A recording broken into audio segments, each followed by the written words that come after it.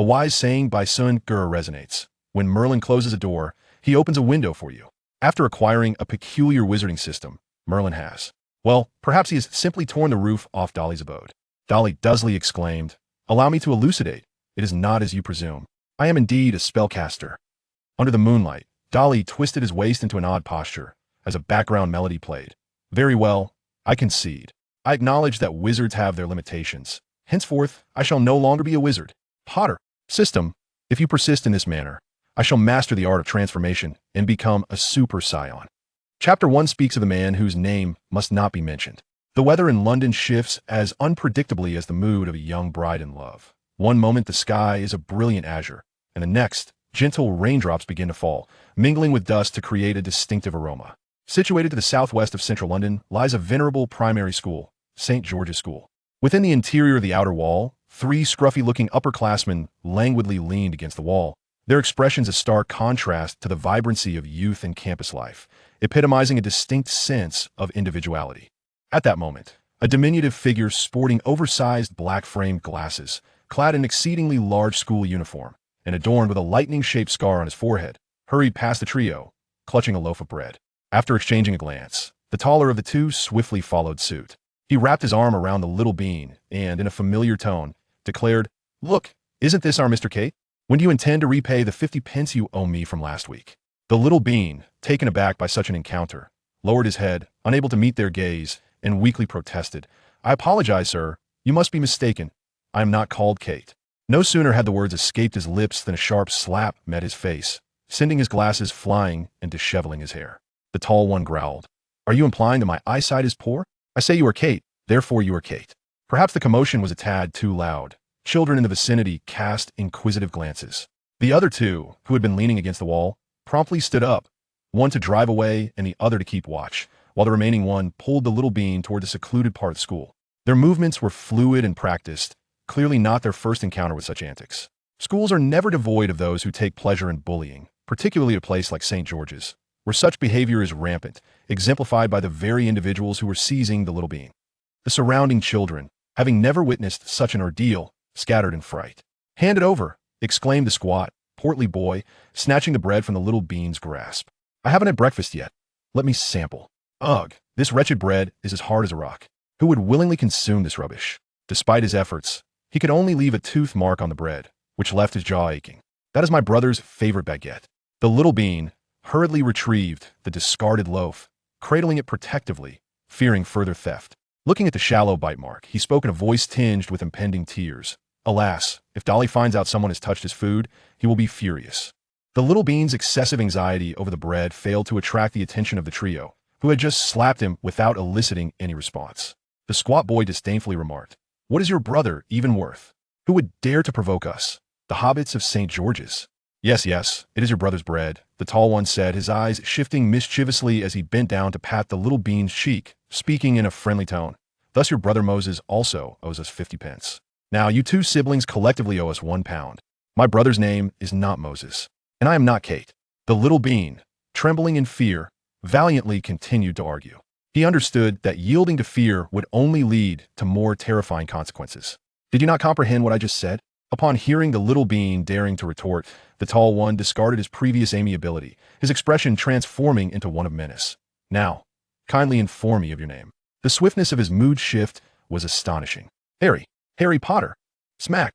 Harry received yet another slap across the face. The tall one grumbled, "Do you still not understand my words? You are Kate, and you and your brother owe us a total of 1 pound." The tall one was adamant about changing the other's name. For once the other conceded. Even if reported to a teacher, they could claim it was a case of mistaken identity. After all, they were seeking the debt owed by Kate, not Harry for extortion. As for the money, that was willingly given by Harry. However, upon hearing the name uttered by the little bean, the silent member of the trio suddenly changed countenance, hastily interrupting the tall one. "Jim, stop. You just said his name is Harry Potter. So what?" "Harvey." Jim, baffled by his companion's reaction, questioned with a puzzled expression. "We should leave promptly."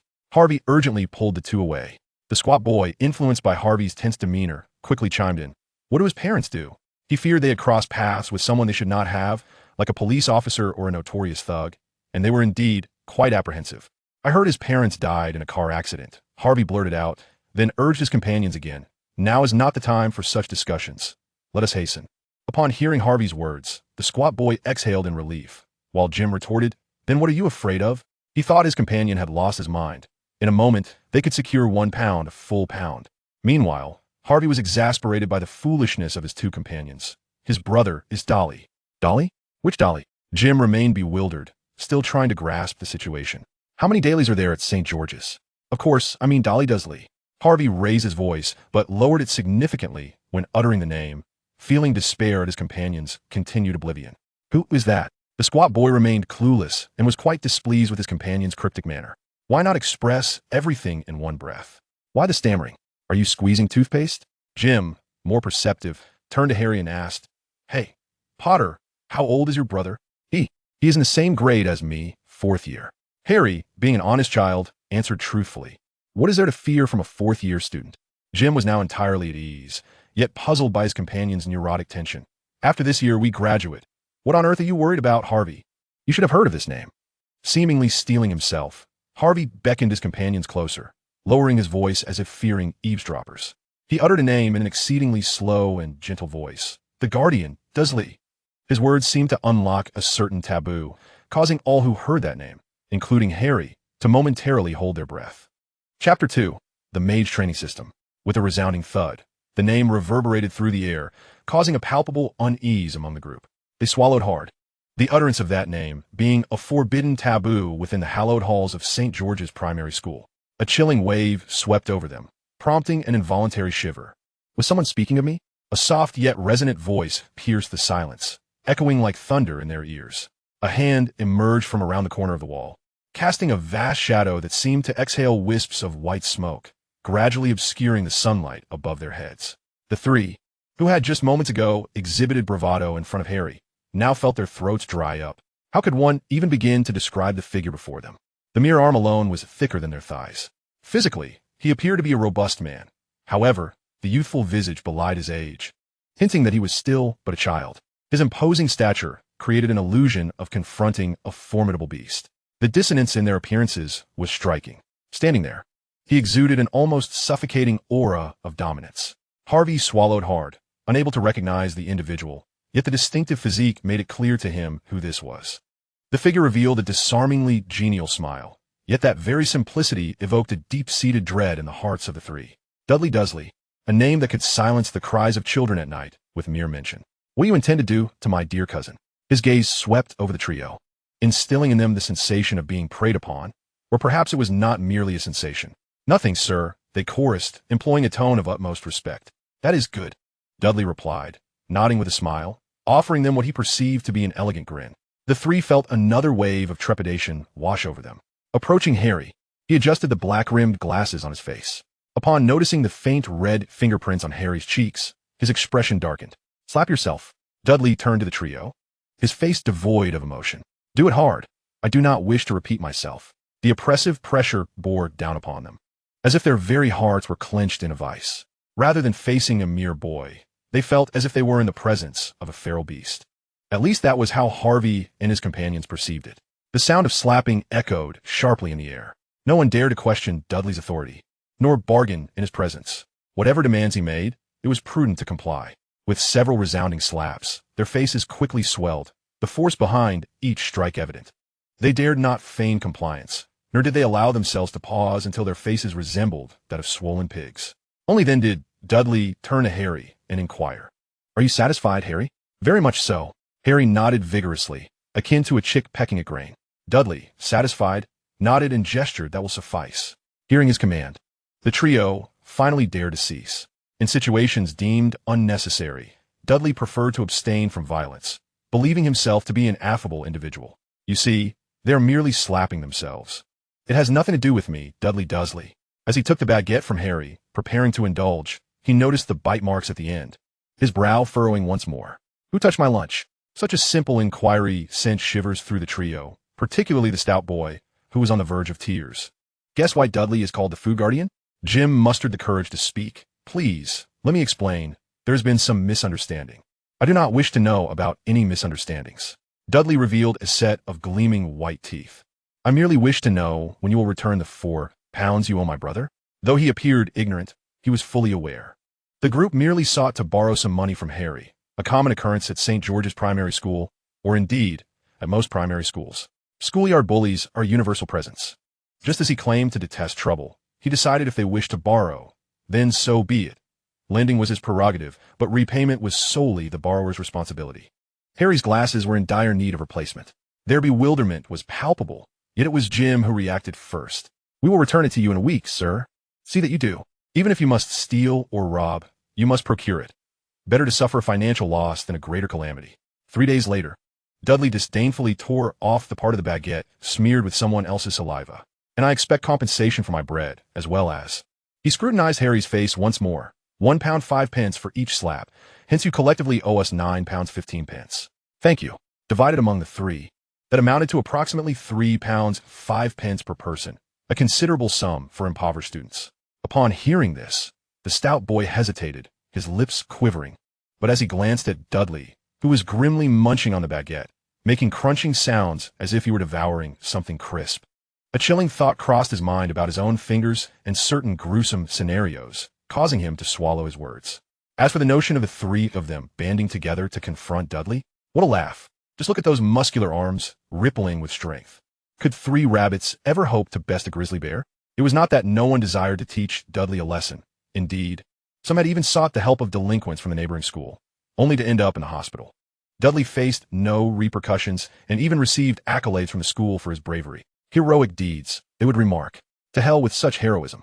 Just look at Dudley's broad, muscular arms and powerful physique. The trio unconsciously swallowed hard. They had heard that Dudley had won the inter-school heavyweight boxing championship in the southeastern region while still in the 3rd grade. What did that entail? This competition was typically reserved for middle schoolers, and not only had Dudley participated, but he had also emerged victorious. Bound together, they would not be able to withstand a single punch from him. As Dudley continued to devour the baguette voraciously, it was swiftly obliterated. He extended the torn piece towards the stout boy. "Do not waste food. Consume this." The stout boy, unable to resist, tearfully accepted it, placing it into his mouth, only to hear a sickening crack as he bit down, losing a tooth in the process. Tears streaming down his face, blood filling his mouth, combined with his swollen visage, presented a pitiful sight. Is this not akin to eating stones? They pondered as Jim and Harvey simultaneously gained a newfound understanding of Dudley's terror. At that moment, Dudley paused slightly, his previously furrowed brow relaxing into a somewhat endearing smile. However, this smile was perceived by the trio as anything but innocent. It was undoubtedly a devilish grin. Surely, he wouldn't have another scheme up his sleeve, would he? "I truly cannot spare another pound. Not a single penny remains. Mother, I swear I shall not dare again." They did not even dare to voice their doubts, silently pleading in their hearts. Naturally, Dudley would not be so dull as to continue extorting a few impoverished students. He had heard a notification chime in his ear. Rescue the young savior Harry Potter, and receive a reward of a physical lottery draw. Chapter 3. Does Shiro Kodomine even deserve to be called magician? "Hey, what are you all doing? The lunch break has already ended," came a teacher's shout from a distance. The trio found the usually bothersome teacher to be surprisingly amiable at that moment, just as they were about to discreetly withdraw. Dudley's slight grunt caused them to freeze in their tracks, as if rooted to the ground, unable to move even an inch.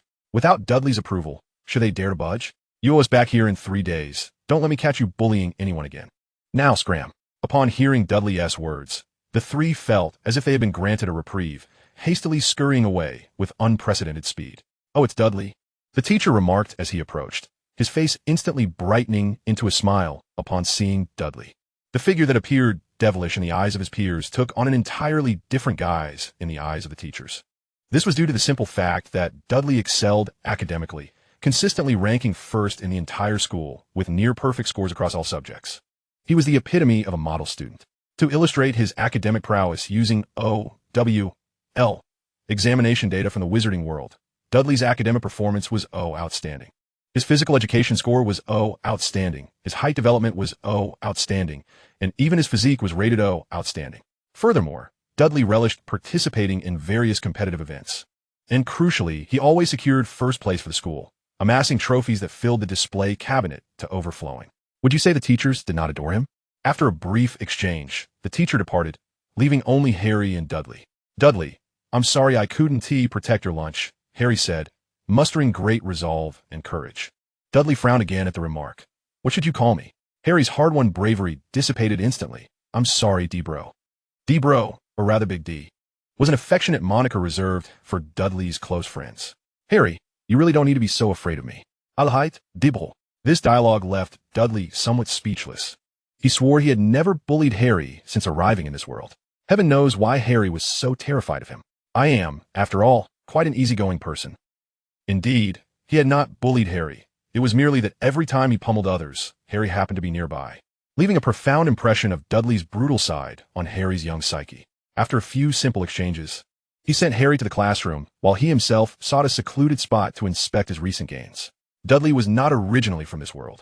His name was now Dudley Dursley, the cousin of the renowned Harry Potter in the wizarding community, a mere passerby, propelling the plot.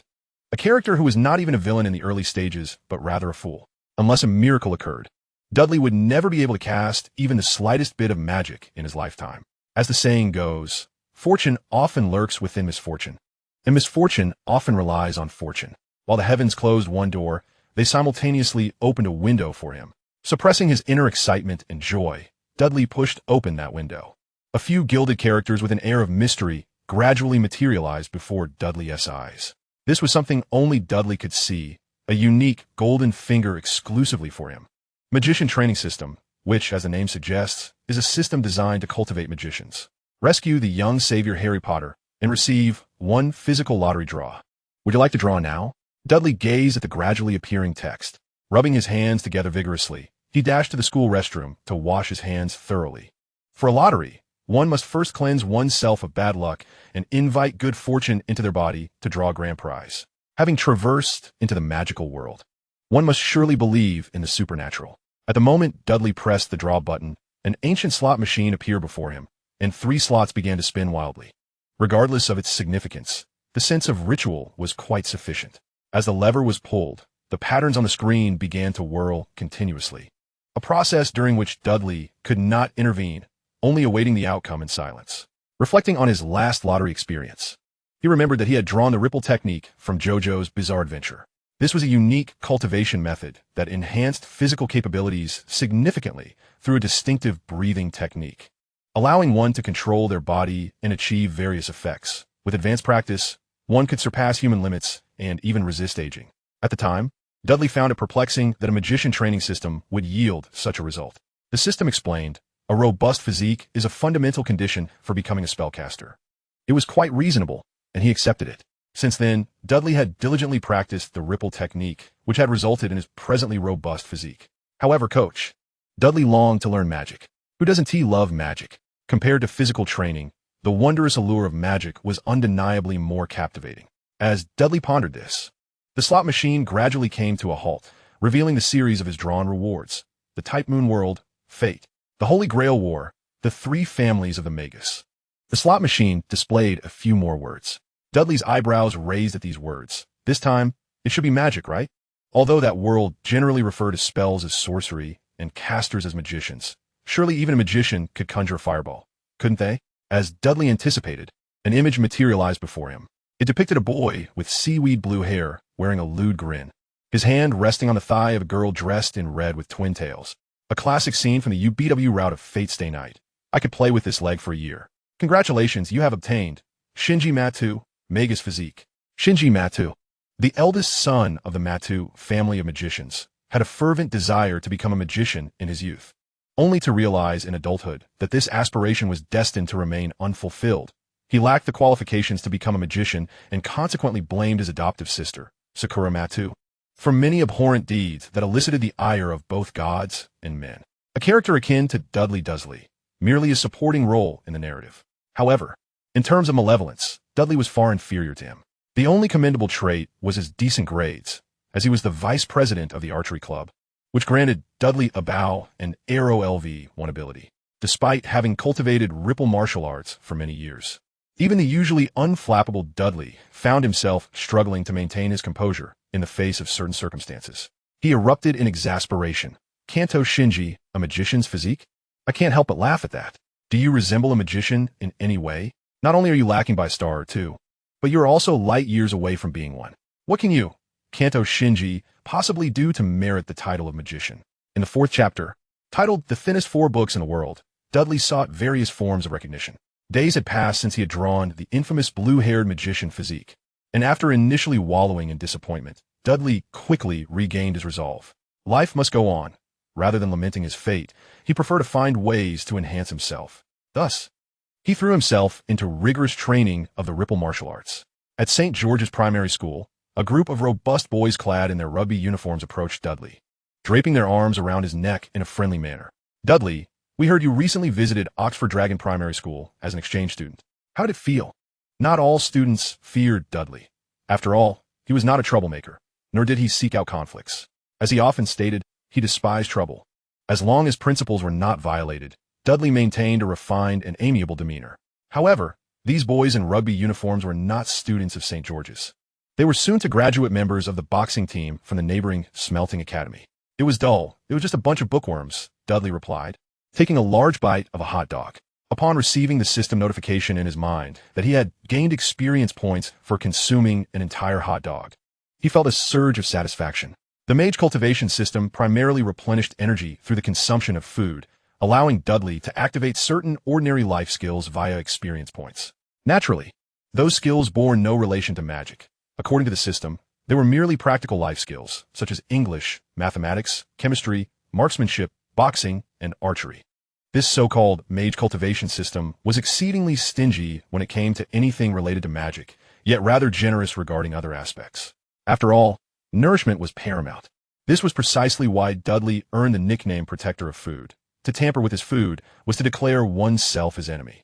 "I heard the students at that school excel in their studies. Has our Mr. Dudley been disheartened? Excel in studies? They're merely above average. There is nothing remarkable about being a bookworm." Dudley waved his hand dismissively, downing a cup of soda in one go. Reflecting on his experience as an exchange student at Oxford Dragon Primary School, Dudley couldn't help but chuckle. He had given those bookworms quite the lesson, both academically and athletically. Every time he thought of those little kids, sniffling and crying as they ran home, he found it amusing. Oxford Dragon Primary School, located in Oxfordshire, England, was a co-educational private institution that claimed to be a preparatory school for Oxford University. It was well known that preparatory schools were often a facade. In truth, given Dudley's academic performance and capabilities, he had no business being at St. George's. The reason the Dursley family enrolled both Dudley and Harry in this school was primarily because it was a public institution, which meant lower tuition fees. The Dursleys had to bear the schooling costs for both Dudley and Harry. A glance at their clothing would reveal the situation. Harry donned Dudley's old uniform, while Dudley, despite wearing new clothes, had garments of mediocre quality. Given Dudley's voracious appetite, their financial situation was even more strained. In reality, the Dursleys were not as well off as depicted in the films. Their circumstances were quite tight during Harry's primary school years, a situation that persisted until 2 months prior. Dudley's father, Vernon Dursley, managed to secure a substantial order of drilling machines at Grunning's company, thanks to a recommendation from his sister, Marge Dursley, which improved their situation significantly. Now, they were contemplating transferring Dudley to another school. Otherwise, he would have participated in any exchange program. However, Dudley was reluctant to attend another school, primarily because it meant being separated from Harry, and he would no longer be able to exploit him. Given the tuition fees at private schools, the Dursleys could not afford to send both Dudley and Harry simultaneously. Even if they could, they would not allow Harry to attend. Both his mother, Petunia Dursley, and his father, Vernon Dursley, held a strong dislike for Harry. The reasons for this disdain were lengthy and complex. As Dudley swallowed the last morsel of his food, he happened to see Harry emerging from the school building with his backpack. He turned to his friends from the Smelting Academy boxing team and said, "It's been a while since I've exercised. Shall we practice?" After a moment of awkward silence, they exchanged glances and began to fabricate various excuses. "I have things to do today. My mom wants me home early. I forgot to close my front door." In the end, Dudley found himself alone. Their amicable relationship with Dudley only served to amplify their awareness of his terrifying nature. Practicing with him was akin to inviting unnecessary torment. Dudley pouted, "TCH, how dull."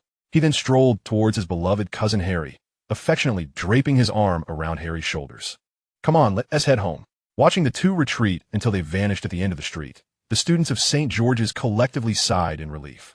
"Oh dear, poor Harry is going to be bullied by that dreadful cousin of his. So, are you going to save him? Don't be ridiculous. Are you asking me to walk into a death trap?" Such rumors took root despite the fact that Dudley and Harry had a good relationship. At least, Dudley believed so.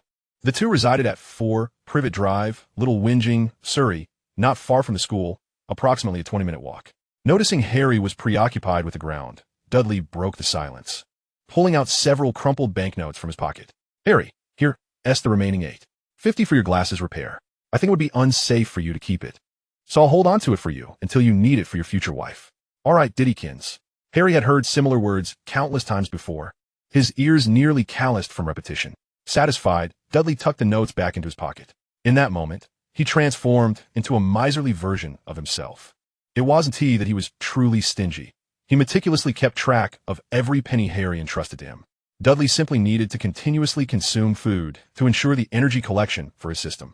Fortunately, most of the food Dudley consumed converted into muscle. Otherwise, with his eating habits, he would undoubtedly become quite rotund.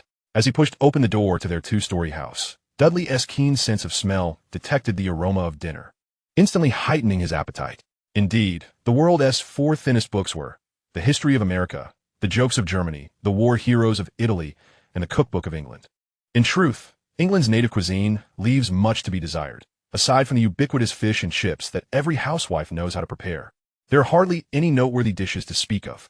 However, no one dictates that the English must confine themselves to English fare. Penny Dursley excels in German cuisine, and her crispy pork knuckle is quite delectable. Chapter 5. Professor Jerry from the Lord of the Rings. At number 4, Privet Drive, in the quaint suburb of Little Whinging, Surrey, the sun ascends over the meticulously kept garden, illuminating the brass plaque bearing the number 4 on the Dursleys' front door. The sunlight gently seeps into their living room, casting a warm glow upon Mr. Dursley's ample posterior, while Mrs. Dursley hums a quaint little tune from a bygone era as she diligently prepares breakfast in the kitchen. A plethora of photographs adorns the mantelpiece, showcasing the family's members to any outsiders. A large-headed boy rides his first bicycle, enjoys a carousel at a fair, plays computer games with his father, and is embraced in a kiss by his mother, portraying a quintessentially happy family scene. Yet, tucked away in the corner of the mantelpiece lies a photograph that suggests their household consists of more than just 3. The previously mentioned tall, large-headed boy is joyfully embracing another small boy dressed in the same style of clothing, both beaming with sweet smiles. 1, 2, 3, 4, 2, 2, 3, 4, 3, 2, 3, 4, once more.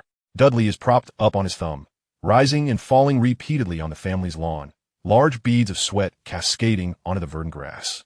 Soaking his back, beneath him lies a patch of trampled grass, struggling to maintain its form. Harry sits quietly on the steps of the house, his hands cradling his head as he watches Dudley exercise, silently counting along in his mind. 105, 106, 200. Although Harry appears to be intimidated by his cousin, he actually relishes being near Dudley, for his presence brings a sense of security, ensuring he is not treated as invisible. As Harry mentally counts to 300, Dudley finally comes to a halt, plopping down onto the grass with a sigh of contentment. Wiping the sweat from his brow, Dudley's rosy, plump face radiates satisfaction. He casually picks up 2 dumbbells resting nearby, one in each hand, resuming his workout for his biceps. Each weight, a hefty 30 kilograms, feels as light as plastic toys in Dudley's hands. Regardless of whether one can wield magic, possessing a strong and healthy physique is undeniably important. The tales of the great wizard Gandalf remind us that to become an exceptional sorcerer, one must first grasp a sword and be able to fell formidable orcs before mastering the art of illumination. Harry, you ought to exercise too. You're far too thin and short, looking like a malnourished little monkey. Dudley, while training, does not forget to remind his younger cousin, adding with a conspiratorial tone, just between us, those blonde bombshells adore a muscular guy like me. In a strict sense, aside from being a tad slender, Harry is quite well-rounded. Dudley's remarks stem from a comparison to his own physique. All right, Harry replies with a somewhat dazed expression, unsure whether he truly comprehends Dudley's words or is feigning ignorance. His bright green eyes remain fixated on Dudley, lost in thought. It seems that the Harry from the films is far more astute and lively. What should I do about my somewhat foolish cousin? I need guidance, urgently. How can one confront that noseless fellow in the future? Dudley Dursley, you have a letter. The postman's shout interrupts Dudley's musings, handing a thick envelope to Dudley. The postman casts a look of envy at Dudley's now well-defined abdominal muscles. In fact, Dudley had yet to finish his thought. Muscles not only attract those blonde bombshells, but also garner significant attention from the same sex. Our esteemed friend, Vern, once wisely remarked, fitness attracts the opposite sex. Excessive fitness attracts the same sex. Dudley inspects the seal on the envelope, noting that it is from Bloomsbury Publishing. Carefully tearing it open, he discovers a letter filled with text and a check for 10,000. Scanning his surroundings, he realizes nobody is paying attention to him but Harry, and he cautiously stows the check in his pocket before unfolding the letter. Dear Professor Jerry, it begins with a lengthy and elaborate expression of praise, laden with formal pleasantries. Jerry, the pseudonym under which Dudley writes. Upon arriving in this world, Dudley's foremost desire was to acquire wealth. The adage money makes the world go round holds true in every realm, and especially in the wizarding world, where expenses can spiral. Given the Dursley's prior financial struggles, Dudley, having little cash to his name, felt a twinge of anxiety, leading him down an irreversible path, submitting a novel for publication. Though Dudley is well aware of the classic adage that mastering science and mathematics ensures one's success, he also yearns to carve a niche for himself. The crux of the matter is that Dudley's previous academic endeavors in those subjects were lacking, and he found the prospect daunting. Writing fiction seemed the simplest and least risky method of earning money. Your manuscript for the first volume of The Lord of the Rings has been accepted, and payment has been enclosed. We hope you can meet this Saturday at 6 to discuss the publication of the second volume. Sincerely, a Cashney from Bloomsbury Publishing. That esteemed author of this year's most popular fantasy novel, The Lord of the Rings, is none other than Dudley himself. This world is quite different from the one Dudley once knew. Perhaps due to the influence of wizards, there exists a striking scarcity of Western fantasy works. Dudley cannot recall a single one of the great Western fantasy epics. At the very least, the Lord of the Rings series does not exist in this reality, prompting Dudley to take the liberty of borrowing its essence. Of course, it is not a mere replication. He has infused it with many elements of online literature, such as never underestimate a hobbit, and what goes around comes around. A novel should appeal to readers of all ages. After all, consequently, The Lord of the Rings has surpassed sales expectations even compared to its original world. A 10,000 advance, particularly in the England of the 1980s, is a considerable sum. However, given the current fervor surrounding The Lord of the Rings, Dudley believes he should be entitled to more, but as a newcomer, he is quite content with this amount. Furthermore, this is merely the first volume. There is no need to focus solely on immediate gains. Slow and steady wins the race. Besides, what he submitted was not the entirety of the first book in the trilogy, but rather about half of it. A certain noseless fellow once claimed that 7 is a magical number, so Dudley plans to divide the Lord of the Rings trilogy into 7 parts. Already, the publishing house has approached him. Dudley is now a golden ticket. Even if his next work relies on a defense, it stands to achieve sales in the millions. The so-called discussions are, in essence, a means of increasing Dudley's pay and showering him with monetary rewards, the specifics of which will be revealed in their meeting on Saturday. After all, he has already garnered a certain level of fame. If his current publisher cannot offer a satisfactory price, other publishers will surely be eager to present a lucrative offer. The name Jerry has now become synonymous with wealth. Dudley has already devised a plan. Once the 3-7 trilogy concludes, he intends to launch a Hobbit spin-off, thereby reaping another fortune and selling off movie rights. Wow! Such money would be sufficient for him to live a life of modest indulgence. It would be a leap into financial freedom. However, he wonders if his future endeavors as a wizard will suffice. If not, penning a few volumes of the Dragonlance Chronicles might also prove advantageous. With the windfall of £10,000, Dudley was in high spirits and ruffled little Harry's disheveled hair, akin to a bird's nest. Harry, follow your cousin, and I shall treat you to ice cream. Alahite, D. Before they could leave the garden, a voice called out from the window, Mrs. Dursley. Oh, my dear Dudley darling, where are you off to? Come here and have a breakfast first. Chapter 6. Harry, we're brothers. Ever since changing jobs, Vernon Dursley's business has flourished spectacularly, expanding in both size and strength, a fact evidenced by the increasing number of appliances in their home and the frequency with which the family updates their wardrobes. Oh, dear Dudley darling, what do you think of the shirt I bought for you? Petunia held up a black and white checkered shirt, measuring the largest size available in the store against Dudley. Quick, try it on. It will surely fit perfectly. Petunia's taste in fashion was truly remarkable. Just then, Harry timidly emerged from the room, casting a fleeting glance at Petunia, his gaze lingering on Dudley, or rather, the new shirt. What may seem readily available to some may be unattainable for others, at least for Harry. Currently residing in Aunt Petunia's home, simply having enough to eat each day felt like a blessing. The notion of new clothes remained a distant luxury. Harry concealed his feelings well, but Dudley was not blind. Aside from the fact that Harry was often tasked with the role of the savior, Dudley felt a pang of empathy for him. Orphaned shortly after birth, Harry had to endure life with an aunt who showed him little affection. Growing up in such an environment had taught him to read others' emotions, making him endearingly perceptive yet deeply heart-wrenching. Dudley could only strive to treat him a bit kinder. Mom, what about Harry? Dudley knew that his mother's feelings toward Harry were quite complex, not merely rooted in disdain. He had witnessed Petunia's contemplative gaze fixated on Harry's back or her eyes lost in thought as they met his, revealing a myriad of emotions. Nostalgia, reminiscence, sorrow, yet devoid of any hatred. Of course, such moments were rare. Most of the time, Petunia regarded Harry with a frosty demeanor.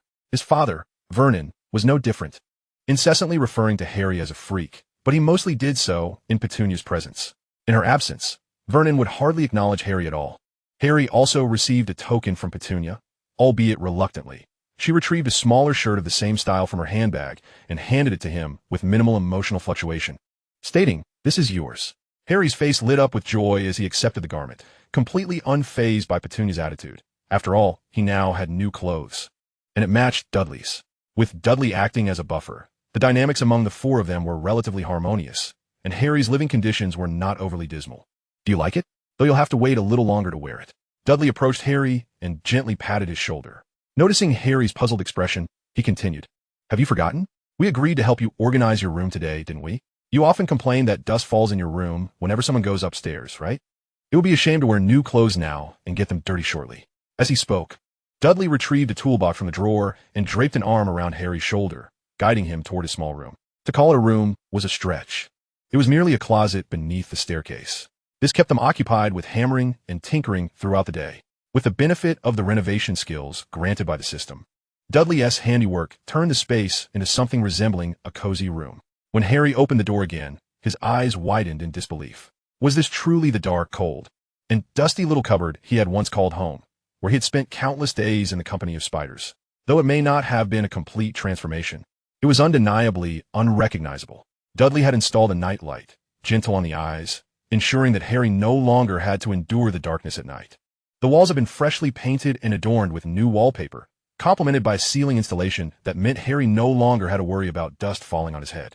Even the bed had been replaced with a new, soft, and comfortable one, and Dudley had added some decorative touches, incorporating techniques from his previous life to enhance the room's depth. It was a charming little haven. Despite the confined space, Dudley's meticulous arrangements made the room quite appealing, especially for an era when design was still evolving. Seeing Dudley's face, dust-covered and smudged, stirred something within Harry. His cousin, typically perceived as somewhat fierce and stingy, appeared remarkably endearing at this moment. The fact that Dudley had remembered his casual complaints touched Harry more than he had anticipated. Just the decor alone must have cost a considerable sum. Harry recalled seeing a small cactus ornament that cost a full pound. Decorating the room must have depleted Dudley's entire savings. Memories of Dudley's past kindnesses began to resurface in Harry's mind. "Thank you, D." Dudley paused, slightly taken aback, scratching his head with his dirty hand, seemingly surprised that the usually taciturn Harry would express gratitude. "This is a good start. What are you thanking me for? We're brothers, after all." They were bound by blood, brothers who shared an unspoken connection, and familial ties do not require such formality. Dudley wiped sweat from his brow, inadvertently smearing his already dirty face further. Brothers, family. Little Harry did not dwell on this detail. He merely repeated the words, his tone growing increasingly resolute. If the entire world treated him poorly, the one person who showed him kindness would undoubtedly hold a significant place in his heart. Dudley patted Harry's shoulder, speaking with profound sincerity.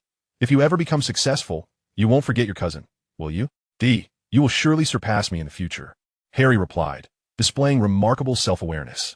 The Dudley before him was a veritable polymath, excelling in academics, sports, and more, far exceeding the capabilities of the average student. If not for his notorious reputation as a bully, he would undoubtedly be the most popular boy in school. In contrast, Harry felt like an invisible presence at school, overwhelmed by a sense of inadequacy. Each individual has their own strengths. Currently, he was just an ordinary Muggle, albeit a physically robust one. From the perspective of this world, that was how it appeared. The magical potential of Shinji Matu had merely enhanced Dudley's physical prowess slightly. There had been no magical surge whatsoever. Dudley believed that even if he were to become a wizard in the future, he would still require the care of his younger cousin. Harry's magical talents and skills were far from mediocre, and he was, after all, the protagonist. Cultivating a good relationship would undoubtedly yield more benefits than drawbacks. improving the living conditions of a young savior and offering a reward in the form of a lottery from magical items upon hearing this celestial melody. A beaming smile spread across Dudley's face. Gaining a wave of goodwill along with a reward was a prospect he found utterly advantageous. Fortunately, Harry remained oblivious to this scheme. "Come on, Harry. I'll treat you to ice cream." In a buoyant mood, Dudley ruffled Harry's untidy hair vigorously.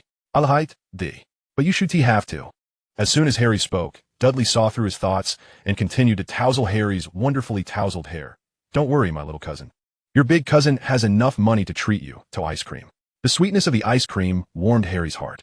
Upon reflection, he realized that his big cousin was not at all stingy. Although he often made Harry run errands, he also frequently treated him to delicious food. Whenever Harry felt wronged, Dudley was always the first to stand up for him. Overall, having an older brother's affection felt truly splendid. When one thinks well of a person, everything they do appears commendable. Petunia gazed at the sight of the two brothers with their arms around each other, her thoughts drifting back to many years ago when she and her sister shared a similarly close bond. They would share everything they had and engage in endless conversations about the future and their dreams, until the day, at the age of 11, when Lily received her acceptance letter. From that moment on, they became inhabitants of two disparate worlds. Petunia let out a sigh, shaking her head ever so slightly as she retreated to her room. Chapter 7. Mrs. Fig next door. "Mom, I believe we can take care of ourselves." Dudley frowned at his parents. Recently, Vernon's job had taken a significant turn for the better. Grunning Company had arranged for him to travel to Germany on a business trip to negotiate a substantial order. If successful, he would be promoted to sales manager, though the trip was expected to last 3 months. Logically, it was only Vernon who was supposed to be traveling, and Petunia could manage looking after Dudley and Harry at home. However, Vernon was quite dependent on Petunia. If he returned home and didn't see her, he would undoubtedly be lethargic the next day, with his work efficiency plummeting. Thus, Petunia had to accompany him, thankfully at the company's expense. "My dear, you're still a child," Petunia said with a serious expression.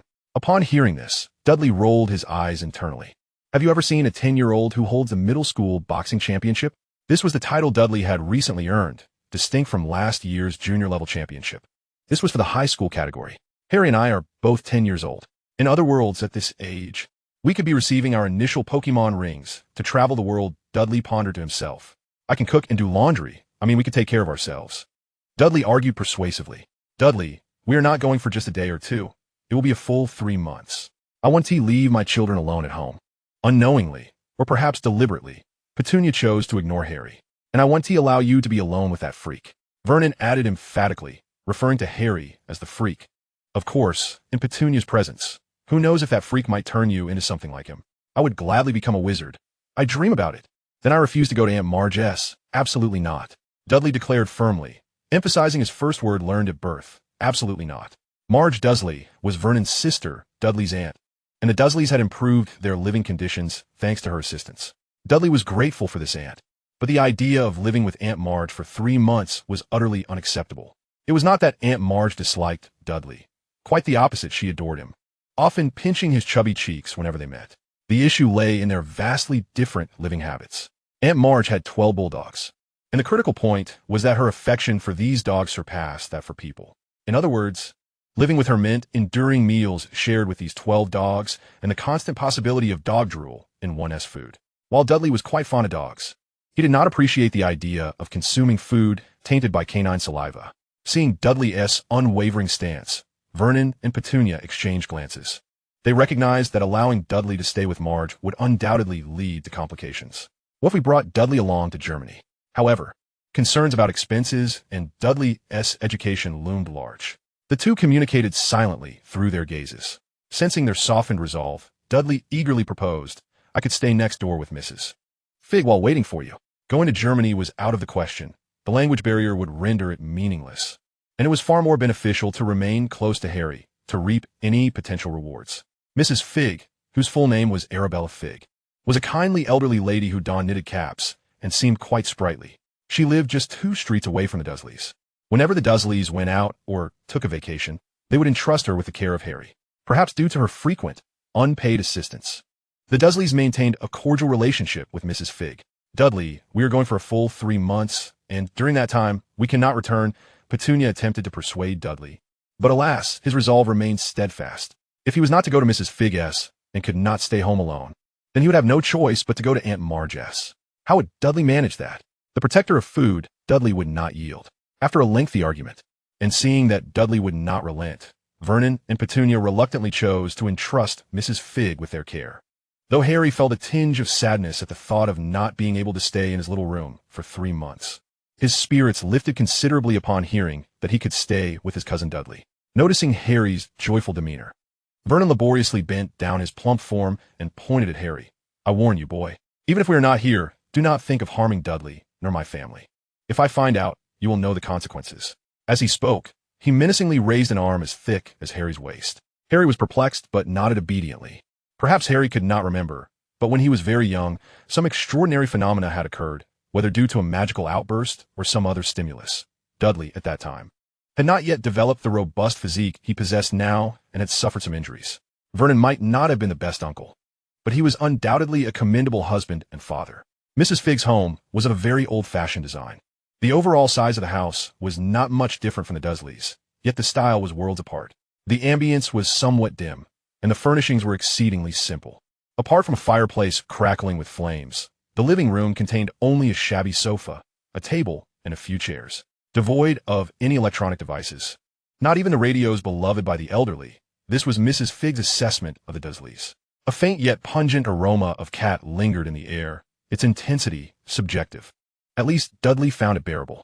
Vernon, however, was quite averse to the scent, thus he refrained from entering. All communication was left to Petunia and Mrs. Fig. Mrs. Fig readily agreed to assist in caring for Dudley and Harry. As they departed, Petunia discreetly slipped some money into Mrs. Fig's hand. Were only Harry, he might have shamelessly requested Mrs. Fig's help for free, considering he ate so little. But with Dudley added to the equation, it was quite another matter. Dudley's daily appetite likely surpassed Mrs. Fig's for an entire week. For 3 months, even the most brazen Dursleys could not impose such a burden. Moreover, the Dursleys maintained a rather respectable reputation within these few streets, albeit among ordinary folk. Once Petunia and Vernon had left, Dudley, well acquainted with Mrs. Fig's home, began to search for something. Suddenly, his eyes lit up, and with remarkable agility, he scooped up a passing kitten. In the kitten's despairing gaze, Dudley buried his chubby face into its soft belly, inhaling deeply several times. He then emitted a satisfied groan. "Ah, Snowball is delightful." His actions clearly indicated that this was not his first encounter of such kind. This was precisely why Dudley wished to remain at Mrs. Fig's, because her abode was filled with an abundance of furry companions. In his previous life, Dudley had harbored a great fondness for animals, having several at home.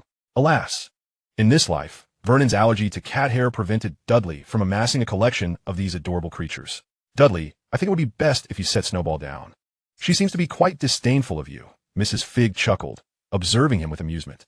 "I have always been very fond of Snowball," Dudley defended. "I raised her on goat's milk when she was a kitten. If she still looks down on me, that would be rather heartless." With that, he nuzzled Snowball's belly once more. Dudley's physique combined with his actions evoked a sense of wildness and tenderness. In truth, the silver tabby, Snowball, while displaying a face of disdain, offered little resistance, purring softly in response. Cats are not like dogs, especially in such a vulnerable position as Dudley held Snowball. The act of snuggling might be perceived as an attack. Had their relationship been mediocre, he would have certainly faced a scratch or two. "It's not entirely your fault for not visiting us for such a long time," Mrs. Fig chided gently. "Snowball, Tigger, Mr. Paws, and Fluffy hardly recognize you anymore." Tigger, Mr. Paws, and Fluffy were the other 3 cats under Mrs. Fig's care. Their dialogue indicated a long-standing acquaintance between Dudley and Mrs. Fig. After all, Dudley adored cats, and Mrs. Fig was the sole cat owner in the vicinity. Initially, Mrs. Fig had not been particularly fond of Dudley, or the Dursleys for that matter. However, her attitude shifted after Harry was first placed in her care. "Schoolwork is overwhelming, Mrs. Fig. Not only do I need to grasp academic subjects, but I must also secure numerous awards for the school and participate in various exchange activities. It's utterly exhausting. I scarcely have time for exercise." Dudley finally set Snowball down, yet she was reluctant to leave, meowing incessantly at him. He then produced a handful of fish treats from his pocket, feeding them to Snowball one by one. Now, don't spoil her too much. She want to eat her regular meals afterward," Mrs. Fig admonished with a smile, shaking her head as she admired Dudley's sturdy frame. "You possess the most robust physique I have ever seen," she mentally added. "Perhaps only that one person could rival your strength." As they spoke, the other cats in Mrs. Fig's home caught wind of the treats and emerged from various rooms, rubbing against Dudley's legs, eager for attention. They were both drawn by his fish treats and eager to mark him with their scent. Harry stood by the door, feeling somewhat invisible, watching the two bond. He envied Dudley's social skills. He could engage anyone in conversation. "Ah, Harry," Mrs. Fig suddenly remembered, turning to the boys, "I suppose you must be hungry. Let me prepare something for you."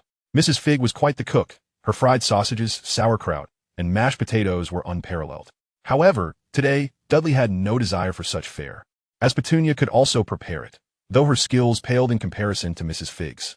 Eating the same delicious meals every day would become tedious, given the limited variety. "Mrs. Fig, allow me to take over," Dudley declared, tossing the remaining fish treats to the cats, standing up with determination. "Today, I shall showcase my culinary skills."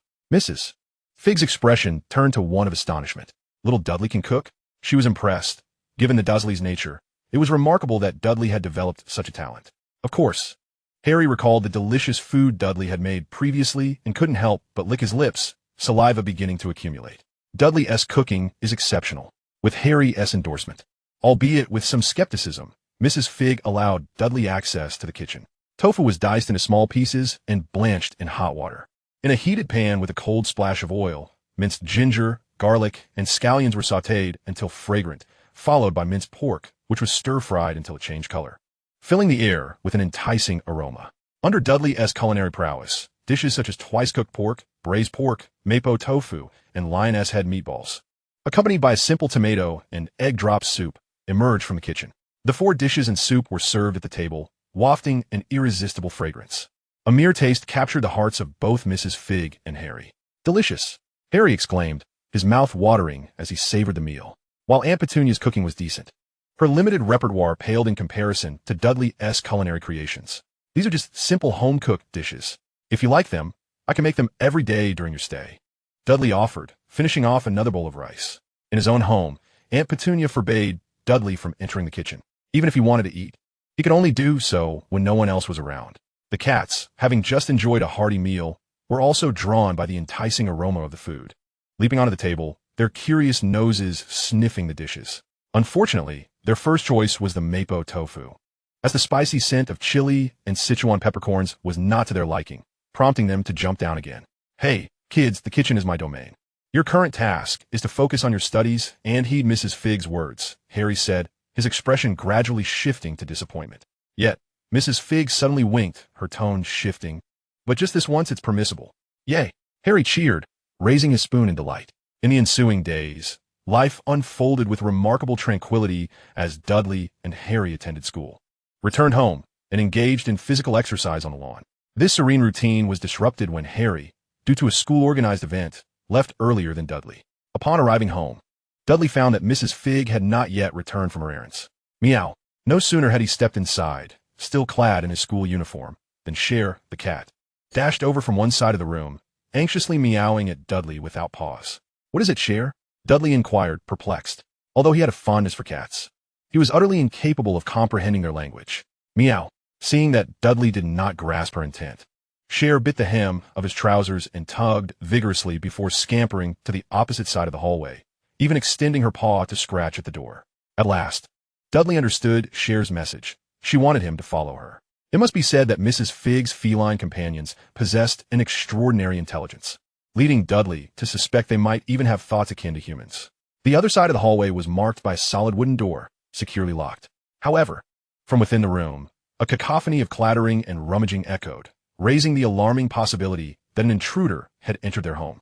Dudley's first thought was indeed that a burglar had invaded, and with clenched fists, he mused, "If someone dares to rob me, they shall face a memorable reckoning." The enforcer Dudley was ready to re-emerge. The wooden door offered little resistance. With a mere shove, it swung open. Yet, instead of encountering the anticipated thief, he was greeted by a book. More precisely, a book that appeared to possess a life of its own, complete with teeth and eyes as it chased after Mr. Paws and Mew. Chapter 9. Meow, meow, meow, meow. The book had a square, furry cover adorned with 4 round, gleaming yellow eyes and a row of exposed teeth. Rather than resembling a conventional book, it bore a closer resemblance to some peculiar creature. Nevertheless, Dudley recognized it immediately as a book due to the large, embossed golden letters on its spine proclaiming Monsters Monster Book. Although he had long been aware of Harry Potter's enchanting magic and yearned to delve into that wondrous world, this was his inaugural encounter with something distinctly magical. Or perhaps it was his second, if one counted Xunge'er's magical prowess. As Dudley stood in stunned silence, the animated book seemed to notice him, abandoning its pursuit of the cats and lunging towards him with its sharp teeth bared. Xunge'er's fur bristled in alarm, her entire body puffing up as she emitted a high-pitched shriek, warning the peculiar book. Alas, her threats proved futile, for the book continued its rapid advance toward Dudley. Despite her fear, Xunge'er remained steadfast by Dudley's side, her claws unsheathed beneath her paws, ready to confront the threat. How does one deal with this creature? Cast a spell? But I cannot, Dudley pondered, desperately searching for a solution. Out of the corner of his eye, he noticed a cat lying motionless on the floor. It was the fourth cat, Tippy. Was Tippy injured or worse? Regardless, it was evident that this monstrous book was responsible. Dudley, who had developed a fondness for the cats over time, felt a surge of anger. Forget it, I shall handle this my way. With that, Dudley rolled up his sleeves. As the book drew ever nearer, he stepped forward and swung his fist with remarkable swiftness. With a resounding thud, he struck the book with pinpoint accuracy. The noise echoed like a heavy object crashing to the ground, reverberating through the room. Then, silence descended. It was with a similar punch that Dudley had once vanquished a self-proclaimed champion of England's high school boxing. Slowly, he withdrew his fist from the book's cover, which now lay still, devoid of any movement. Let us see how fierce you are now, he taunted, grasping the spine of the book and giving it a shake. The once ferocious book had turned docile, limp, and two ribbon-like tongues flopped from its mouth, if indeed those were tongues. Surely, I didn't kill it with a single punch? Dudley mused, anxiety creeping in. What if I have to compensate for its demise? Just then, a voice from outside broke his reverie. Oh, my Merlin, what on earth has transpired? Mrs. Fig rushed in, her shopping basket still in hand, her expression shifting as she surveyed the disarray that resembled a burglary. Dudley, what has happened? She questioned, a blend of confusion and skepticism in her tone. To be frank, Mrs. Fig's demeanor was relatively gracious. Imagine if you had agreed to look after a neighbor's children, even going so far as to trust them with a key to your home, only to return and find them in a locked room, creating chaos. If it were Vernon, one could be assured he would not remain so calm. Mrs. Fig, I thought we had an intruder, Dudley explained, gesturing with the book in hand. This thing killed Tippy. Mrs. Fig pointed at a cat that happened to be passing by. But Tippy seems fine, she remarked, her pupils dilating and her heartbeat quickening as she beheld the monstrous book Dudley held. Oh no, Tippy was just playing dead. Just as Dudley was at a loss, unsure how to articulate his predicament, Xunge'er trotted gracefully to Mrs. Fig's feet, meowing in a manner he had never heard before. Meow, meow, meow, meow, meow, meow, she chirped. This was a tone Dudley had never encountered. He was astonished to discover that cats could express such a variety of sounds. A miraculous scene unfolded before him. So that it, Xunge'er, Mrs. Fig seemed to nod in understanding, as if she comprehended the feline's utterances. Turning back to Dudley, she wore an apologetic expression. I'm sorry, dear, I misjudged you. Thank you for helping them. Dudley was indifferent to the apology. What truly piqued his interest was the realization that Mrs. Fig could understand Xunge'er. Could she speak cat? Was Mrs. Fig a wizard? His eyes widened in excitement as he inhaled deeply, striving to calm his exhilaration. A flurry of thoughts raced through his mind, and he wore an expression that was both hesitant and curious. Mrs. Fig, may I ask, are you and Harry the same kind? My parents always refer to Harry as the boy who lived, and sometimes he can perform feats beyond the capabilities of an ordinary person. I once heard them privately refer to these as magic. Dudley's words took Mrs. Fig by surprise. Upon reflection, it was understandable. Having grown up alongside a natural-born wizard, he must have witnessed countless inexplicable phenomena. The outbursts of magical energy are something every young wizard experiences, and Dudley, being a clever child, was no exception. After a brief moment of contemplation, Mrs. Fig remarked, You are quite astute, my dear. Is there really magic? Can you teach me? I wish to learn magic as well. Dudley's demeanor resembled that of a child who had just discovered the existence of magic, brimming with a fervent desire for the unknown and an insatiable thirst for knowledge. I'm truly sorry, my child. I cannot. Mrs. Fig shook her head with a hint of regret. In truth, it makes little difference to tell you, for you will inevitably learn it, considering you are that boy's brother. Taking a deep breath, she continued earnestly, I am like Harry in some ways, yet different in others. For the first time, someone was recounting the wonders of this world to Dudley. As Mrs. Fig narrated, the once elusive information about the magical realm gradually unfolded before Dudley's eyes, a world of enchantment that captivated the heart. In the realm of Harry Potter, individuals can generally be categorized into three types: wizards, muggles, and squibs. Wizards require no elaboration. They are the practitioners of magic, and the illustrious Harry Potter belongs to this category. Muggles, on the other hand, are those devoid of any magical connection. Dudley Dursley, in his natural state, fits this description. As for squibs, they are born into wizarding families, yet lack the ability to perform magic.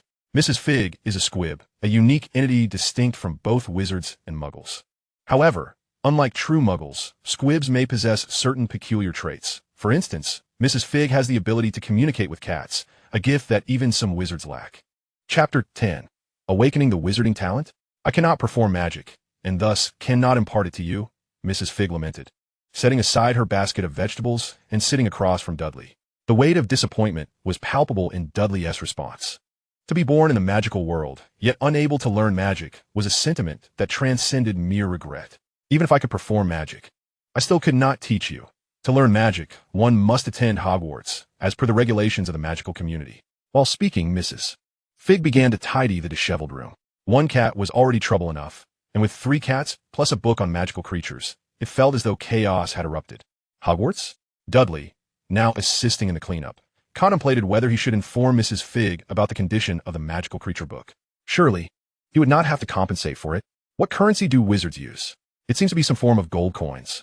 Indeed, it is the finest school of magic in the world. The mention of Hogwarts instantly invigorated Mrs. Fig, her tone brimming with longing. Dudley felt a surge of excitement.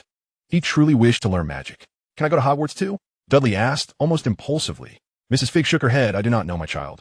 It was entirely within her expectations for Dudley to inquire. No child learns of magic without feeling a yearning for it. In truth, Mrs. Fig was aware that the likelihood of Dudley attending Hogwarts was slim. Muggles and their offspring generally remain Muggles. The prevalence of Muggle-born wizards is a consequence of the vast number of Muggles. It is not a matter of rarity, but rather, selecting a random Muggle child would yield a probability of encountering a Muggle-born wizard not dissimilar to winning the lottery. As their conversation meandered, the room was soon restored to a semblance of order. All right, dear, I must prepare dinner. Harry will be home from school shortly. Just as Mrs. Fig was about to close the door, Dudley unexpectedly produced a black-covered book. Mrs. Fig, may I look at this book? The title, Magical Potions and Elixirs, was emblazoned on the cover. This was the textbook for first-year potions class at Hogwarts, authored by the renowned potion master Severus Snape. As for why a squib would possess a magical book, wouldn't it be permissible to buy one for mere curiosity, even if she could not learn from it? What if one day Mrs. Fig's magical talent awakened? There are no regulations preventing squibs from acquiring magical literature. Please, I truly wish to learn magic, Dudley implored before Mrs. Fig could refuse. His plea was heartfelt. He genuinely yearned for the enchantment of magic. As someone living on the cusp of the magical and non-magical worlds, Mrs. Fig understood Dudley's feelings profoundly. Perhaps it was the sincerity in Dudley's eyes, or perhaps his earnest desire to learn magic that moved her. She acquiesced to his request. To deny a child's plea and then reveal that he was destined to never become a wizard would be exceedingly cruel. Mrs. Fig was a kind-hearted woman, and kind souls often soften. According to the laws of magical secrecy, Muggles should not be exposed to magic, even in terms of knowledge. However, Dudley's situation was exceptional. His brother was the famous Harry Potter, and his aunt was Lily Potter. He was bound to learn about magic and inevitably encounter the magical world. Whether or not Dudley possessed genuine magical aptitude was inconsequential. Having the potential merely meant he could learn potions without harm, while lacking it meant he could not perform magic anyway, making it all the more irrelevant. Many potion ingredients are unavailable in the Muggle world. Dudley had been scheming to acquire the potion book for some time. He had set his sights on it while tidying up. Learning potions did not necessitate magical ability. Just as Professor Snape, the potions master, stated in their first lesson, in my class, there is no need for you to foolishly wave your wands, nor to recite incantations. In a sense, as long as one has the ingredients, even a Muggle could concoct potions. By the way, Mrs. Fig, I gave it a bit of a beating.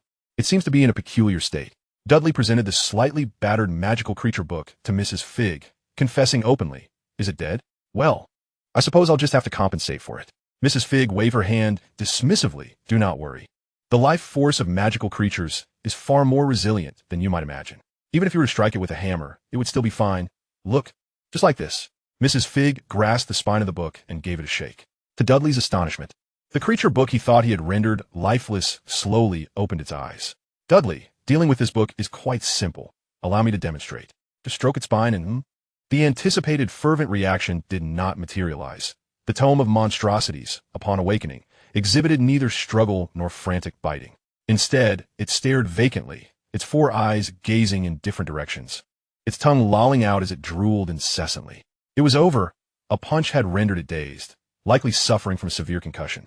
Dudley felt an acute sense of embarrassment, wishing to cover his face. Mrs. Figg, after a moment of silence, continued, "Even if there are issues, it matters not. I happen to dislike this book as well. After all, it was merely a favor for someone else," she silently added in her thoughts.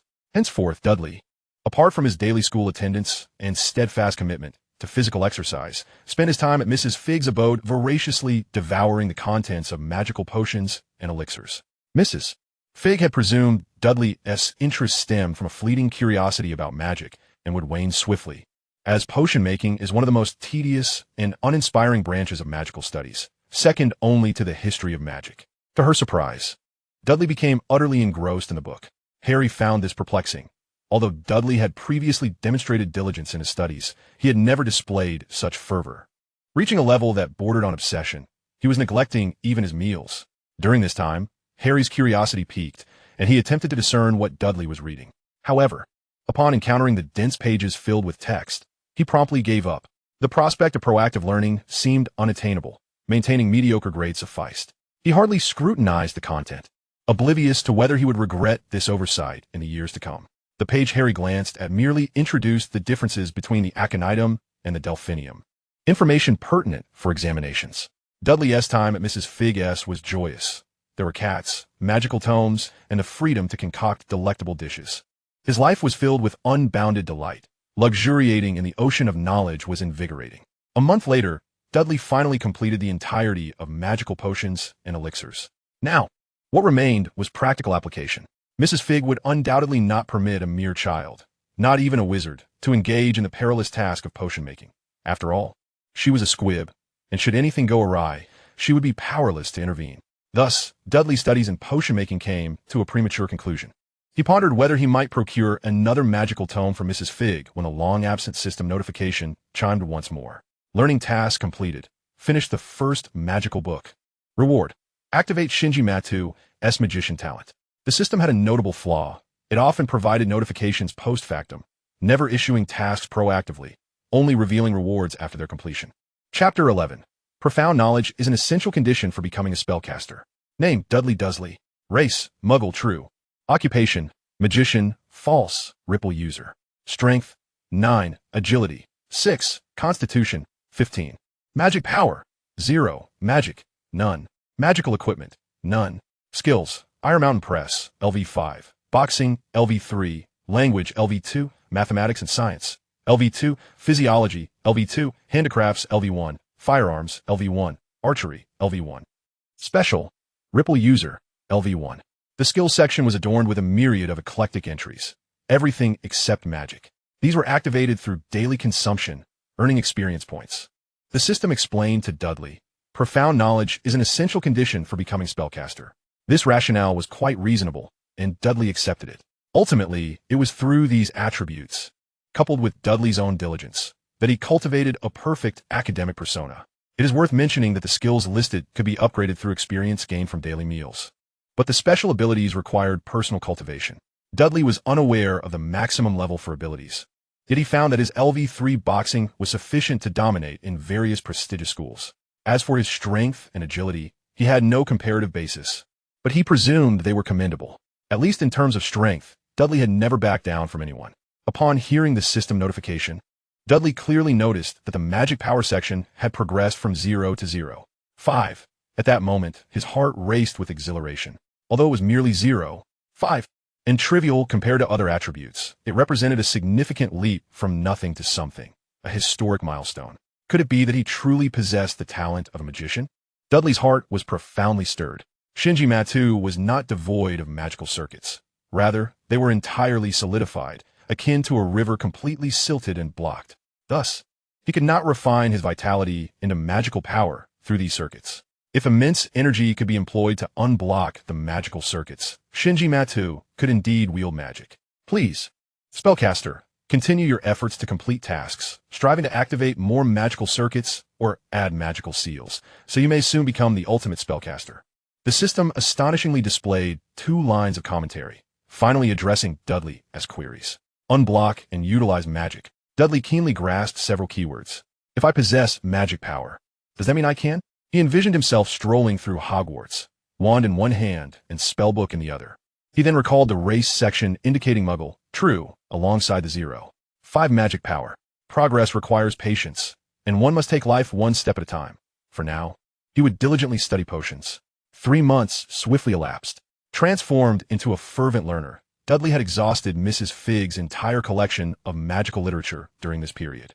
Though the total was not vast, most consisted of fundamental first-year subjects. After all, Mrs. Fig was a squib.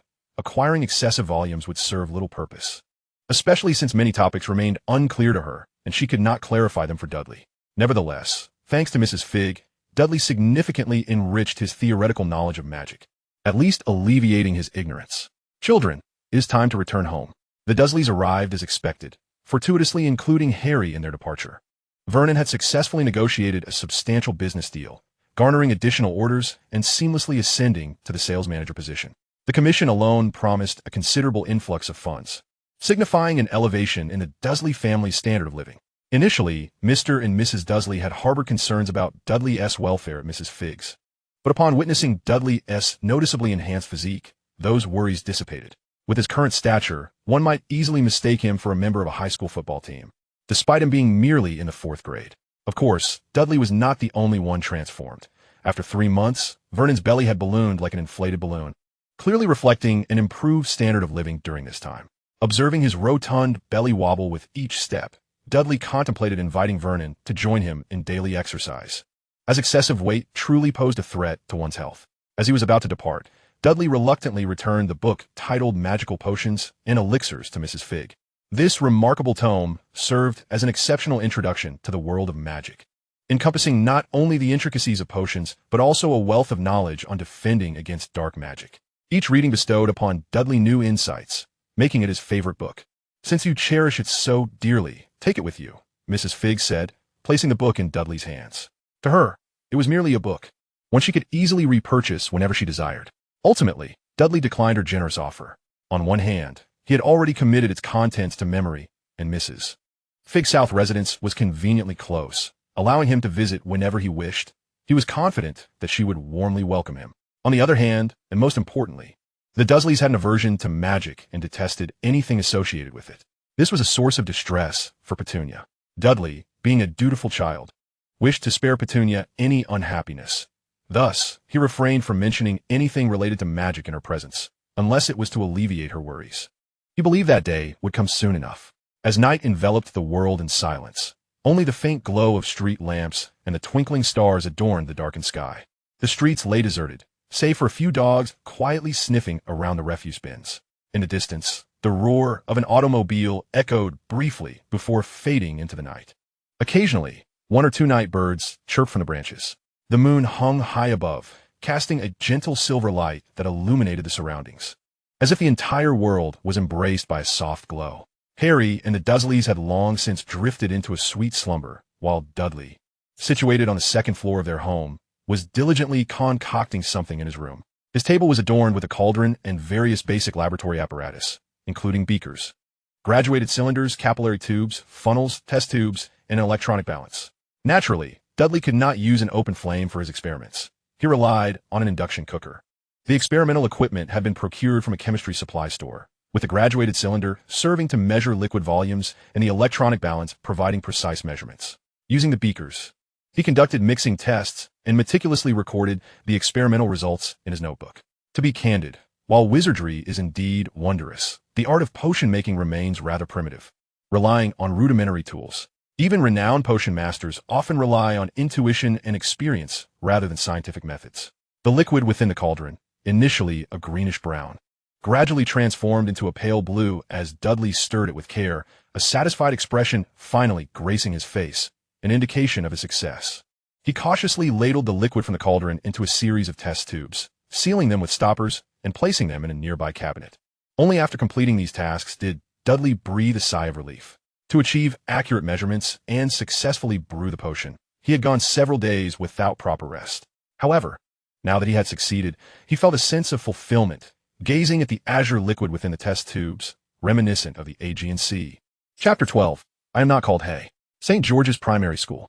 Once again, the familiar school and the routine midday recess found Dudley lazily sprawled across the second-to-last row of seats by the window, basking in the sunlight. As always, Harry had gone to fetch him a baguette, Dudley's favorite snack for gnawing. From his pocket, he retrieved a vial containing the pale blue liquid he had brewed the previous day.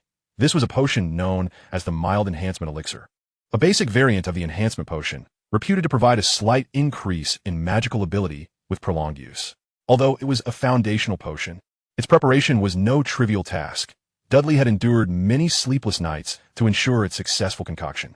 Upon gulping it down, he grimaced at the peculiar, bitter taste. It was not particularly palatable. This was one of the few potions he could currently brew, given his inability to access the magical world and the scarcity of essential ingredients. Not all potion ingredients are exclusive to the magical realm. For instance, the recipe for the flickering potion includes chopped daisy roots, peeled fig, sliced caterpillar, a drop of rat bile, and a dash of leech juice.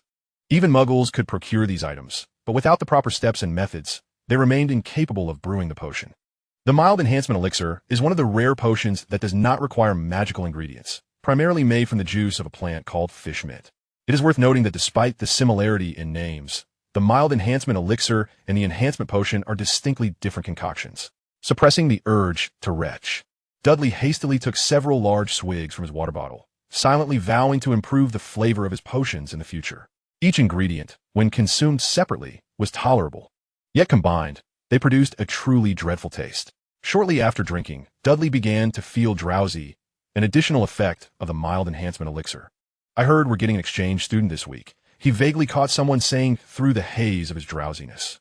The speaker was a boy with freckles, seated not far from Dudley. An exchange student? Here, in our class, replied a girl with two braids, her expression one of surprise. Exchange students, aside from those in international programs, typically only interact between private schools unless they are exceptionally talented like Dudley. St. George's Primary School fell into the category of mediocre public schools, but in recent years, thanks to a certain award-winning student, its reputation had improved considerably, leading to a rise in enrollment. Even so, it was unlikely for exchange students to choose their school unless under special circumstances. Which school are they coming from? The girl with braids inquired. The freckled boy responded, I heard it's from Oxford Dragon Primary. At the mention of Oxford Dragon Primary, the girl noticeably lowered her voice, as if fearing others would overhear, and cast a furtive glance toward Dudley's position. Upon confirming he remained slumped on his desk, she exhaled slowly, unaware that their seemingly discreet conversation was unfolding right beneath Dudley's nose. He was simply too fatigued to engage. Otherwise, given his reputation at school, they would likely be too intimidated to attend class. Dudley had been exchange student at Oxford Dragon Primary, so it was probable that the incoming exchange student was coming because of him. As the lunch break concluded, the bell rang. The teacher entered the classroom, accompanied by a girl with a mass of thick, curly brown hair. This is the exchange student from Oxford Dragon Primary who will be with us for the next week. Dudley remained slumped over his desk, drowsy from the potion's effects, compounded by the fatigue of staying up late the previous night to brew potions. He barely had time to eat the snack Harry had brought. He remembered the teacher introducing the exchange student and thought he must create a revitalizing potion as soon as he could procure magical materials. Amidst the sparse applause, Dudley drifted into a blissful sleep, even prompting the teacher to lower her voice upon noticing his state. Cursed honor student privilege, he mused internally. This state persisted until the end of school, with Dudley still sprawled over his desk in a deep slumber. Knock, knock, knock. The desk where Dudley lay was rapped upon. No one in the entire school dared to rouse the sleeping Dudley. Derry awoke with bleary eyes, and the first thing that met his gaze was a cascade of tousled waves. Standing before him was a girl clad in the cerulean uniform of Oxford Dragon Primary School. Her hands firmly planted on her hips, brow furrowed, and her large chestnut eyes glaring at him with evident dissatisfaction. She seemed somewhat familiar, but who was she? Derry felt as though his brain was engulfed in a fog. He promised himself that he would never again sacrifice his health for late-night study sessions. You missed our appointment. Without waiting for Derry to inquire, the girl spoke, her unique tone striking a chord of familiarity. Derry replied, What? You missed our appointment. seeing Derry still appear perplexed. She raised her voice several decibels. You promised to participate in the upcoming Junior Mathematical Olympiad. The mention of the Olympiad gradually cleared Derry's mind. He recalled how he had dominated Oxford Dragon Primary School, excelling in both academics and athletics, leaving his peers in a perpetual state of despair, as if every day was a Black Friday for the school's top scholars. It wasn't until the day of his departure that they dared to declare their intention to challenge him, though it was not a physical confrontation. For even the entire school combined could not withstand his prowess. Their challenge was academic, claiming they would triumph over him in the Olympiad. How are you preparing? He asked. I've been preoccupied with something of great importance, and have little time to spare. How could a mere math competition compare to my potion studies? The girl before him clearly disagreed. There are only 3 days left. I will share the review highlights the teacher provided with you. As she spoke, she busied herself retrieving textbooks and notes from her bag, intent on tutoring Derry right there in school. It's rather late, Derry yawned. If I recall correctly, your home is at least 2 transfers away from here. Too late to return alone poses a danger for you. The safety in London has always been questionable, he cautioned, recalling the dire security issues abroad, especially in the 90s. Their encounter was serendipitous. Both Derry and the girl shared a profound love for reading, often lingering in the library until they were the last to leave, which naturally led to a budding familiarity. Eventually, Derry's academic supremacy over the whole school relegated her from the top of her class to a humbling second place, a fact that caused her to weep in secret until Derry stumbled upon her and inadvertently caught her attention. In the subsequent days, she attempted to challenge him across various subjects, but each endeavor ended in failure. "Isn't this your chance to defeat me?" she declared boldly, contrasting sharply with the other so-called scholars at Oxford Dragon Primary who only dared to gossip behind his back. The only one brave enough to confront him directly was this girl. Yes, the so-called duel was merely whispers among the cowardly bunch who never dared to formally challenge him. Derry had only agreed to participate out of respect for her forthrightness. Otherwise, he would have never considered entering a math competition, having already claimed first place far too many times, and it was only fair to leave some victories for others. I will defeat you fair and square, she proclaimed, puffing out her chest like an indignant little hen. Quickly, we have no time. She placed her notebook on the desk and tugged at Derry's sleeve just as he was about to rise. Overwhelmed by a lack of sleep, Derry stumbled slightly. His left foot caught on his right, and he leaned forward, inadvertently colliding with her shoulder. With his considerable weight, she was propelled backward. Fortunately, Derry reacted swiftly, placing his right hand beneath the back of her head to cushion her fall, while his left hand propped his body up, ensuring he didn't crush her. A dull thud echoed through the empty classroom as they remained in this peculiar position, their eyes locked. Then, an uncomfortable silence enveloped them, punctuated only by their breathing and heartbeats. "Derry, we should..." Suddenly, footsteps approached from outside. Harry arrived at the classroom door and, sensing the tension, promptly turned around, exclaiming, "Sorry, I didn't see anything." Only 10 seconds after Harry exited, the girl's face flushed crimson, and with a startled yelp, she sprang to her feet, darting out of the classroom. However, before she left, she tossed over her shoulder, "The review materials are over there. And my father wants me to tell you to visit the clinic when you have time. He says your teeth are the best he's ever seen." Her father was a distinguished dentist, a profession known for its lucrative nature, thus enabling her to attend such a prestigious private school. With teeth that could withstand the hardness of a baguette used as a chew toy, how could Derry's dental health be anything less than stellar? "Hey!" At the end of the classroom, the girl's tousled waves reappeared. "My name isn't Hermione. Hermione Granger." Chapter 13. The Art of Meditation and the Unbending Spoon. 3 days later, as anticipated, the title of champion in the Junior Mathematical Olympiad was once again claimed by Derry, with Hermione securing second place. The remaining scholars of Oxford Dragon Primary School failed to even make the top 10. In that moment of announcing the results, they were reminded of the fear they had once felt under Derry's reign. So weak, defeating little kids poses no challenge whatsoever. As he gazed at the task rewards displayed on the system, Derry fell into deep contemplation. His first intimate encounter with the little which had granted him a reward lottery ticket. This was akin to the lottery he received for helping Harry renovate his cottage, which he had yet to claim. A firm believer in the mystical, Derry had withheld the ticket, convinced that his luck had been poor during that period. Today, he deemed it a propitious occasion. After his customary bath and change of clothes, he rubbed his hands together in anticipation and prepared to initiate the lottery. "I have a premonition that today will bring good fortune. It's time for a stroke of luck." The moment of destiny had arrived. He pressed the button on the slot machine, eager for his first draw, which would undoubtedly be an item. Almost instantaneously, the results of the lottery appeared. A silver spoon manifested in Darius' hand. Congratulations, you have drawn the item, an unbending spoon. No description, no explanation, just an ordinary-looking spoon. Darius stared at it, and in its smooth, reflective surface, he felt as though the spoon was gazing back at him. The lottery process felt exceedingly perfunctory, devoid of any visual excitement, leaving Derry utterly bewildered about the nature of this item. In the future, I shall conduct further research. With such thoughts in mind, Dudley carefully tucked the spoon into his pocket. After all, it might turn out to be something valuable, right? The first draw was filled with excitement. According to the law of conservation of luck, the second draw was bound to yield something worthwhile. Thus, Dudley activated the lottery once more. Whether it was merely his illusion or not, he was convinced that this time the slot machine took an unusually long time to spin. After what felt like an eternity, the machine gradually began to slow down. Before his eyes, a colossal mecha of red and white emerged on the screen, an emblem of childhood nostalgia. The Light Energy Messenger, Magical Motion King, Domokasaram, Halalakiki, Hyaya.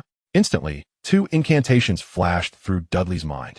The Light Energy Messenger does indeed incorporate elements of magic. For instance, one of the protagonists, an elderly lady, is actually one of the three great mages of the Long-Eared tribe, known as V-May. Although she frequently faces setbacks in the storyline, her character is remarkably powerful. The other of the three great mages is the ultimate antagonist of this work, Agulaman, a light energy messenger for me, operating a mecha at Hogwarts. Now that's an exhilarating thought. However, until the very last moment, anything could happen. Much like the promises of commissions, bonuses, made by a boss, until they actually land in one's pocket, they remain nothing more than a tantalizing illusion. Suddenly, the content displayed by the slot machine shifted, jumping from the light energy messenger to land on the next column. An image of a yellow-furred rodent materialized before Dudley. This was no ordinary rodent. It was a creature renowned for its ability to unleash a staggering 100,000 volts. Pikachu? Dudley uttered slowly. It was from the Pokemon series. However, the item he had drawn this time was not Pikachu, nor was it directly related to him. Rather, it was his opponent, a squint-eyed yellow fox. A CG animation unfolded before Dudley, depicting a battle from the Pokemon Indigo League, where Pikachu faced off against Casey. Congratulations! You have drawn the Psychic-type skill, Meditation. Meditation, a transformation skill within the Pokemon realm, enhances one's abilities through focused concentration, resulting in a boost of 1 level in both special attack and special defense. In the Pokemon universe, there exists a distinction between physical attacks and special attacks, with the latter encompassing energy-based assaults. The same principle applies to defense and special defense. Yet, it seemed that Casey could not learn meditation, could it? Just as Dudley began to ponder this, the scene transformed again, and he beheld Casey engulfed in a brilliant light, evolving into Xunge'er. Xunge'er, at level 55, could indeed learn meditation. Let us test the effects of the skill, Dudley thought. Sitting cross-legged, he felt an overwhelming tranquility envelop him, akin to a still surface of water, disrupted only by a single droplet causing ripples. Ding! A faint, imperceptible red glow emanated from Dudley's surroundings. As it subsided, Dudley realized that apart from his newfound serenity, he felt no significant change. He turned his attention to his attribute panel. No alterations were evident.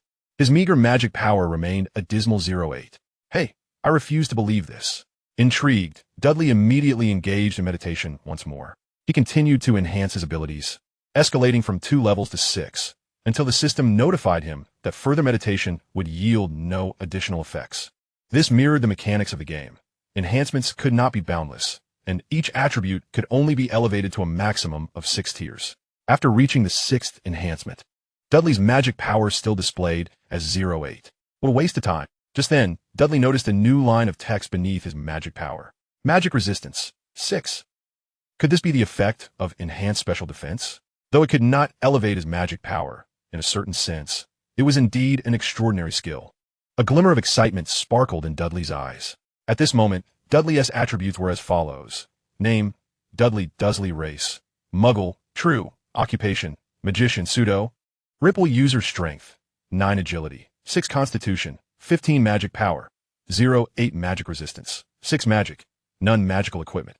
Unbent spoon skills, Iron Mountain Lean, LV5, Boxing, LV3, Language, LV2, Mathematics and Chemistry, LV2, Physiology, LV2, Handicraft, LV1, Firearms, LV1. Archery, LV1. Special. Ripple user, LV1. Meditation, LV. 6 hours later, Dudley's magic resistance of 6 gradually diminished to 1.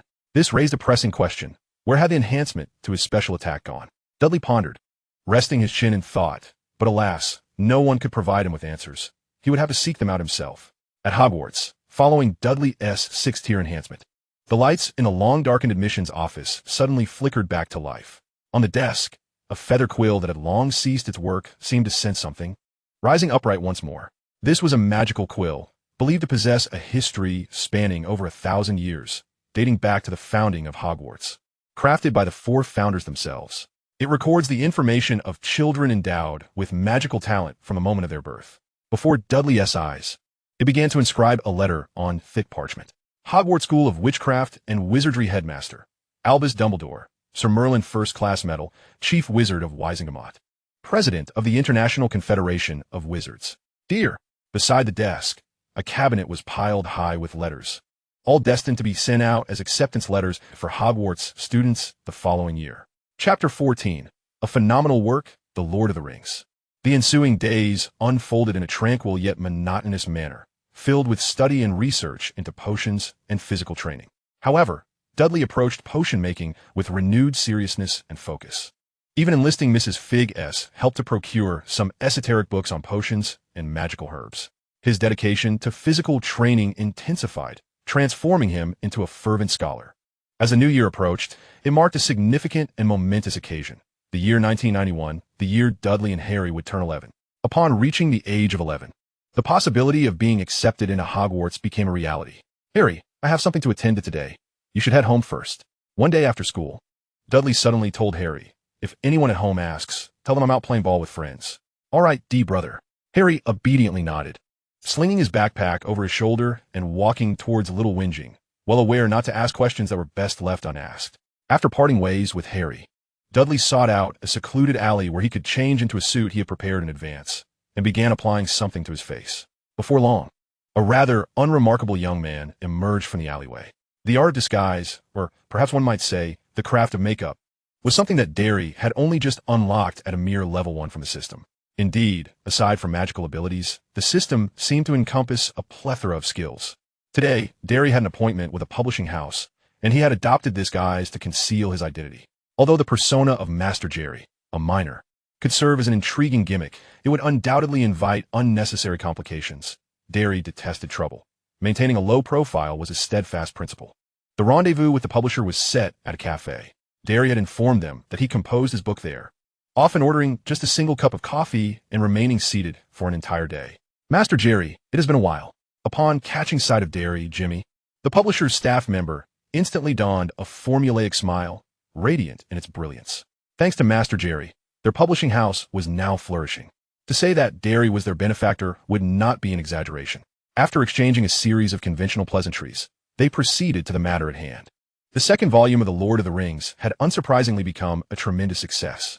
The royalties for this installment have already been transferred to your account. Should any questions arise, do not hesitate to reach out to us. The second volume had been structured as a profit-sharing arrangement, and even the first volume had transitioned to this model due to its prior success. Such remarkable sales were to be expected, particularly in a world so devoid of Western fantasy literature. The emergence of The Lord of the Rings was nothing short of a revelation for enthusiasts of the genre. We are curious about when we might receive the manuscript for the third volume, Master Jerry. This was, after all, the publisher's primary concern. The phenomenal sales of the first 2 volumes had incited a wave of envy, and the publisher was anxious, considering the current fervor. It was akin to picking up money from the ground. Noticing Derry's prolonged silence, Jimmy grew somewhat anxious. Are you worried about the profit sharing? Rest assured, we can negotiate. Even if the percentage decreases, the sales volume is substantial. It will still yield profits. Losing the golden goose would indeed be a grave loss.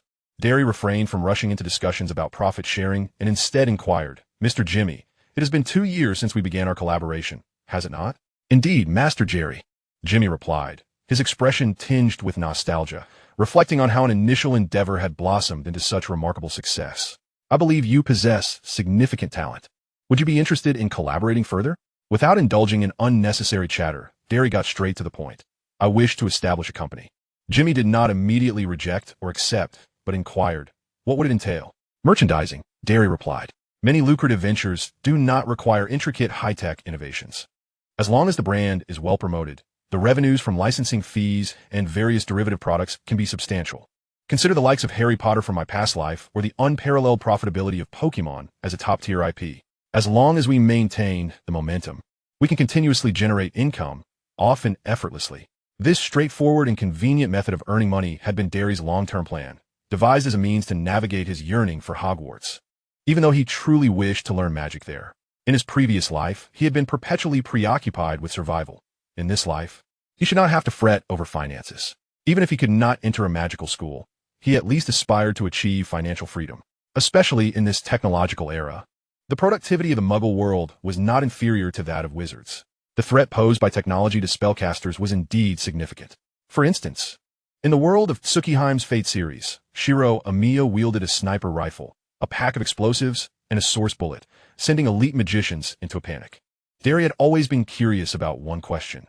Could firearms kill a wizard? In the Tsukihime world, bullets could indeed slay magicians. It might be worth exploring. Jimmy did not immediately acquiesce to Derry's proposition, but tentatively responded, "Could you allow me some time to consider, Master Jerry?" In truth, he was quite willing, as he was merely an employee of the publishing house. While they reaped substantial profits, his bonuses would be modest, with the greater share lining the pockets of higher-ups. Aligning with Master Jerry was a different prospect altogether. Given the current popularity of The Lord of the Rings, even a slight share could propel him to unprecedented heights. However, he was uncertain of Derry's seriousness. Was this a genuine proposal or mere talk? Derry nodded, granting him time for contemplation, confident that he would ultimately agree. After all, no one would turn down the allure of wealth. The two then engaged in a vigorous yet amicable negotiation concerning the profit-sharing for the third volume of The Lord of the Rings. Ultimately, they reached a mutually satisfactory agreement, concluding the discussion on a pleasant note. A fruitful collaboration, Derry remarked. Indeed, a fruitful collaboration, echoed Jimmy. As he observed Jimmy rise, Derry drained his glass of milk. He was not particularly fond of the taste of coffee, be it espresso or Americano. Thus, he opted for a glass of milk at the cafe. As he often stated, he was still growing and needed to supplement his intake of meat, eggs, and dairy. Indeed, this individual, standing nearly 6 feet tall at the tender age of 11, was still in a phase of growth. A few days later, Derry received Jimmy's response. He was willing to join forces with Derry. Thus, one would provide the funds while the other offered the effort, and they swiftly acquired a factory to commence the sale of the Lord of the Rings merchandise. As anticipated, within a mere month, the sales skyrocketed, with the most popular items being those related to the 3 Hobbit protagonists. Naturally, the Elven Prince was particularly adored by the young ladies. The already successful work, bolstered by these merchandise sales, introduced the narrative to even more individuals who were previously unaware of it. In a symbiotic relationship, The Lord of the Rings swiftly ascended to the status of a cultural phenomenon. Chapter 15. Dear Mr. Gringotts. Time, much like a wild ass, gallops forth without pause. The summer break soon approached, late June. Once this summer was over, September would arrive, heralding the time for new students to enroll.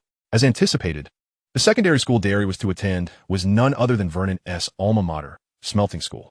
Although Petunia believed Derry's academic performance warranted a more prestigious institution, Vernon insisted on sending him to his own school. As for Harry and the Dursleys, they initially intended to enroll him in a comprehensive school, Stonewall High, due to its affordability and Harry's lackluster performance, deeming attendance at a better school a waste. However, after much deliberation, the couple ultimately decided to accompany Derry to Smelting School. Upon hearing that he would be attending school with his cousin, Harry was quite pleased. To be frank, the Smelting School uniform was rather unappealing. The maroon tailcoat, paired with orange short lantern pants and a flat-brimmed straw hat, along with a multi-segmented cane, appeared utterly ridiculous to anyone's eyes, and Dudley certainly disdained it. A man ought to don black suspenders, he believed. Conversely, Harry found himself enamored with the idea, for he had never adorned a tailcoat before. Today marked June 23rd, Dudley's birthday. However, he was too preoccupied to regard the towering pile of gifts resembling a small mountain. "Harry, could you assist me in unwrapping a gift? I have to step out shortly." Dudley hastily donned his attire, selecting a package from the mountain of presents, and said to Harry, when Mum and Dad inquire, "Tell them I'm meeting a friend for a game. I'll be back by noon." Originally, the Dursleys had planned a day of unrestrained fun for Dudley's birthday, but he could only spare half a day, as the family intended to visit the zoo in the afternoon. "Dudley, off to that place again?" "Of course. I'll bring you a Gandalf figurine on my way back." Among the merchandise from the Lord of the Rings, aside from the trio from Hogwarts and the Elven Prince, none was more beloved than the white-robed wizard, Gandalf, although some had a fondness for Saruman as well. All right, Harry was well aware of Dudley's intentions. He knew many of Dudley's secrets, as Dudley never concealed his activities from him. Harry held an immense admiration for his cousin, who excelled in sports, academics, and even established his own company. Dudley had promised that if Harry successfully completed his studies, he would invite him to join the company as a supervisor, a prospect that thrilled Harry immensely. At the dining table, Harry wrestled with a piece of smoked bacon, a delicacy cherished by the English. For him, it was a delightful treat, particularly when Dudley wasn't in the kitchen, making it one of his favorite dishes. Yet for Dudley, it paled in comparison to a salt-seared chicken breast spiced with chili powder. You should consume less smoked food. Its flavor is too intense and not conducive to your growth. You ought to drink more milk. Dudley patted Harry on the head, tidying up his messy hair. It's time for a haircut again. Harry's hair grew at an astonishing rate, necessitating far more frequent trims than all his classmates combined. Indeed, peculiar occurrences surrounded Harry, and as he matured, their frequency increased. For instance, any electronic device Harry touched or used would often malfunction inexplicably. The Dursleys imposed a ban on Harry's interaction with electronic gadgets, as no household could endure the expense of replacing a new television every week due to such wear and tear. Dudley recognized that it was Harry's latent magical abilities at play, and Harry was not acting out of malice. I'm off. See you at noon. See you at noon. Dudley, Harry replied, watching Dudley leave with a face full of envy. Unbeknownst to him, while he envied Dudley's remarkable talents, Dudley simultaneously envied Harry's wizarding gifts. As Dudley pushed open the door to their home, he had already transformed into a different persona, his skills in disguise growing ever more adept. Upon arriving at the designated spot, a small car awaited, and Dudley opened the door and settled inside. Had he not been of such a tender age, he certainly would have driven himself. Let me see what you have there. Dudley picked up the package he had taken casually, the large letter H emblazoned on it, denoting the name of the gift giver. He tore open the exterior wrapping to reveal a scarf, which he promptly wrapped around his neck without hesitation. Navigating the winding streets of London, he soon arrived before a residential building. Dudley was not headed to the company. It had long since been set on a steady course. Managed by professionals, his presence was inconsequential, as his sole responsibility was to count the money. He need not worry about trade secrets being stolen, for the business held no technological merit. It merely sold the brand as intellectual property, something that could not be pilfered. Same time, same place, sir? The driver inquired. Dudley nodded, retrieving a small suitcase from the adjacent seat before stepping out. Adjusting a brown top hat atop his head, he glanced around before entering one of the narrow alleys. He was there to conduct a transaction. Dudley had been delving into potion making, and, as his studies advanced, he found himself unsatisfied with the few simple potions he had mastered. Many potion ingredients were inaccessible to Muggles, necessitating some unconventional methods to procure them. This often required dealings with certain dubious individuals. From his conversation with the driver, it was evident that this was not his first encounter. When wealth is involved, many things become exceedingly simple, including one's social circles. Upon reaching the end of the alley, he knocked on the door at the corner, where a small window opened, revealing only a pair of eyes. Who is it? A gruff voice inquired. Shadow, Dudley replied coldly. After verifying the password, the door creaked open, releasing a medley of strange odors from within. Dudley frowned slightly, lowering his hat and covering his nose with the scarf as he stepped inside. The room was roughly the size of a billiard hall, filled with individuals of both genders, all clad in an eclectic array of bizarre attire, creating a chaotic atmosphere that rendered the air exceedingly foul. With no windows open and only a few candles illuminating the space, the interior appeared dim and gloomy. One might mistake it for a gathering place for addicts, as litter was strewn about and no one bothered to clean. The filth and disorder left a lasting impression on Dudley. Upon noticing a newcomer, the assemblage turned their gazes toward Dudley, their eyes filled with a mix of greed and malice. But as soon as they recognized him, they quietly averted their eyes. Esteemed Mr. Wardy, please follow me. A figure clad in medieval garb approached, rubbing his hands together in a sycophantic manner to greet Dudley warmly. Chapter 16, Gold and Galleons. Wardy was the name Dudley had chosen for himself. His perception of Wardy was one of a wizard who scarcely performed magic, instead incessantly brewing potions. A trait Dudley found relatable. Although he possessed a head of thick, flourishing hair and a physique capable of besting 20 of those scrawny fellows, he felt a kinship with the name. Do you think this is a gathering of wizards? No, Dudley had not yet gained entry to such circles. This was a meeting place for squibs. Squibs could not perform magic. Thus the room lacked any enchantments to conceal its true state. The image of a destitute wizard was hardly appealing, and one could hardly expect the squibs to present themselves any better. Life was not kind to squibs in the magical world. Their inability to wield magic rendered them incapable of pursuing magical careers, leading to a lack of income. Not every squib was as fortunate as Mr. Filch, the caretaker of Hogwarts. If a squib hoped to survive in the magical realm without familial support, they were compelled to seek alternative means and devise other strategies. They inhabit the lowest echelons of the magical realm. Thus the Muggles often find themselves in frequent contact with the dim-witted, who traverse the boundaries between the mundane world and the wizarding society for mere survival. After all, those self-proclaimed lofty wizards would never deign to glance at Muggles. Among this group of dim-witted individuals, the image of a servant stands as the most respectable. Yet even so, their attire appears greasy and filthy. Except for the rare exception of Mrs. Fig, one should not expect the majority of these dim-witted beings to uphold hygiene standards. They reject the use of Muggle detergents and cleaning agents, yet they are oblivious to the spells that would restore cleanliness as a wizard would. One can only describe them as slovenly.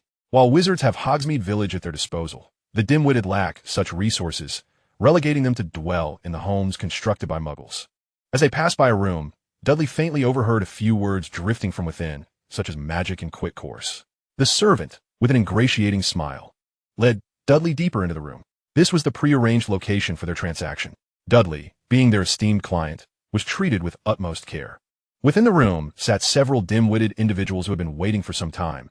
Upon Dudley's entrance, they all rose simultaneously, casting sycophantic glances in his direction. "Where are the goods?" Dudley inquired bluntly as he entered, eager to get to the point. The odor in the room was simply unbearable, and as someone with a keen sense of smell, he was loath to linger any longer. "Esteemed Mr. Grubbly-Plank, here is what you requested." One dim-witted individual, appearing slightly cleaner than the rest, handed Dudley a small satchel. Dudley opened it, noting that the bag had clearly been enchanted with a stretching charm. Its interior space was significantly larger than its exterior suggested, albeit still limited in capacity. Inside, various well-known magical ingredients were neatly arranged in glass vials. Jumping root, gillyweed, bad blood herb, angelica, sneezewort, and other familiar herbs from the magical world, alongside a few spellbooks. It was enough to last him for a time. These items are satisfactory, yet I hope to acquire some rarer materials next time. For instance, dragon heartstring, umbrella mushroom caps, troll snot, slime grass, and African tree snake skin. Those items are rather difficult to procure, the dim-witted one replied, rubbing his fingers together. However, for the right price, it can be arranged. Since you are pleased with this transaction, what do you think? His words were somewhat insincere, as many of the materials Dudley sought were contraband, exceedingly hard to obtain even for a typical wizard, let alone for them. In truth, Dudley also desired some powdered unicorn horn, but that substance was among the most restricted of contraband, making it nearly impossible for the dim-witted to acquire. "As long as you can procure it for me. Money is no object," Dudley said as he placed the small satchel on the table and emptied its contents. The dim-witted individuals in the room stared in wide-eyed amazement, their gazes filled with avarice. Under the dim light, the glimmering gold dazzled their eyes. Dudley's currency for trade with the dim-witted could not possibly be pounds. They only accepted gold. This was not due to their antiquated nature, but rather because gold could barely function as currency in the magical realm. If not for the disruptions caused by the Philosopher's Stone, gold would be the hard currency. After all, one of the primary components for galleons is gold. In fact, Gringotts in the magical realm does offer a service to exchange pounds for galleons at a rate of 5 pounds for 1 galleon. But there is a yearly limit of 100 galleons, and it is only available to young wizards attending Hogwarts. The average person cannot exploit this discrepancy for profit. Do not assume that the goblins are fools. Their greed and thirst for wealth far exceed your imagination. Even with a satchel of gold exchanged at Gringotts, one would receive a pitifully small amount of galleons. While galleons are made of gold, gold does not equate to galleons. It requires the goblins to undergo a special processing and numbering method.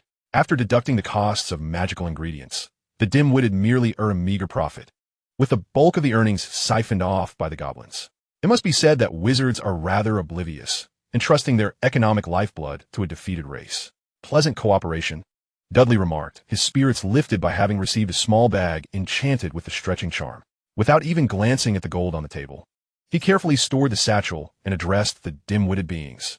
At present, he lacked neither wealth nor resources. He only required magical ingredients. Moreover, he had discovered that as long as the potions were well concocted, they were indeed not inferior to those brewed by ordinary wizards. The potency of certain potions was, in fact, quite remarkable. Pleasant cooperation, the dim-witted ones were naturally in high spirits with their newfound gold. The thought of robbing Dudley to reclaim the potion materials had not crossed their minds. As dim-witted beings, they had no use for such materials, and this year, finding a client like Dudley who was so generous was a rare opportunity. Offending him would result in significant losses. Furthermore, the dim-witted could not perform magic. What means would they have to rob him? Would they engage in a brawl? Looking at Dudley's robust physique, any such thoughts were swiftly extinguished. Exiting the alley, Dudley soon boarded a vehicle at the agreed location, and the driver took him to a property he had purchased specifically for the storage of magical potions. It was still a while until noon, and he needed to stow away the items for now. There was no need for his Aunt Petunia and the others, who despised magic, to see them, at least not yet. Chapter 17. The Mysterious Disappearance Incident at the Crawling Pavilion. As the clock approached noon, Dudley returned once more to number 4, Privet Drive. "My dear, where have you been? We must hurry." Upon seeing Dudley, Petunia immediately urged him to change his clothes. In a flurry, they piled into Vernon's newly purchased car, and the family of 4 hastily set off toward the zoo. The Dursleys lived quite a distance from the zoo, requiring at least an hour and a half of driving even by car. Throughout the journey, Harry was bubbling with excitement. He was truly looking forward to visiting the zoo, having last gone on an outing at this time the previous year. Due to the bright sunshine and the weekend, the zoo was unexpectedly crowded, teeming with families on outings. Particularly at the entrance, it was an absolute throng, before even catching sight of the animals. They were surrounded by a multitude of bipeds. Once inside the park, Vernon bought each of them an ice cream. Dudley received the most expensive chocolate flavor, while Harry was given the cheapest lemon flavor. Dudley, claiming he did not want chocolate, swapped his ice cream with Harry's. In truth, chocolate was Dudley's favorite. Petunia merely opened her mouth to protest, but ultimately did not stop him. She even restrained her husband, shaking her head in resignation as she watched the two of them walk shoulder to shoulder. They looked so similar, reminiscent of her and Lily in their youth. Even the closest of sisters may ultimately transform into familiar strangers, their paths forever diverging. It is said that the aviary would witness the appearance of peacocks today, yet several individuals found themselves waiting in vain, without so much as a single feather in sight. Instead, they encountered a white owl nestled among the leaves, appearing quite dazed and fast asleep. "Look at it, it seems so foolish," Harry remarked, pointing at the owl. Owls are nocturnal carnivorous creatures, classified as small raptors, generally active at night. Naturally, owls would be slumbering during the day, and it remained a mystery why the wizard's owls were different, choosing to sleep at night. Dudley suddenly inquired, "Harry, do you want to keep an owl in the future?" "What a ridiculous notion." Harry shook his head vigorously, akin to a bobblehead. "I would rather have a carrier pigeon." In the mammal section, the lions and tigers lacked excitement, each one plump and lethargic, lounging about and yawning, too indolent to move. Dudley speculated that if he executed a perfect slide tackle, he could send them flying like soccer balls. "No pundas, no pundas, no pundas," he repeated emphatically, expressing his disappointment at the absence of a giant panda in the park. This sense of letdown persisted until Dudley observed a gorilla scratching its head through the glass. The creature mistook Dudley for one of its companions, gesturing animatedly, seemingly asking him how to escape and pleading for assistance. In terms of physique, Dudley appeared somewhat more robust than the average gorilla, his solid muscles lending him an uncanny resemblance. Watching Dudley's comical gestures in response, Harry laughed uncontrollably. Harry cherished Dudley's birthday more than his own, as it was the only day when he felt truly celebrated, receiving gifts solely from Dudley. Due to their skipped lunch, Vernon, unable to endure his hunger any longer, decided they should grab a bite inside the park. Vernon opted for a hot dog and soda. Petunia munched on some fries, while Dudley and Harry feasted on hamburgers. Next was the reptile house, a cold and dimly lit enclosure housing various creeping creatures. There were large spiders, giant centipedes, lizards, and snakes, all cold-blooded beings. Dudley was not particularly fond of this section. He preferred the fluffier animals over the slick and cold reptiles. Even the gorilla outside seemed more appealing than these creatures. However, Harry found himself captivated by the reptile house, alternately gazing at a fierce tarantula baring its fangs and peering at a chameleon that appeared even more dazed than the owl. Yet, it was the snakes that dominated the exhibit, with both venomous and non-venomous varieties displayed before Harry's eyes. Dudley noticed Harry's interest in snakes seemed to surpass that of lizards as he crouched before the largest brown python, whispering to the motionless serpent, "Hey, buddy." To an outsider, this might have appeared as mere childish soliloquy, but Dudley understood they were genuinely conversing. Young Harry was unaware of his extraordinary gift, believing many could engage in such dialogue. However, this was a unique ability possessed solely by Harry. Parseltongue acquired LV0 animal communication. The system's melodious notification chimed in Dudley's ears. A satisfactory reward indeed. Whistling with delight, Dudley beamed with satisfaction.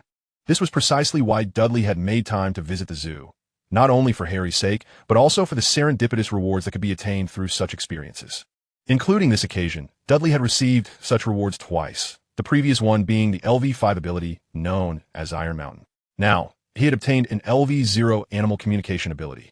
As its name suggests, Dudley believed this encompassed the creatures of the magical realm, implying he could communicate with magical beings henceforth. The level, whether LV0 or not, was inconsequential. All skills began at this initial level. The mere appearance of this ability in his skill set indicated potential for growth through experience points. However, he mused that a magical reward would have been preferable. Was Parseltongue barely acceptable? At that moment, a piercing scream echoed throughout the exhibit. The glass before the giant python had mysteriously vanished. The python swiftly extended its coiled body, slithering out of its enclosure onto the floor. In an instant, screams and curses erupted as visitors turned to flee, terrified of being ensnared. The reptile house descended into chaos. As the python glided past Harry, it paused momentarily, turning its head to nod at him in a surprisingly human-like manner, flicking its forked tongue and hissing softly, as if bidding farewell. It was as if the creature were not a snake, but a person. Then, before the staff could arrive, it quickly maneuvered through the crowd and vanished from sight, a stark contrast to its previous languid posture. Ultimately, it remained uncertain whether the park personnel managed to recapture the python, but before long, a man claiming to be the park manager came forth to apologize to everyone. Dudley spent his birthday in such a thrilling yet harmless environment. Chapter 18. Is this my letter? A month swiftly passed, and the mysterious disappearance of the glass in the reptile house was naturally attributed to Harry. Given the peculiar occurrences that had surrounded him since childhood, it could hardly be deemed strange, as it was indeed due to Harry's presence. Consequently, the Dursleys imposed the harshest punishments on Harry, forbidding him from consuming smoked bacon for a week and revoking his soda privileges, allowing him only fried fish and chips. With a mournful expression, Harry wore a dejected look. In truth, fried fish and chips weren't as unpalatable as they seemed. They were quite enjoyable the first time he had them. Yet, as Petunia would serve them whenever she was too lazy to cook, over time, their appeal diminished. The cold, tasteless cod, frozen for too long, paired with dry, bland fries, constituted a truly unappetizing meal. According to Harry's recollection, he found no joy during that week. On a day in July, Harry was helping Petunia with cleaning duties when a voice called from outside. "Dursley, you have mail." The postman's voice was followed by the sound of the mailbox clattering, as the letters had not been properly deposited but instead scattered across the doormat. Vernon, reclining on the sofa with a newspaper, happened to glance up as Dudley emerged from the shower after his morning exercises. "Dudley, go fetch the mail." "All right," he replied, approaching the door to retrieve the letters, 3 in total.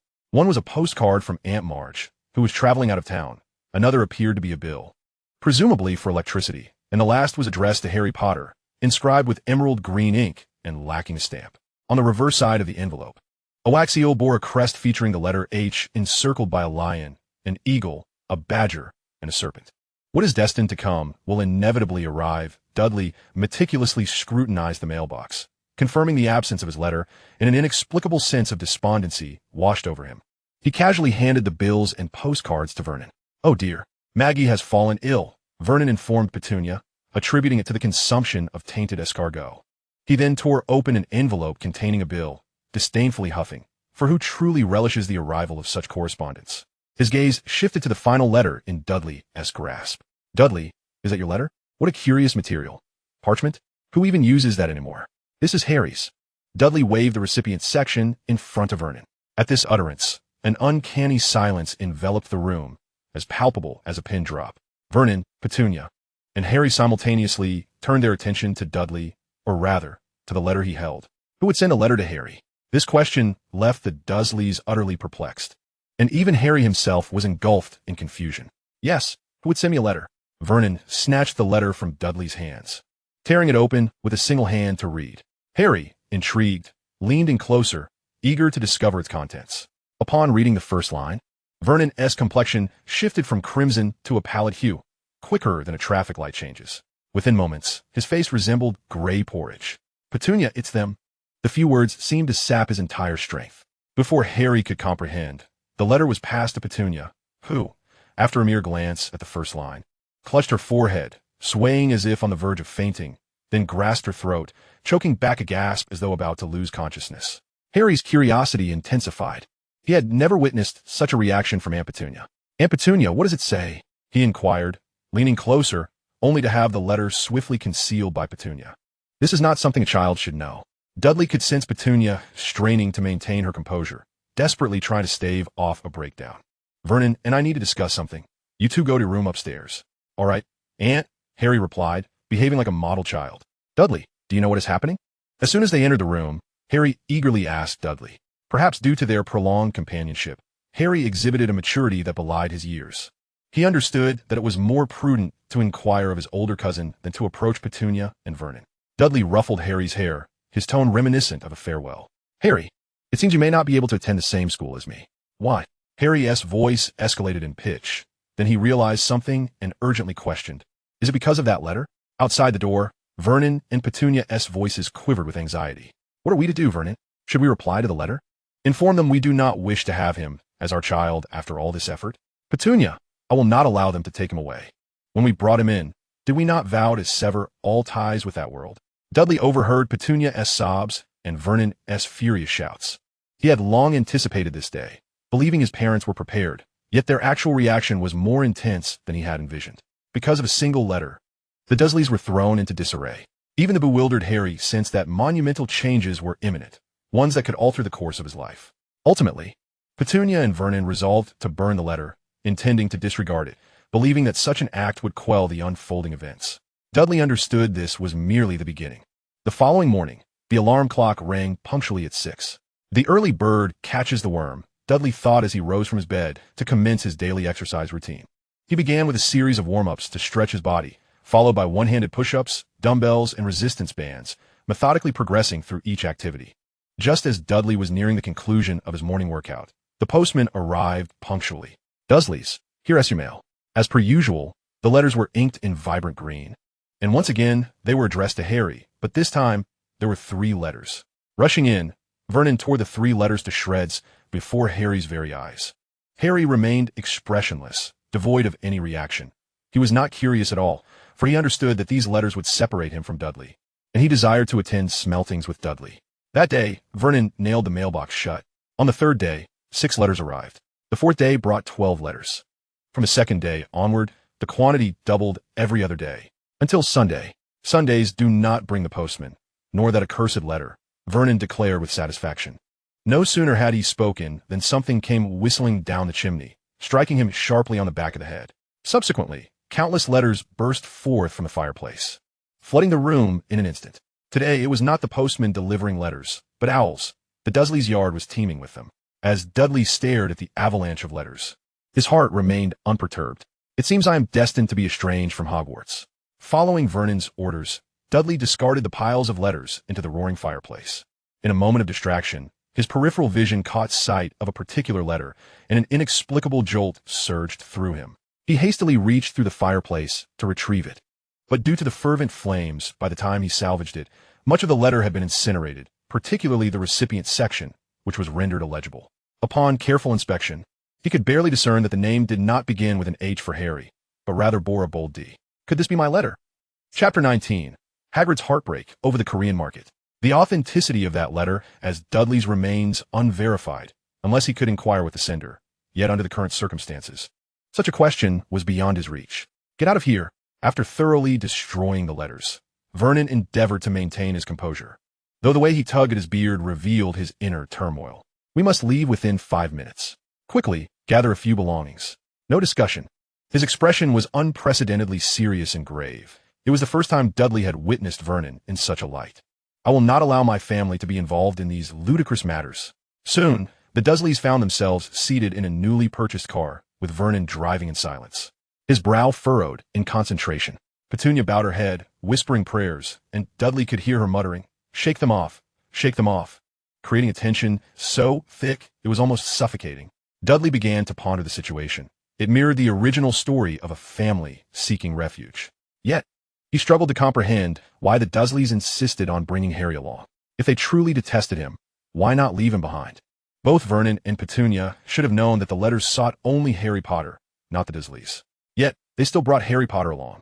The journey stretched throughout the day until they arrived at a modest inn situated on the outskirts of a bustling metropolis. In contrast to the sluggish driving of Muggles, wizards exhibited far greater efficiency, be it through apparition, flue powder, or the use of a portkey. Upon their arrival, a plethora of letters awaited the Dursleys at the inn. Dudley sensed that his father was on the brink of madness. For the first time, Dudley harbored discontent towards the wizard's actions. They had left Harry on his doorstep, neglecting him for 11 years, all while feigning pity. In truth, no one had cared for him during that time. Now that he had reached school age and the magical community had a use for him, they thought it acceptable to whisk him away with merely a letter, without even consulting his guardians? What do they take the Dursleys for? And how do they regard Harry? As if he were merely a pawn, to be summoned at will and discarded at whim. Could they not send someone to engage in a proper conversation? Was it sport to toy with Muggles? Such arrogance from those lofty wizards was beyond comprehension. "I found the perfect place," Vernon exclaimed, flinging open the door to their inn room, his bloodshot eyes wide with fatigue, having gone days without a restful night as sleep. The location he had chosen was a massive rock in the sea, upon which stood a dilapidated two-story structure resembling a lighthouse. It was a place devoid of electricity, where cooking could only be accomplished over an open flame. As night fell, the Dursleys retired early, having lived in a state of fear without a single good night's sleep during their recent days. The aroma of food wafted from the kitchen, and soon, a modest meal accompanied by a bowl of longevity noodles was placed before Harry. "Happy birthday, Harry," Dudley said apologetically. "With the limited supplies, this is all I could manage. I'll make it up to you with gifts once we return." He presented a makeshift birthday cake, crafted from flour and eggs, devoid of frosting or even honey. Yet, Harry felt immense joy. His cousin had never forgotten his birthday over the years. "Thank you, Dudley," he replied, slurping the noodles with a blissful smile. Before long, the bowl of noodles was empty, and the cake had been devoured nearly entirely. Suddenly, Harry spoke. "Dudley, if their aim is solely to take me, then let them do so. Uncle Vernon and Aunt Petunia have been suffering during this time. I don't want to see anyone get hurt because of me." Even without having seen the contents of the letter, Harry had a clear understanding of the intentions directed at him. Dudley patted his head reassuringly. "Don't worry, as long as you don't wish it. No one can take you away." The wizard's contemptuous antics had only fueled Dudley's resentment further. A flicker of golden sparks danced at his fingertips. Wave of energy. In the pouch at his waist lay an assortment of potions, neatly organized. Dudley was not one to resort to violence, yet he held no opposition to it either. After a while, feeling drowsy, Harry wrapped himself in a blanket and lay down. Dudley, in contrast, sat cross-legged, conserving his energy, preparing himself for whatever lay ahead. With a unique rhythm to his breathing, golden arcs of energy coursed through his veins, nourishing his body. Time passed, and a creak echoed from outside. However, given their location on the rocky outcrop, such sounds were to be expected, so Dudley paid it little mind. Slowly opening his eyes, he fixed his gaze on the door, sensing an intruder's presence. Suddenly, a tremendous force slammed against the door, causing the entire small house to tremble. Harry awoke with a start, sitting up in his blanket, eyes wide with fear as he stared at the entrance. In his pajamas, Uncle Vernon stumbled down the stairs, clutching a shotgun, while Aunt Petunia followed closely behind, her face etched with worry. At that moment, with a thunderous crash, the door was flung open, sending dust swirling through the air. There stood a giant of a man, towering several inches above the doorframe, and Dudley assessed him to be at least 3 meters tall. His face was nearly obscured by a tangle of wild hair and a thick beard, yet his beetle-like eyes sparkled beneath the disarray. The giant hunched down to squeeze through the doorway, casually placing the fallen door back in its frame. "Could I have a cup of hot tea? Milk will do. This place is quite remote," he said, as if he were at home, striding confidently to the sofa and plopping down, causing the springs to emit a lamenting creak. Harry, you are Harry," the giant boomed, laughter rumbling from his chest. "Last time I saw you, you were just a wee one." He gestured with his thumb and forefinger, mimicking a small size. "Look at you. You resemble your father, though your eyes are just like your mother's. You knew my parents?" Before Harry could fully articulate the question, Uncle Vernon's frantic voice erupted. "I want you to leave at once, sir. You are trespassing." He aimed the dark muzzle of the shotgun at the giant. "Dursley, you foolish man. That one T work on me, the giant replied, effortlessly snatching the gun from Uncle Vernon's hands and bending it into an unrecognizable shape as though it were made of rubber. What do you intend to do? Uncle Vernon spread his arms wide, like a protective hen shielding her chicks, positioning Petunia, Harry, and Dudley behind him. I will protect my family. Chapter 20. We will protect this child until he comes of age. Despite his fear of the towering giant, Uncle Vernon stood resolutely, attempting to shield his family. The giant, oblivious to the threat, pointed a small red umbrella towards the fireplace, and a miraculous scene unfolded as the extinguished hearth reignited with flames. Dudley's eyes widened in astonishment. Was this magic? Indeed, it was marvelous. After warming himself by the fire for a while, the giant rubbed his hands together. Oh, I would love a cup of hot tea. You must have some. His abrupt and threatening demeanor extinguished Dudley's curiosity, and he coldly replied, "Tea is meant to welcome guests." The implication was clear. It was time for him to leave. Hey, Dudley, look at your big O for the sun. He hasn't grasped one important fact. The giant seemed oblivious to Dudley's words, glaring menacingly at him. Remember, never claim there is nothing in the presence of someone stronger than you. Aunt Petunia, fearing for Dudley's safety, attempted to brew tea for the giant, but Dudley firmly grasped her arm, stepping forward to prepare a cup himself. Throughout the entire process, Dudley maintained a stoic expression, silent. Harry recognized this as a sign of Dudley's growing anger. He was acutely aware that Dudley often preferred to argue logically, but when he fell silent with a stern expression, it meant he was intent on reasoning with someone. The former represented argumentation, while the latter indicated brute force. Harry certainly believed Dudley to be the stronger of the two. He had never witnessed Dudley lose a fight. However, the giant's imposing stature inevitably filled him with trepidation. If it came to blows, he would strike him fiercely with a firewood stick. Harry's eyes darted around nervously, eventually landing on the giant's rear. This is it. Who would have thought that this seemingly clumsy oaf could brew tea? Hagrid, oblivious to Dudley's expression, took the cup from his hands and took a sip, expressing satisfaction. He then turned to Harry, who stood to Vernon's right, and offered a genial smile, mumbling, "Harry, in any case, I wish you a happy birthday." Dudley, with a haughty demeanor and lacking in manners, assessed the situation with disdain. This only served to further diminish his opinion of Hogwarts. The giant, speaking as he produced a flattened box, extended it toward Harry. "Oh, it seems to be a bit squished, but I assure you, it will taste delightful. Who are you?" Harry did not step away from Vernon's protective side, nor did he reach for the giant's gift. He merely regarded the other with vigilant suspicion. Noticing Harry's hesitation to accept the gift, Hagrid felt a touch of awkwardness and retracted it, saying, "I forgot to introduce myself. I am Rubeus Hagrid, but you can call me Hagrid. I'm a keeper of keys and grounds at Hogwarts." At this point, Hagrid paused, his large eyes fixed on Harry. "You know Hogwarts, don't you?" Harry, unnerved by the intense gaze, shook his head. "I do not know. Do not know." Hagrid suddenly bellowed, turning to glare at the Dursleys, his colossal form resembling an enraged gorilla, his eyes seeming to threaten them with annihilation. On the other side, Dudley was fully prepared, bracing himself for any potential conflict. "How could you not know?" Hagrid's booming voice shook the entire small dwelling. "I know you haven't received those letters, but you should have understood." He raised his voice again. "Dursleys, you have never told this boy, have you? Never informed him of everything he ought to know. What should I know?" Harry felt a flicker of confusion at Hagrid's words. Yet years of living with his aunt and uncle led him to trust that they would not harm him. Hagrid, when looking at Harry, unexpectedly softened. "Harry, you must be curious about your parents, right? Come here, I'll tell you." To Hagrid, it seemed natural for Harry to be inquisitive about his parents. Every child would be. However, Harry's expression turned cold as he replied, "I'm not interested." Harry was no fool.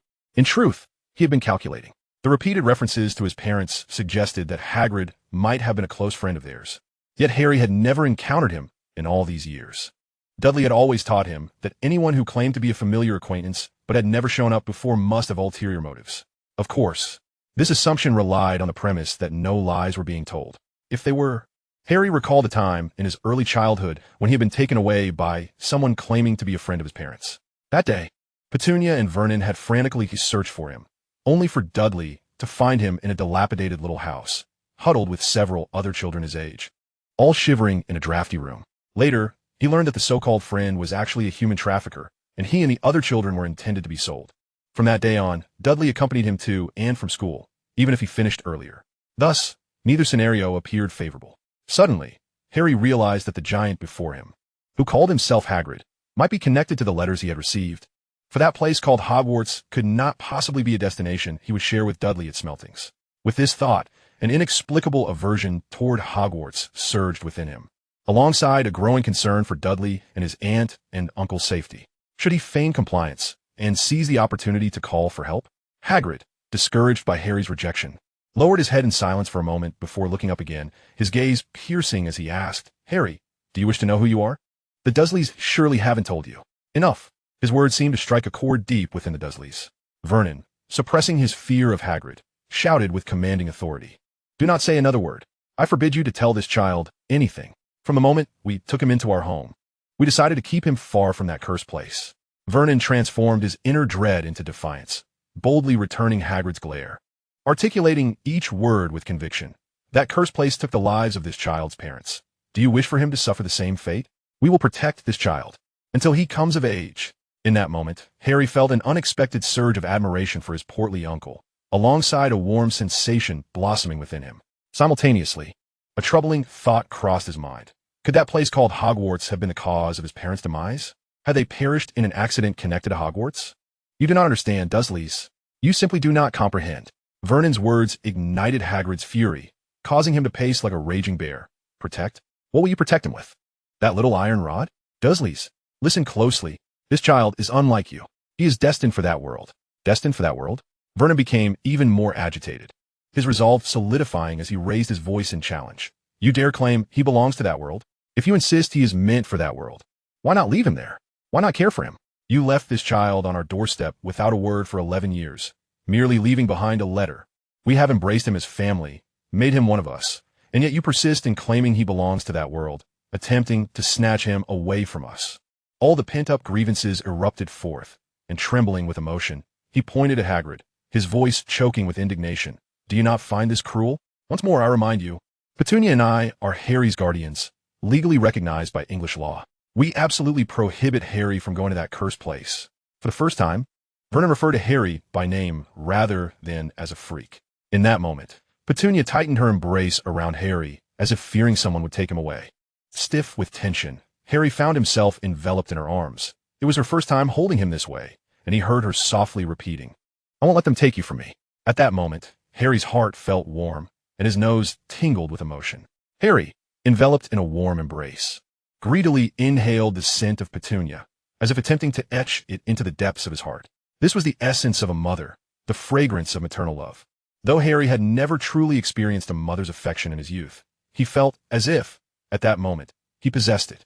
Indeed, as Dudley had asserted, his aunt and uncle did care for him, further solidifying his inner convictions. Legal protections? What use of the laws of Muggles?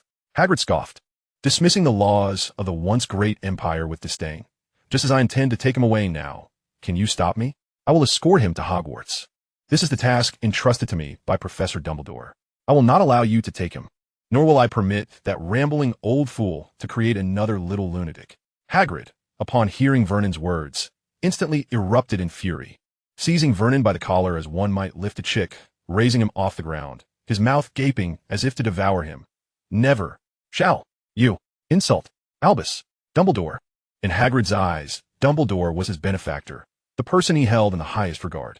With his feet dangling off the ground and his face turning crimson, a sign of suffocation, Vernon struggled desperately, yet his feeble strength was inconsequential against Hagrid. Just as Hagrid was poised to impart an unforgettable lesson to Vernon, his body hesitated slightly, a strong arm gripping his wrist. "What do you think you're doing, big guy?" Dudley had intervened. With a firm press, he forced Hagrid's hand, still clutching Vernon's collar, downwards, allowing Vernon's feet to touch the ground once again, alleviating the suffocating sensation. "You're much more interesting than you appear, you big oaf." Feeling the strength emanating from Dudley's arm, Hagrid marveled and released Vernon, turning his attention to Dudley with keen interest. "So, what do you wish to do, big oaf?" Despite repeatedly calling Dudley a big oaf, in Hagrid's eyes, the 180 centimeters tall Dudley resembled a mere child. Trespassing, invading a private residence without permission, maliciously damaging property, destroying the door, personal threats, repeatedly threatening the Dursleys, and even physical assault, attacking Vernon. "You know, if my father had fired a gun from the start, you would be the one lying on the ground." Hagrid erupted into laughter as if he had heard something utterly ridiculous. "Don't be absurd, you big oaf. Muggle weapons can't harm me in the slightest." This was the 5th time he had referred to Dudley in such a manner. Harry silently applauded Hagrid's audacity. For everyone he had seen offend Dudley with words had typically ended up in the hospital, just as Dudley often advised him. Studying was to prepare for calm conversations with fools, while working out was to ensure fools could converse with him in peace. Those devoid of the capacity for calm dialogue had all fallen. Dudley shook his head. Wizards were far too arrogant. Even someone like Hagrid, a half-blood wizard who had been expelled, possessed an inherent superiority over Muggles. While he yearned for magic, he despised this sense of superiority. Shouldn't one who wields magic maintain a sense of reverence towards the unknown? Moreover, the power of firearms was not to be underestimated. In that moment, Dudley channeled all his accumulated energy, a total of 996 points, into skill enhancement. Firearms LV2. Even if you possess a spell capable of instantly healing all wounds. If I shoot your head off, I doubt you can restore it. In the realm of fate, assassins and magicians are not a rare profession. The number of magicians killed each year is incalculable. After all, our esteemed brother once stated, when a person is killed, they die. Should a noble guest arrive, we shall treat you as an esteemed guest. Should a vile guest arrive, we have a big stick at the ready. Hagrid, perplexed, inquired, "What are you saying?" Dudley's words carried a hint of Chinese context, and it was understandable that Hagrid, lacking education, did not comprehend. Task: defeat the half-blood giant. Reward: random magical skill. The system prompt chimed at the opportune moment. Rather than explain to Hagrid, Dudley picked up the rifle that Hagrid had tossed aside, weighing it in his hands. "Want to get a try?" As he spoke, a flicker of golden lightning surged through his palm, the energy of Ripple martial arts. And the rifle, which had been twisted, miraculously straightened. It returned to its original form. This was the first time he showcased his extraordinary powers before his parents. But there was no time to dwell on that now. The dark muzzle of the rifle was aimed at Hagrid. Let's have some fun. Chapter 22. This thing is far superior to a wand. The opponent's strength surely surpassed mine, even with his confidence in his own abilities. Dudley did not believe he could match Hagrid's strength. Thus, he opted for the firearm, a .30 caliber automatic rifle, with ammunition of 7.62 by 63 millimeters. A popular caliber widely used for hunting and shooting activities, known for its high velocity and penetrating power, effectively capable of harming medium to small game, such as deer, wild boar, and foxes. It could penetrate certain obstacles like trees and bushes, making it a decent firearm. Dudley believed that an ordinary firearm could kill a wizard, but how much damage it could inflict on a half-blood wizard like Hagrid, who had giant blood, remained uncertain. If he were to exchange the rifle for a more powerful weapon, it would undoubtedly be a different story. Regrettably, while Ripple martial arts offered some enhancement to weapons held in hand, whether it could enchant bullets was debatable. Fortunately, with LV2 firearm skills, he could increase the lethality of the weapon. "You big oaf, I'll make you regret this." Hagrid once again drew out his small red umbrella, aiming it at Dudley. "Are you ready?" Facing away from Hagrid, Dudley did not see the moment Hagrid used Ripple martial arts to straighten the rifle. "Dudley, no." Petunia and Vernon attempted to dissuade Dudley, but this time he did not heed their words. He had never been one to remain silent when bullied, especially since Hagrid had tormented his family. Furthermore, he was determined to claim that task reward. A red beam of light suddenly flickered at the tip of Hagrid's red umbrella, and Dudley, keenly observing Hagrid's movements, rolled to the side to evade. Not all spells possess homing capabilities, and at least the spell Hagrid was using did not. The success of a spell depends on whether it can strike the target. If one evades, then they have truly evaded. Thus, while a wizard's power may vary, agility and reaction speed must be swift. However, isn't it customary for spells to be incanted aloud? Dudley pondered as he dodged the spell, realizing he had not heard Hagrid utter any incantation. He was indeed aware that within the realm of spells, there exists a sophisticated form of casting known as nonverbal magic, which does not require the utterance of incantations. However, it was unlikely that Hagrid possessed such advanced magical prowess. Thus, it could only be inferred that he was employing a spell that did not necessitate a spoken incantation. Not all spells require verbalization. For instance, the Transfiguration spell allows for basic transformations to be executed without reciting the incantation, provided one comprehends the definition of the material conversion involved. Failure to grasp this could result in unintended transformations, which is precisely why Transfiguration has been established as a distinct subject separate from general spellcasting. Of course, it is not to say that all Transfiguration spells are devoid of incantations. Certain exceptional circumstances do necessitate them. Hagrid's spell, as deduced by Dudley, was indeed a Transfiguration spell. It did not strike Dudley, but instead hit a nearby cabinet, which visibly swelled in size. Superpower, Harry exclaimed, his eyes widening in astonishment. For an average person accustomed to modern society, the most immediate reactions upon witnessing a spell are to think of superpowers, followed closely by the notion of a magician, with wizards trailing far behind. Hagrid raised his hand to cast another spell, which Dudley skillfully dodged once more. If spells failed to hit their target, they serve no purpose. To be candid, the speed at which spells are cast pales in comparison to that of bullets, granting Dudley ample time to react. One wonders if the spells of others are similarly sluggish. After evading yet another spell, Dudley aimed his firearm at Hagrid. With the advantage of a weapon and his familiarity with the rifle, Dudley was as proficient as any wizard wielding a wand. Aiming for the head was out of the question. Should he accidentally deliver a fatal blow, it would be most undesirable. Dudley targeted Hagrid's right shoulder instead. Bang! A faint scent of gunpowder filled the room. Hagrid's shoulder took a heavy hit, causing him to stagger backward. While the impact breached his defenses, it seemed to have minimal effect. The coat Hagrid wore, its material unknown, appeared grimy, yet managed to absorb some of the bullet's force, providing a degree of cushioning. Coupled with his heritage as a half-giant, Hagrid's physique far exceeded that of an ordinary human. Thus, the shot merely drew a trickle of blood. For a wizard, most spells would typically fail to affect Hagrid. To borrow a phrase from gaming vernacular, a half-giant possesses formidable magical and physical resistance. Bang! Another gunshot rang out, this time without hesitation, still aimed at the right shoulder. Given the close range, while the bullet could not penetrate deeply, the force of the impact caused Hagrid to stumble. But that was sufficient. The third shot, once again, it was directed at the right shoulder. Almost simultaneously, a fourth shot was fired. This time, Dudley aimed precisely for Hagrid's wrist, the hand holding the wand. Bang! The little red umbrella fell to the ground. This object was far more effective than a wand. Dudley patted his rifle, although he had never wielded a wand himself.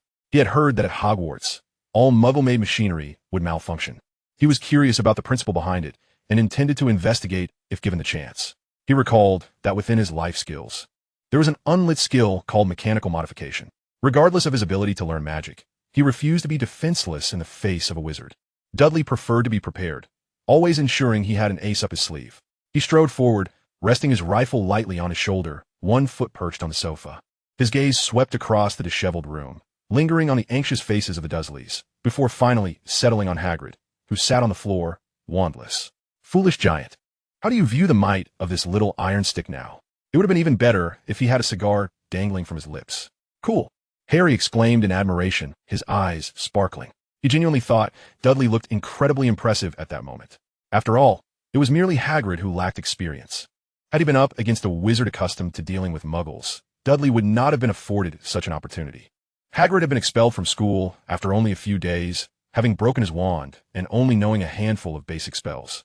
He was incapable of casting the shield charm, the rebound charm, the metal charm, or any such spells. Hagrid bowed his head, his unruly hair and thick beard obscuring his expression. He seemed profoundly affected, muttering incoherently. I truly am not suited to be a wizard. His face alternated between shades of red and blue. I am sorry, I mean, I apologize.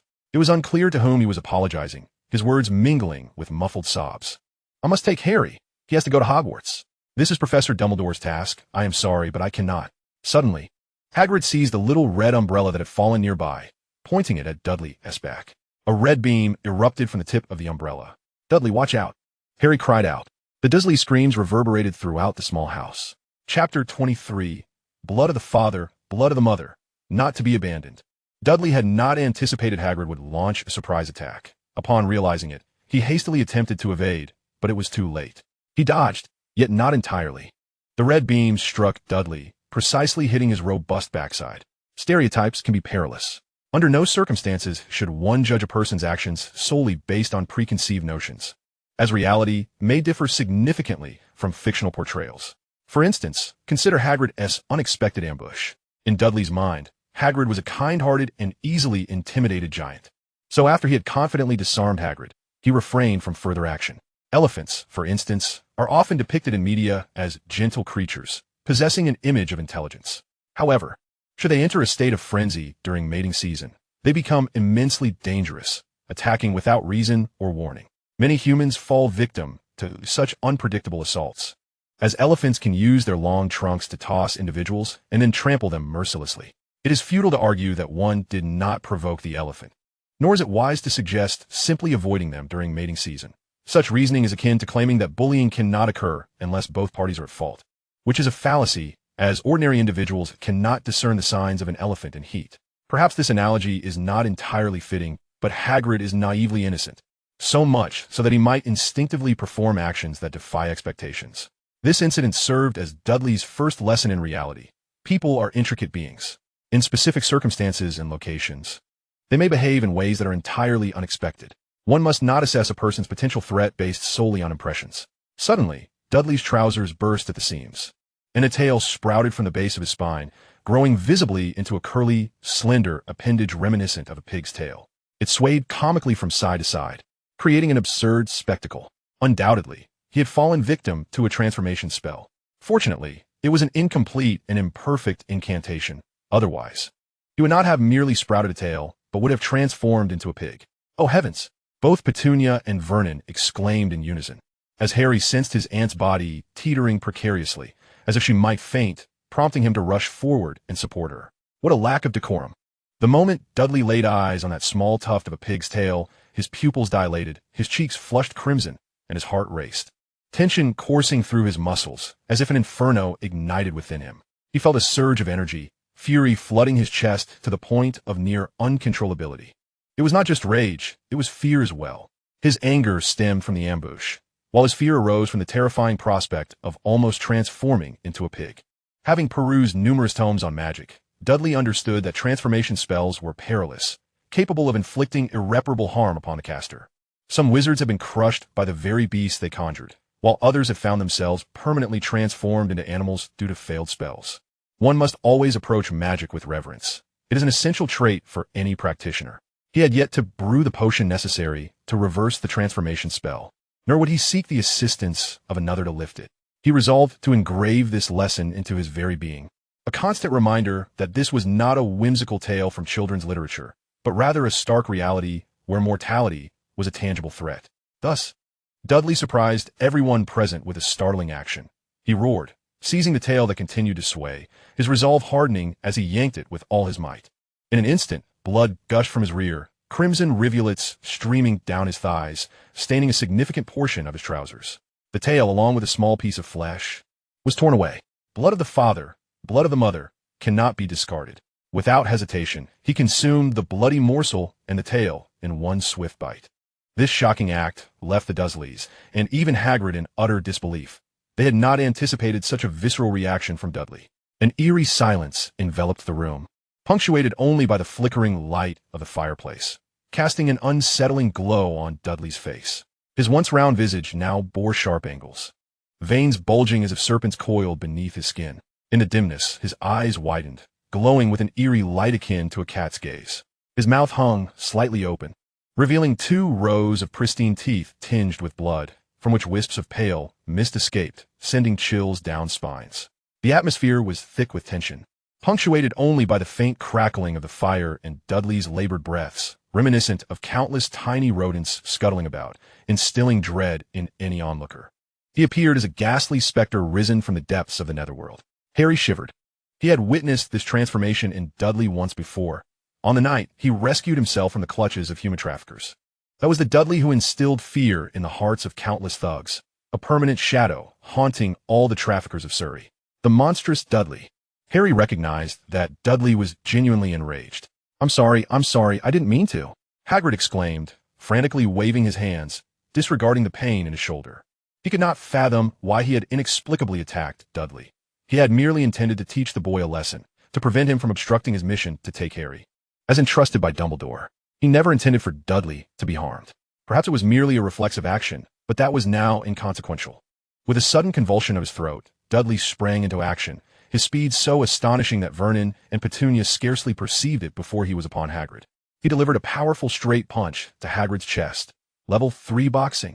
Hagrid, momentarily taken aback, was knocked to the ground, akin to a small mountain collapsing, shaking the rickety house.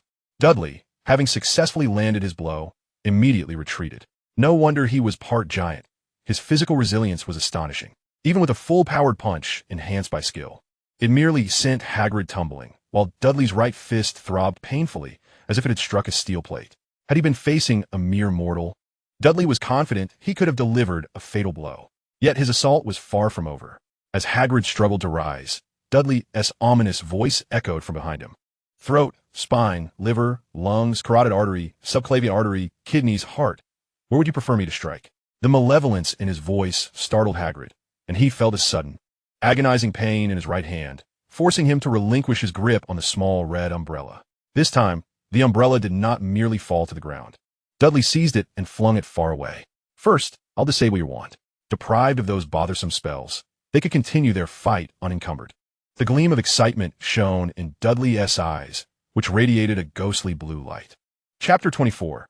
Originally quite liked despite Dudley's outward appearance of madness, his frenzied words and wild actions, internally he maintained a level of calm surpassing all others. Through their brief encounter, he had discerned that in a genuine fight, he was no match for Hagrid. That previous punch had been devoid of ripple energy. Yet Dudley knew that even with such an enhancement, he could not defeat Hagrid head-on. The disparity in their inherent natures was one matter, while Dudley's limited mastery of ripple energy was another. Hagrid's magical prowess was mediocre at best, having been expelled, yet his true combat ability far exceeded that of the average wizard. Consider Hagrid's menagerie of pets, dragons, acromantulas, and three-headed dogs. The first two were classified as XXXXX level magical creatures of the utmost danger. And while the danger level of the three-headed dog was unspecified, it could hardly be underestimated. As for the seemingly weakest creature, the blast-ended screw, it was a hybrid bred from a sphinx and a fire crab, both XXXXX level beasts. Rumor had it that during his tenure as a teacher, Hagrid aspired to procure a chimera egg, still rated at 5x. To coexist with such a plethora of XXXXX level magical beasts, and even force the sphinx and fire crab to mate, one must ponder just how formidable Hagrid truly was. To conquer such an opponent, one must employ unconventional tactics. Moreover, speed was of the essence. No time for Hagrid to react. It had to be a swift resolution. Dudley launched a relentless assault on Hagrid's legs, delivering a flurry of punches aimed at the vulnerable joints. First, he sought to limit Hagrid's mobility. The skills provided by the system encompassed a vast array of knowledge, leaving him with virtually no weaknesses. And his extensive understanding of human anatomy made him acutely aware of the structure of joints. After all, a half-giant was still human, and the positions of their joints were analogous to those of ordinary individuals. As Hagrid reached out to seize Dudley, Dudley evaded him with deft agility, resembling a slippery eel or a nimble monkey. Deep down, Dudley understood that he must not be caught. To be caught would signify his downfall. In a fleeting moment, Dudley retrieved a vial of potion from his satchel, biting off the cap and downing its contents in one swift motion. The first vial contained a low-quality enhancement potion, capable of amplifying the effects of other potions. The second vial held a low-quality bone regeneration elixir, designed to swiftly heal bone injuries, even allowing for regrowth of lost bones. Dudley had recently sustained an injury to the bones in his fist, necessitating immediate recovery, while the ripple breathing technique could also facilitate bone healing. Dudley was not yet skilled enough to achieve that. Even the most fragile joints were too rigid, resulting in a self-destructive trade-off. The third vial was a low-quality blood restoration potion. Although the recent confrontation had been stylish, it had resulted in significant blood loss that needed to be addressed. Otherwise, he would soon find himself vulnerable. The fourth vial contained a low-quality white fresh essence, intended for healing injuries. With all four potions consumed, Dudley's complexion improved considerably. His previous actions, though impressive, had caused him pain, yet the pain served to etch the experience deeper into his memory. He then produced another 4 vials. This time not for himself, but to hurl at Hagrid.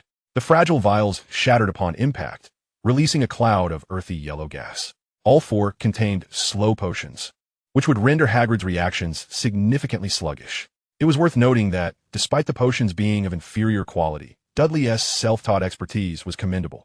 After all, even the renowned potion master Snape had not been able to independently brew potions of such caliber at Dudley's age. There was another potion in Dudley's possession called the Chaos Spice, known for inducing confusion in its target. However, Dudley had no desire to confront a truly deranged half-giant, thus refraining from using it. Regrettably, the number of potions he could brew independently was limited. Otherwise, he would have demonstrated the art of stacking buffs. Though potions were not as astonishing as spells, they could achieve similar feats. As anticipated, Hagrid's reactions visibly slowed, but being a half-giant, his resilience was extraordinary. Despite the potions having an effect, they did not yield the expected results due to his remarkable physical constitution. Nevertheless, the deceleration was sufficient. Dudley picked up the shotgun from the ground, opting not to fire it, but rather to grip it by the barrel, channeling the ripple breathing technique.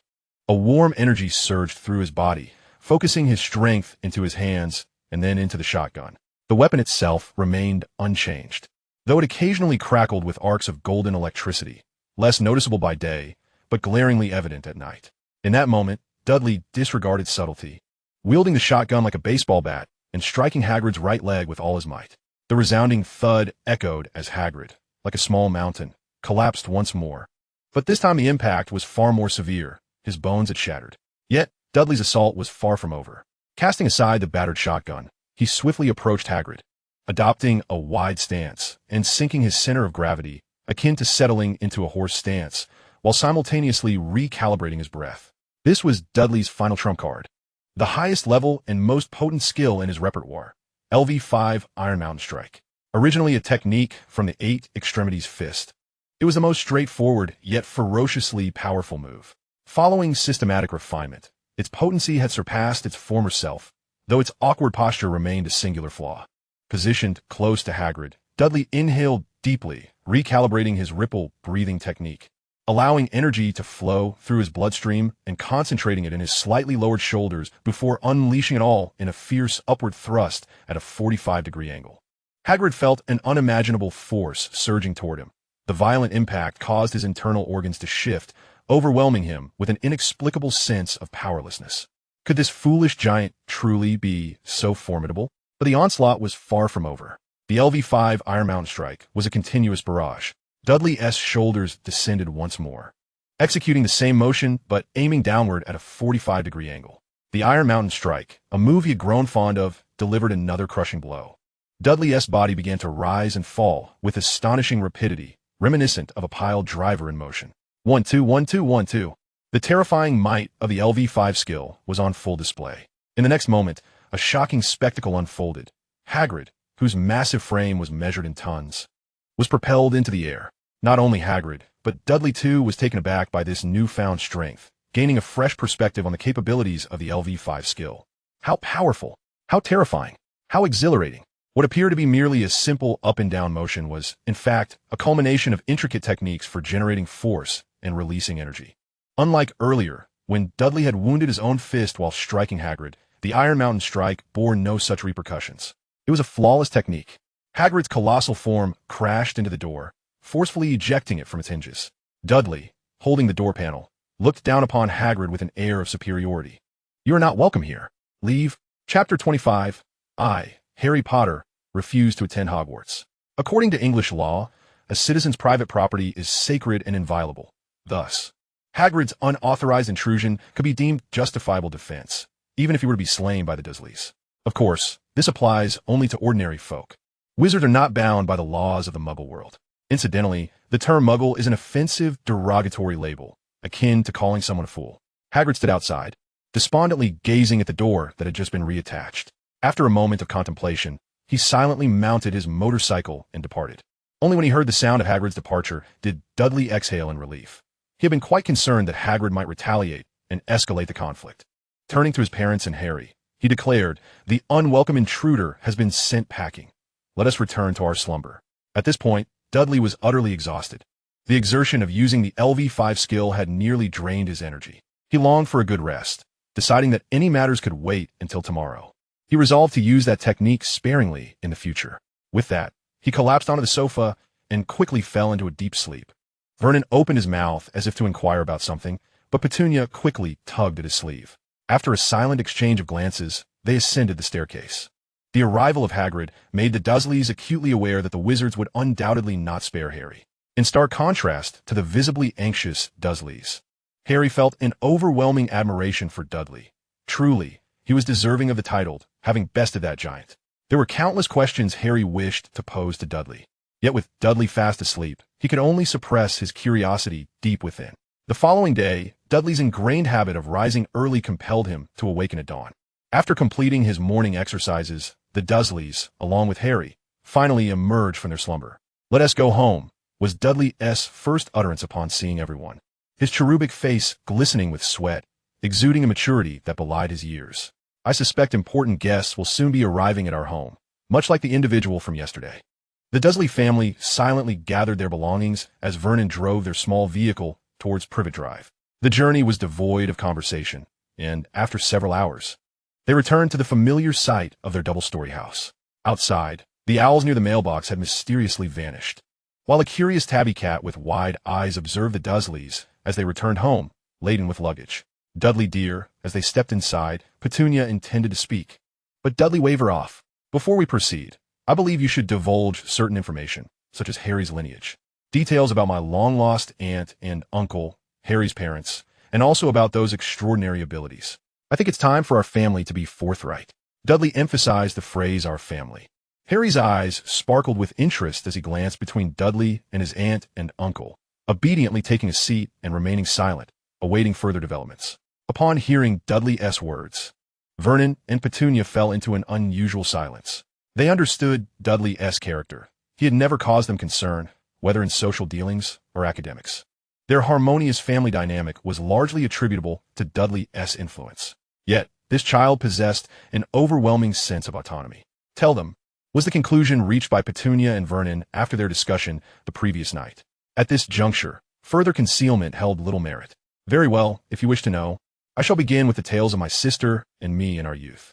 As Petunia's hoarse voice narrated, long-buried memories unfolded before Dudley and Harry. The story was neither lengthy nor brief, filled with wizards, magic, and ordinary people, encompassing laughter, sorrow, and, most of all, helplessness. In her youth, Petunia was enamored with the magical realm. After Lily departed for Hogwarts, Petunia penned numerous letters to Dumbledore, yearning to join her sister, but lacking the wizarding talent. She was met with Dumbledore's merciless rejection. Nonetheless, her yearning for the magical world persisted, leading her to learn of Dementors, Death Eaters, and even some information about Voldemort, including the horrifying knowledge that he had slain many half-blood Muggles, until the news of her sister Lily's demise extinguished her dreams of entering the magical realm. It was with this awareness that she agreed to adopt Harry, viewing it as the final act of love she could extend to her sister. Perhaps she was not the most competent aunt, but she was a responsible sister. As the narrative reached the point where they discovered the sleeping infant in the cradle, it abruptly halted. Without needing to say, Harry understood that the infant in that cradle was he himself. After absorbing Petunia's account, Harry, with a complex expression, spoke. So, my parents did not perish in an accident, but were murdered? The Dursleys had always told him that his parents had died in a car crash, and he had accepted this as fact. Harry, I am so sorry, Petunia said, her gaze filled with remorse as she looked into Harry's green eyes. Seeing her sister reflected within them, Harry slightly shook his head, earnestly replying to Petunia, your silence was also for my own good. With that, Harry graciously bowed to Petunia. Thank you for your care over the years. I apologize for any trouble I may have caused. Having grown up shadowing Dudley, Harry was far more mature than many of his peers. With the full weight of knowledge upon him, he felt nothing but profound respect for Petunia. Upon hearing Harry's words, Vernon displayed a rare kindness towards Harry, his face beaming with pride. As for Petunia, she pressed her hand to her mouth, tears brimming in her eyes, unable to contain her emotions any longer. Those people's methods are horrific and cruel. That night, you lost your parents, and I lost my only sister. At this point, Petunia's voice caught in her throat. Petunia, this is not your fault. The sudden voice from outside resonated, imbued with a calming quality that soothed the hearts within. The Dursleys' door creaked open, revealing a kindly old man with a white beard, accompanied by a tabby cat at his feet. Eavesdropping is rather rude, Dudley remarked with a hint of displeasure as he gazed at Dumbledore outside. My dear boy, please forgive me. I merely happened to overhear, Dumbledore responded, winking at Dudley, initially intending to call him Little One, but realizing that Dudley was nearly of equal stature, he adjusted his address. Allow me to introduce myself. I am Albus Dumbledore, the headmaster of Hogwarts. Having listened to Petunia's heartfelt revelations about her mother, combined with the recent events, particularly the unpleasant experience at the seaside cottage, Harry instinctively recoiled from the idea of Hogwarts. The thought that Dudley had been harmed, and that he might be separated from Dudley, destined to inhabit two different worlds, filled him with a surge of anger and sorrow. Upon hearing Dumbledore's introduction, Harry's eyes instantly reddened, a rush of emotion swelling within him, reverberating against his eardrums. Unable to contain himself any longer, he erupted at Dumbledore. I, Harry Potter, shall never attend Hogwarts. Chapter 26. The little brother has grown up. I, Harry Potter shall never attend Hogwarts. The room fell into stunned silence, not only leaving the Dursleys dumbfounded, but also leaving Dumbledore and the tabby cat momentarily speechless. The revelation was astonishing, the savior of the magical world refusing to enter it. What could be done? If it were solely the Dursleys' disapproval, it would be manageable, as they could simply be disregarded. However, Harry's own wishes could not be overlooked. Dudley, having initially been taken aback, felt a surge of joy within. The boy who had always been by his side, compliant and voiceless, had finally expressed his own will. With a proud gaze, he looked at Harry. His little brother had indeed grown up. Wait, something seems amiss. Dumbledore, who had been experiencing a headache after hearing Hagrid's report the day prior, now felt an even more intense throb. Instead of addressing Harry's outburst, he immediately extended an apology. I sincerely apologize to your family for the rudeness displayed by the Keeper of Keys at Hogwarts. Please believe that we harbor no ill intentions. His words seemed to possess a certain enchantment, gradually calming the initially agitated Harry. Might we step inside to converse? Dumbledore directed this inquiry towards Dudley. Through Hagrid's narration, he had come to understand that, on the surface, the Dursleys were in charge of their household. However, it was, in truth, their child who held sway. Of course, Headmaster, Dudley replied, embodying the adage that one should not strike a smiling face. Were it not for Hagrid's abrasive demeanor towards Vernon, he would not have sought to provoke him. Moreover, the salient point was that he could not hope to best this white-bearded elder. Dudley hesitated, then queried, "We?" At that moment, the tabby cat standing beside Dumbledore expanded at a visibly rapid pace, transforming into a stern-looking lady. Dumbledore promptly introduced her. "This is Professor McGonagall, the head of Gryffindor House and the Transfiguration instructor." "Good day, Professor McGonagall," Dudley greeted politely, simultaneously expressing his awe. "How marvelous! Is this magic?" "Greetings, young Dursley," Professor McGonagall replied, her respectful demeanor evidently pleasing her, as she succinctly elaborated, "Indeed, this is a form of transfiguration." This seemingly astonished yet composed reaction prompted Dumbledore to regard him with a discerning glance. His sense of propriety was quite commendable. The group proceeded to the Dursleys' living room. Petunia sat on the sofa, appearing somewhat constrained, having previously sent numerous letters to Dumbledore in hopes of enrolling at Hogwarts, all of which had been denied. Vernon, on the other hand, wore a sour expression, muttering to himself with his head bowed. He did not recognize Dumbledore, but had formed an impression of him as a mad old fool, while the stern visage of Professor McGonagall unnerved him slightly. The atmosphere grew rather oppressive. It was Dumbledore who took the initiative to dispel the awkwardness. "Please tell me, Harry, why are you reluctant to attend Hogwarts?" This inquiry was of utmost importance. For an ordinary young wizard, the choice to refrain from attending would be inconsequential. However, for Harry Potter, the savior of the wizarding world, his absence from Hogwarts would carry significant ramifications. As Dumbledore and Professor McGonagall both turned their gazes upon him, Harry felt an overwhelming pressure. After all, he was merely an 11-year-old child, and articulating his thoughts courageously was already a considerable feat, because that would mean I couldn't go to school with Dudley.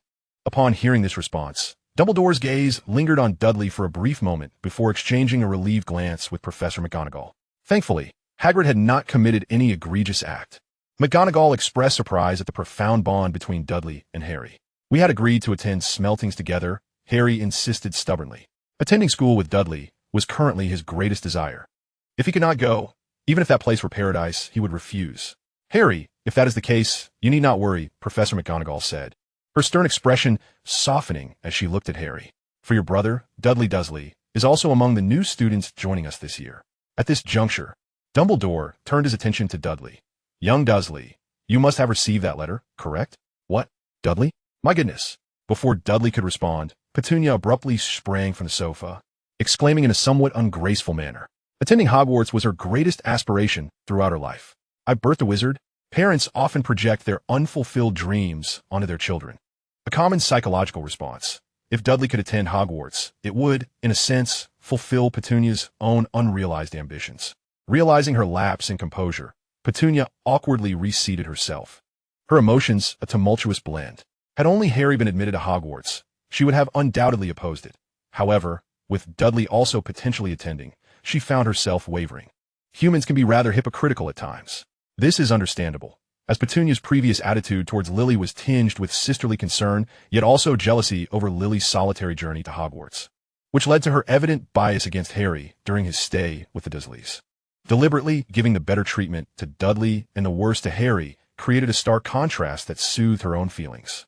Thankfully, Dudley served as a mediator, otherwise, Harry would have only perceived himself as a victim of abuse. Yet this does not imply that she lacked love for Harry. The ancient protection spell cast by Lily was rooted in love, and without such affection, the enchantment would not have continued to function.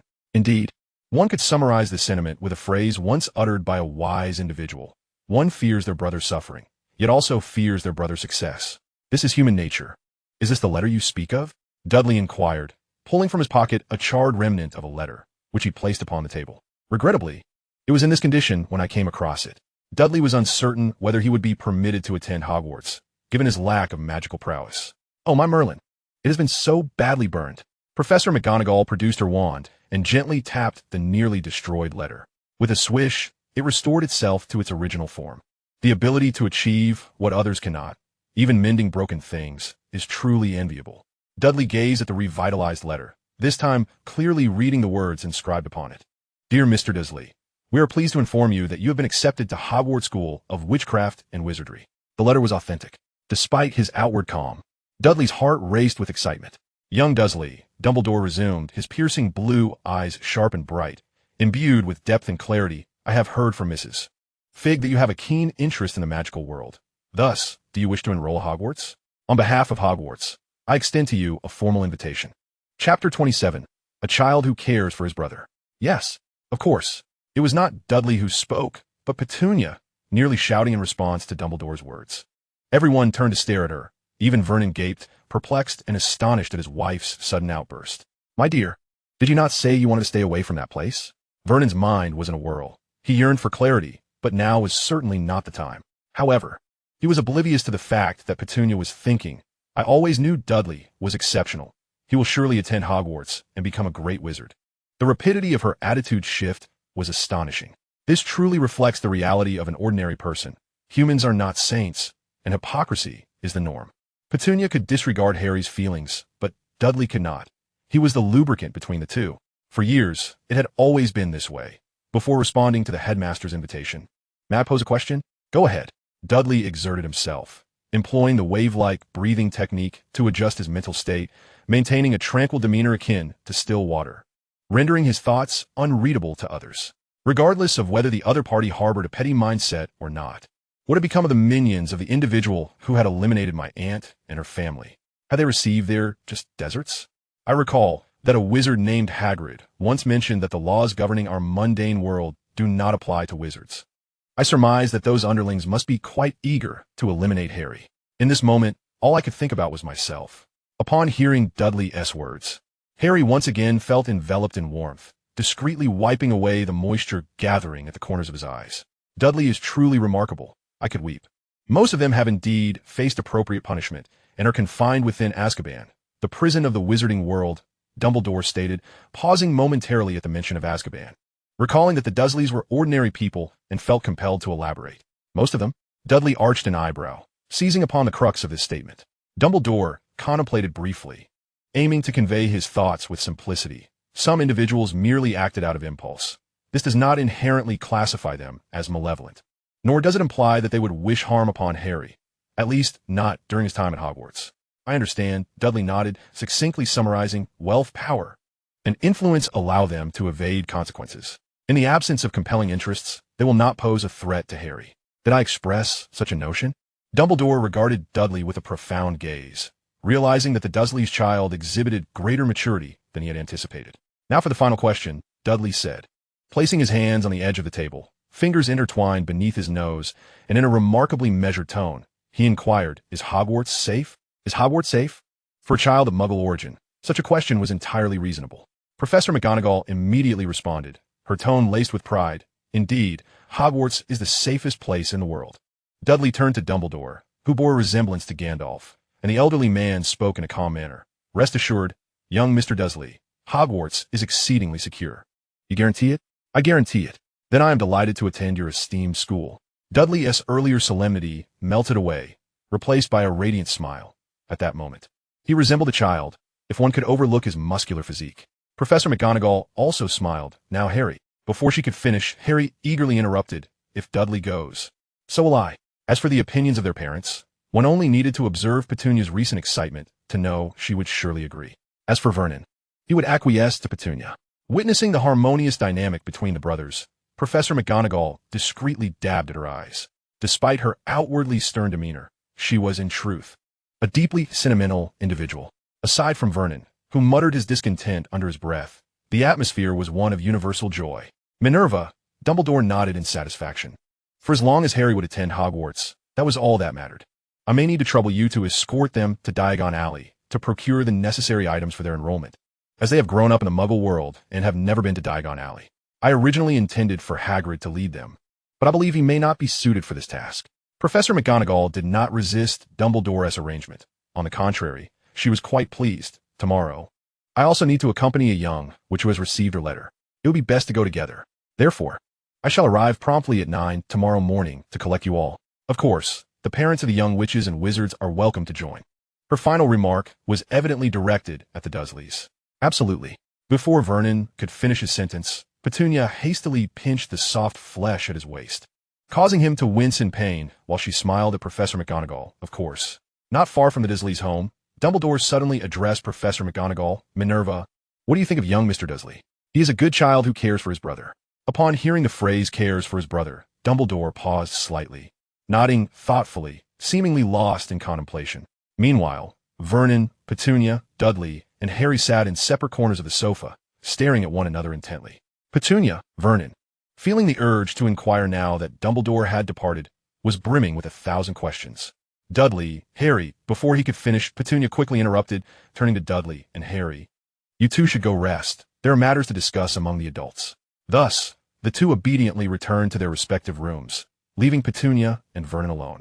Dudley, we can go to school together again, Harry exclaimed with excitement before they parted ways. While it was somewhat regrettable not to attend Smelting School, the thought of attending Hogwarts with Dudley made that regret dissolve. Dudley ruffled Harry's hair, imparting a meaningful message. Harry, I may need your guidance at Hogwarts. The moment Dudley returned to his room, he nearly burst into laughter. He was finally going to possess magic. Today was indeed a fortuitous day. Not only had he confirmed his attendance at Hogwarts, but he had also gained magical abilities. Thus, Dudley resolved to seize this opportunity of extraordinary luck to extract some magic. Perhaps human fortune has its limits. Simultaneously, Dudley overlooked an essential principle, the law of conservation of character. As the slot machine gradually came to a halt after its wild spinning, Dudley received the results of his draw. Congratulations, you have drawn the Lumos spell. Damn, I knew it. Chapter 28. The Fisherman Never Goes Empty-Handed.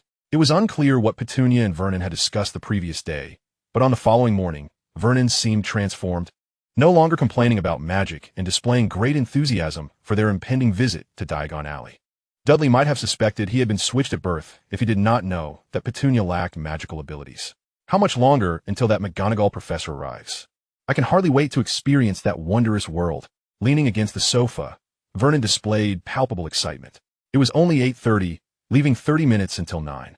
Dudley glanced at the clock on the wall, having just finished his morning exercise, and while wiping away sweat, corrected, it's Professor McGonagall, not McGonagall.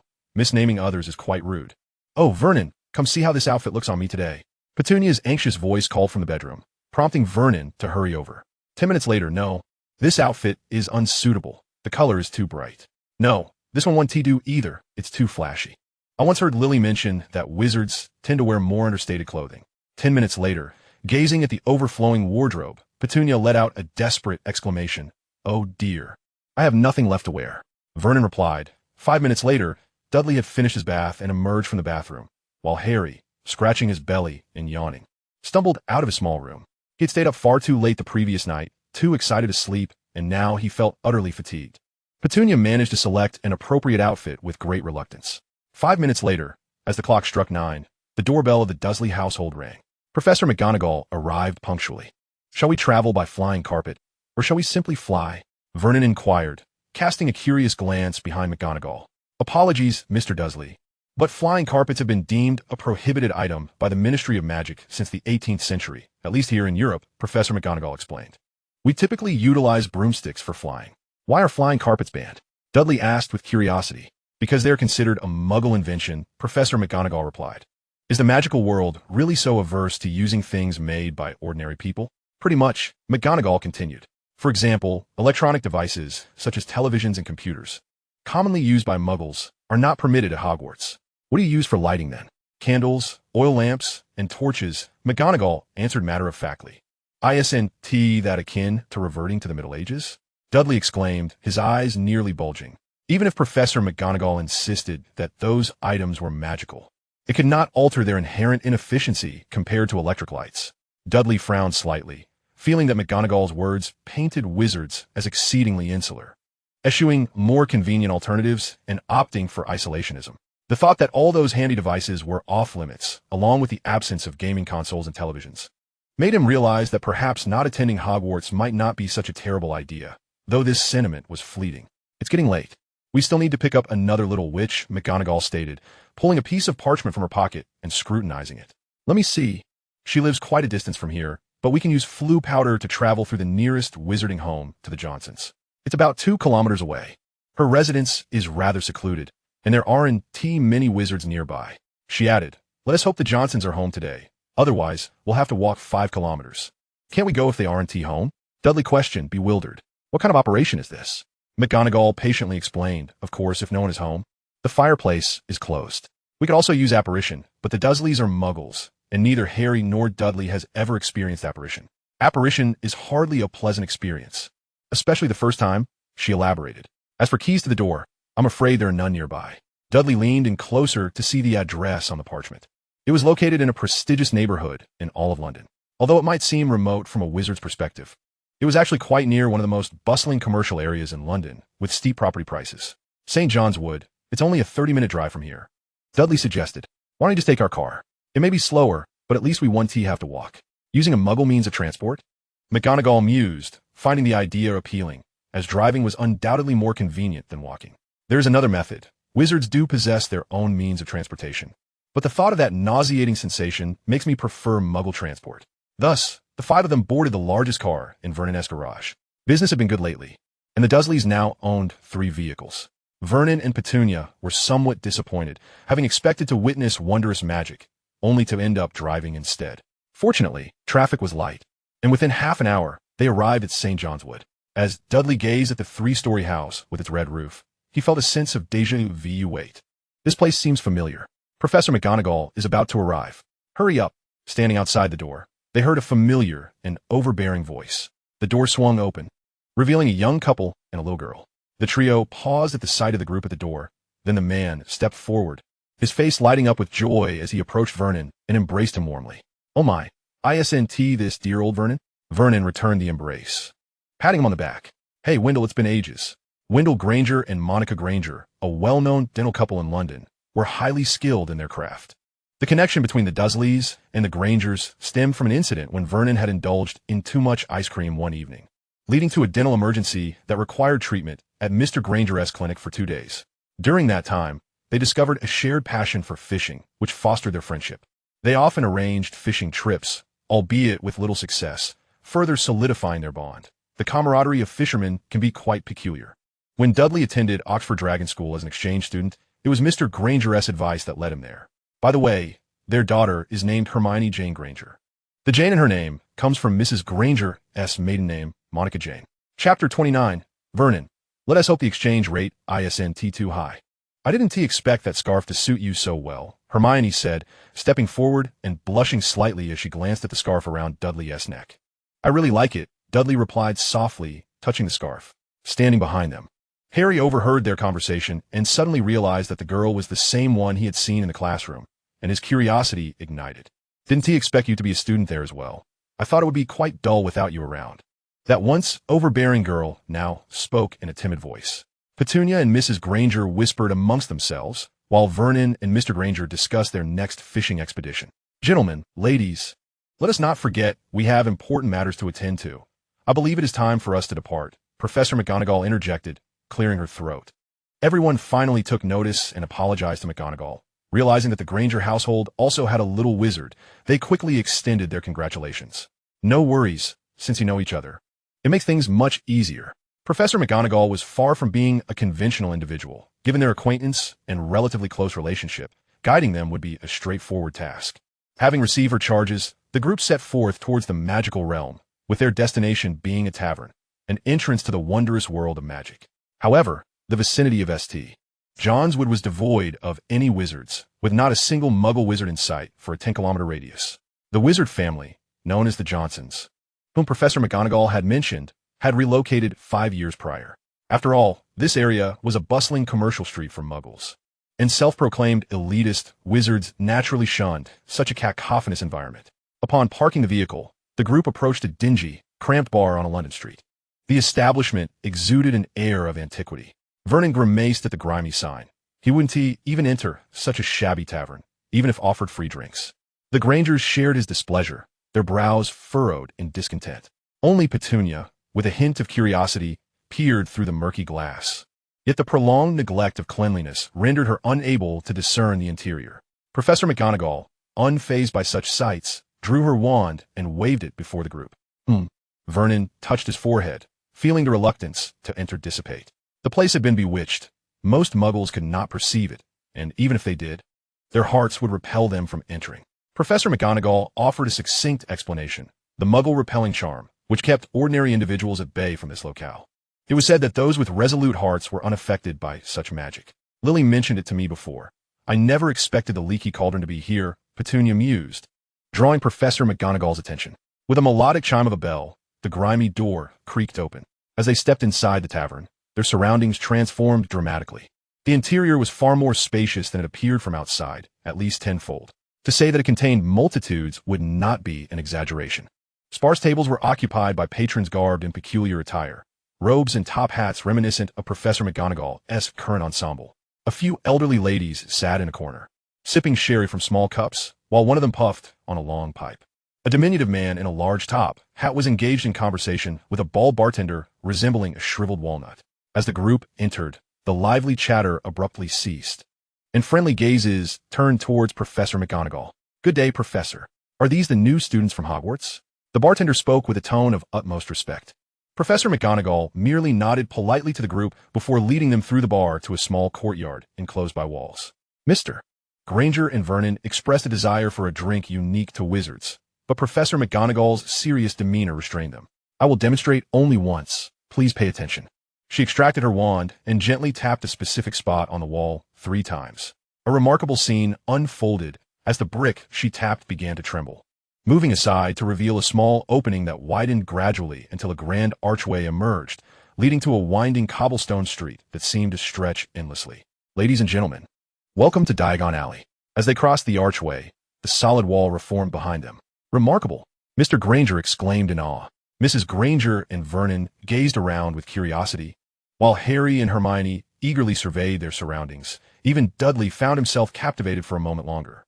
The street was lined with an array of shops: apothecaries, quill stores, material shops, pet shops, parchment vendors, and herb shops, bustling with wizards weaving through the throngs of shoppers.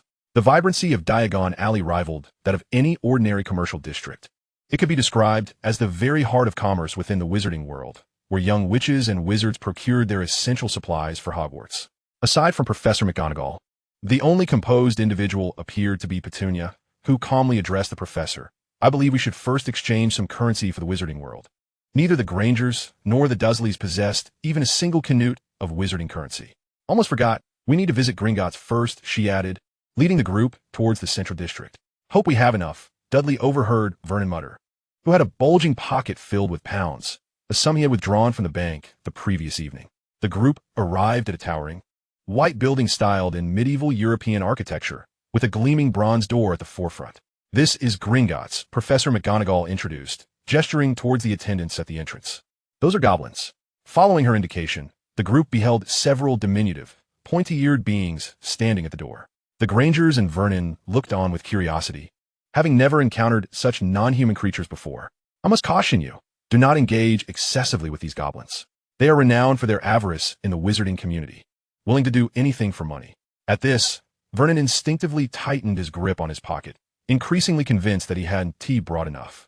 May the exchange rate not be too steep, he thought, as they stepped through the doors of Gringotts. Chapter 30. Delighted to see you. The interior of Gringotts was considerably more spacious than its exterior suggested, evidently enchanted with the undetectable extension charm. It must be said, this spell is incredibly convenient. The hall was filled with countless doors leading to various destinations, while hundreds of goblins busied themselves at counters, examining gems, coins, and rare items with scales, magnifying glasses, and other tools. Under Professor McGonagall's guidance, they approached one of the counters. "Please exchange some galleons for these gentlemen." The goblin, initially displaying impatience, transformed his expression into a facade of pleasantry upon recognizing Professor McGonagall. "Good day, Professor. Are these new students at Hogwarts?" As she nodded, the goblin turned to Vernon, and the forced smile vanished, replaced by his original disinterest. "How much would you like to exchange? What is the exchange rate?" Vernon inquired anxiously. With an impatient glance, the goblin replied, £5 per galleon. Upon hearing this, Vernon visibly relaxed, waving his hand grandly. "Let us start with 1,000. "Apologies, sir," the goblin interjected, a smirk playing at the corners of his mouth. "Students at Hogwarts may only exchange once a year, and the maximum is 100 galleons at a time." "Very well. Then I'll take 200 galleons, Vernon mumbled quietly. After receiving a sum of £1,000 from Vernon, 2 bags of gold coins were produced and handed over, one for Harry and the other for Dudley. Meanwhile, Mr. Granger also exchanged 100 galleons for Hermione. Just as they were about to depart, Professor McGonagall suddenly interjected, "Wait, we must make a trip to Mr. Harry Potter's vault to withdraw some funds." With that, she produced a golden key from her pocket. After an exhilarating ride akin to a roller coaster, they arrived at the Potter family's vault. To their astonishment, they discovered a veritable fortune. Even Vernon, who had always considered his wife's sister and brother-in-law to be idlers lacking any respectable occupation, had to concede that they were, in fact, wealthy. The pile of coins, if converted to pounds, represented a considerable sum. Nevertheless, the Dursleys remained unfazed, feeling a sense of joy for Harry instead. "Please purchase according to the new student guide," Professor McGonagall instructed, referring to the contents of the Hogwarts acceptance letter, which included uniforms, gloves, cloaks, textbooks, wands, cauldrons, glass vials, telescopes, and scales. Additionally, one may bring an owl, cat, or toad. Dudley furrowed his brow as he scrutinized the list, not due to an excess of items, but rather their scarcity. Particularly in the case of potions class, there were merely cauldrons, ingredients, and scales. "Professor McGonagall, may we bring anything beyond the aforementioned items?" She replied, "Of course, but I must caution you against bringing any Muggle items that cannot be utilized at Hogwarts." Dudley's desire to bring additional items stemmed from the rudimentary equipment listed. To better brew potions, he intended to bring along the set of experimental apparatus he had purchased, and considering that Harry and Hermione would likely require similar equipment, he planned to acquire several sets. "Time is of the essence," Professor McGonagall remarked, glancing up at the sky. "I believe we should divide our tasks. The adults and I will procure cauldrons, scales, and books, items necessary for school, while our future little wizards will select their wands and uniforms, which require tailoring." Naturally, no one objected to Professor McGonagall's arrangements, especially Mr. Granger and Vernon, who had already agreed to visit the Leaky Cauldron for a drink, the very pub they had previously entered, their curiosity piqued by the flavors of the magical world. The selection of uniforms and robes would undoubtedly consume the most time. Thus, the 2 young wizards and 1 true Muggle stepped into a shop called Madame Malkin's Robes for all occasions. Madame Malkin, a short and plump witch with a welcoming smile dressed in purple, greeted them. "Here to purchase Hogwarts uniforms, I presume?" She assessed the trio politely. 2 sets for first year, and 1 for 7th year, correct? Dudley beamed. "No, all first year." This response clearly took Madame Malkin aback. "Ah, very well," she replied reflexively, her gaze involuntarily drifting towards Dudley. "Hogwarts is no longer accepting only 11-year-olds. In addition to the 3 of them, there was another young boy being fitted by other witches, pale-faced with striking platinum hair." While Dudley and Hermione were engaged in a discussion with Madame Malkin regarding the robes, Harry sat nearby, participating in the conversation to a limited extent. The boy spoke with a rhythmic emphasis that rendered Harry unable to engage in a normal exchange. Their dialogue revolved around Hogwarts. However, Harry's knowledge of the institution was limited to its name, leaving him at a loss for any of the questions posed. Each time he replied with uncertainty. The boy would elongate his response with a drawn-out "oh," which only served to heighten Harry's discomfort. Yet the boys seemed to believe they were enjoying a lively conversation. "Hey, look at that big oaf." The boy gestured towards Dudley with a mix of admiration and disdain. "He claims to be a first year, yet he is even stronger than Crabbe and Goyle. I bet he can eat a lot." While the previous exchanges had merely unsettled Harry, this comment ignited a spark of anger within him, despite the fact that Dudley indeed had quite the appetite. Harry coldly retorted, "That's my brother, is it?" The boy replied with a hint of mockery. In his mind, no child familiar with family dynamics would look like that. "Why is he with you?" What about your parents? They're deceased, Harry said curtly, wishing to end the conversation out of politeness. Oh, I'm sorry, the boy continued, yet his tone lacked any semblance of sincerity. Laden with implications as he remarked, they are like us, aren't they? They are wizards. Upon hearing this, the boy's mockery began to dissipate, and he added, I don't believe those sorts should be allowed to enroll, like your big oaf of a brother. Both Harry and Dudley were clad in pure black attire, reminiscent of magical attire, while Hermione's clothing was distinctly Muggle. To the boy, those from the Muggle world were clearly outsiders. Before he could finish his sentence, Harry's expression darkened, and he realized he could not intervene in time. Suddenly, a shadow loomed over the boy's head, and before he could react, a large hand pressed down on him, turning his head slightly to reveal a stern, expressionless face that was now mere inches away, staring intently at him.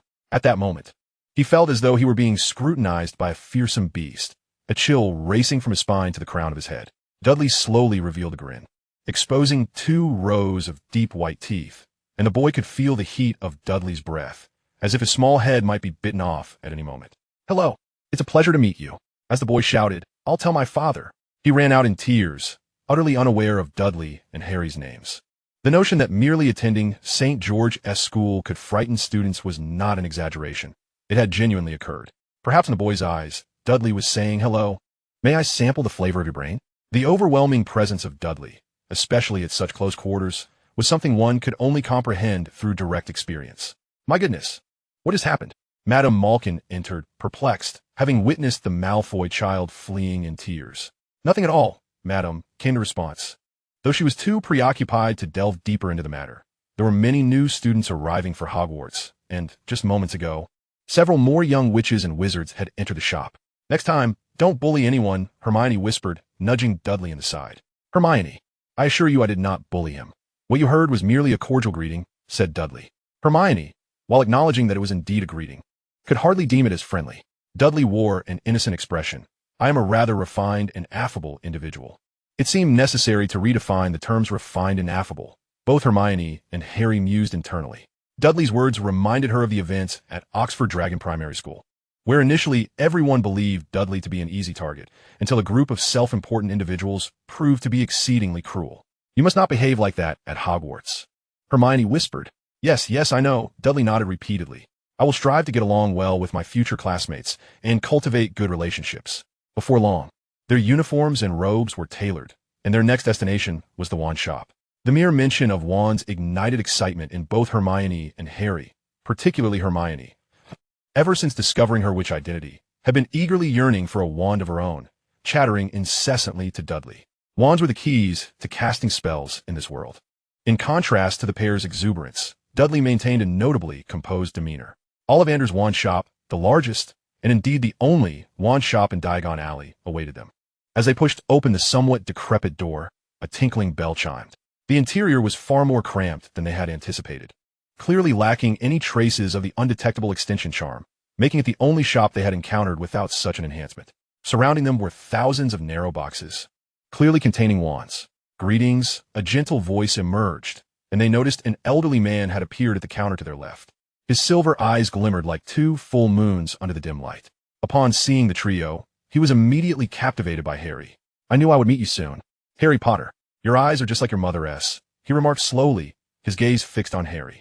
She came here to purchase her first wand. It feels like just yesterday. 10¼ inches, made of willow. It swishes beautifully. A fine wand for performing magic. Is your brother quite famous? Hermione nudged Dudley at the waist, inquiring softly. Thus far, she had yet to encounter a single magical book and was unaware of the legendary savior, Harry Potter's greatness. More renowned than you might imagine, Dudley replied, leaning in to whisper to Hermione. While they conversed, Ollivander began measuring Harry's arm. He then produced a wand, presenting it to Harry. Made of sycamore and phoenix feather, 9 inches long. Give it a try. Harry clumsily accepted the wand and waved it. Oh, splendid. Let us try this one. No, this one. And this one. Harry switched wands multiple times, yet none seemed to resonate with him. Is selecting a wand always this troublesome? Hermione asked quietly, observing Harry's continuous attempts. Dudley paused, considering, I think perhaps only Harry experiences this. Ollivander continued to offer various wands until he produced one made of holly with a phoenix feather, 11 inches long. As Harry waved it through the air, a red flash erupted. It must be said, Ollivander was indeed adept at selecting wands. The one he chose for Harry was remarkably well suited to him. Next, it was Hermione's turn to select a wand, and as Dudley had suggested, Ollivander effortlessly found the most fitting wand for her. As Hermione waved her wand through the air, a rainbow immediately appeared, made of vine wood with a dragon heartstring core, 14 3/4 inches. Finally, it was Dudley's turn. Ollivander gazed at him for a moment before casually selecting a wand and handing it to Dudley. Try this one. Made of maple, with a phoenix feather, 7 inches long. Quite flexible. Dudley took it and waved it dismissively, producing only a gust of wind with no further reaction. At that, Ollivander furrowed his brow for the first time. Even when selecting a wand for Harry Potter, he had not displayed such a reaction. He then retrieved another wand for Dudley, made of ebony with a unicorn hair core, 8.5 inches. Another gust of wind ensued, deepening Ollivander's frown. He continued to present a third wand, 10 inches, hawthorn wood with unicorn hair. Then a fourth, willow. Unicorn hair, 14 inches. Dudley switched wands, yet unlike Harry's varied responses, Dudley's attempts yielded no reaction at all. It felt akin to a muggle waving a stick, utterly lacking any descriptive words beyond silly. Ollivander's forehead had now formed a pronounced furrow. Hermione glanced at Dudley, then at Harry, and finally at her own wand. Perhaps her choice had been a bit hasty. She could certainly try a few more. Even Dudley, despite his usual obliviousness, sensed something amiss. Returning yet another wand to Ollivander, he impulsively seized a nearby box. I feel this wand is calling to me. Didn't you say the wand chooses its master? Very well, I shall take this one, Dudley declared with an air of nonchalance, hardly granting Ollivander an opportunity to respond. He placed 21 gold galleons on the counter and, pulling Hermione and Harry along, hastily departed. Ollivander watched the trio leave, making no effort to stop them. Ironwood, nightmare tail feather, 9 inches. Ironwood is too rigid, and the nightmare tail feather is far too unstable. Neither the material nor the core aligns with my preferences. That wand is the most unsuccessful I have ever crafted. Rather than a wand, it resembles a dagger. Chapter 32. I must confess something. They hurriedly exited Ollivander's wand shop and arrived at the pet store directly across the street. Dudley suddenly slapped his forehead in realization. Oh, right, Harry. I almost forgot. I didn't get to give you your birthday present a couple of days ago. Harry's birthday? Hermione inquired. When is it? Just the day before yesterday, Dudley replied. Hermione nodded and suddenly proposed. How about Dudley and I gift you a pet? Although she had only briefly known Harry, if not for Dudley, she wouldn't have met him at all. But after all, Harry was Dudley's cousin. A pet.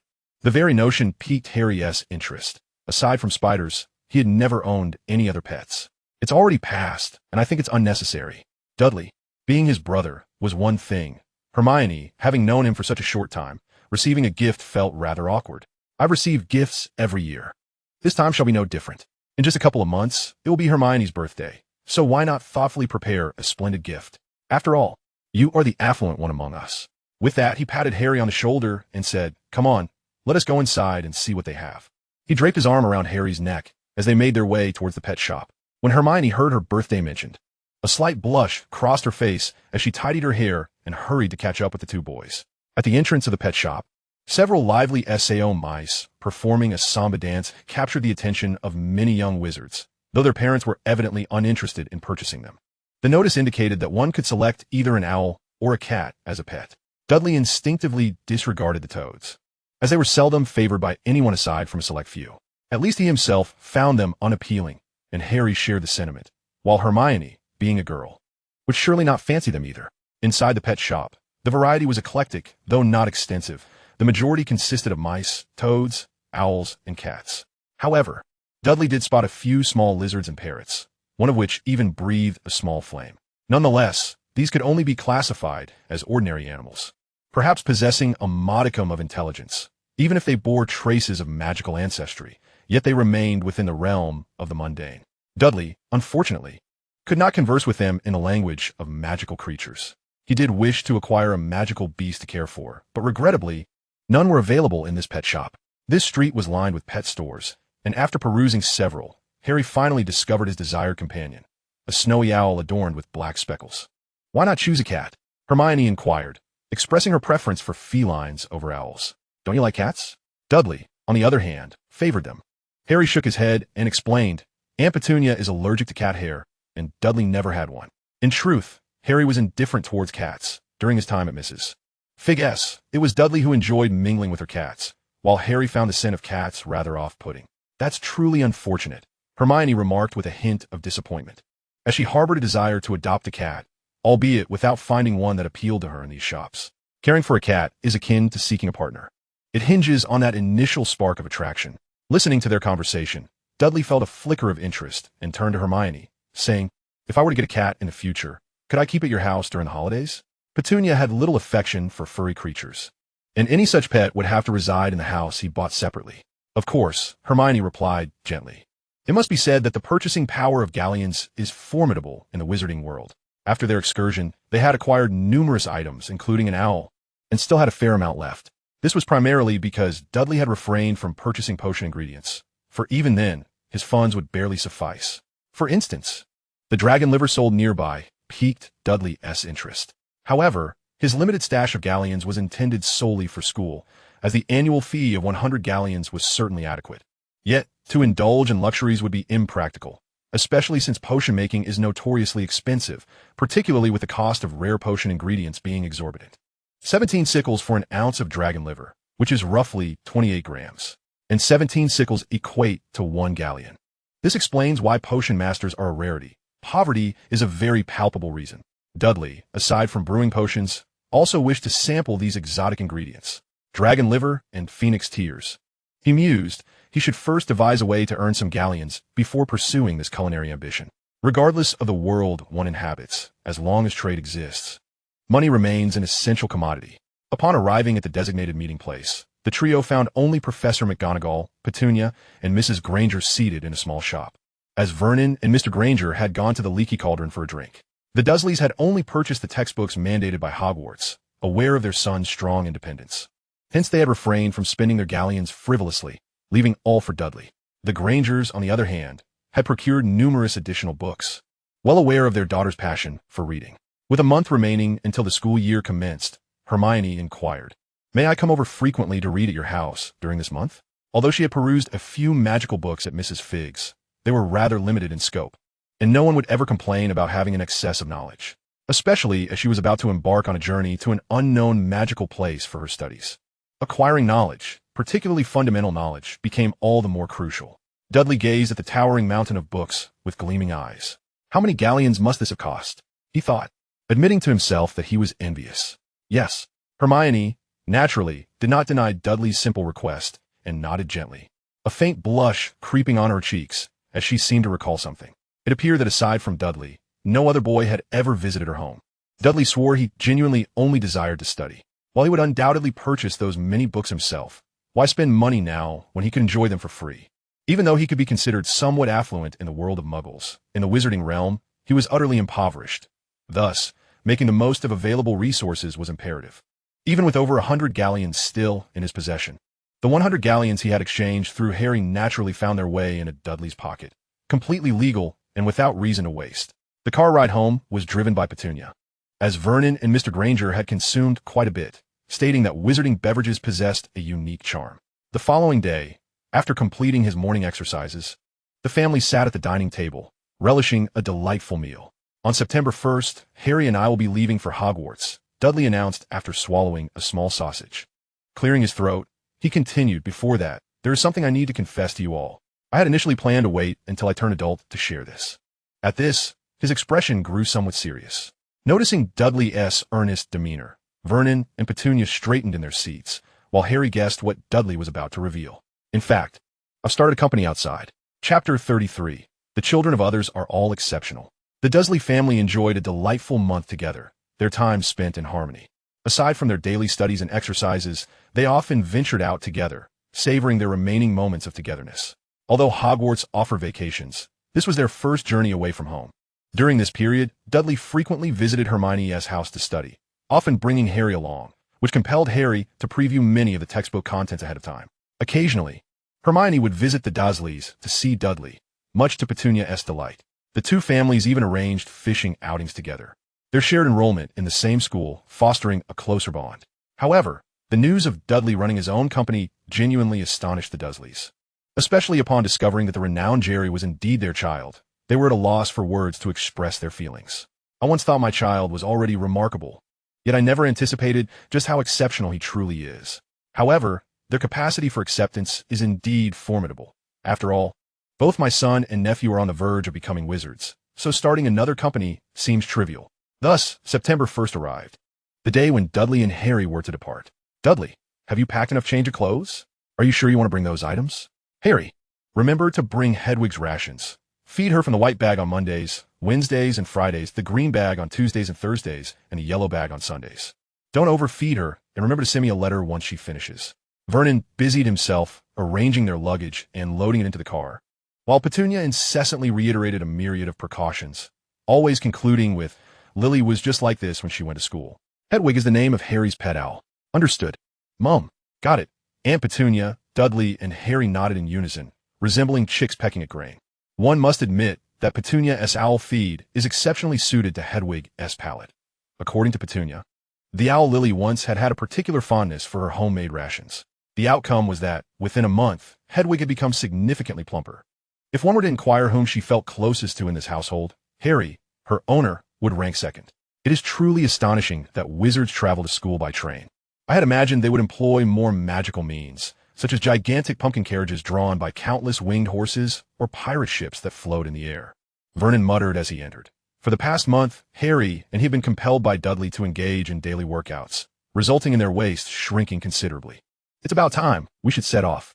By the way, which platform is it? Harry pondered for a moment before replying. The train to Hogwarts departs from platform 9 3/4 at 11 o'clock. Vernon appeared somewhat taken aback. I've never heard of that platform. Well, at least it adds a touch of mystery from the magical world. King's Cross Station is approximately an hour's drive from the Dursley's residence. Upon entering the station, they were unsurprisingly greeted by the Granger family, and the two families agreed to enter together. This is platform 9, and that is platform 10. So where is platform 9 3/4? Vernon pointed at the plastic signs for platforms 9 and 10. Is it enchanted like the leaky cauldron? Mr. Granger inquired. Just as everyone was puzzled, Hermione spoke up. I read in A Brief History of Hogwarts that the entrance is located at the boundary of platforms 9 and 10.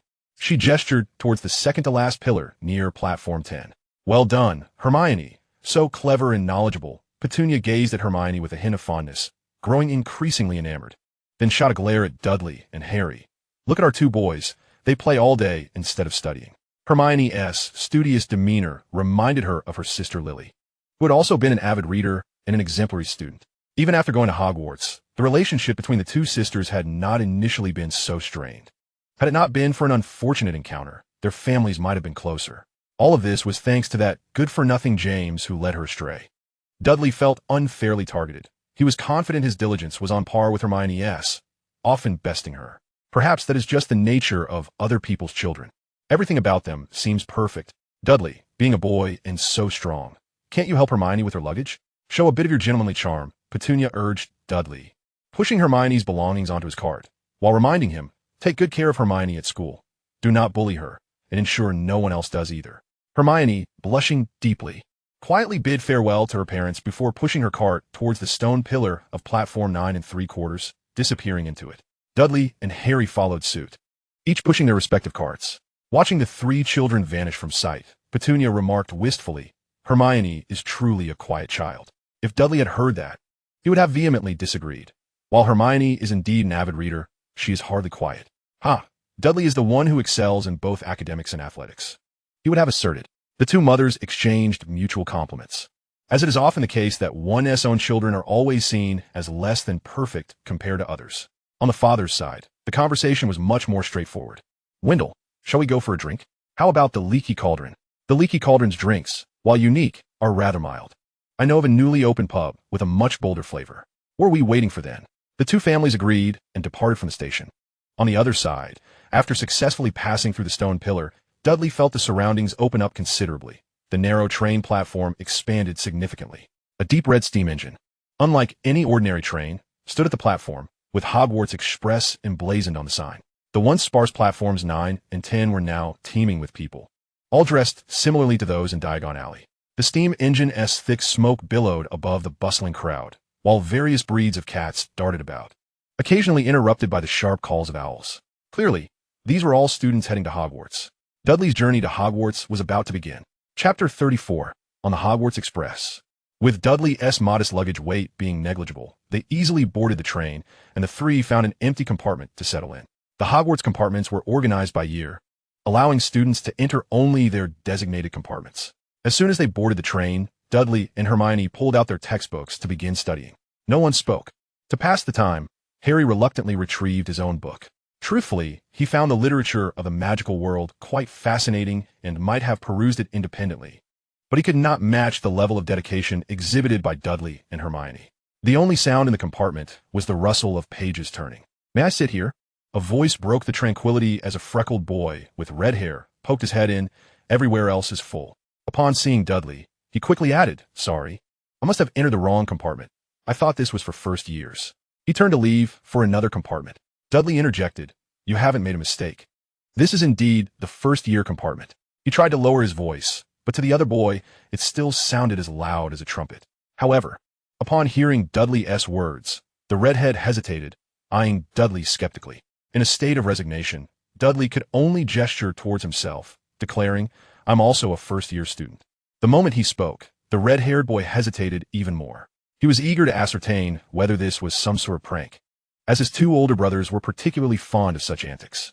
Observing the other's faltering demeanor, Hermione and Harry stifled their laughter, and it was ultimately Harry who spoke up to reassure him. Even so, the red-haired boy occasionally cast furtive glances in Dudley's direction. "Hello, what is your name?" Harry asked, breaking the silence as he regarded the boy seated beside him. With the impending journey to Hogwarts and the excitement of attending a new school, one that was a school of magic, his heart raced, rendering it difficult to focus on his book. Ron Weasley, the boy introduced himself. Upon hearing his surname, Dudley instinctively raised his gaze, and coincidentally, Ron was also sneaking a peek at Dudley. Their eyes meeting in the air. This caused Ron to shiver involuntarily, instinctively shrinking towards the edge of his seat. This was a common reaction among those meeting Dudley for the first time. The reputation of being able to quell childhood night terrors was no jest.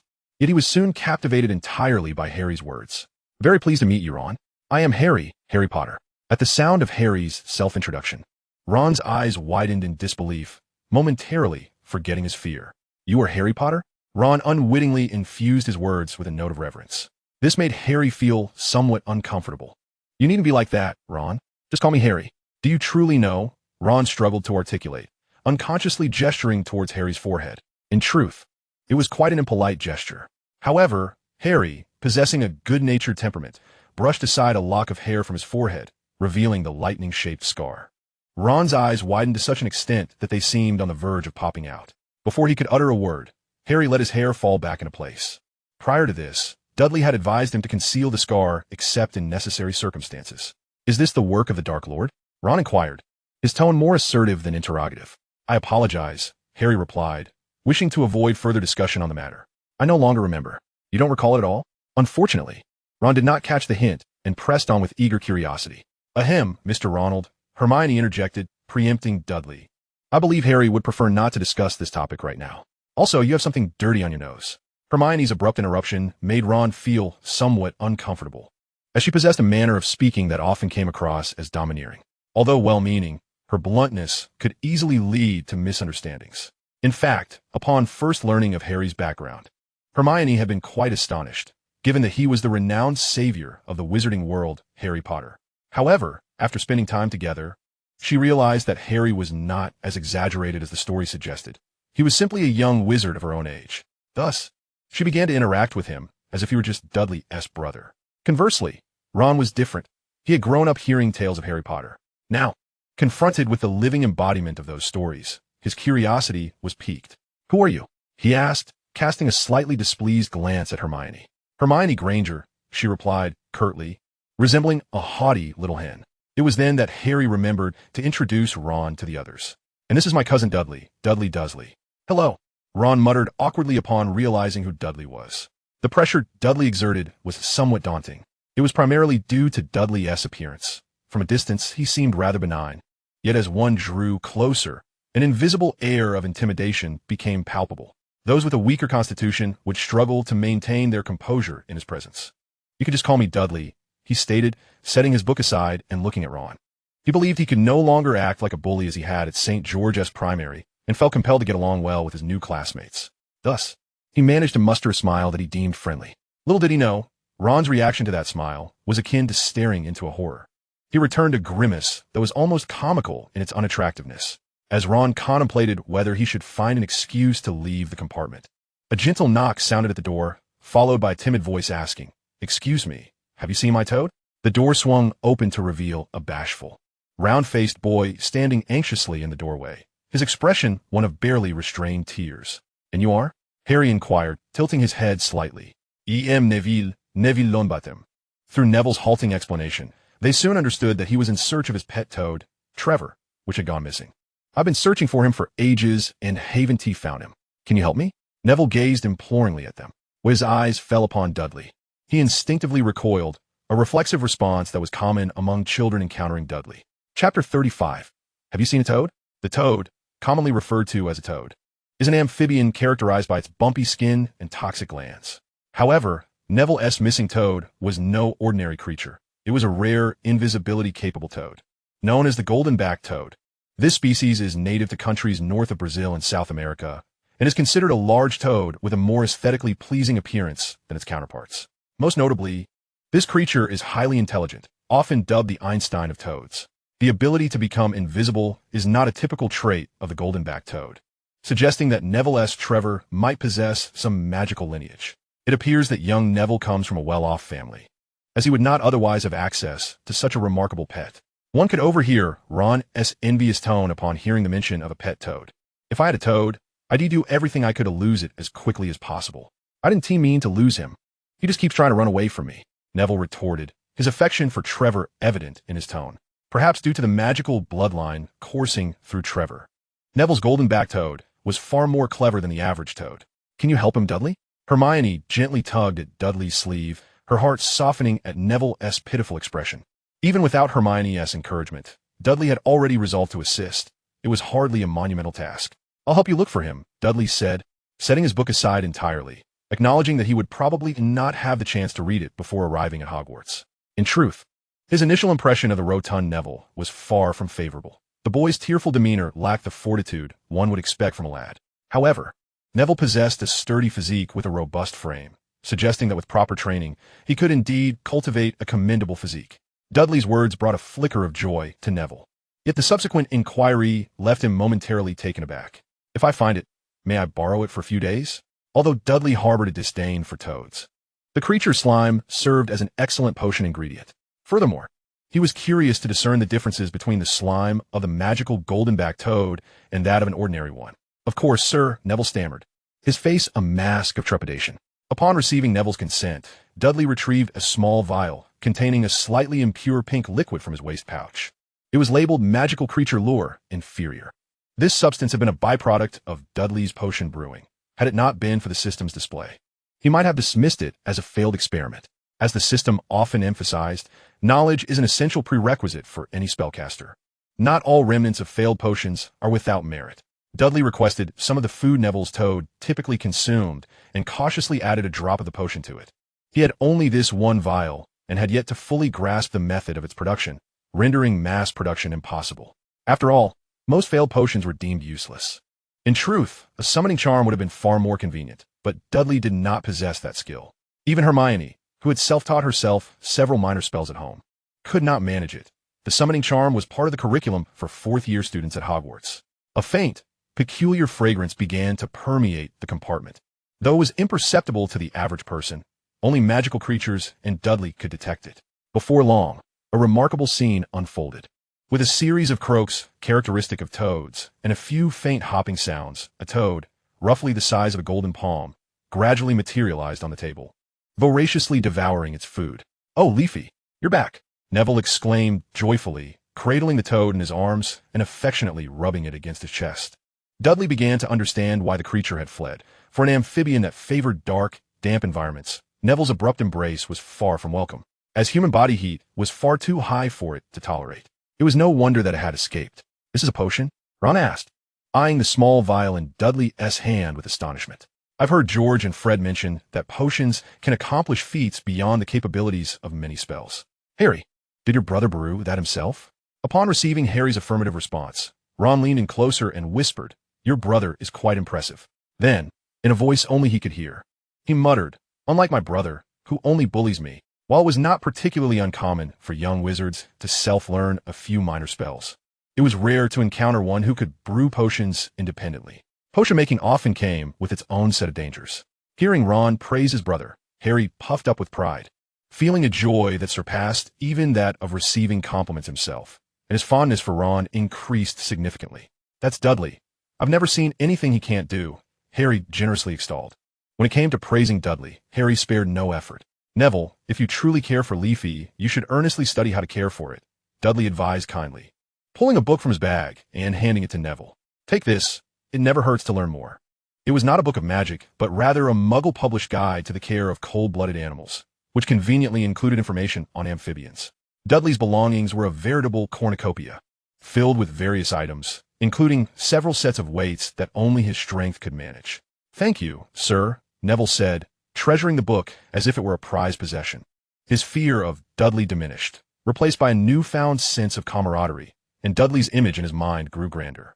Due to his timid nature, Neville had seldom had friends, especially not a kind young wizard like Dudley, causing his nose to tingle slightly with emotion.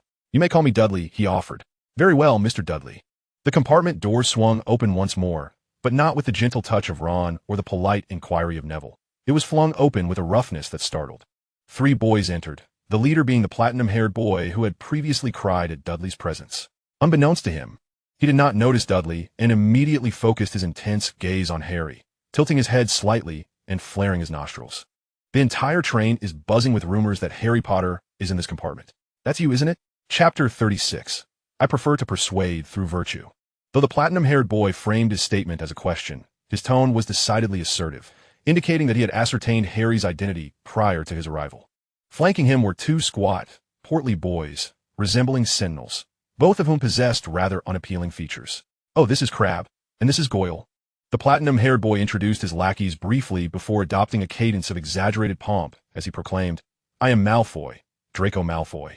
Dudley recalled attending some so-called high society gatherings due to business, where he had encountered a self-proclaimed descendant of a viscount who spoke in a similar manner. However, the young Malfoy's age rendered his imitation somewhat comical, eliciting a soft cough from Ron to stifle a laugh. With a sidelong glance, Malfoy caught Ron in his peripheral vision. "Do you find my name amusing?" His condescension dripped with disdain. "I need to ask who you are. My father informed me that the Weasley family is comprised of redheads with freckles, and they have too many children to afford." The air of superiority in his tone was palpable, even to the dim-witted Neville. He wished to interject on Ron's behalf, but seeing the 2 hulking boys by Malfoy's side, his timid nature prevented him from doing so, swallowing his words. After mocking Ron, Malfoy turned back to Harry, saying, "You will soon realize that some wizarding families are far superior to others. Potter, you and T want to befriend those who are different. I can assist you in this matter." His gaze flickered dismissively over Neville and Ron, but the cramped compartment had become too crowded for Malfoy to notice Dudley and Hermione, who remained unobtrusive. He then extended his hand toward Harry, seemingly seeking to shake hands. The innate sense of superiority and arrogance emanating from him exuded an air of condescension, as if he were bestowing the gift of knowledge upon others. "I confess I acted hastily, despite my inability to articulate my thoughts effectively. I would gladly bestow upon you the title of the strongest." If Hermione's tone may evoke discomfort, then Draco's unmistakably drips with mockery. "I like to think I can discern who stands apart from the crowd." Harry had no intention of extending his hand, his demeanor cold and indifferent. Ron had just praised Dudley, while this very Draco had previously ridiculed him. Anyone who praises Dudley is, without a doubt, my half-brother, Harry Potter. Yet, the pale-cheeked Draco flushed with a faint hue of embarrassment, clearly taken aback by Harry's unequivocal rejection, so decisive and devoid of courtesy. "If I were you, Potter, I would tread cautiously," he warned, his speech slowing as he mimicked his father's threatening tone. "You ought to be more civil, lest you find yourself following in your parents' footsteps. Associating with the likes of the Weasleys will only tarnish your reputation."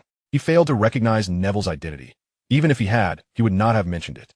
The status of the Longbottoms in the magical community differs vastly from that of the Weasleys, particularly as Neville's grandmother, Augusta Longbottom, is a notoriously formidable and ill-tempered witch. Draco's venomous words prompted Harry and Ron to rise from their seats, and Neville hesitated before following suit. Draco's 2 henchmen, Crabbe and Goyle, immediately positioned themselves in front of him. "Why must you speak so harshly? Hermione, characterized by her forthrightness, voiced her thoughts without hesitation. It was her interjection that drew Draco's attention. After sizing her up with disdain, he retorted, "And who might you be?" Ignoring her, he resumed his taunts aimed at Harry. "Potter, I never expected you to gather such a motley crew around you so swiftly. Here's a piece of advice from your illustrious classmate." Before Draco could finish his derision, Dudley interrupted. "If you can't master the art of conversation, perhaps you ought to refrain from speaking altogether. It only serves to highlight your inadequacies. Call me Draco Malfoy, and allow me to witness who possesses the audacity to insult a Malfoy." Draco glared angrily in the direction of the voice. And then he once again beheld the face that had left a lasting impression on him. "Oh, it's you." He instinctively recoiled. It was this very individual who had once driven him to tears on the street, and the memory of that humiliation made his face flush with shame. "Crab Goyle, teach him a lesson."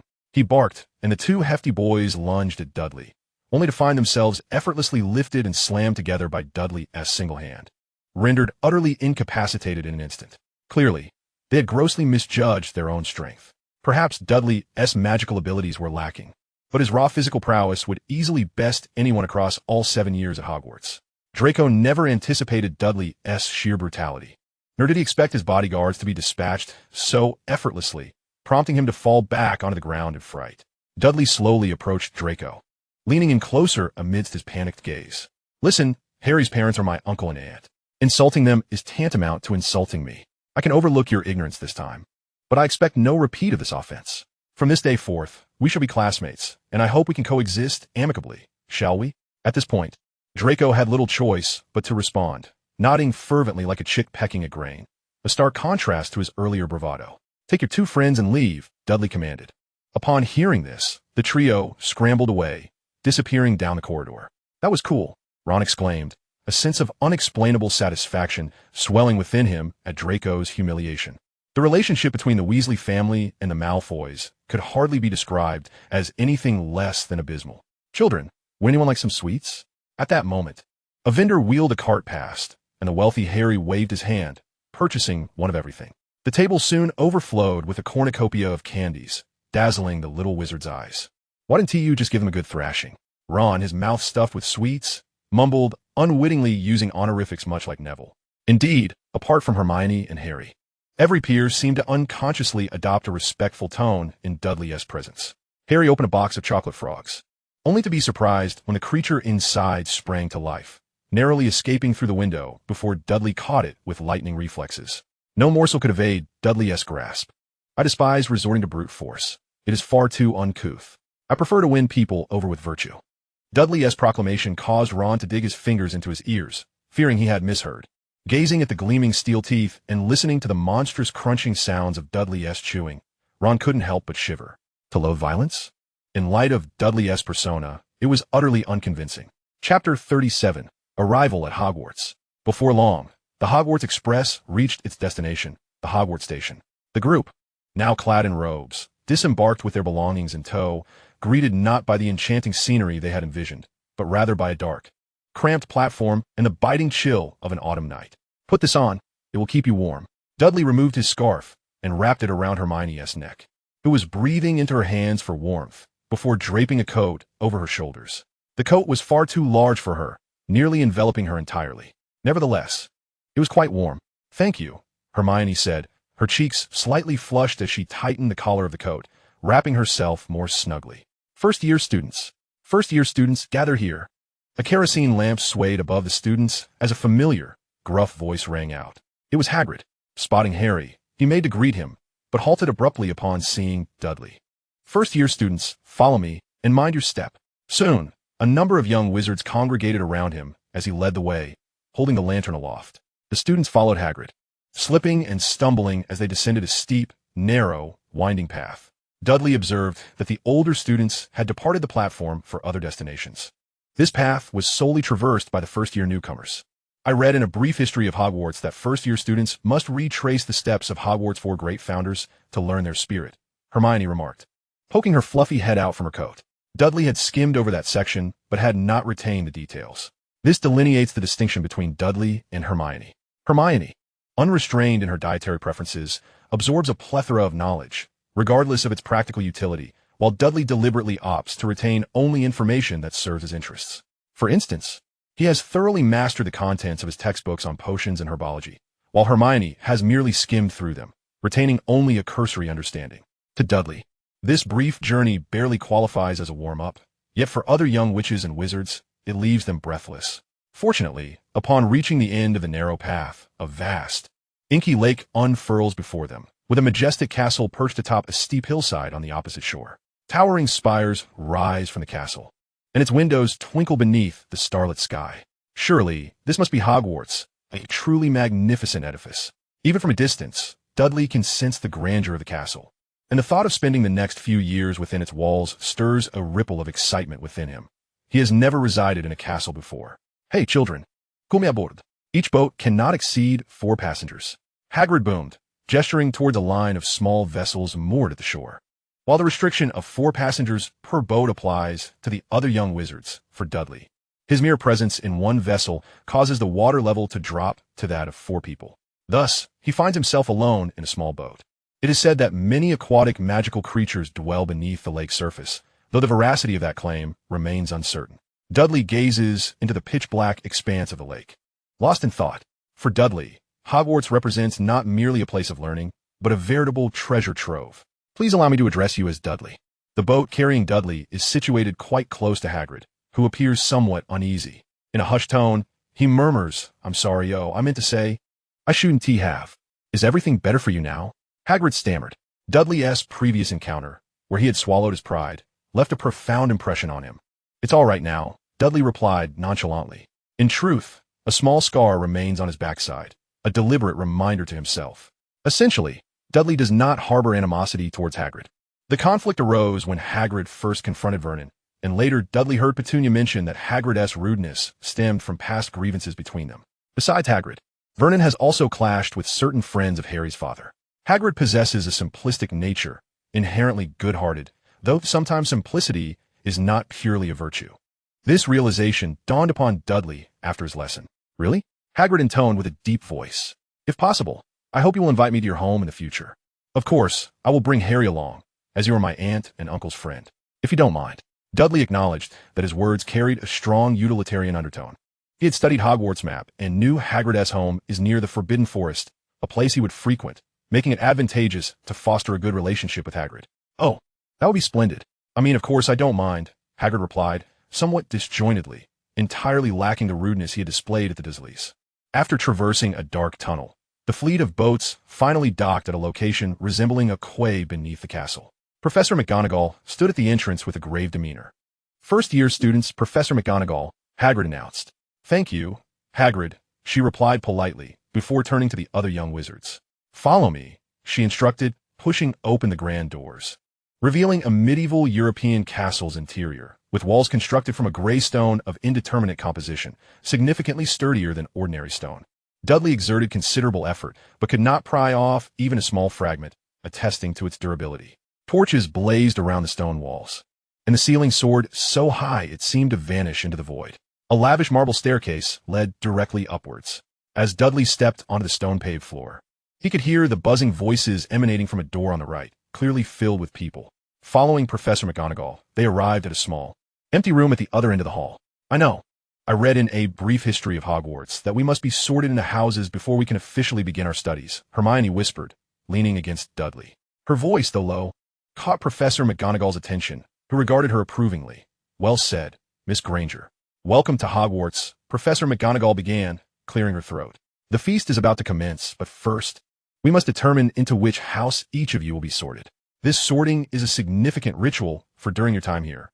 Your house will serve as your home at Hogwarts. You will attend classes with your fellow housemates, reside in your house dormitories, and spend your leisure time in your house common room. The 4 houses are Gryffindor, Hufflepuff, Ravenclaw, and Slytherin." Chapter 38. Are you really a wizard? Hermione, do you know how we will be accurately sorted into our houses? Once Professor McGonagall finished her instructions and departed, Harry eagerly inquired. He felt he lacked Dudley's aptitude for self-studying potions, did not possess Hermione's ability to learn spells independently, and was certainly not like Ron and Neville, who had grown up in the wizarding world. To date, he had barely read a few books without mastering even a single spell. Regrettably, the omniscient Hermione disappointed him as she shook her head, somewhat begrudgingly stating, "I don't know. I've consulted numerous books, Each merely mentions that Hogwarts conducts a sorting ceremony, but none provide detailed accounts of what the ceremony entails. It's all quite vague. Harry then turned to Neville and Ron. My uncle refused to tell me, Neville replied, looking more anxious than Harry, his face drawn. I fear I might not pass. Years ago, everyone thought I might be a squib. It must be some sort of test, Fred remarked. It could be quite damaging to us. But I think he was joking, Ron said, striving to keep his tone calm, though his inner turmoil mirrored Neville's anxiety. Don't worry, Harry, Dudley reassured his cousin, patting him on the shoulder. If we don't pass, we can always attend Smeltings. Upon hearing this, Harry's eyes brightened, and his earlier tension eased. As long as he could study alongside Dudley, it mattered little where they went. Just then, a host of pale, translucent figures emerged from the walls, startling the young wizards in front, who gasped in alarm. It was a band of ghosts. Dudley was curious to explore the nature and essence of these phantoms. But it was evidently not the right moment, for Professor McGonagall had returned. Now, in a single file, follow me. I must admit, the opulence of the Hogwarts dining hall was somewhat astonishing to Dudley, particularly the thousands of candles floating effortlessly in mid-air and the ceiling that revealed the sky above. The candles were bewitched, essentially immune to depletion. Otherwise, the expense of such a multitude would be considerable. Dudley couldn't help but marvel at the convenience of magic. In the center of the hall stood a four-legged stool upon which rested a pointed, tattered wizard's hat. The sorting hat, as it was known, was a dark, greasy petchitut. Suddenly, a wide seam opened along the brim, resembling a mouth, and began to sing. You may belong in Gryffindor, where your heart's courage lies, their bravery, spirit, and generosity set Gryffindor apart. You might belong to Hufflepuff, where the folk are loyal and true. Hufflepuff students are steadfast and honest, undeterred by hard labor. If you are clever, you may be sorted into wise, old Ravenclaw, where the learned and insightful gather. Perhaps you will enter Slytherin, where you may find sincere friends. Yet those who are cunning and treacherous will stop at nothing to achieve their goals. The first three houses were adorned with praise, particularly Gryffindor, which received multiple commendatory descriptors, far exceeding the accolades bestowed upon the remaining three houses. In contrast, the mention of Slytherin, while initially complimentary, quickly devolved into outright mockery. Dudley had little interest in understanding why the sorting hat seemed to target Slytherin. Perhaps it was merely the house's own peculiar inclination. His curiosity was piqued regarding which house he would be assigned to and whether the hat would uncover any secrets hidden within his heart. Given Dudley's magical aptitude, it was highly probable he would be assigned to Hufflepuff, as it represented mediocrity in the wizarding world. However, due to his academic prowess, there was also a chance he might be placed in Ravenclaw. Ding! At that moment, a delightful system notification chimed in his ear. Join any house at Hogwarts. Rewards vary based on the specific house. It appeared that each house offered distinct rewards. Meanwhile, Professor McGonagall unfurled a parchment and called out the first name, Hannah Abbott. A girl with golden pigtails stepped forward. Moments later, accompanied by the Sorting Hat's proclamation of Hufflepuff, she was confirmed as the Iron Hat Queen. Following her, names like Susan Bones and Justin Finch-Fletchley were announced, and Dudley quickly realized that the order of names was not alphabetical. After all, aside from Iron Hat Queen, which began with an A, the following names fluctuated between H, A, and P, clearly indicating a non-alphabetical sequence.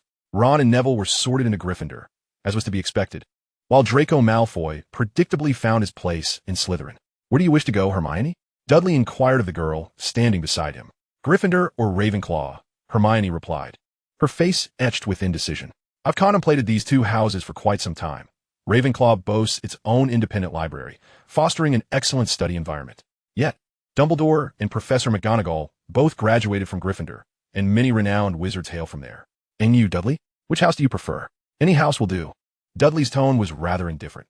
He was nearly convinced he would be placed in Hufflepuff. He had even begun to contemplate when he might sneak out for a late-night snack, given that Hufflepuff's common room was closest to the kitchen. When Hermione's name was called, she hurriedly ascended, and the Sorting Hat scarcely hesitated before declaring Gryffindor. Although Hermione possessed the traits of a scholar, she was inherently a Gryffindor. Intelligence and academic excellence did not necessarily equate to Ravenclaw. Soon, only Harry and Dudley remained unassigned. Harry was the penultimate name called. Don't worry, Harry. Regardless of which house we are sorted into, we will always be brothers, Dudley whispered to Harry before he stepped forward. Before long, the Sorting Hat's resounding voice echoed, Gryffindor. We have a Potter. The loudest cheers and applause erupted throughout the hall, with Gryffindor's members rejoicing exuberantly. In stark contrast, The other three houses appeared noticeably subdued, and Dudley even glimpsed Draco Malfoy muttering angrily in Slytherin's section. Thus, as Dudley approached the stool, apart from Hermione and Harry, no one else seemed to notice him. All attention was fixed on Harry, the savior. The Sorting Hat lightly settled upon Dudley's head, and he felt a somewhat astonished voice resonate within. "Oh!" The elongated sound lingered for a considerable time. "Are you truly a wizard?" Chapter 39. So, Slytherin. Dudley found himself doubting the hat's efficacy, yet it was certainly infallible. It was an ancient artifact. The Sorting Hat continued, if it could express human-like emotions, it would be akin to an elderly subway passenger clutching a mobile phone. "Whether it is or isn't doesn't matter. At least I am present here," Dudley replied, striving to maintain a calm demeanor. "That is a valid point," the Sorting Hat acknowledged. "So, to which house will I be assigned? Hufflepuff?" Dudley had mentally prepared himself for this outcome. "Let's expedite this. I am quite hungry." After a brief pause, the Hat seemed to discover something. "I retract my previous statement. You possess ambition, capability, and a penchant for thorough preparation." "What is that term?" "Ah, yes, preventative measures. You truly remind me of someone. Can you perceive my thoughts?" A ripple of unease coursed through Dudley. Prior to stepping onto the platform, he had engaged in 5 meditation sessions to enhance his special defenses. "No, I can only discern the traits you embody," the Sorting Hat replied. "Traits?" Countless possibilities flashed through Dudley's mind. "Indeed, pause for a moment. Your thoughts are akin to a jar of sesame seeds dropped on the floor, chaotic enough to give the Hat a headache, unlike those simpler-minded young wizards." Dudley, of course, was not akin to the typical young wizard's uncomplicated thoughts. "Sorting Hat, you claim you cannot read minds?" The Sorting Hat retorted, "I am merely a hat. There is no need to hold me to such high standards. Generally, I should adhere to the wishes of you young wizards. Yet my consciousness is shaped by the thoughts instilled by the 4 founders of the school." At this point, the Hat's tone shifted, its pace gradually slowing, and its pitch became considerably lower. Although it was still the same Sorting Hat, it gave Dudley the impression that it had been replaced with a different one. Perhaps it was not merely an illusion, or perhaps it was a form of split consciousness. "You bear a striking resemblance to that individual," the Sorting Hat reiterated, with a resolute will and a disdain for dogma. "Of course, if only you could momentarily silence the chaotic thoughts swirling in your mind. Now, at once." The Hat is about to explode. The initial tone was shrouded in mystery, but it soon turned urgent, reverting back to its previous demeanor. Dudley despised having his thoughts scrutinized by others, even if it was a mere hat.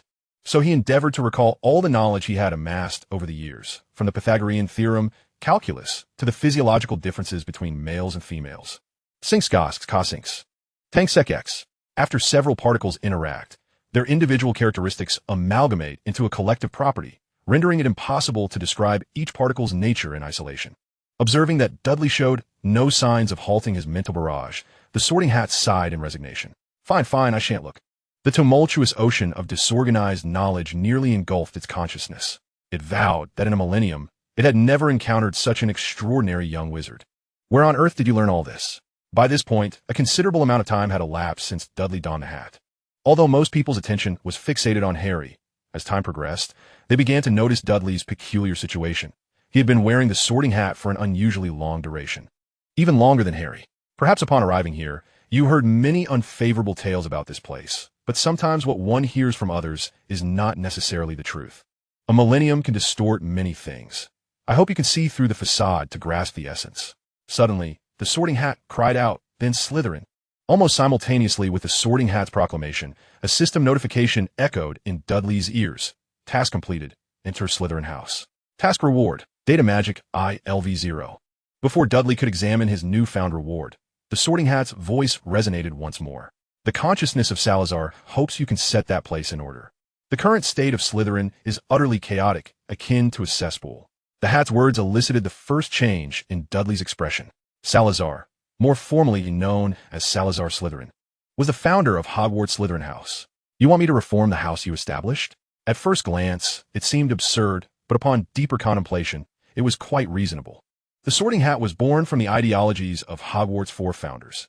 After all, with magical photographs that allow conversations with the deceased, it was not so strange to have a hat imbued with the consciousness of the 4 founders. It was unscientific, yet undeniably magical. Then, a spark of inspiration ignited in Dudley's mind, a bold notion. Before he could act on it, the Sorting Hat interjected, "Hey, I'm just a hat, an utterly ordinary magical hat," possessing only their thoughts from that time.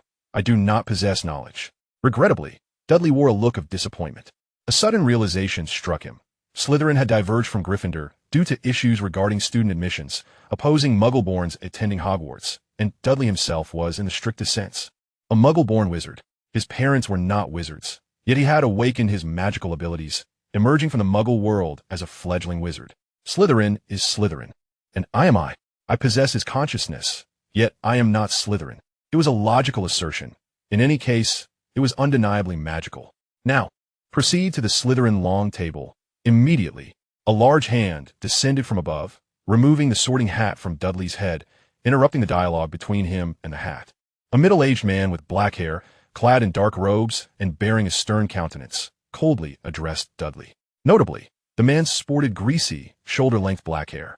Dudley had lingered on the stool for far too long, causing the Slytherin head to grow impatient. Snape yanked Dudley forcefully, only to find him completely immobile. His lips moved slightly, as if about to unleash a venomous remark, but he hesitated, seemingly recalling something, and his words morphed into a different meaning. What are you still doing? Do you need an invitation, Mr. Dursley? A wave of suppressed laughter rippled through the room, emanating from the Gryffindor table. They relished any misfortune that befell a Slytherin. Though they found it somewhat strange that Professor Snape's reprimands seemed beneath him today, such thoughts quickly dissipated, for he was, after all, known for his partiality towards his own house. Typically, when a new student is sorted into their house, there is at least some applause, even if it does not reach the fervor of Harry's welcome.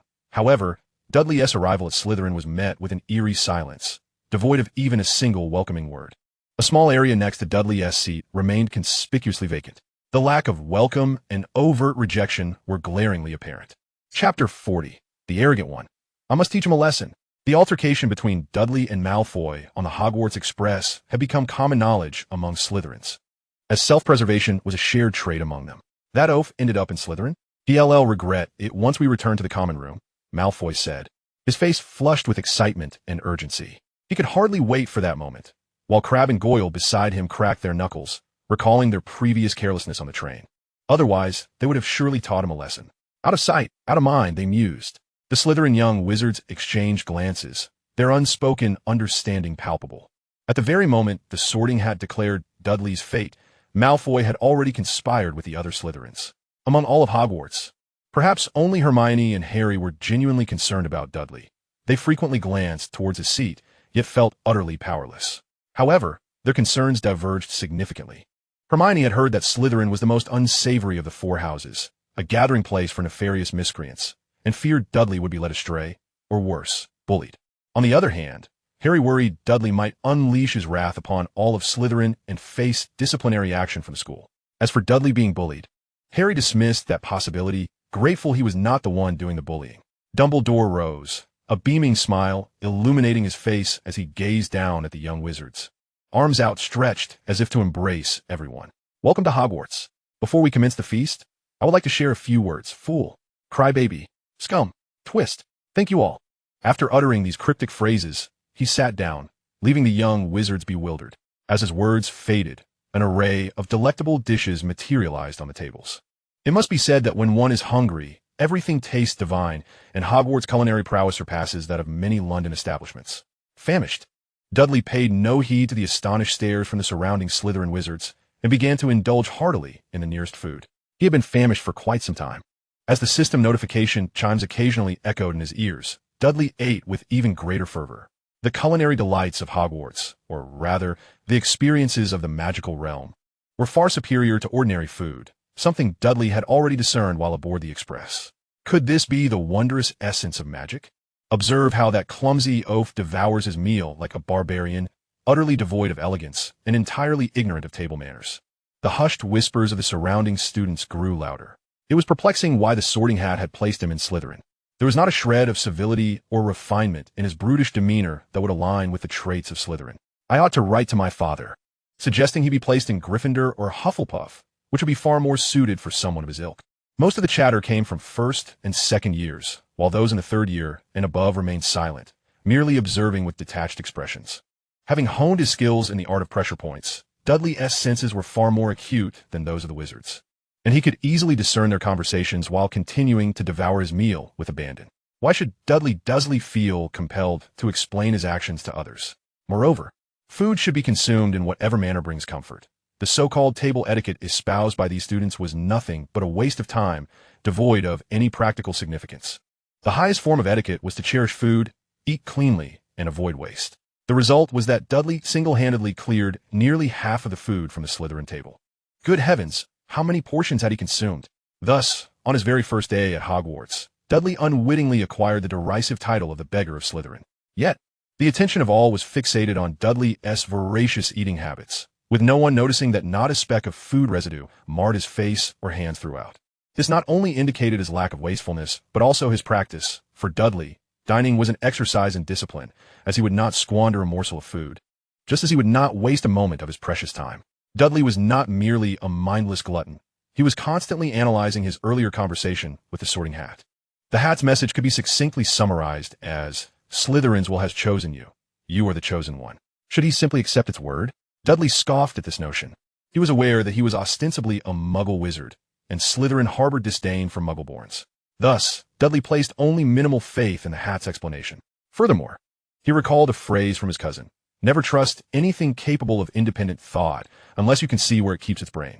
As for the specific reasons behind his sorting, the information was scant, making it difficult to draw any conclusions. He did not dismiss the possibility of the Hat's mischief, although such a chance was exceedingly slim. Do not blame Dudley for his suspicions. He was merely exercising reasonable doubt. Following the incident with Hagrid, Dudley had to be more cautious. He was not, in the truest sense, a wizard, and from an unoptimistic perspective, it was uncertain whether he would ever learn magic, especially in the world of Harry Potter, where magic was precarious. Power, wealth, authority. Dudley silently inscribed these three words in his mind. Power represented strength, wealth denoted financial capability, and authority signified influence. These would be his aspirations moving forward, as one could not thrive in the magical world without all three. It must be said, if Dudley were a true wizard, certain aspects of his character would indeed align quite well with Slytherin House. I believe everyone has had their fill, so I shall now impart a few words and essential reminders. Once he observed that everyone was sated, Dumbledore began, first and foremost, first-year students. Take heed. Entrance into the forbidden forest outside the castle is strictly prohibited. This is a reminder for some of the older students as well. With that, he cast a pointed glance at the Gryffindor table. When it came to rule-breaking, the first thought often turned to Gryffindor, yet Dudley, well-versed in the biographies of the four founders, understood that the reality was more nuanced. Slytherin was equally implicated. After all, how could those two possibly become the best of friends otherwise? Dudley had long been contemplating the treasures hidden within the Forbidden Forest, a veritable natural repository of potions. And most importantly, it was free. Secondly, Mr. Filch, the caretaker, has asked me to remind everyone not to use magic in the corridors during breaks. Thirdly, the tryouts for the Quidditch team will take place in the second week of this term. Any students wishing to join their house teams should contact Madam Hooch. Lastly, and most importantly, those who wish to avoid unfortunate accidents and painful demises should refrain from entering the corridor on the right side of the fourth floor. Now, before you retire for the night, let us join together in singing the school song. Amidst the peculiar interjections from the Gryffindor table, Dudley's first dining experience at Hogwarts came to a close. New Slytherins, follow me. Chapter 41. Unfortunately offended a Malfoy.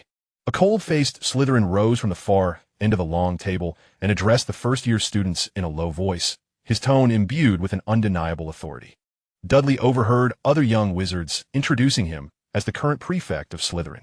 The heads of Hogwarts' four houses select one outstanding student from among the fifth-year boys and girls to serve as prefect, a position that endures until graduation, primarily responsible for guiding the first years and managing the daily affairs of their peers.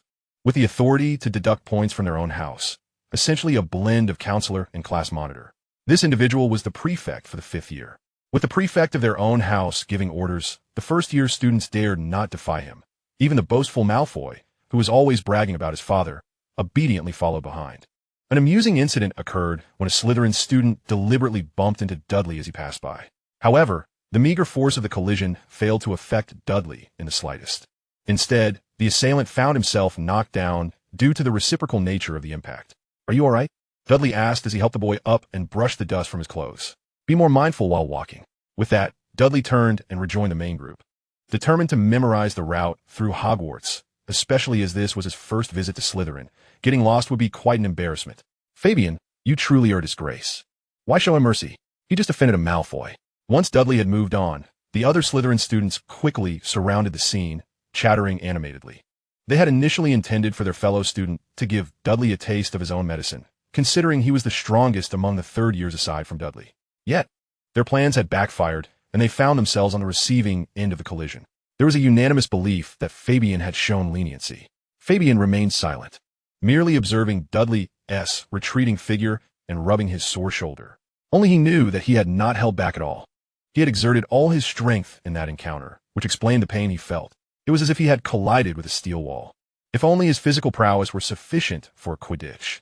Fabian shook his head, dispelling that thought from his mind. Unfortunately, he has offended a Malfoy. The Malfoy family holds considerable power within the wizarding world, belonging to the elite of the upper echelons of wizard society. His father, Lucius Malfoy, wields significant influence in the Ministry of Magic. He could effortlessly join the ranks of ministry officials whenever he desires, and he's also one of the governors of Hogwarts. Most importantly, he is exceedingly wealthy. Indeed, he was once regarded as the richest Malfoy. To offend him is tantamount to offending the aristocracy, and within Slytherin. A mere commoner's affront to the powerful equates to enmity with all. As the Sorting Hat remarked, the ethos of Slytherin has completely deteriorated. The Slytherin Common Room is situated beneath Hogwarts Castle, essentially within the dungeons. And to be frank, this location is quite dismal, cold and damp. It is synonymous with these qualities. The humidity of the dungeon is oppressive, and long-term residence in such an environment can considerably affect one's physical development, leading to poor skin and, in severe cases, conditions such as eczema or even rheumatoid arthritis.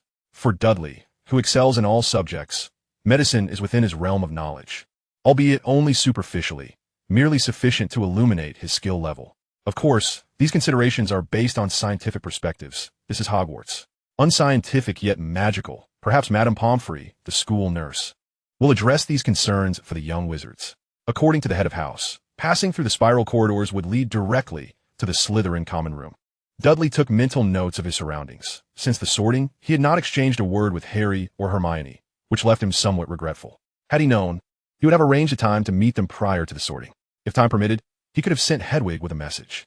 The relations among the four houses at Hogwarts were far worse than he had anticipated, particularly between Gryffindor and Slytherin, whose enmity was palpable. Despite the fact that students essentially bore no significant grievances against one another, the atmosphere of the houses had transformed them into adversaries. When did the notion of Gryffindor and Slytherin being sworn enemies originate? Dudley was uncertain. All the books he had read, including the renowned A History of Hogwarts, chronicled this rivalry. Everyone seemed to remember only the ideological schism between Gryffindor and Slytherin, neglecting to mention that they were once the closest of friends, bound by life and death. Password. The stone wall emitted a mechanical voice devoid of emotion. The Slytherin prefect responded in a similarly frigid tone. Honor. The stone wall gradually parted, revealing the spacious common room within. Remember the password. Should you forget it, do not expect to enter again. The prefect coldly instructed the young wizards before stepping inside, with a briskness that suggested a desire to depart the scene. The younger students followed closely behind. The temperature inside was approximately 2 degrees cooler than in the Great Hall, as Dudley could immediately sense, and he soon spotted the central fireplace that burned continuously. Without the fire, it would likely be at least 10 degrees colder than the dining hall. Dudley began to survey his surroundings. The overall ambience of the Slytherin Common Room was steeped in the mysterious characteristics of Gothic architecture, predominantly shaded in dim greens, imparting an aura of enigma. Yet, this lighting was not conducive to reading. He would likely need to find another location for that purpose.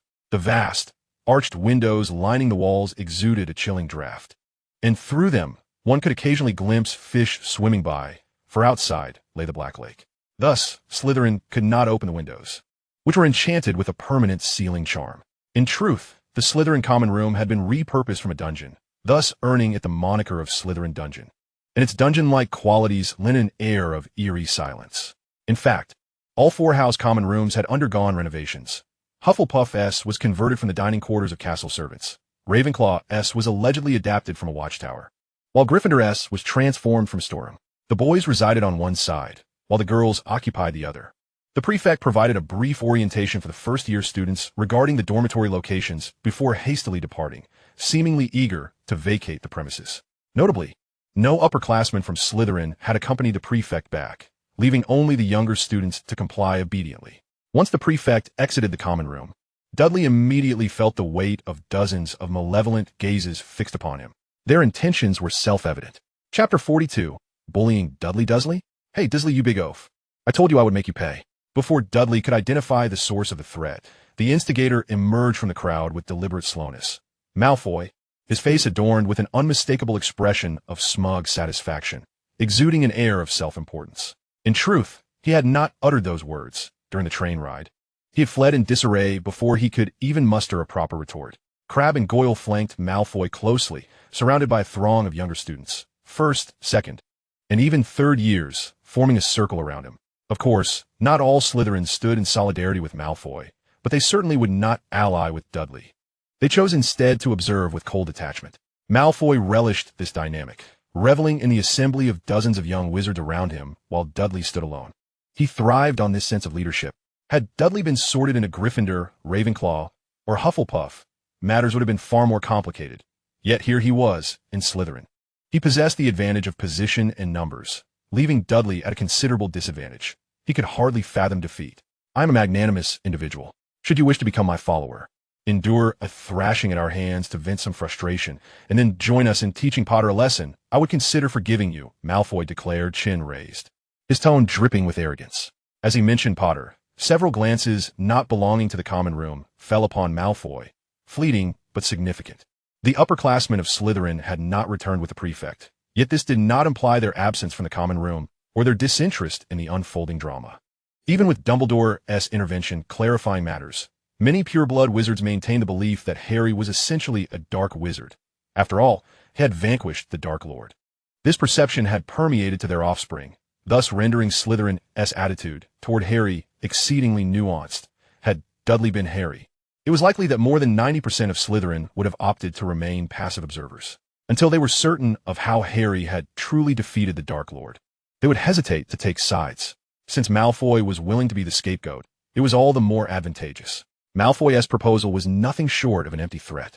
The notion of following him was merely a pretext. Should Dudley refuse, Malfoy could justifiably incite others to attack him, proclaiming, "Look, I, Malfoy, offered him chance." Conversely, if Dudley acquiesced, the consequences would be far worse. This was the most cunning stratagem Malfoy could conceive. Dudley crossed his arms over his chest, the solid muscles beneath offering a sense of reassurance. What if he simply refused? Malfoy fixed his gaze on Dudley, an indelible reminder of the humiliation he had suffered during their first encounter, when he nearly wet his pants in fear. "We shall bestow upon you a night you shall never forget." The young wizards exchanged glances, a wave of malicious laughter reverberating among them. "No, we require someone to assist us in practicing spells daily." A voice laced with malice emerged from the crowd. Upon hearing this, Malfoy slightly furrowed his brow, but chose to remain silent. To be candid, he had never contemplated such a notion. He merely wished to teach Dudley a lesson and regain his lost pride. Ideally, he would recruit Dudley as a follower to humiliate Harry, who had the audacity to ignore him for friendship with that Weasley. Dudley stroked his smooth chin, his mind suddenly conjuring a particular phrase, his expression shifting to one of peculiar disbelief as he regarded them. "Are you planning to bully me at school?" He recalled a similar band of individuals from St. George's Primary who had promised to impart an unforgettable lesson upon him, only to find themselves on the receiving end of a thorough beating.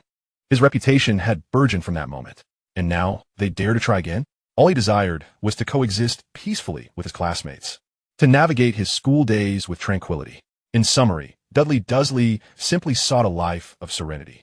Those who wished to avoid harm were welcome to leave. He issued a warning. Regrettably, his caution went unheeded. "Look at him spouting nonsense," chuckled the Slytherin wizards, mocking him. "Does he truly believe his size grants him superiority? We are wizards." They disregarded Dudley entirely, treating his words as mere background noise. Suddenly, a flash of emerald green light shot forth, but Dudley, who had been attentively observing the happenings, effortlessly evaded it. The spell was not cast by Malfoy, but rather by someone in his vicinity. A sneak attack? The area struck by the spell was corroded, leaving a sizable hole, some sort of malevolent curse. "I detest sneak attacks," he mused, recalling that pig's tail incident.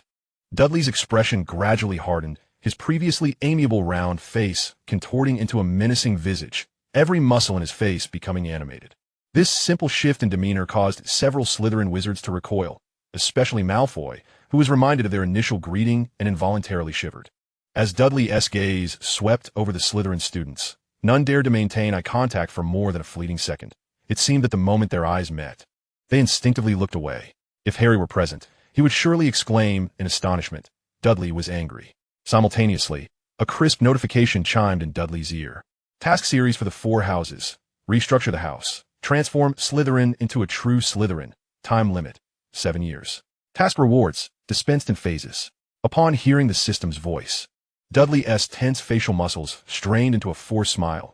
You initiated this, and you were the first to strike. Initially, I aimed to interact with you as an ordinary wizard, but it appears that is no longer feasible.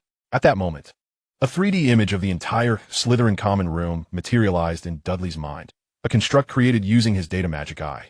He had also charted several offensive and defensive routes within this schematic, which is why he had initially stated that those unwilling to be harmed should depart. First-year wizards lacked any real combat capability. Most of them could not even perform spells. Dealing with them was not much different from confronting the elementary students of St. George's. Second years possessed a basic grasp of spells, but having just ascended to their year, their knowledge was limited to what they had learned in first year, making them manageable with caution.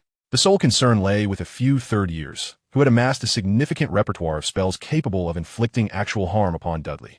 The key was to neutralize them before they could react, and the best method was to disarm them.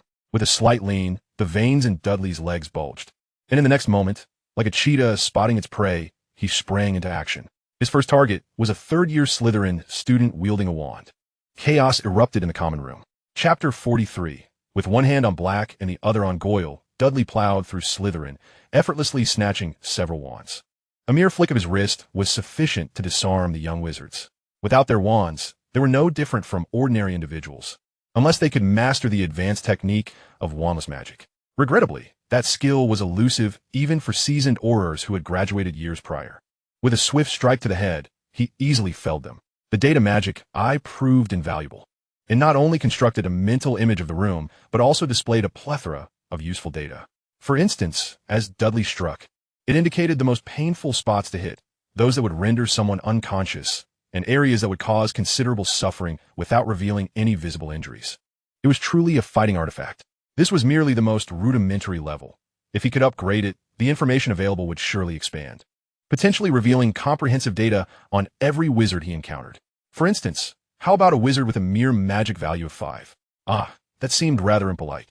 The Slytherin wizards, evidently unprepared for Dudley's retaliation against their numbers, were caught off guard.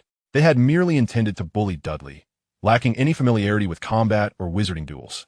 In mere seconds, Dudley had knocked several of them to the ground, and their wands naturally fell into his possession, which he carelessly stuffed into his pockets.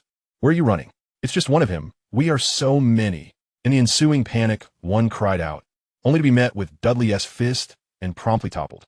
One punch for each little wizard, and even against girls, Dudley showed no mercy. He typically dispatched them with a single blow. When they chose to stand before him, their gender became irrelevant. While their numbers were an advantage, they were ultimately a disadvantage.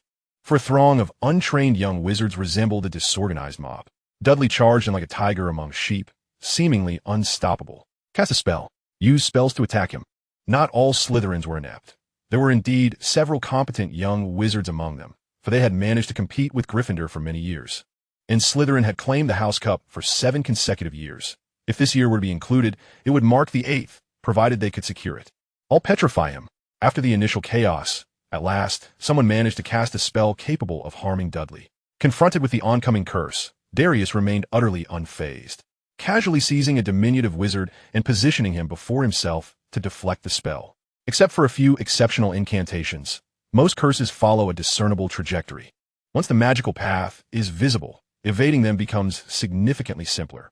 A straightforward approach is remarkably easy for Darius's reflexes to navigate. As for curses that curve, only seasoned wizards can master those, and it is evident that these junior wizards do not belong in that category. Struck by the curse, the small wizard instantly turned pale, his body and limbs stiffening. The unfortunate target of this petrifying spell was none other than Goyle, one of Draco Malfoy's lackeys. For Darius, who was well-versed in standard spells, he could devise countermeasures tailored to each curse, possessing a deeper understanding of their incantations than these fledgling spellcasters themselves. Take, for instance, the full petrification curse. All he needed to do was use someone as a shield, there was no shortage of individuals around. Thus, despite the overwhelming number of young wizards, maneuvering through the crowd to deal with them was far simpler than tackling Hagrid. Full petrification. Another spell was cast as a third-year wizard attempted a sneak attack, while Darius was momentarily unguarded. Darius swiftly grabbed another wizard to block the attack. Balancing the individual on one shoulder, he deftly snatched the wand from the aspiring caster with the other hand. His movements were as fluid as silk, devoid of any clumsiness, as though everything had been meticulously rehearsed. The sheer number of wizards did not guarantee an advantage. Amidst the cacophony of cries, another wand was seized. Lamentably, the untrained young wizards could barely be described as a cohesive group. This time, it was Crabbe, another of Malfoy's sycophants, who fell victim to the petrification curse. Subsequently, Darius produced a vial of potion from his pocket and hurled it into the throng, whereupon the glass shattered, releasing a pale yellow gas that enveloped the young wizards. These were slow-acting potions, and unlike the half-blood giant Hagrid, these young wizards lacked the same resistance. The effects of the potion were more than sufficient to diminish their mobility by over 50%. Their reaction speeds, already inadequate to keep pace with Darius, were now further hampered by the debilitating effects. The threat posed by the Slytherin wizards to Darius had been effectively neutralized. Seizing the opportunity, Darius approached Goyle, who had been petrified, and, to the horror-stricken gazes of the other young wizards, he hoisted both Crabbe and Goyle, one in each hand. What manner of creature is this? He can lift those afflicted by the petrification curse with such ease? What sort of monster has Malfoy entangled us with? Were we not led to believe he was merely a slightly stronger mudblood? Is this what one calls merely a bit strong? The astute Slytherin wizards had lost their will to fight, yearning to scatter like birds, yet were thwarted by the slow potion, unable to flee swiftly. Meanwhile, Darius, grasping the ankles of Malfoy's two minions, weighed them in his hands, finding their heft just right, feeling quite comfortable with his grip. He turned his head, offering a congenial smile to the Slytherin wizards, though this expression appeared less than friendly to their eyes. Especially with the tautness of his facial muscles, the smile seemed forced, akin to a poorly carved marionette. With one hand gripping Crabbe and the other Goyle, Darius swung them like human weapons, sweeping through the Slytherin ranks, sending small wizards tumbling and howling in dismay. Such brutality! This vicious visage profoundly shook the Slytherin wizards.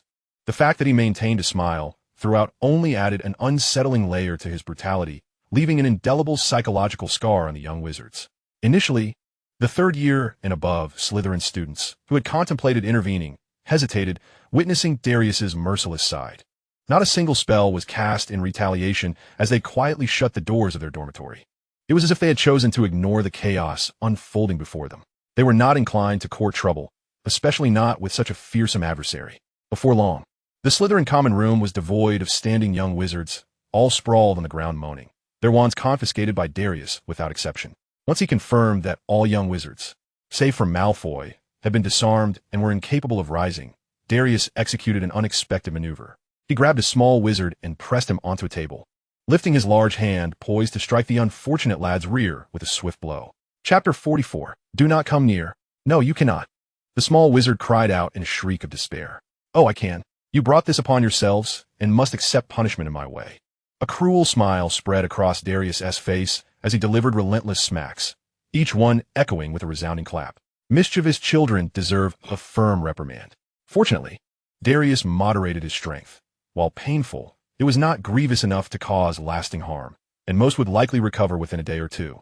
Otherwise, a few strikes could lead to severe injury, but with the aid of magical potions, one could expect to be back on their feet by the next day. Having dealt with one, he moved on to the next, continuing without mercy, ensuring no one was spared. Any attempts to flee were met with Darius's swift retribution. In a short while, all the Slytherin young wizards were left with only enough strength to groan on the ground. This was Darius, the destroyer of rears. After administering his punitive measures to all the young wizards, Darius's gaze shifted toward the terror-stricken Malfoy, who had fallen prone in fright. Each of Darius's steps resonated like a heavy hammer upon Malfoy's heart. Do not come near. In a secluded chamber of the Slytherin common room, several older Slytherin students huddled around a round table. Slytherin not only boasted personal lounges designated for the upperclassmen, but also numerous vacant rooms, a consequence of having the fewest students among the four houses. Additionally, the Slytherin common room, converted from a dungeon, was far more expansive than anticipated, making it the largest in terms of area among the four houses, even surpassing the combined number of rooms in Gryffindor and Hufflepuff. despite Hufflepuff being the most populous house. Many of these empty rooms had been transformed into meeting spaces by the Slytherins, serving as clandestine assembly points, and the older students had occupied one such room. Malfoy, as anguished cries of terror prompted one of the seated Slytherins to rise. He was tall, with a buzz cut and an unremarkable appearance. The type that would be easily lost in a crowd, save for his conspicuous overbite. "Marcus, what do you intend to do?" As Marcus stood, he was met with a cold reprimand from a figure seated at the head of the table, the Slytherin 7th-year prefect. The student known as Marcus currently serves as the captain and chaser of the Slytherin Quidditch team. "I wish to go outside and take a look," he murmured, averting his gaze. The other simply waved a hand dismissively, speaking in a tone reminiscent of Malfoy, yet far more natural and less oily. "It's merely a conflict among the lower years, nothing of great consequence. We need not intervene." "But that is Draco, the sole son of Uncle Lucius," Marcus insisted. His Flint family maintained a fairly amicable relationship with the Malfoys, with some distant kinship. "But what of it?" The prefect replied coolly, devoid of any emotional fluctuation, merely observing Marcus in silence. Under that scrutiny, the slight bravado Marcus had mustered dissipated entirely. "He is being bullied," he weakly protested. "And so?" the prefect retorted. "What relevance does that hold for us? What does it concern you?" Marcus felt his face flush as he stammered, finally managing to articulate, "I believe we should assist him." Before the prefect could respond, a fellow Slytherin on his left interjected, "Have we not already done enough for him? We did not stop the 2nd and 3rd years, nor the 1st years. Do you have any idea how many of them there are?" The entire common room had been silenced by a charm, aimed at preventing the outside world from knowing, allowing for a proper ruckus to ensue. And what was the outcome? Although the specifics of the common room's events remained unclear, the recent scream from Malfoy spoke volumes. After all, Malfoy was a Slytherin. Marcus spoke again, his voice diminishing even further. "But they're also Slytherins." The prefect seemed incensed by Marcus's words, their tone rising. "Listen, Marcus, it was Malfoy who gathered them, and he instigated the situation himself. If he cannot handle it, what does that have to do with us?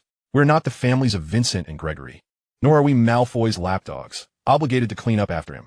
Furthermore, he is that Potter's cousin. You should know who I mean.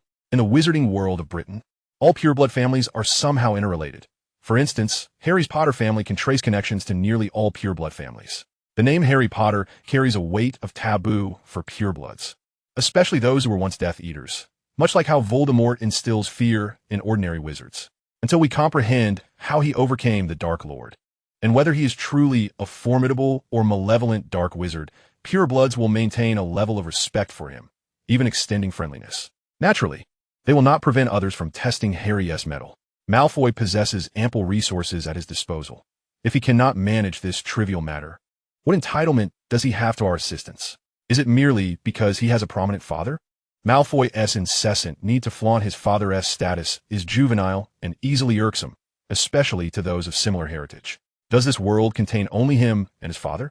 Remember, we are Slytherin, not caretakers in a nursery. We have no time to indulge in their childish games.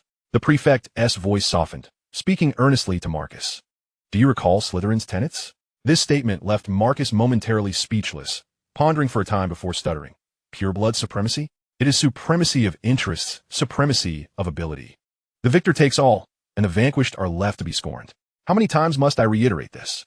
You imbecile." The prefect's tone had grown increasingly impatient, inwardly cursing the foolishness of the Flint family. After some time, having regained composure, he spoke gravely to Marcus. "You are in your 5th year now, and we're set to graduate within the next 2 years. We have neither the time nor the energy to continue instructing you. From now on, you must rely on yourself. You have already failed in your bid for the prefect position. Do not make me regret selecting you as the Slytherin Quidditch captain. Do not bring shame upon your Flint family." Seeing Marcus still glancing towards the door, evidently not absorbing his words, the prefect felt his blood pressure rise. Ultimately shaking his head in resignation and exhaling a sigh, they chose their companions. What could be done if one was a fool? If you truly wish to assist Malfoy, then inform Professor Snape. But if I were you, I would refrain from doing so. Anyone capable of defeating so many is certainly not to be underestimated. And you, Marcus, would not stand a chance. If I were in your position, I would seek to befriend him. The prefect felt he had done all he could. If Marcus remained obstinate, it was no longer their concern, especially since they were on the verge of graduation. In the common room, Dudley had approached, having collapsed before Malfoy, who lay unconscious. Ignoring Malfoy's frantic pleas to stay away, Dudley pressed down on Malfoy's head with one hand, turning it to face him. leaning in closer as Malfoy's face gradually grew larger in his line of sight, culminating in a mutual gaze. Malfoy could distinctly hear Dudley's heavy breathing.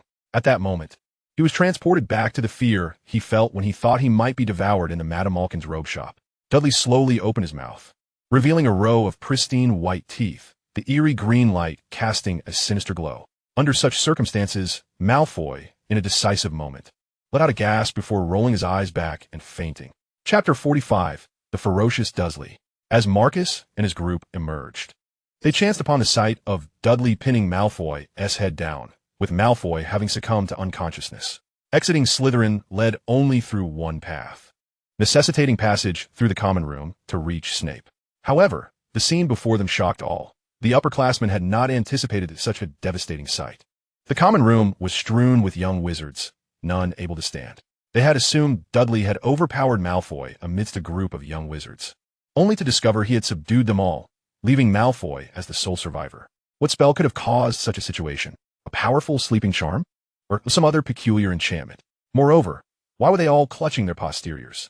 Was this a result of a spell? The older Slytherins secretly elevated Dudley's threat level considerably. This Dursley was no ordinary foe, and Potter was certainly not a mere wizard. The notion that Harry Potter had spent his formative years in a Muggle household was proving to be utterly unfounded. If his cousin was this formidable, how much stronger could Potter himself be? Countless thoughts surged through the minds of the upperclassmen, their gazes flickering towards Dudley, now laden with complexity. The seventh-year prefect pondered even deeper. Why were the two brothers separated, one in Gryffindor and the other in Slytherin? There must be a far more profound significance underlying this arrangement. Is it possible that Potter, or rather Mr. Potter, intends first to conquer Gryffindor and subsequently to subjugate Slytherin?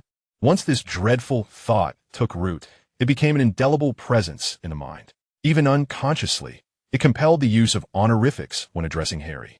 Among those present, the only one seemingly unperturbed was Marcus, whose mental capacity could hardly accommodate such complexities. Oh, but that is not entirely accurate. His thoughts were consumed by Malfoy. Stop. Release Malfoy. Marcus brandished his wand menacingly at Dudley and unleashed a spell. Stupefy. A jet of emerald light erupted from the tip of his wand, yet Dudley, without a moment's hesitation, seized Draco and used him as a shield against the spell. Ever since these upperclassmen arrived, all of Dudley's attention had been fixated on them. Poor Malfoy, who had merely fainted from fright, now found himself struck by yet another stunning spell. This time, he would not awaken for the rest of the day. Damn it! Marcus cursed as he cast yet another incantation, Petri Ficus Totalis. Dudley, gripping Malfoy by the back, hoisted him up like a human shield, once again thwarting Marcus's spell. Undeterred, Marcus unleashed a flurry of spells, including several dark curses, all of which Dudley deflected using Malfoy as his barrier. For a fleeting moment, Dudley pondered whether Marcus was truly there to rescue Malfoy, or if he harbored some grudge against him. Among the incantations, Dudley vaguely caught a phrase that sounded like old something not. Poor Malfoy, oblivious to everything, had taken no fewer than 10 spells in one breath. What a stroke of luck for Dudley. While utilizing Malfoy as a shield against the spells, Dudley grasped Goyle with his other hand, lifting him entirely, his gaze warily fixed on the newly arrived upperclassmen. Foes? He could likely handle the lower years with ease. But facing off against upperclassmen who had mastered numerous spells was another matter entirely. Dudley was uncertain of the outcome. Unless he could achieve a decisive strike, he could not afford to hold back. The reason he refrained from attacking was that, aside from Marcus, the others merely stood there, observing. Magic? Utilizing Malfoy as a shield was one thing, but the sheer brutality of wielding Goyle as a weapon astonished the upperclassmen, leaving them in contemplation, struggling to draw conclusions. Upon hearing Dudley's words, they quietly distanced themselves from Marcus, signaling their neutrality. They were not aligned with Marcus. Understood. Dudley nodded in agreement. This unspoken understanding felt reminiscent of longtime friends, a silent camaraderie. Only Marcus remained oblivious to this dynamic. Put down your weapons. No, release Malfoy and Goyle. Marcus's wand was once again aimed at Dudley, and for a moment, he found himself at a loss regarding how to proceed. It was the first time he had encountered someone wielding such an unconventional weapon. Uncertainty on his part did not imply that Dudley would wait for him, especially since he disliked having a wand pointed at him. Casually, he discarded Malfoy onto the ground and, hefting Goyle, moved to the other side, even lifting Crabbe as well. These two weapons proved quite handy, granting him a sense of composure. Malfoy, lying sideways under the petrification spell, was ill-suited for use as a weapon. Not to mention, he emanated an unpleasant odor, the source of which was unknown. However, it was Dudley's simple act of lifting Crabbe that utterly terrified Marcus. Thus, in a reflexive response, he cast a second spell, Expelliarmus. The disarming charm, typically taught to second and third-year students, would cause the target's wand to fly into the caster's hand, rendering them defenseless. For a wizard, it was an exceedingly practical spell. Not everyone could perform magic without a wand, and losing one's wand equated to losing all means of defense. However, an issue arose. Dudley possessed no wand, only Goyle and Crabbe. So, the question was, do Goyle and Crabbe qualify as weapons? Dudley, who had diligently studied this spell, understood that its efficacy hinged on one's perception. If one regarded a wand as a weapon, the spell would act upon it. If one viewed a bow or a firearm as a weapon, it would affect those accordingly. Yet this spell had a limitation. It could not affect living beings. Otherwise, if an enemy fought with their fists, could the spell disarm their hands? What if their head was the weapon? Would it disarm their skull? Striking an opponent would then result in their head flying into one's hands. That would be more gruesome than Avada Kedavra. Would Hogwarts professors teach students to disarm skulls? A scene with young wizards brandishing their enemies' heads would be utterly terrifying. Thus, Dudley had no intention of dodging. He allowed Marcus's spell to strike him, and nothing transpired. As expected, Expelliarmus proved ineffective. In truth, the spell also had an ancillary effect. It could send the target flying. However, by the time the upperclassmen had arrived, Dudley had completed 6 meditation enhancements, maximizing his unique defenses, and his years of training ensured he was always poised and steady, rendering Marcus's spell ineffective, merely causing him to sway slightly. Indeed, Dudley had intended to intimidate Marcus. Everything was within Dudley's calculated plan. He had made the first move. I've given you 3 chances, Dudley grinned, though his words were directed not at Marcus, but rather at the other Slytherin upperclassmen. Seizing the opportunity while Marcus was momentarily distracted, Dudley delivered a decisive blow with Crabbe, knocking him down. Poor Marcus fell into unconsciousness without even a whimper. To the upperclassmen, this scene was far from simple. Potter's cousin possessed a means to counter Expelliarmus, could wield others as his weapons, and employed such a savage assault.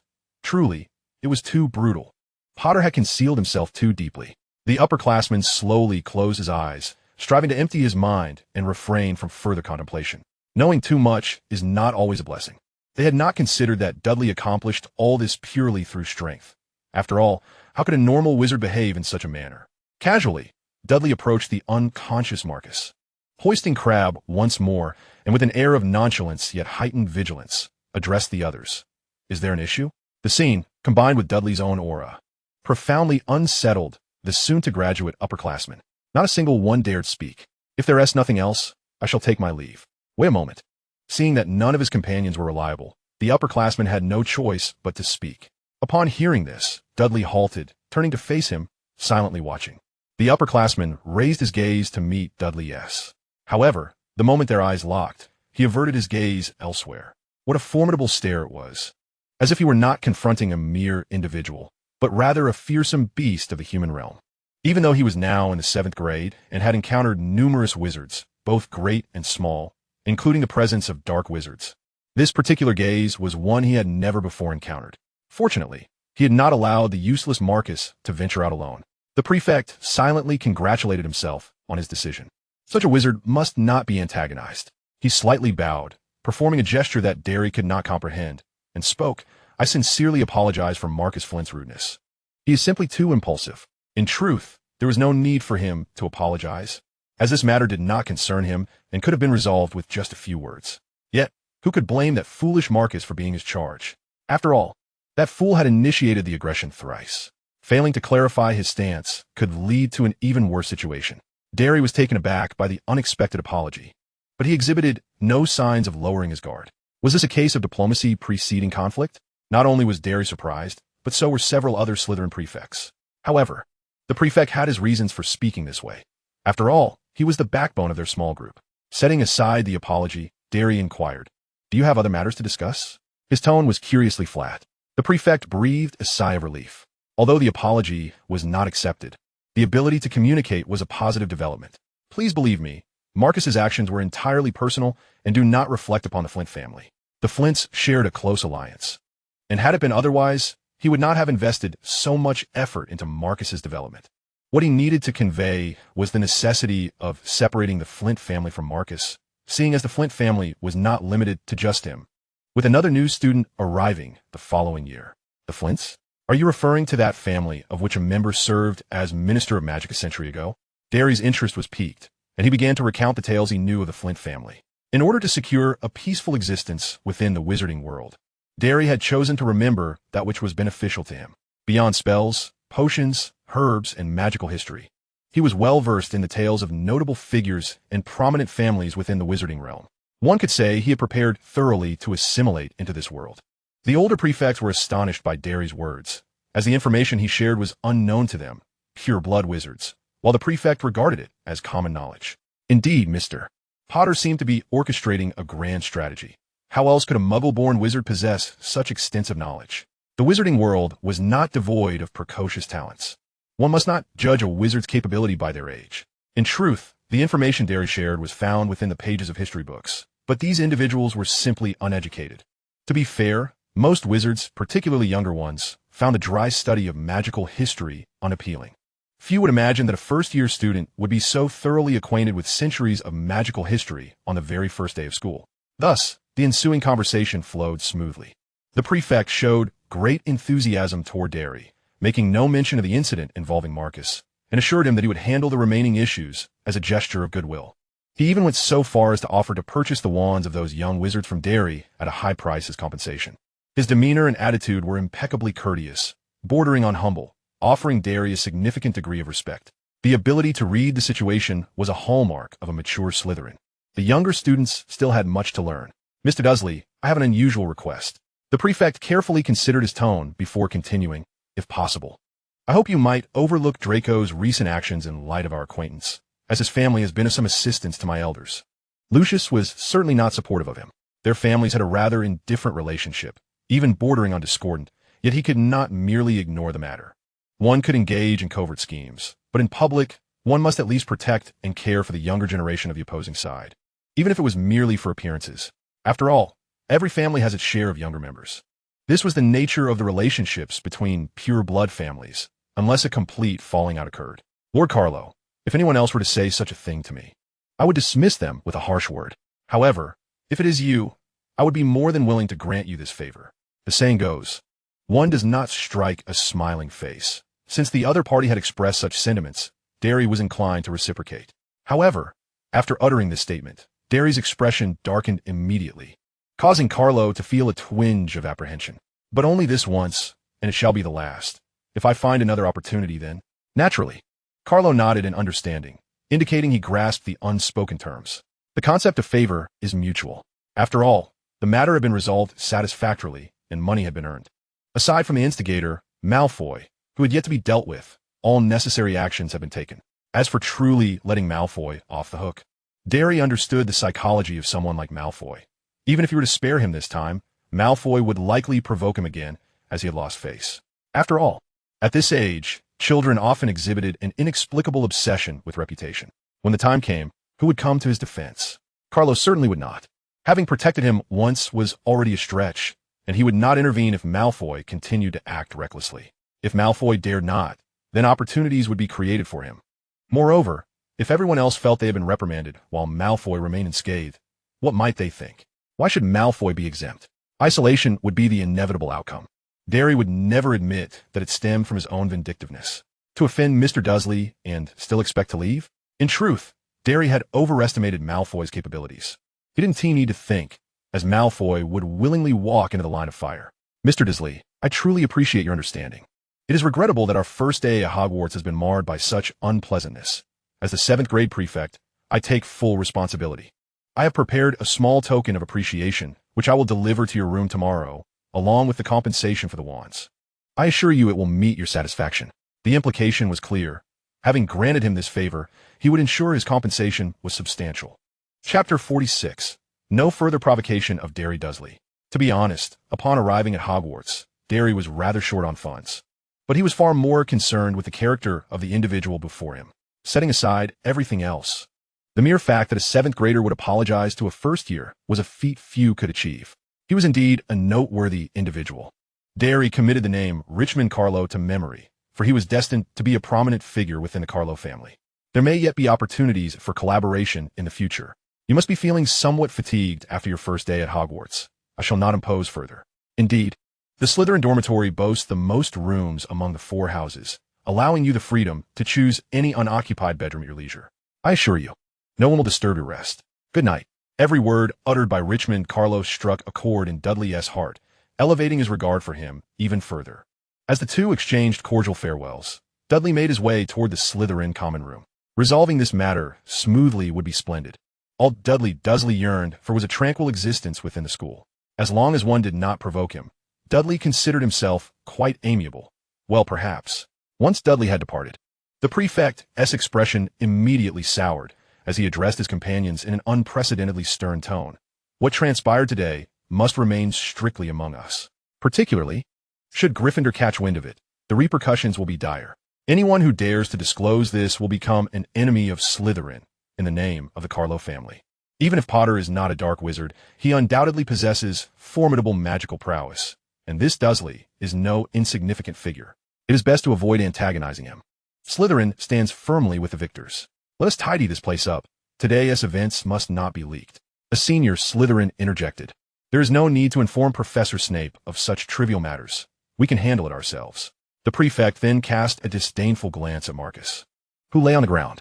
Once this fool awakens, tell him that I do not wish to see any more trouble caused by him this year. He was thoroughly disappointed with Marcus's behavior that day, and refrained from provoking Dudley Dursley again, at least until I graduate. In truth, it was unnecessary for him to say so. The first, second, and third-year Slytherins would instinctively keep this secret, as no one wished for their own missteps to be broadcasted. The Slytherin dormitory, like the common room, was primarily adorned in green and silver, yet thankfully, the lighting within the dormitories remained at a normal hue. Otherwise, reading would be quite impractical. Although it was time for bed, the hour was still early. Thus, Dudley began to unpack his belongings from his suitcase and check the items he had brought, embarking on his potion-making endeavors. Crafting potions required ample practice. Aside from devices reliant on electricity, which remained inoperative, other tools functioned normally, such as an old-fashioned camera and various laboratory equipment created by Muggles. After successfully concocting several vials of potion, he carefully placed them into his satchel. Dudley then casually picked up a book and reclined on his bed, flipping through its pages. He did not wish to overthink matters. He believed himself too weak at present. Without strategy, he would either be bullied or endure being bullied, neither of which suited his character. One must forge oneself strong. The most crucial aspect was to enhance his own capabilities. The most potent card he held was his mastery of the ripple technique. From tomorrow onward, he would double his training efforts. On the following morning, many early rising young wizards discovered a vigorous figure on the castle's lawn. Morning runs, dumbbell exercises, one-finger push-ups, and swimming ensued. Among these activities, swimming was undoubtedly the most beneficial, engaging every muscle in the body. Clad in a vest and shorts, Dudley exhibited an almost perfect inverted triangle physique, capturing the attention of numerous young witches and wizards. His extraordinary physique, coupled with his identity as Harry Potter's cousin, had already drawn considerable notice at the previous day's feast, making him a familiar face to many. Goodness, is he really a first year? I do believe it if someone said he was in 7th year, exclaimed one. What impressive build. He could probably lift me. Many older female students found it impossible to divert their gazes from Dudley, all expressing admiration for his physique, albeit with a hint of something more. Had Dudley been even more handsome, he would surely have received a deluge of love letters. In addition to the young witches, Dudley also attracted the attention of several young wizards, particularly from Hufflepuff. He is incredibly strong. How does he train? I want a physique like that. The admiration among the male students was palpable, with many contemplating whether they too should embark on a fitness journey. Yet, some younger wizards remarked with a tinge of envy. We're wizards. What need have we for such robust bodies? At that moment, an older student would sit beside them, patting their shoulders with sincerity, saying, "You'll understand in due time," leaving the younger wizards utterly baffled. However, Dudley remained oblivious to all of this. After concluding his morning workout and making his way back to Slytherin, he encountered Hermione, who bore 2 dark circles under her eyes and clutched something in her arms. Didn't he sleep well? Dudley inquired with concern. Upon seeing Dudley, who appeared unfazed with his bright eyes, Hermione shot him an irritated glare and huffily turned to leave, leaving Dudley perplexed. Yet, Hermione did not wander far before quietly returning, thrusting the item in her arms into Dudley's hands without uttering a word, and promptly turned away again. Dudley felt even more bewildered. Once Hermione had departed, he finally remembered to check what she had given him. It was a hand-woven pouch, unmistakably crafted by Hermione herself, given its rough workmanship. Inside lay several identical small vials. He extracted one, and upon opening it, the fragrant aroma that wafted forth caused Dudley to startle. It was a potion of fresh essence, intended for healing. Worried I might get hurt, are we? What a considerate young lady, Dudley chuckled, shaking his head. What are you still standing there for? Don't you want to be late? We have our first class together, came the distant voice of the girl, tinged with annoyance. Let me change my clothes first. After enjoying his first day of lessons at Hogwarts, Dudley engaged in another evening workout, followed by a refreshing shower. Just as he intended to rest, a knock resounded at the door of his dormitory. Upon opening it, he found no one outside. Instead, a beautifully crafted small leather case lay on the floor, accompanied by a letter seal with wax. To Mr. Dursley, this is the previously agreed-upon compensation and small gift. The first layer contains gold galleons, purchased at a slightly elevated price of 10 galleons. As Carlo had mentioned, neither too much nor too little, but just right. The second layer holds a small crystal vial, quietly resting within. It emits a splendid sheen under the light. A luck potion, capable of enhancing one's fortune. This potion is exceedingly rare and difficult to brew, and most importantly, it is priceless. Dudley silently tucked the items away into his satchel, ensuring they were kept close at hand. It appears that Richmond Carlo has invested significantly in fostering a favorable relationship with himself. In Chapter 47, I shall inform my father. Indeed, I will apprise my father, and he will be expelled. The very first thing Draco Malfoy did upon awakening and discovering he was unharmed was to loudly proclaim his intention to report to his father. He incessantly boasted about his father's prowess while simultaneously threatening to inform him. He was akin to certain unruly children. His fortunate survival could be attributed to the potions from Carlo's side. Otherwise, merely the consequences of that nodding spell might have rendered him bedridden for 3 days, though perhaps he would have been unscathed had the spell been of a lesser magnitude. Malfoy's character is such that as long as he remains unharmed, he will inevitably bounce back, eager to indulge in mischief. In accordance with the original trajectory, he would engage in a battle of wits with Harry and his companions for 6 years, until Voldemort's return. Draco, you mustn't speak of this. At the mere utterance of Malfoy's words, a girl with shoulder-length hair, named Pansy Parkinson, hastily covered his mouth, fearful of inciting public outrage. This is Richmond's command. Do you wish to defy him? Naturally, as a first-year student, she had been present during the events of the previous night. Every time she recalled what transpired that night, Pansy felt a twinge of discomfort in her backside. No one could escape the retribution of the Butt Destroyer, and she was certainly no exception. The events of that night had become a taboo throughout Slytherin, an absolute subject to be avoided. What is so remarkable about Richmond? He is merely a member of the Carlo family, and he only entered the school a few years earlier than I. I shall inform my father. Very well. I will not divulge it. Under Pansy's watchful gaze, Malfoy's voice dwindled to a whisper, eventually becoming so faint that he could scarcely hear himself. Not everyone is swayed by Malfoy's bravado. For instance, the 7th-year prefect from the Carlo family and Pansy's own Parkinson family regard Malfoy with indifference. They belong to the same echelon. None should flaunt their superiority. Draco, Pansy admonished loudly, signaling him to cease. The events of that night had already left many young wizards disgruntled with Malfoy. They had lost under Malfoy's leadership. Slytherin stood only with the victors. And why should everyone suffer while Malfoy remained unscathed? Of course, Crabbe and Goyle had also escaped punishment, but they had been petrified and used as weapons. Observing their current trembling state, no one would wish to exchange places with them. Unfortunately, Malfoy had not contemplated nor noticed the unfriendly glares directed his way from the Slytherin students in the common room. For the sake of the Carlo family, I shall not stoop to contend with such brutes. I hope he does not provoke me further, or I shall make him regret it. Malfoy's bravado was his only source of strength. In truth, Malfoy was merely boasting. Since yesterday, he had refrained from provoking that insufferable Dudley. Look at poor Goyle and Crabbe, who now tremble at the very mention of Dudley or the Dursleys, unable to walk normally, evidently suffering from immense psychological trauma. When questioned, they remained silent, merely shivering. Malfoy, who had fainted from the stunning spell, was indeed fortunate. However, Goyle and Crabbe were not so lucky. Though they had been petrified, their consciousness remained intact, fully experiencing the sensation of being wielded as weapons.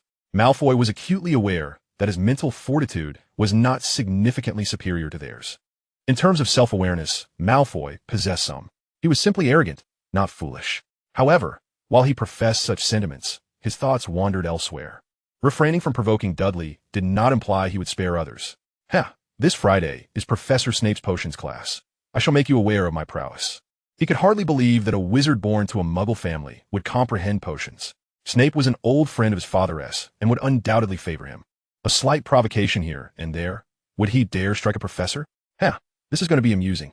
Alas, Malfoy was rejoicing a tad prematurely, for it was only Monday, with a full 4 days until Friday. One cannot deny that Dudley possesses an uncanny ability to discern character, or perhaps he has an extraordinary understanding of Malfoy's psyche. ISNT that Malfoy. What a coincidence that you were attending class as well. Barely had Malfoy taken a few steps when a voice that had haunted his dreams the previous night echoed from behind him. Accompanied by a completely nonsensical greeting, Dudley approached.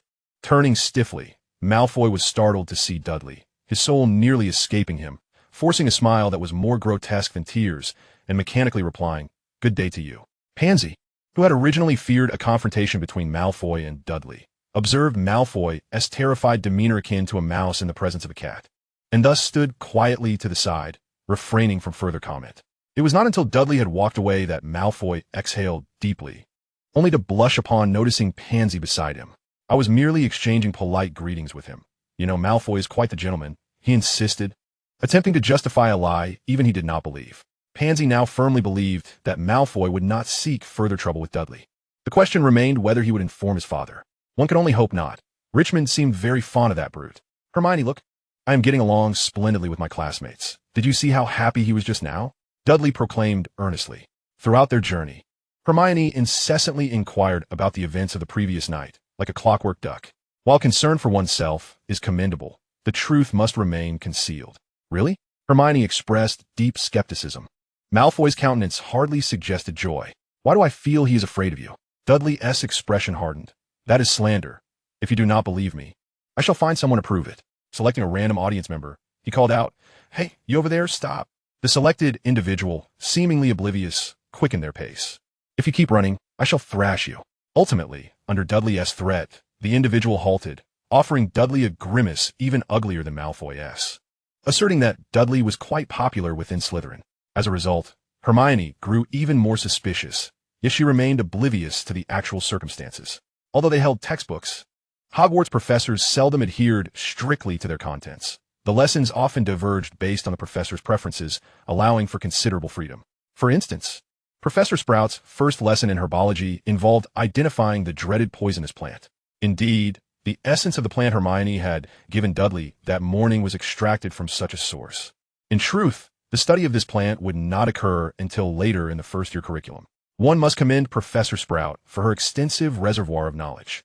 The wealth of knowledge imparted by her transcends the confines of textbooks, encompassing not only the 2 methods of cultivating white fresh, but also 6 cultivation techniques, 4 pest control strategies, and 36 applications. This treasure trove of information has proven immensely beneficial to Dolly, unveiling numerous applications he had never previously contemplated. As the course drew to a close, Dolly could not help but pursue Professor Sprout with a barrage of questions. Setting aside his personal prowess, Dolly's greatest forte lay in potion making, for herbology serves as the indispensable foundation of this art. It can be asserted that a scholar of potions is invariably an adept herbologist. Conversely, a lack of skill in herbology inevitably reflects poorly on one's potion-making abilities. Thus, Dolly listened with rapt attention, diligently committed to memory, and engaged earnestly in learning.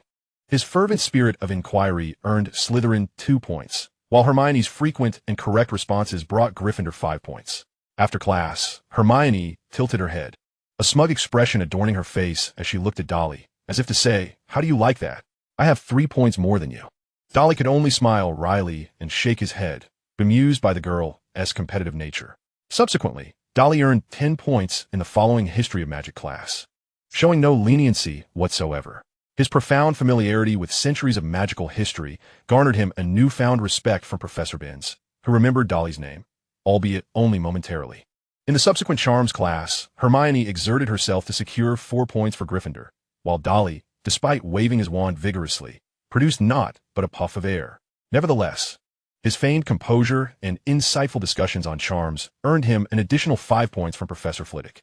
Thus, the back and forth led to the eagerly anticipated Friday, the day of potions class. As Friday was a day when Slytherin and Gryffindor shared classes, Hermione was particularly motivated to make the most of the 2 potions lessons. Determined to surpass Dolly in points, nearly wearing out her first-year potions textbook in the process. The potions classroom, located in a basement, was notably cooler and more dreary than the upper castle. Frankly, Dolly found it hard to believe that concocting potions in such a place would be more effective than elsewhere. Personally, he preferred to be in a tempered environment, as it allowed for better control over the temperature and timing. Perhaps this was merely a reflection of Professor Snape's personal preferences. Along the walls of the potions room were numerous glass jars containing various animal specimens, including many banned substances that tantalized Dolly's interest. Truly, as a master of potions, Snape displayed an array of rare and difficult-to-acquire items. It was rumored that Snape had a small room for storing potion ingredients, and should Dolly ever manage to pilfer that place, he would likely find himself well-stocked for years to come, though he would probably be pursued to the ends of the earth by Professor Snape. Before class, Harry approached Dolly and whispered to him. The day prior, Harry had mentioned that Hagrid had invited him and Dolly to visit his hut that afternoon. Hagrid, in essence, was not a bad person. Had it not been for his initial rudeness towards Vernon, Dolly would not have clashed with him. After receiving Dolly's forgiveness, Hagrid also earned Harry's, as he was a friend of Harry's parents and privy to much of their past. However, had Dolly chosen not to forgive Hagrid, Harry would have followed suit. Even now, despite claims of forgiveness, Harry's relationship with Hagrid remained somewhat distant, with Dolly's preferences guiding the dynamic. If Dolly refused, Harry would too. Dolly readily agreed. As Hagrid's hut lay near the edge of the Forbidden Forest, a place that captivated Dolly's imagination. In truth, it was a locale beloved by anyone with a passion for herbology and potions, dangerous yet bountiful. Yet, after spending time with Hagrid, Dolly's assessment of him was that of a terrifyingly naive individual. This was neither a compliment nor condemnation. Such a description arose from Hagrid's simplistic nature, reminiscent of a certain naive whirlwind. Of course, Hagrid was superior in strength, lacking the murderous tendencies that characterized a certain Voldemort. Otherwise, he might have achieved the title of a minor dark wizard himself, albeit a physical one. As the time for class drew near, Professor Snape entered the room with a minute to spare. His cold, hollow gaze, prominent hooked nose, greasy hair, and all-black attire rendered him the quintessential villain from a fairy tale. Few young wizards would form a favorable first impression of him. Approaching the podium, Snape took up the attendance register and began calling names. When he reached Harry's name, he paused. "Ah, look who we have here. Harry Potter, the infamous one." His tone dripped with sarcasm, eliciting muffled laughter from many students, including Malfoy and his entourage. However, as Dolly casually surveyed the room, he noted that the entire Slytherin house fell silent, with only a few bewildered Gryffindors still snickering. "You are here to learn the art of potion-making," Snape began, establishing order in the classroom with a commanding presence that rivaled Dolly's own. "There is no pointless waving of wands here. Many of you may not believe this is magic. I do not expect you to truly grasp the beauty of a simmering cauldron, emitting fragrant wisps of steam. I can teach you how to elevate your reputation, brew glory, and even stave off death, but there is one prerequisite. You must not be the kind of fools I often encounter. Potions can accomplish what many spells cannot." While others may struggle to comprehend this, Dolly understood it all too well. He had experienced the marvels of potions firsthand. Even if he were never able to cast spells, his achievements through potions would not pale in comparison to those of other wizards. Dolly noted, however, that as Snape spoke, his gaze would frequently drift toward Harry, perhaps pondering his unfortunate aunt. "Potter," Snape suddenly raised his voice. "If I were to add powdered daffodil root to an infusion of mugwort, what would I obtain?" "I don't know, sir," Harry replied with utmost honesty, being entirely unaware of what either ingredient was. Snape's eyes shifted from Harry's green ones to his face, a sneer of disdain curling his lips. TSK. It seems that fame does not equate to competence." Another round of snickers followed, this time solely from Gryffindor, with not a single Slytherin joining in. "Let us try again. Potter, if I were to ask you to fetch me a piece of bezoar, where'd you go to find it?" Snape's gaze once more settled upon Harry's eyes, scrutinizing those emerald depths, perhaps harboring a flicker of expectation. Regrettably, Harry's response once again left him disappointed. "I don't know, sir." Harry shook his head, for he genuinely did not possess the answer. "I dare say, you have not perused a single book prior to the commencement of the term. Have you, Potter?" Severus Snape's expression grew increasingly scornful, yet beneath it lay a profound sense of disappointment. That individual was gone forever, and it was a pity that her child had not inherited her virtues. Potter, for the final question, could you elucidate the distinction between aconite and monkshood? Aconite? Upon hearing this term, Harry instantly perked up. This was knowledge he possessed, as Dudley had specifically mentioned it to him. Both can be used to concoct poisons, sir. Harry's forthrightness momentarily stunned Snape. Aconite and monkshood are both members of the aconitum genus, characterized as slender, erect, and toxic perennial herbs, particularly their tubers, which are highly poisonous. Their outer skin is black, adorned with vibrant and beautiful flowers, and their sap can be applied to arrows to create lethal projectiles for hunting humans or animals.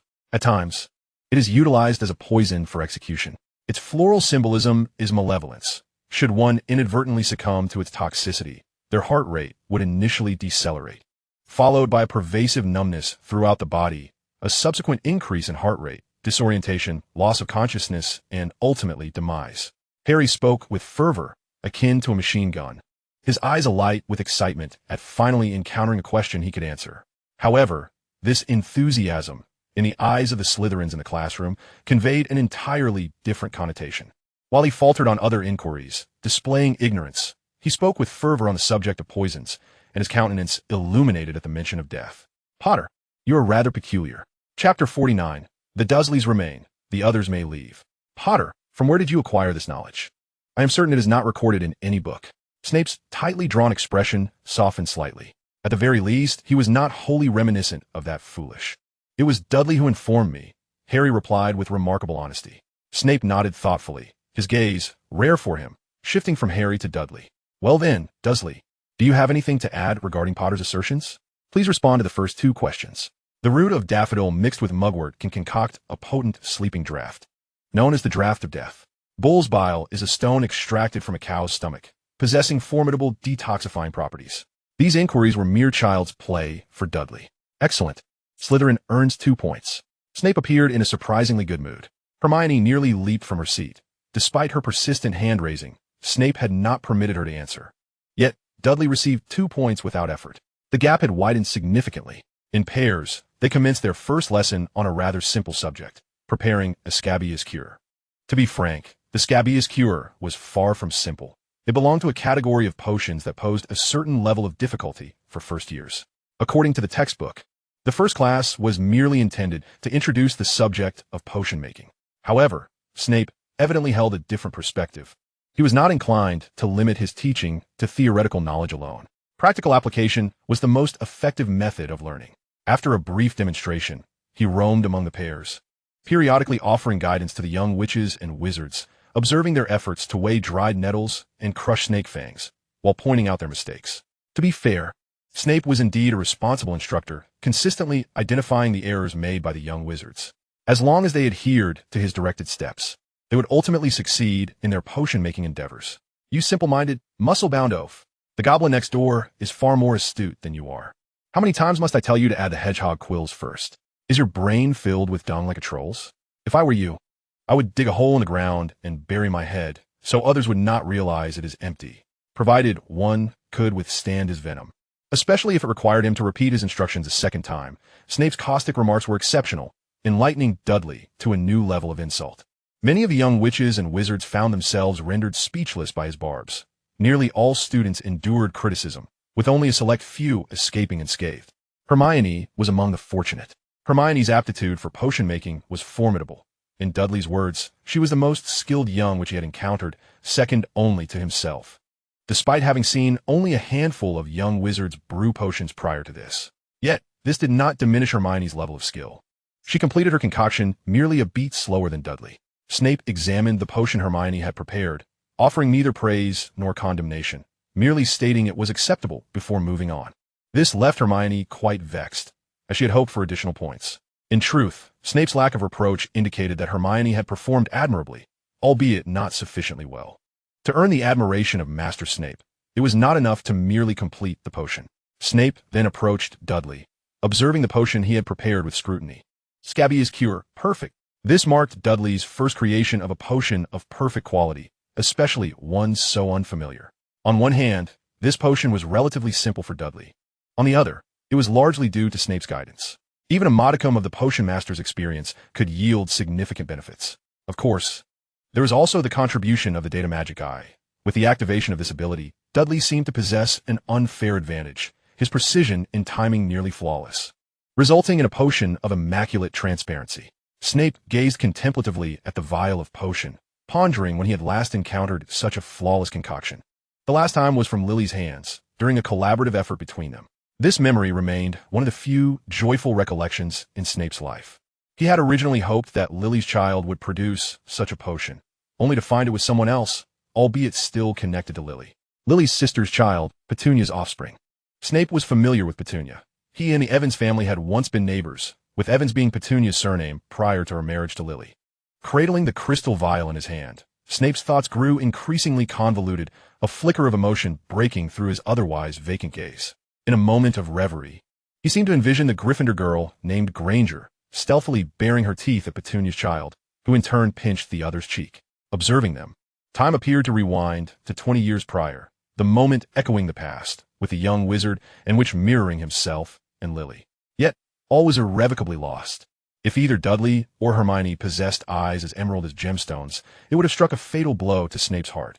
However, Dudley had inherited Petunia's bluish-green eyes, while Hermione's were a pure brown. Overcome by emotion, Snape stood frozen in place for a full 3 minutes, clutching the potion crafted by Dudley. The young wizards were left in a state of curiosity, wondering if Dudley's potion had been so exceptional that even the professor was reluctant to part with it. Once again, it appears that he has performed miserably, leaving the professor to ponder how best to chastise him. If any upperclassmen from Slytherin were present, they would undoubtedly find their headmaster unusually peculiar today. Remarkably, he has refrained from berating Gryffindor for a full 3 minutes. Suddenly, an explosion reverberates through the classroom, shattering the stillness and releasing a noxious green smoke, accompanied by a sharp, acrid odor and hissing sounds. It is Seamus, who, in his ignorance, has added something untoward to his cauldron, resulting in a catastrophic explosion during the potion brewing process. The cauldron is now warped beyond recognition, and corrosive liquids are splattered everywhere, leaving many young wizards' robes and shoes riddled with holes. The unfortunate Neville bears the brunt of the disaster, covered in swollen, painful welts, crying out in agony, while Seamus, sensing the dire situation, makes a hasty retreat. "Are you a brainless goblin?" Snape, now fully alert, discreetly stores away the potion and with a flick of his wand, vanishes the spilled concoction from the floor. He then turns his ire towards Seamus, bellowing furiously, "Not only did you add porcupine quills prematurely, but you also neglected to monitor the temperature of the flames. How many times must I reiterate this today? I swear, I could pry open your skull to see if it is filled with dung." His gaze then shifts to Potter. "Why did you not remind him?" "For this, Gryffindor loses a point. You are, without a doubt, the worst class I have ever taught." At that moment, the potions class came to an end. Today's assignment is to write a 4-inch essay on the remedy for scabies. I expect a satisfactory submission by our next lesson. Snape did not forget to assign homework. Pausing momentarily, "Dursley, stay behind. The rest of you may leave." Chapter 50. Want to learn potions? Hooray! Malfoy nearly burst into laughter upon hearing this. It seems that it is not the quality of the potion that has impressed, but rather its utter failure. Just wait, Professor Snape will surely have his revenge. Hermione and Harry exchanged worried glances concerning Dudley, but under Snape's intimidating presence, they felt compelled to exit the classroom. Once everyone else had departed, only Snape and Dudley remained. To be fair, being alone with Snape is rather daunting, especially in a classroom brimming with potion ingredients. It is quite torturous. After a brief silence, Snape broke the tension. "Have you done this before?" Snape produced a vial of perfect-grade scabies remedy. "No," Dudley shook his head. "This is my first time brewing this potion." Dudley's statement referred specifically to this potion, not his first experience with potion making, a nuance that Snape perceptively grasped. "Have you previously brewed other potions?" "Indeed," Dudley nodded, answering honestly. "The mild enhancement potion, the slowing potion, the strengthening solution, the bone regenerator, the white ash essence, and the blood replenishing potion." As Dudley rattled off the names of various potions like a menu, Snape's expression shifted from composed to increasingly complex. "Show me." Snape extended a hand towards Dudley. Without further ado, Dudley retrieved from his satchel a collection of vials, neatly arranged before Snape. "These lack your guidance. My skill is quite limited."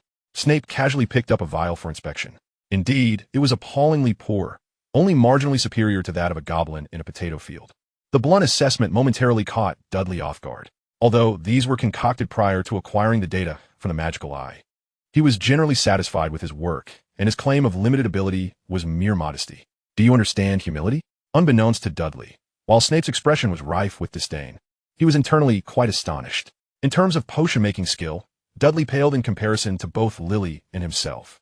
Yet, regarding variety, Dudley had already surpassed the collective knowledge of potions that he and Lily had acquired by the end of their first year.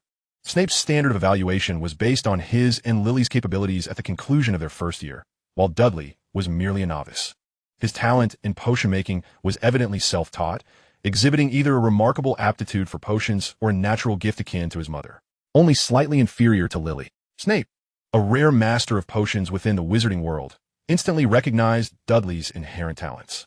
This reminded him of the few occasions he had visited the Evans household, where he had sampled Petunia's culinary skills, which were surprisingly commendable. In a certain sense, potion-making is quite similar to cooking. Your brewing technique resembles that of your mother. Snape suddenly remarked. You knew my mother? Dudley inquired. Snape's expression became somewhat awkward. We had some acquaintance. We were once neighbors. Due to Petunia's inability to attend Hogwarts, she had not been particularly welcoming towards the wizarding friends visiting Lily's home, even going so far as to call him a freak. Their connection had effectively severed after the events of 5th year. He had not anticipated that Petunia's son would end up at Hogwarts, let alone possess such remarkable talent in potion-making. He had assumed that the entire family were born Muggles. Are you the severest mentioned by my mother? Hogwarts professors do not typically introduce themselves. During the first lesson, they inform young wizards only of their surnames. So it is common that students are unaware of their full names. She spoke of me? Snape paused, taken aback. It was unexpected that Petunia would mention him to Dudley. In the time leading up to attending Hogwarts, my mother shared many tales of the wizarding world with Harry and me, including stories about her and Aunt Lily's childhood. In truth, she had longed for this world and cherished Lily's friendship. Petunia had entirely released her past burdens, recounting to Dudley much information she had gleaned through Lily, in hopes of acclimating him and Harry to life at Hogwarts. Though much of it was 2 decades old, the wizarding world had scarcely changed over the years. Dudley perceptibly noted a slight tremor in Snape's body at the mention of Aunt Lily. Suddenly, Snape seemed to have an epiphany, lifting his head abruptly, his vacant, hollow gaze fixated on Dudley, causing the latter to feel quite unnerved. I see now. Petunia's child is so exceptional because he has inherited Lily's gifts. In scientific terms, Dudley's inheritance of Lily's talents could indeed be explained, though it would delve into genetics. If we liken potion-making aptitude to a recessive gene X, both Petunia and Lily possessed this hidden gene X. However, Petunia lacked the conditions to become a witch, thus the gene remained dormant, while Dudley, having become a wizard, activated this hidden gene X. Of course, Dudley preferred to believe this was a transformation he brought into this world, with little to do with genetics. Nevertheless, what Dudley believed was of little consequence. Snape was resolute in his conviction that this was Lily guiding him. Behold, inheriting Lily's remarkable talent for potions. The relationship between Gryffindor and Slytherin resembles a nostalgic echo of his past with Lily. What an astonishing coincidence. Of course, he possesses a greater physical strength than I do. Professor Snape, during his school days, was rather slender. How might one describe these wizards? They eschew science in favor of fate and prophecy. Even the formidable Voldemort and Dumbledore are deeply superstitious regarding destiny. Indeed, it was a prophecy that spurred Voldemort to attempt the murder of the Potter family, only to meet his demise just as foretold. Unlike them, Dudley harbors no belief in prophecies. He trusts in muscle. As Snape fixed a serious gaze upon Dudley, elongating his words, just as Dudley was about to deliver a punch, he continued, Would you care to learn potions from me? Snape had long contemplated passing on his vast knowledge, yet he had not encountered a fitting opportunity until now. His pride as a master of potions rendered his standards exceptionally high. One aspiring to learn from him must possess at least half the potion-making talent of Lily, whose gift in Snape's eyes was boundless. Half of infinity is still infinite. Presently, he believed he was guided by Lily's spirit in this assertion. Should he ever doubt, or if Dudley were to decline, such an opportunity would vanish. Moreover, this was merely a singular chance. If Dudley lacked the requisite aptitude to seize it, he would be dismissed. In the wizarding world, there exists no custom of once a teacher, always a father. Of course, it is my privilege, Professor Snape. Chapter 51. Warm tea and the slaughter of manure? Slytherin common room. He is finished. That muscle-bound oaf is doomed this time. Under the dim, eerie green glow, Malfoy animatedly recounted the events of potions class to his first-year companions. As you all know, Professor Snape is a friend of my father. They have known each other long before I came to Hogwarts. Malfoy was once again indulging in his father's glorification. He then lowered his voice, attempting to make it sound ominous. Professor Snape will teach him a harsh lesson, punish him, and then unceremoniously expel him from Slytherin and Hogwarts. He chuckled. But that is not my doing, it's Professor Snape's. Malfoy reveled in his schemes, envisioning Dudley being cast out. My father always said that Slytherin is a place for those of noble blood. The same old bloodline rhetoric, lost in his own world. Malfoy failed to notice the drastic change in the expressions of the surrounding young wizards, nor did he perceive Pansy's furtive glances, or the ashen faces of Goyle and Crabbe, who trembled in fear. Until, speaking ill of others behind their backs is hardly gentlemanly conduct. Alas, there are no true gentlemen left in all of England. Mr. Malfoy, I fear I must disappoint you. I shan't be leaving Hogwarts anytime soon. A voice that sent chills down Malfoy's spine echoed from behind him, leaving him feeling as though he had plunged into an icy abyss. His voice stifled like a duck caught by the throat. A colossal hand descended upon Malfoy's head, tightening his scalp as he was hoisted effortlessly into the air. Dudley could not fathom what was so praiseworthy about the so-called bloodline theories of certain wizards. In his view, only pets would emphasize lineage. It is only pets that concern themselves with purity. Incidentally, the self-proclaimed pure-blood Malfoy boasts platinum hair, while the Weasley family, whom they disdain, has red hair. In England, what does red hair signify? A cursory study of English history would reveal the answer. The indigenous people of the European continent are the Celts, whose lineage is marked by red hair. Thus, the Weasley family boasts Celtic heritage, which, tracing back, is far more authentic than any pure-blood lineage present. As for blonde hair, it could signify descent from either Germans or Vikings. It is well known that the Vikings were a band of marauders. Therefore, even when tracing roots, Malfoy has little to commend him. I believe we ought to converse properly before I lose all patience. Dudley gruffly grasped Malfoy and strode toward the depths of the Slytherin common room. An excuse to deal with Malfoy had presented itself. No, you can't do that. Malfoy cried out in terror, struggling to kick Dudley and swinging his fists in a futile attempt to escape. Alas, his short limbs could not reach Dudley at all. The other Slytherins merely watched as Dudley carried Malfoy away, with not a single soul daring to intervene, including Malfoy, as two supposed protectors, who fainted at the sight of Dudley, unsure if it was genuine or feigned. No one is coming to your aid. Your reputation truly is dismal, Dudley remarked. I had hoped for some amusement today. His words sent the surrounding Slytherin wizards recoiling in horror, creating a no-man's land around Dudley. Even the unconscious Crabbe and Goyle turned paler still. In truth, after the first night of the school year, Malfoy's reputation had undergone a subtle transformation within Slytherin. You, Malfoy, are esteemed. You, Malfoy, are noble, yet you have led us to be beaten. And afterward, not a single gesture of gratitude. Even the good deeds are performed by the Carrows. Ultimately, Mr. Dudley is simply too young, lacking a grasp of social intricacies. Please wait. There was not no one. At least one remained, did there not? Do you have any objections to my methods, Miss Parkinson? Dudley slowly turned his head, his large, inquisitive eyes fixed on Pansy. I wonder how long this girl would sob if I were to strike her? At that moment, Pansy felt as though a fierce beast had set its sights upon her. Despite his inaction, she found herself rendered breathless. I mean, you must be hungry. How about a cup of red tea and some pastries? Miss Parkinson offered earnestly. What does Malfoy matter? It's of no concern to me. Red tea without sugar, and please prepare some biscuits. I'm feeling a tad peckish. Since there was an invitation to dine, he would not be remiss to decline. I shall return shortly to enjoy it, before the tea cools. Thank you. With that, he continued to carry Malfoy deeper into the common room, as the Slytherin wizards watched their departure.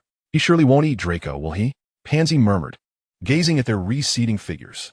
Regrettably, not a single soul from Slytherin could provide her with an answer, until the two figures vanished from sight. The two plump boys, who had previously been reclining, sprang to their feet as if their posteriors were ablaze. It was evident that their earlier demeanor had been a mere charade. I must inform my father.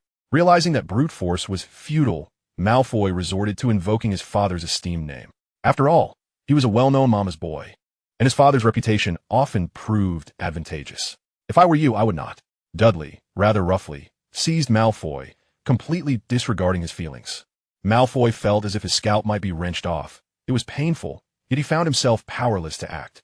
Dudley marched inward, leading Malfoy deep into the Slytherin common room, casually selecting a room, gently pushing open the door, and then closing it behind them.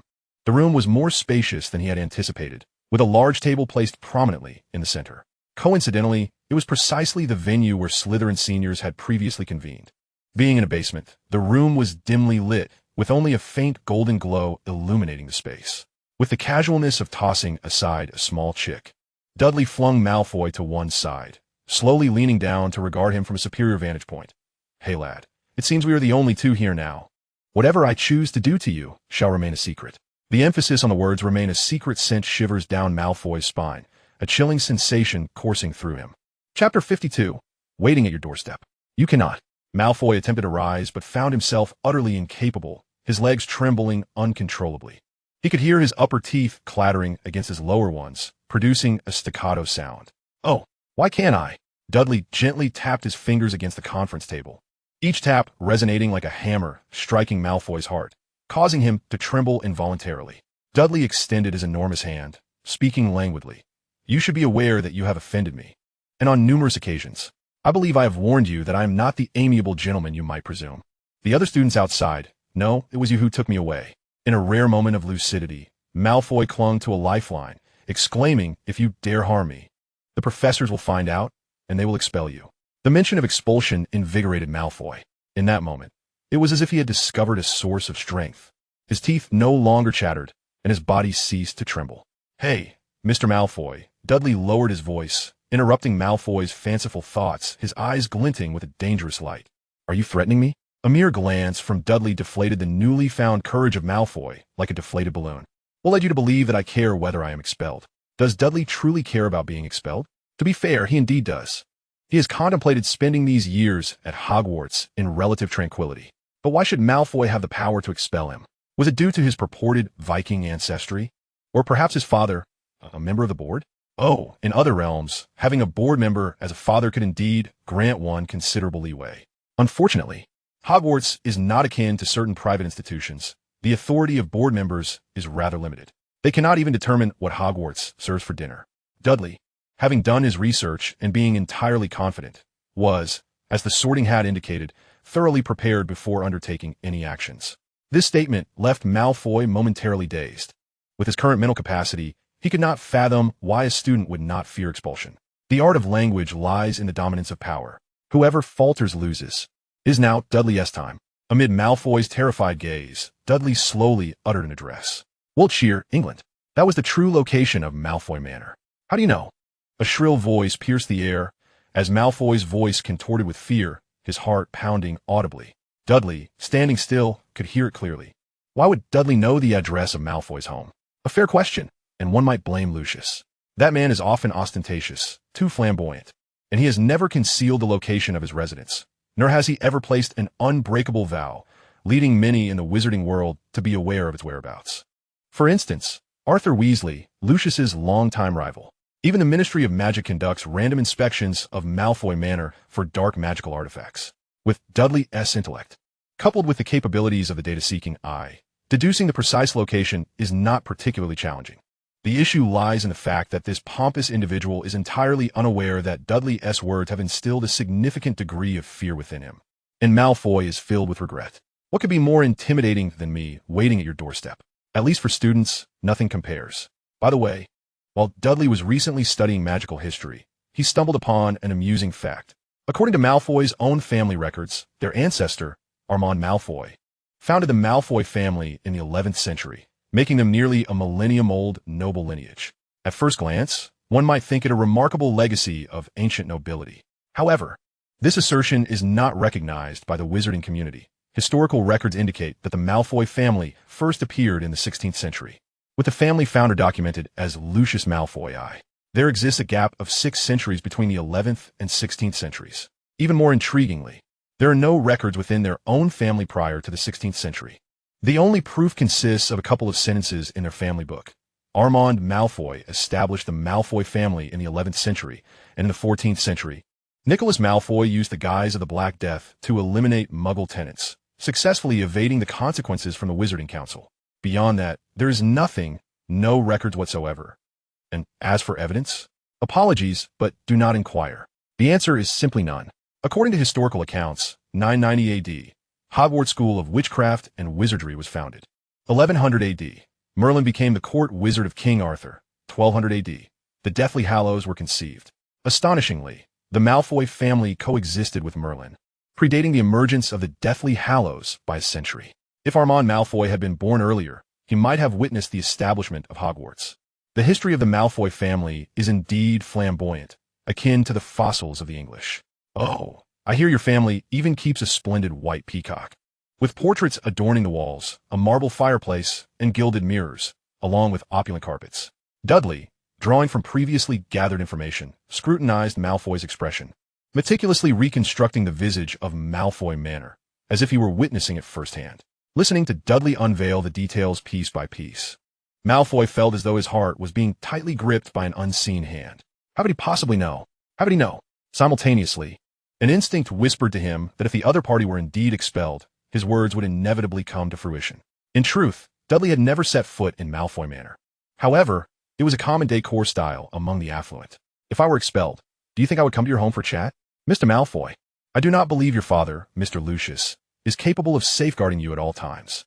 Surely, there must be moments when he is absent. For instance, this week, France is quite a splendid place.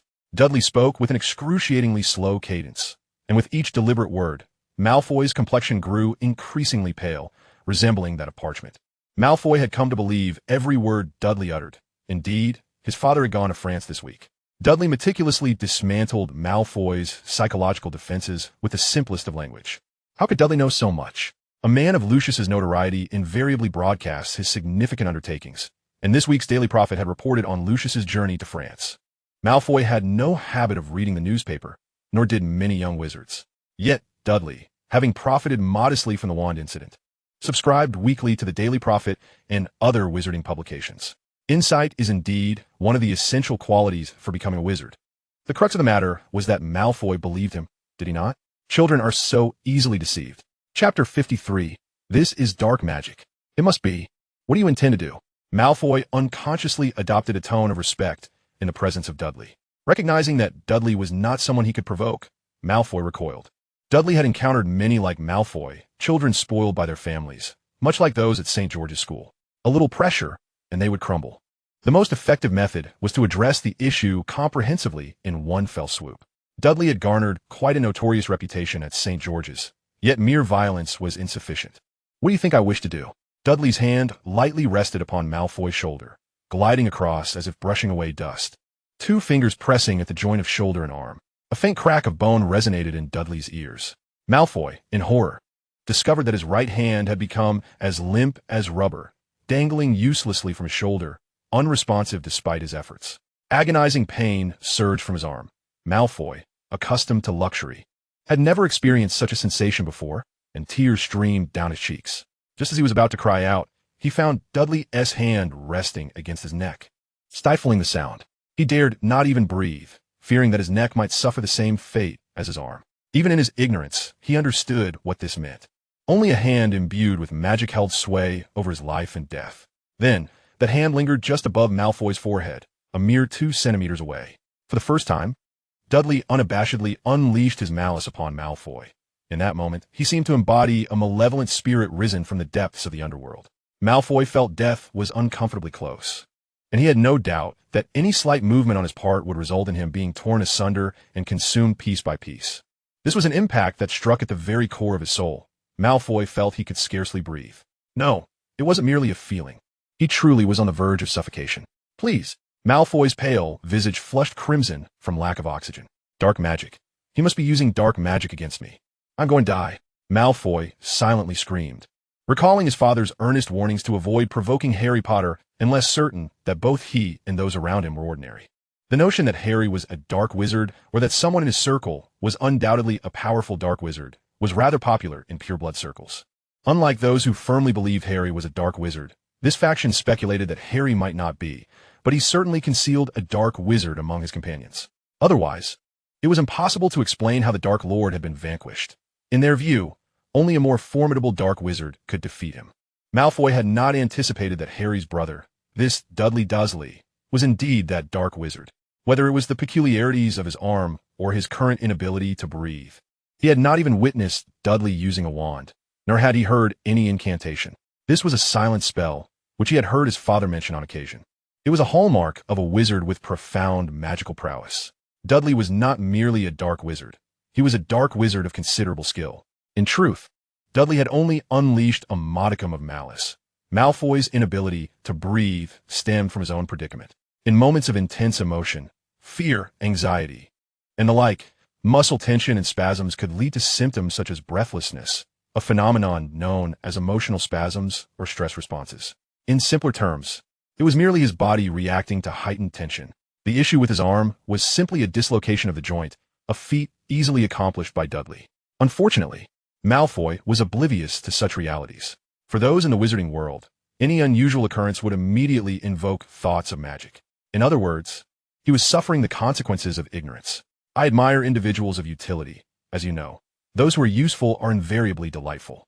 From now on, you shall be my subordinate. Do you have any objections? At this moment, Malfoy dared not defy him, eagerly nodding his head, as if pecking like a chick. Yes, yes. Upon hearing Malfoy's response, Dudley slightly tempered his malice, alleviating Malfoy's stress response and allowing him to breathe a tad more easily. He leisurely grasped Malfoy's right hand and gently lifted it. With significant implication, he softly addressed Malfoy. Then we have reached an understanding. We shall coexist harmoniously from now on. Remember, opportunities are limited. You have exhausted your chances. With the malice dissipated, Malfoy felt as though he had become a puddle of soft mud, the suffocating sensation lifting as well. His arm returned to normal, no longer resembling the limp mass it had moments ago. At that moment, he felt as if he had ascended to paradise. Emotional spasms are typically transient.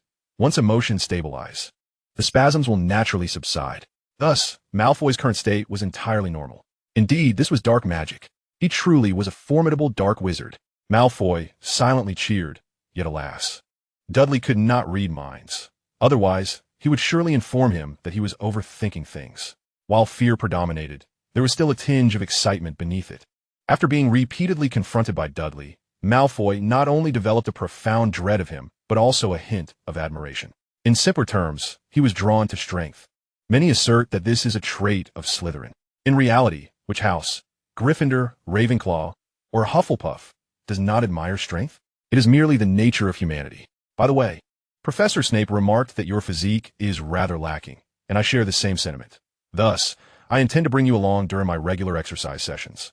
Dudley's tone was imbued with an undeniable authority, not open to discussion with Malfoy, but rather a simple declaration of intent. From Monday to Friday, each morning at 7 o'clock. I do not wish for you to be tardy.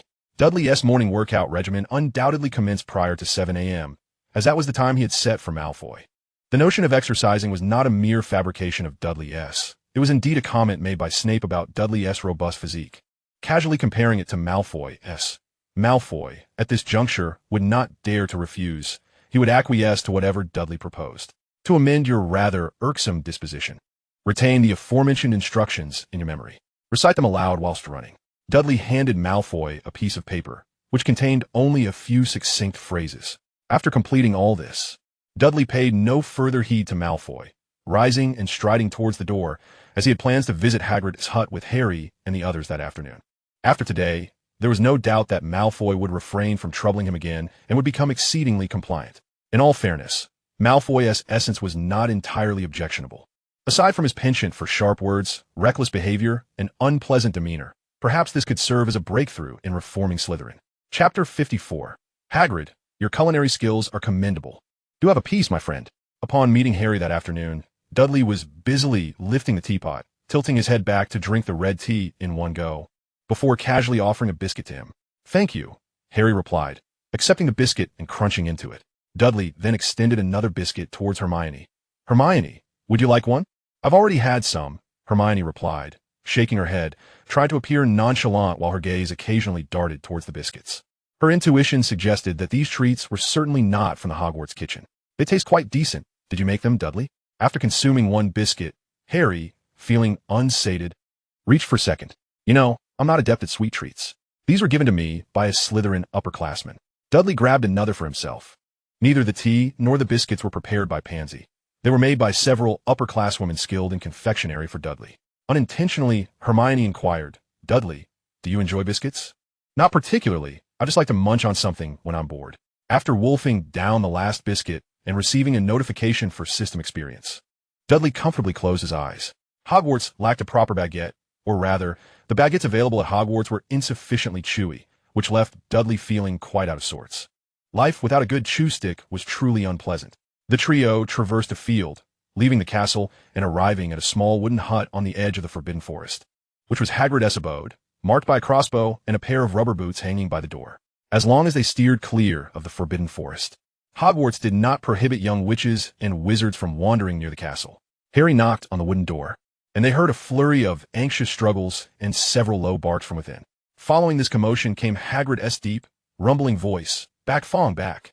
With a slight tremor of the ground, the wooden door opened a crack, revealing Hagrid's bearded visage. Upon seeing Harry, Dudley, and Hermione, Hagrid beamed with joy. "I thought you might not come. I mean, it's wonderful to see you all at last," Hagrid said, his clumsy speech revealing his exuberance. Hagrid, in his amiable manner, quickly ushered the trio inside. Although it appeared to be a small hut from the outside, the interior was significantly more spacious, evidently enhanced by a stretching charm. Otherwise, Hagrid's large frame would scarcely fit. "Professor Dumbledore helped me with this. It's quite nice, isn't it?" Hagrid said, his voice a tad hesitant. Entering the hut gave the three a sense of stepping into a giant's realm, as nearly all the furnishings were 2 or 3 times the size of those typically found in a wizard's home. Even Dudley, with his considerable build, felt as though he were a child sitting on a large stool, let alone Harry and Hermione, whose feet dangled well above the floor. Despite the application of the stretching charm, the hut consisted of only one room, with hams and game birds hanging from the ceiling, a copper kettle boiling water over a hearth, and a large bed in one corner, covered with patchwork quilts.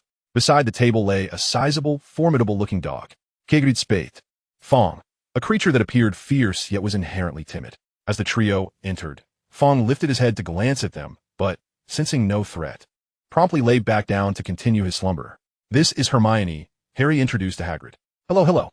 Hagrid greeted warmly while bustling about, pouring hot water into a large teapot and placing some rock-shaped, small biscuits the size of a small basin on plates.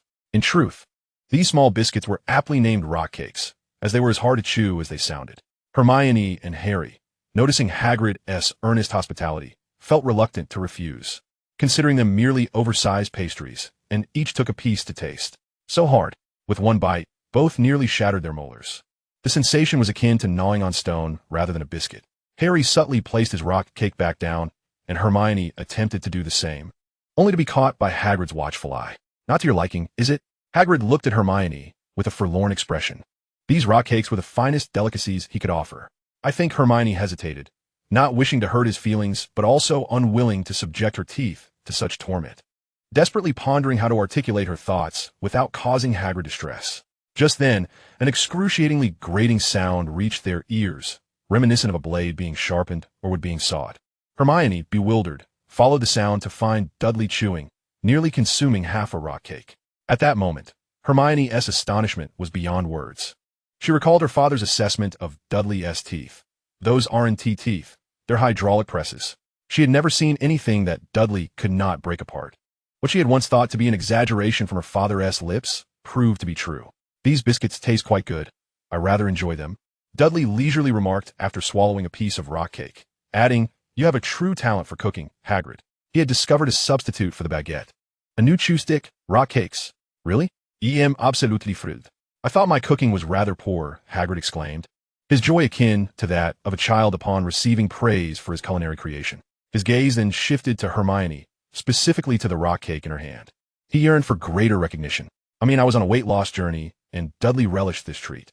Hermione, startled, quickly grasped the situation and hastily bit into her own portion, although she couldn't manage more than a faint imprint of her teeth on the rock cake, which she then handed to Dudley. Such food was absolutely off limits for her. Clever as I am, Dudley, unabashed, immediately seized the rock cake Hermione offered him and began to munch on it. The flavor was one I greatly enjoyed. It was uncertain whether he was referring to the food or alluding to something else entirely. Suddenly, Hermione's face flushed crimson at a noticeable speed, as if a thought had struck her. This was merely a casual visit. The group joyfully shared tales of their Hogwarts experiences, and, as dinner approached, they bid farewell to Hagrid. Before departing, Dudley even requested a large bag of rock cakes from Hagrid, considering them his cherished snacks. Hagrid was elated to receive validation for his culinary skills, yet he felt a tinge of regret over his modest means, lamenting the lack of more lavish offerings to delight them. With a heavy heart, he said his goodbyes to the trio. Was Hagrid a miser? No. Dudley certainly did not think so. Perhaps he was the wealthiest man in all of Hogwarts. Despite the dilapidated appearance of Hagrid's home, many of its seemingly inconspicuous items held immense value. For instance, Fong's dog bed was woven from unicorn hair, worth at least several thousand galleons. If everything were sold, it would surely fetch tens of thousands of galleons. Even Dudley contemplated whether to ask Hagrid for some items to sell, hoping to procure materials for potion making. Chapter 55, The Spoon Incident. The sky began to brighten, as if a delicate veil were being gently lifted, illuminating the contours of the earth. A fine mist enveloped the air, resembling a light shroud that slowly blanketed the ground. The atmosphere was imbued with a refreshing, damp sensation, as a cool breeze softly brushed past, imparting a hint of chill. Despite his profound reluctance, Malfoy arrived punctually at the gates of Hogwarts at 7 o'clock. The surroundings were eerily quiet, save for the rustling leaves dancing in the wind, which gracefully descended to the ground, creating a soft, whispering sound. Standing solitary at the gates, Malfoy huddled by the entrance, silently cursing himself for likely being duped. It was Saturday morning. He should have been nestled comfortably in his warm bed. Yet within, Malfoy secretly felt a sense of relief. Being tricked was preferable to actually exercising alongside that individual, especially while shouting such humiliating slogans. Had he possessed the courage to resist, he would never have uttered them. At that moment, just as Malfoy prepared to turn back toward the castle, he heard a faint rhythmic clattering behind him. Emerging from the thin morning fog outside the castle was a figure. Dudley, clad in a sports tank top and shorts, was exercising with 2 dumbbells in hand. "I thought you would be late. I didn't expect you to be so punctual," Dudley remarked as he approached Malfoy, offering an unexpected compliment. Malfoy stared at Dudley, momentarily at a loss for words. The person before him clearly appeared to be seasoned from a rigorous workout, indicating he had likely arrived much earlier. But it was only 7 o'clock. What time had he come? 6? "I've been working out for a while," Dudley replied, having indeed arrived long before Malfoy. His insistence on having Malfoy arrive at 7 was merely to avoid any disruption to his routine. Furthermore, Dudley engaged in physical training not only in the morning but also before bedtime, maintaining a regimen of exercise twice daily, without interruption for years. Exercise could indeed become addictive, especially as he observed his muscles gradually grow and felt the waves of strength within him intensifying.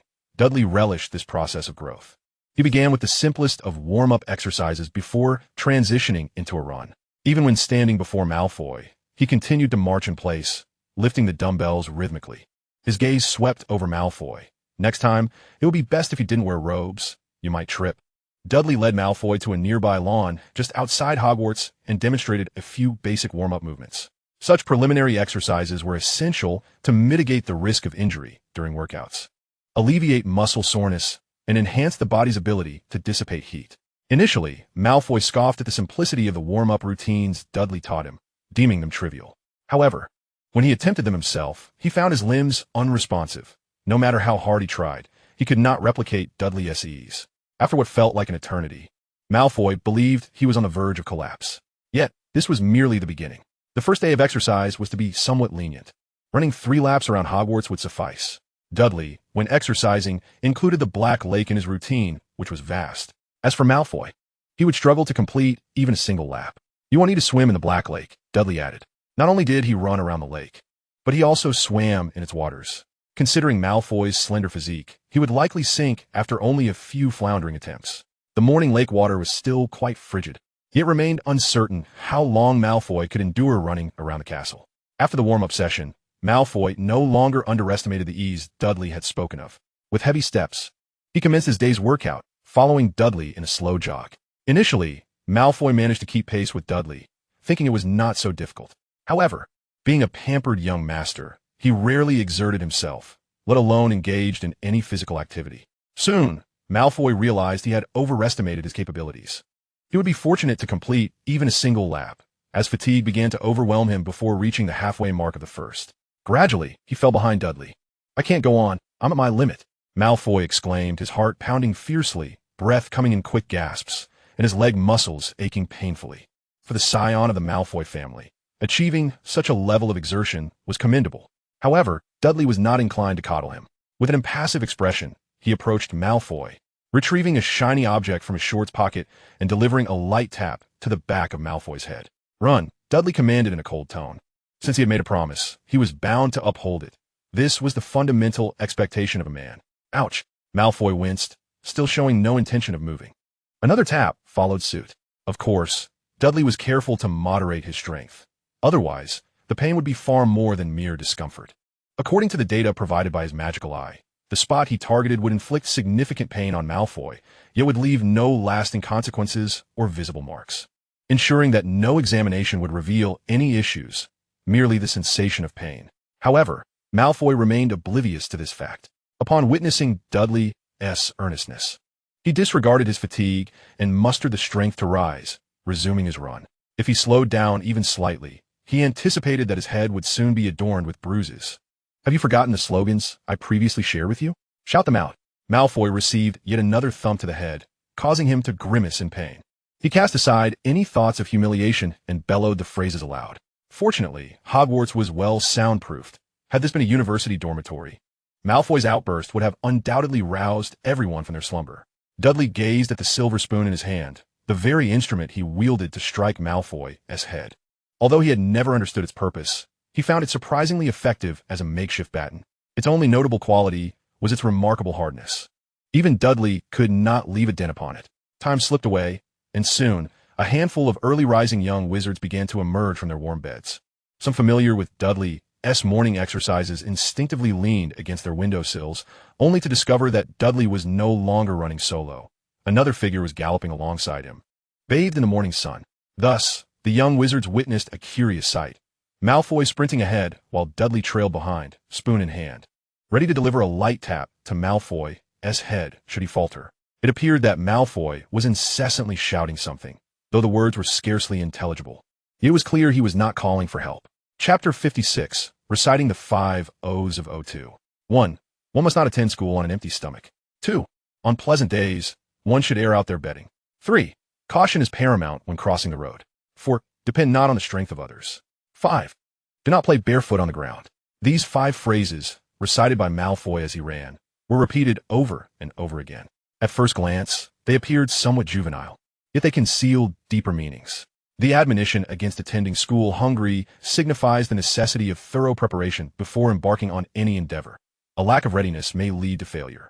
The maxim about airing bedding on fine days encourages one to seize opportunities to cultivate their talents and not to let favorable circumstances slip away.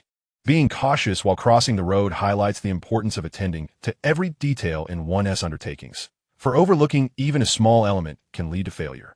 The call to rely on one's own strength emphasizes the importance of self-sufficiency. The gratification derived from accomplishing tasks through one's own efforts is unmatched. Finally, the warning against playing barefoot serves as a reminder to safeguard oneself and to remain vigilant, for one must always be prepared for potential dangers. These 5 phrases are collectively known as the 5 O's of O2. In truth, as Malfoy ran, he merely shouted them out of instinct. His mind had begun to blur and lose focus after the second lap.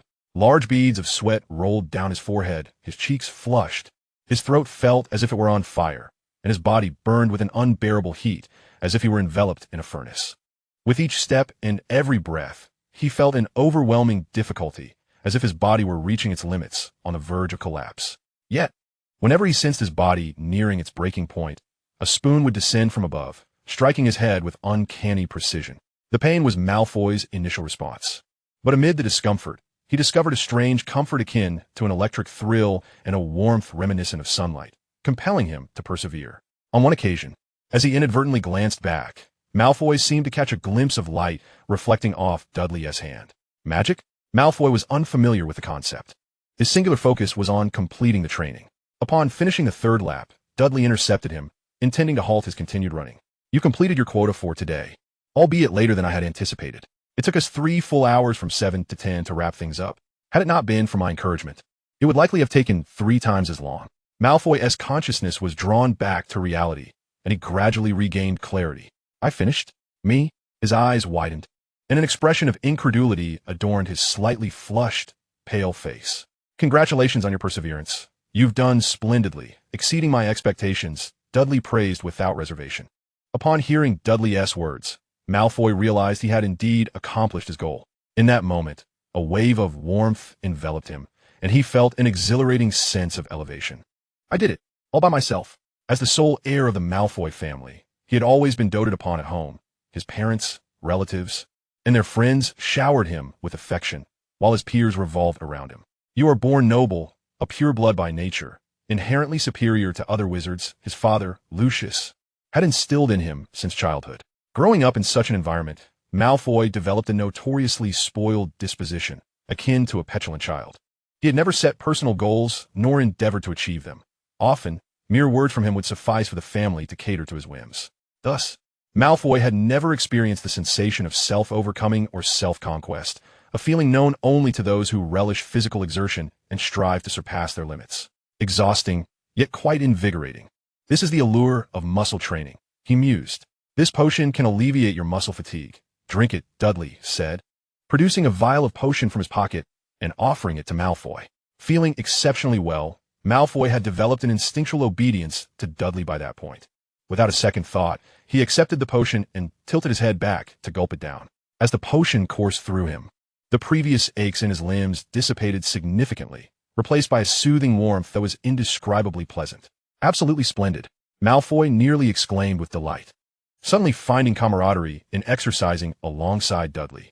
His feelings toward Dudley had evolved beyond mere admiration for strength. Traces of Stockholm Syndrome began to take root within him. Now, return to rest. Tomorrow, we'll commence earlier, at 6 o'clock, so do ensure you are punctual. By the way, there may be an additional participant tomorrow, though he will not be exercising, Dudley added. The individual Dudley referred to was Harry, who had sent a letter with Hedwig the previous night, stating he would be sleeping in due to commitments, thus unable to witness Dudley's morning training. This boy, aside from rare exceptions, typically arrived punctually each day. Dudley had previously extended an invitation for Harry to join him in his exercises, which was declined. Yet, Harry enjoyed watching Dudley train. Could watching others work out be more entertaining than participating oneself? Dudley found this perplexing. He waved his hand, signaling Malfoy that he could depart. Malfoy asserted that he would certainly arrive on time the following day, feeling invigorated and full of zeal, and then he limped away towards the Slytherin common room. Dudley cast a knowing glance at Malfoy's retreating figure. Although Malfoy appeared to be the quintessential troublemaker of Slytherin, prone to instigating conflict and repeatedly provoking Dudley, in reality, he was the easiest to manage among the lot. This was precisely why Dudley had chosen him. After his morning workout, Dudley eschewed rest, took a shower, grabbed a notebook, and ventured out once more.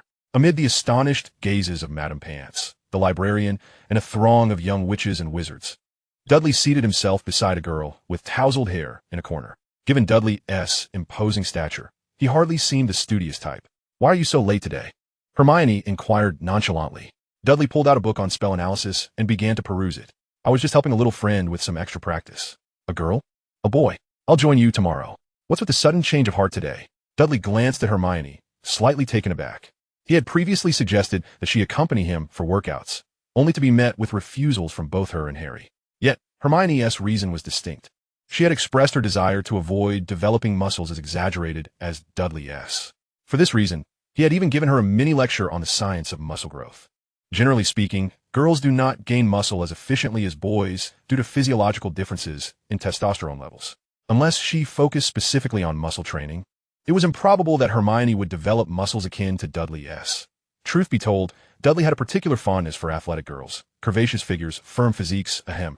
"What are you staring at? Is that not allowed?" Hermione threatened, baring her teeth. However, her prominent pair of buck teeth betrayed any semblance of menace, rendering her rather adorable instead. "Ahem, quiet." Madame Pants' voice rang out, having kept a watchful eye on Dudley, given his imposing frame. Chapter 57. One must not solely rely on tools. Leave them with me, for now. In stark contrast to the leisurely weekends of other young witches and wizards, Dudley's weekends were meticulously scheduled.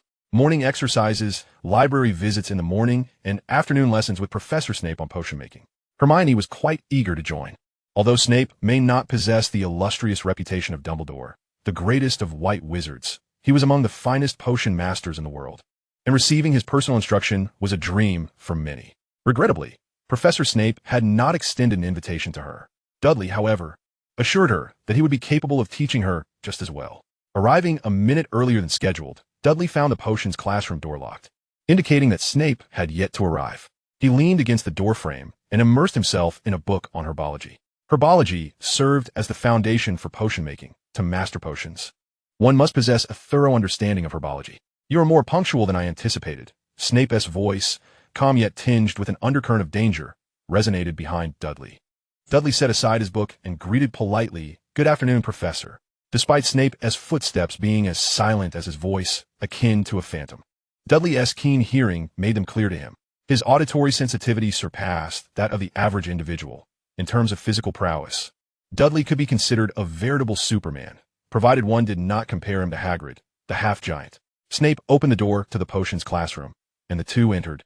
But this time, it was a one-on-one lesson. My private lessons are not easily obtained. Should I discover that you are unable to keep pace or lack the requisite aptitude, I shall have you expelled from my classroom. Snape's words, though devoid of warmth, were still a privilege. Considering their only connection was that Dudley's aunt was the object of Snape's unrequited affection. He was not Harry, and Snape would not treat him with any special regard. Of course, Professor. Dudley's tone was respectful, yet an air of pride underpinned his words. No matter how challenging or intricate the task, Dudley was resolute in his belief that if it was within human capability, he could achieve it. He was inherently a diligent and hard-working scholar, and with the aid of his data-enhanced vision, if he could not succeed, he might as well find a block of tofu to throw himself against. Confidence is commendable. I hope your potion-making proves as exceptional as your self-assurance. Snape gestured for Dudley to choose a seat while he retrieved some materials from a nearby cupboard, placing them before Dudley. The invigorating potion, the subject of your first lesson. The invigorating potion, a therapeutic elixir, is one of the standard remedies employed in the Wizarding World as prestigious treat, Mungo's hospital for magical maladies and injuries. The invigorating potion, white ginseng essence, and a blood replenishing potion. All three can be classified as therapeutic, albeit each with distinct focal points. To draw a parallel, it is akin to the variety of medications for colds and fevers in the non-magical world, such as ibuprofen, combination paracetamol, and vitamin C tablets. The blood replenishing potion primarily serves to restore lost blood, offering no additional effects. White ginseng essence, derived from the plant, is a magical potion employed to expedite the healing of wounds, commonly used for treating injuries with commendable efficacy, and most wizards are adept at crafting it. Lastly, the invigorating potion serves as an auxiliary remedy, possessing inherent therapeutic properties and stimulant effects, though not as its primary function. It enhances the efficacy of other therapeutic potions. Thus, the combination of white ginseng essence and invigorating potion can significantly amplify healing effects. For this reason, the preparation of the invigorating potion is considerably more challenging than the first two. Under Hogwarts curriculum, this is typically content for upper year students. Do you have any questions? If not, we shall officially commence. As Snape spoke in his customary detached manner, he began to lay out the ingredients for the invigorating potion. Hawkweed juice and fresh white ginseng leaves. Only two auxiliary materials, yet their preparation proved rather intricate. Professor, I have something I would like to present to you, Dudley declared, producing an item he had meticulously prepared and gently placing it on the table. A complete set of experimental apparatus, including test tubes, beakers, evaporating dishes, alcohol lamps, and Buchner funnels. Muggle contraptions? Snape merely cast a cursory glance, instantly discerning that these items were not of wizarding origin. Yes, Professor, Dudley replied candidly, proceeding to unpack the apparatus piece by piece, stacking them into a pile. It was no wonder Snape's tone bore a hint of disdain. Nearly every wizard harbored an inherent sense of superiority when confronted with Muggles. Few wizards accorded any significance to the creations of Muggles, to Dudley's knowledge. Only one renowned wizard had recently shown a genuine appreciation for Muggle inventions, a wizard by the name of Grindelwald. This is a beaker, this is a measuring cup. And this is seeing that Snape paid little heed. Dudley remained unperturbed, merely presenting each piece of equipment and succinctly elucidating their purposes. With each introduction from Dudley, Snape's initial disdain gradually transformed into a serious contemplation. Take the balance as an example. There is simply no comparison between the antiquated brass scale and the modern pan balance. The latter's precision undeniably eclipses the former. A master potion maker like Snape is acutely aware of the significance of precision. Oftentimes, even the slightest deviation can determine the fate of a potion's success. I believe these instruments are advantageous for potion making, which is why I have brought them. Professor, whether crafted by Muggles or wizards, as long as the tools are effective, does it not suffice? Upon concluding his presentation, Snape found himself deeply captivated by the experimental apparatus before him, almost yearning to engage in practical application at once. They are indeed quite convenient. However, they shall not be utilized in my class. As a wizard, one must not rely solely on tools. Noticing Dudley's lack of dissent, Snape rarely bestowed upon him a look of approval. This set of tools shall remain in my possession. Of course, Professor, they were intended as a gift for you. In truth, Dudley concurred with the sentiment against over-reliance on instruments. Strictly speaking, these experimental apparatuses offer limited assistance to a top-tier potion master like Snape. Apart from the precision issue, many functions of the equipment can often be fulfilled through magic. For Dudley, after acquiring the Data Eye, the effectiveness of these instruments significantly diminished, and Snape merely found them novel. After all, Snape's daily life was rather monotonous, with no other pursuits aside from potions, perhaps now supplemented by observing Harry and deducting points from Gryffindor. Nevertheless, for novice potion makers, these experimental instruments serve as invaluable aids. Potions and technology each possess their own merits and demerits. One must not lean entirely toward one side, but rather seek to amalgamate the two. Whether created by Muggles or wizards, as long as the tools are effective, does it not suffice? Lily once articulated a similar notion. In a moment unnoticed by Dudley, Snape's gaze softened once more. Chapter 58, Dudley's Two Small Goals. Dudley began to spend his weekends with Snape, engaging in over 8 hours of potion studies each day, laboring from afternoon until night. During this period, Dudley endured a series of rigorous trials, and if Snape were to employ his usual sardonic wit, it could be quite infuriating. After all, it was Dudley's first attempt at an unfamiliar potion, and minor missteps in detail were to be expected. Boiling, infusing, steeping, salving, tincturing, washing. Potion making involves far more than merely simmering ingredients in a cauldron. This is just one of the 7 methods of potion preparation. Throughout Snape's demonstration, he utilized 6 different techniques to produce an invigorating potion, which truly opened Dudley's eyes to new possibilities. These were concepts he had never before contemplated. After all, the first-year textbooks taught only the boiling method. Snape's expectations for Dudley were extraordinarily high, exceeding those he held for others by a factor of 10. It was absurd, truly absurd. Snape demonstrated the process once, and then assigned Dudley the task of employing at least 3 of the aforementioned methods to create the invigorating potion. He then directed Dudley to proceed independently according to his instructions. When Dudley presented the ordinary grade invigorating potion he had crafted using 3 methods, Snape dismissed it as utterly worthless. Are there trolls dancing in your brain? Perhaps it is not trolls, but rather you who are the troll. What exactly occupies your mind? Troll snot? Snape seemed to draw a connection between Dudley and trolls, routinely invoking them whenever he unleashed his scorn. Dudley often felt that Snape was subtly alluding to his physique. If only I were capable of creating a potion of superior quality, as Lily could. Once Snape entered teaching mode, that singular thought consumed him, completely disregarding the fact that they were nearing graduation and that Dudley was merely a first-year wizard. It is understandable. Who would instinctively treat a towering figure of 180 centimeters as an 11-year-old wizard? However, under such exceptionally stringent expectations, Dudley's indomitable competitive spirit was ignited, and he became resolute in mastering the invigorating potion. Leveraging the advantage of his Data Eye, he relentlessly honed his proficiency with the invigorating potion. As the potion classroom was replete with materials, such a splendid opportunity could not be squandered. Thus, Dudley fully immersed himself in potion making. By a Sunday evening, his table was already brimming with the completed invigorating potions. From initially crafting an ordinary grade potion using 3 methods, he had progressed to producing a perfect grade potion using 5 methods. Only Dudley knew the extent of his journey over the course of those 2 days. With just the perfect grade invigorating potion, Dudley could potentially secure a position at St. Mungo's Hospital upon graduating from Hogwarts. Yet, this was merely sufficient to elicit a modicum of satisfaction from Snape. After 2 full days, he barely achieved passing marks. I truly suspect a troll has stealthily infiltrated your brain. Your talent is an affront to your Aunt Lily's reputation. Never mention that I taught you, Snape remarked. Eyes fixed on Dudley, his expression impassive as he tucked away the perfect grade invigorating potion. If it were your Aunt Lily, she could have crafted it using 7 methods in just 1 day. Ever since Dudley began addressing Lily as Aunt Lily in Snape's presence, Snape gradually accepted this title and began to use it himself, finding it increasingly natural. However, Dudley remained unaware of his aunt's prodigious potion-making talent. Through Penny and Snape's indirect descriptions and praises, it was evident that she was a top-tier potion master. In a realm of potions, it seemed there was no concoction she could not master or improve upon. This ignited within Dudley a desire to compete with her. Although Snape claimed that she could use 7 methods to create the invigorating potion in just 1 day, the possibility of Snape exaggerating could not be dismissed. But who was Dudley? He was the one who relished telling self-assured individuals no, A challenger who never backed down. Goals, after all, hold greater value when set higher. Dudley had already established 2 small targets at Hogwarts: physical prowess akin to Hagrid's and potion-making skills that measured up to Professor Snape's ideal of Aunt Lily. Next weekend, we shall study Shrinking Solution and Vitality Elixir.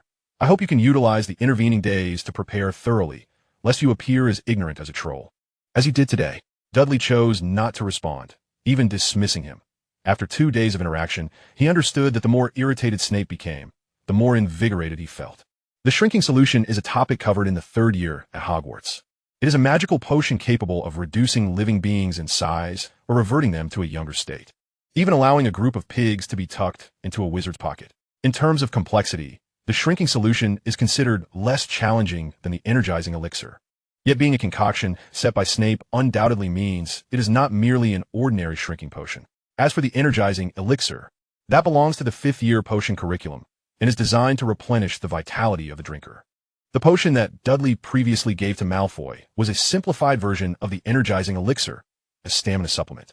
"Why are you still here, Dursley? Are you hoping I'll invite you to dinner?" Snape remarked with palpable impatience, observing Dudley lingering in the potions classroom. "You'll be disappointed. There is nothing here that could satiate a creature of your size." Professor Snape, Dudley maintained a respectful demeanor, acknowledging that despite Snape's acerbic nature, he was indeed imparting knowledge. Although Dudley considered himself rather mundane and coarse, he understood the importance of respecting his elders. He slowly retrieved an aged tome from behind him, placing it before Snape. It was a somewhat antiquated potions textbook, evidently intended for higher years, as indicated by its title, Advanced Potion Making. The pages, yellowed with age, bore the faint inscription of Half-Blood Prince in the corner. "May I take this book with me? The annotations within would be immensely beneficial to me," Dudley implored, delicately brushing the dust from the cover as if it were a cherished memento. Perhaps due to Dudley's evident reverence for the potions textbook, or perhaps because he consistently maintained an attitude of respect, Snape's tone softened, and he refrained from his usual scathing remarks. "Where did you find it?" Snape inquired, gesturing toward the shelf in the corner of the potions room, where a collection of old books lay. "There, Professor," Dudley pointed. "This book is still beyond your grasp." Snape began, pausing as he recalled the advanced material he was currently teaching. With a flick of his sleeve, he continued, "If you wish, you may take it and peruse at your leisure." Chapter 59. Indeed, Mr. Potter, your concealment is profound. As night descended, the large, round moon hung high among the branches.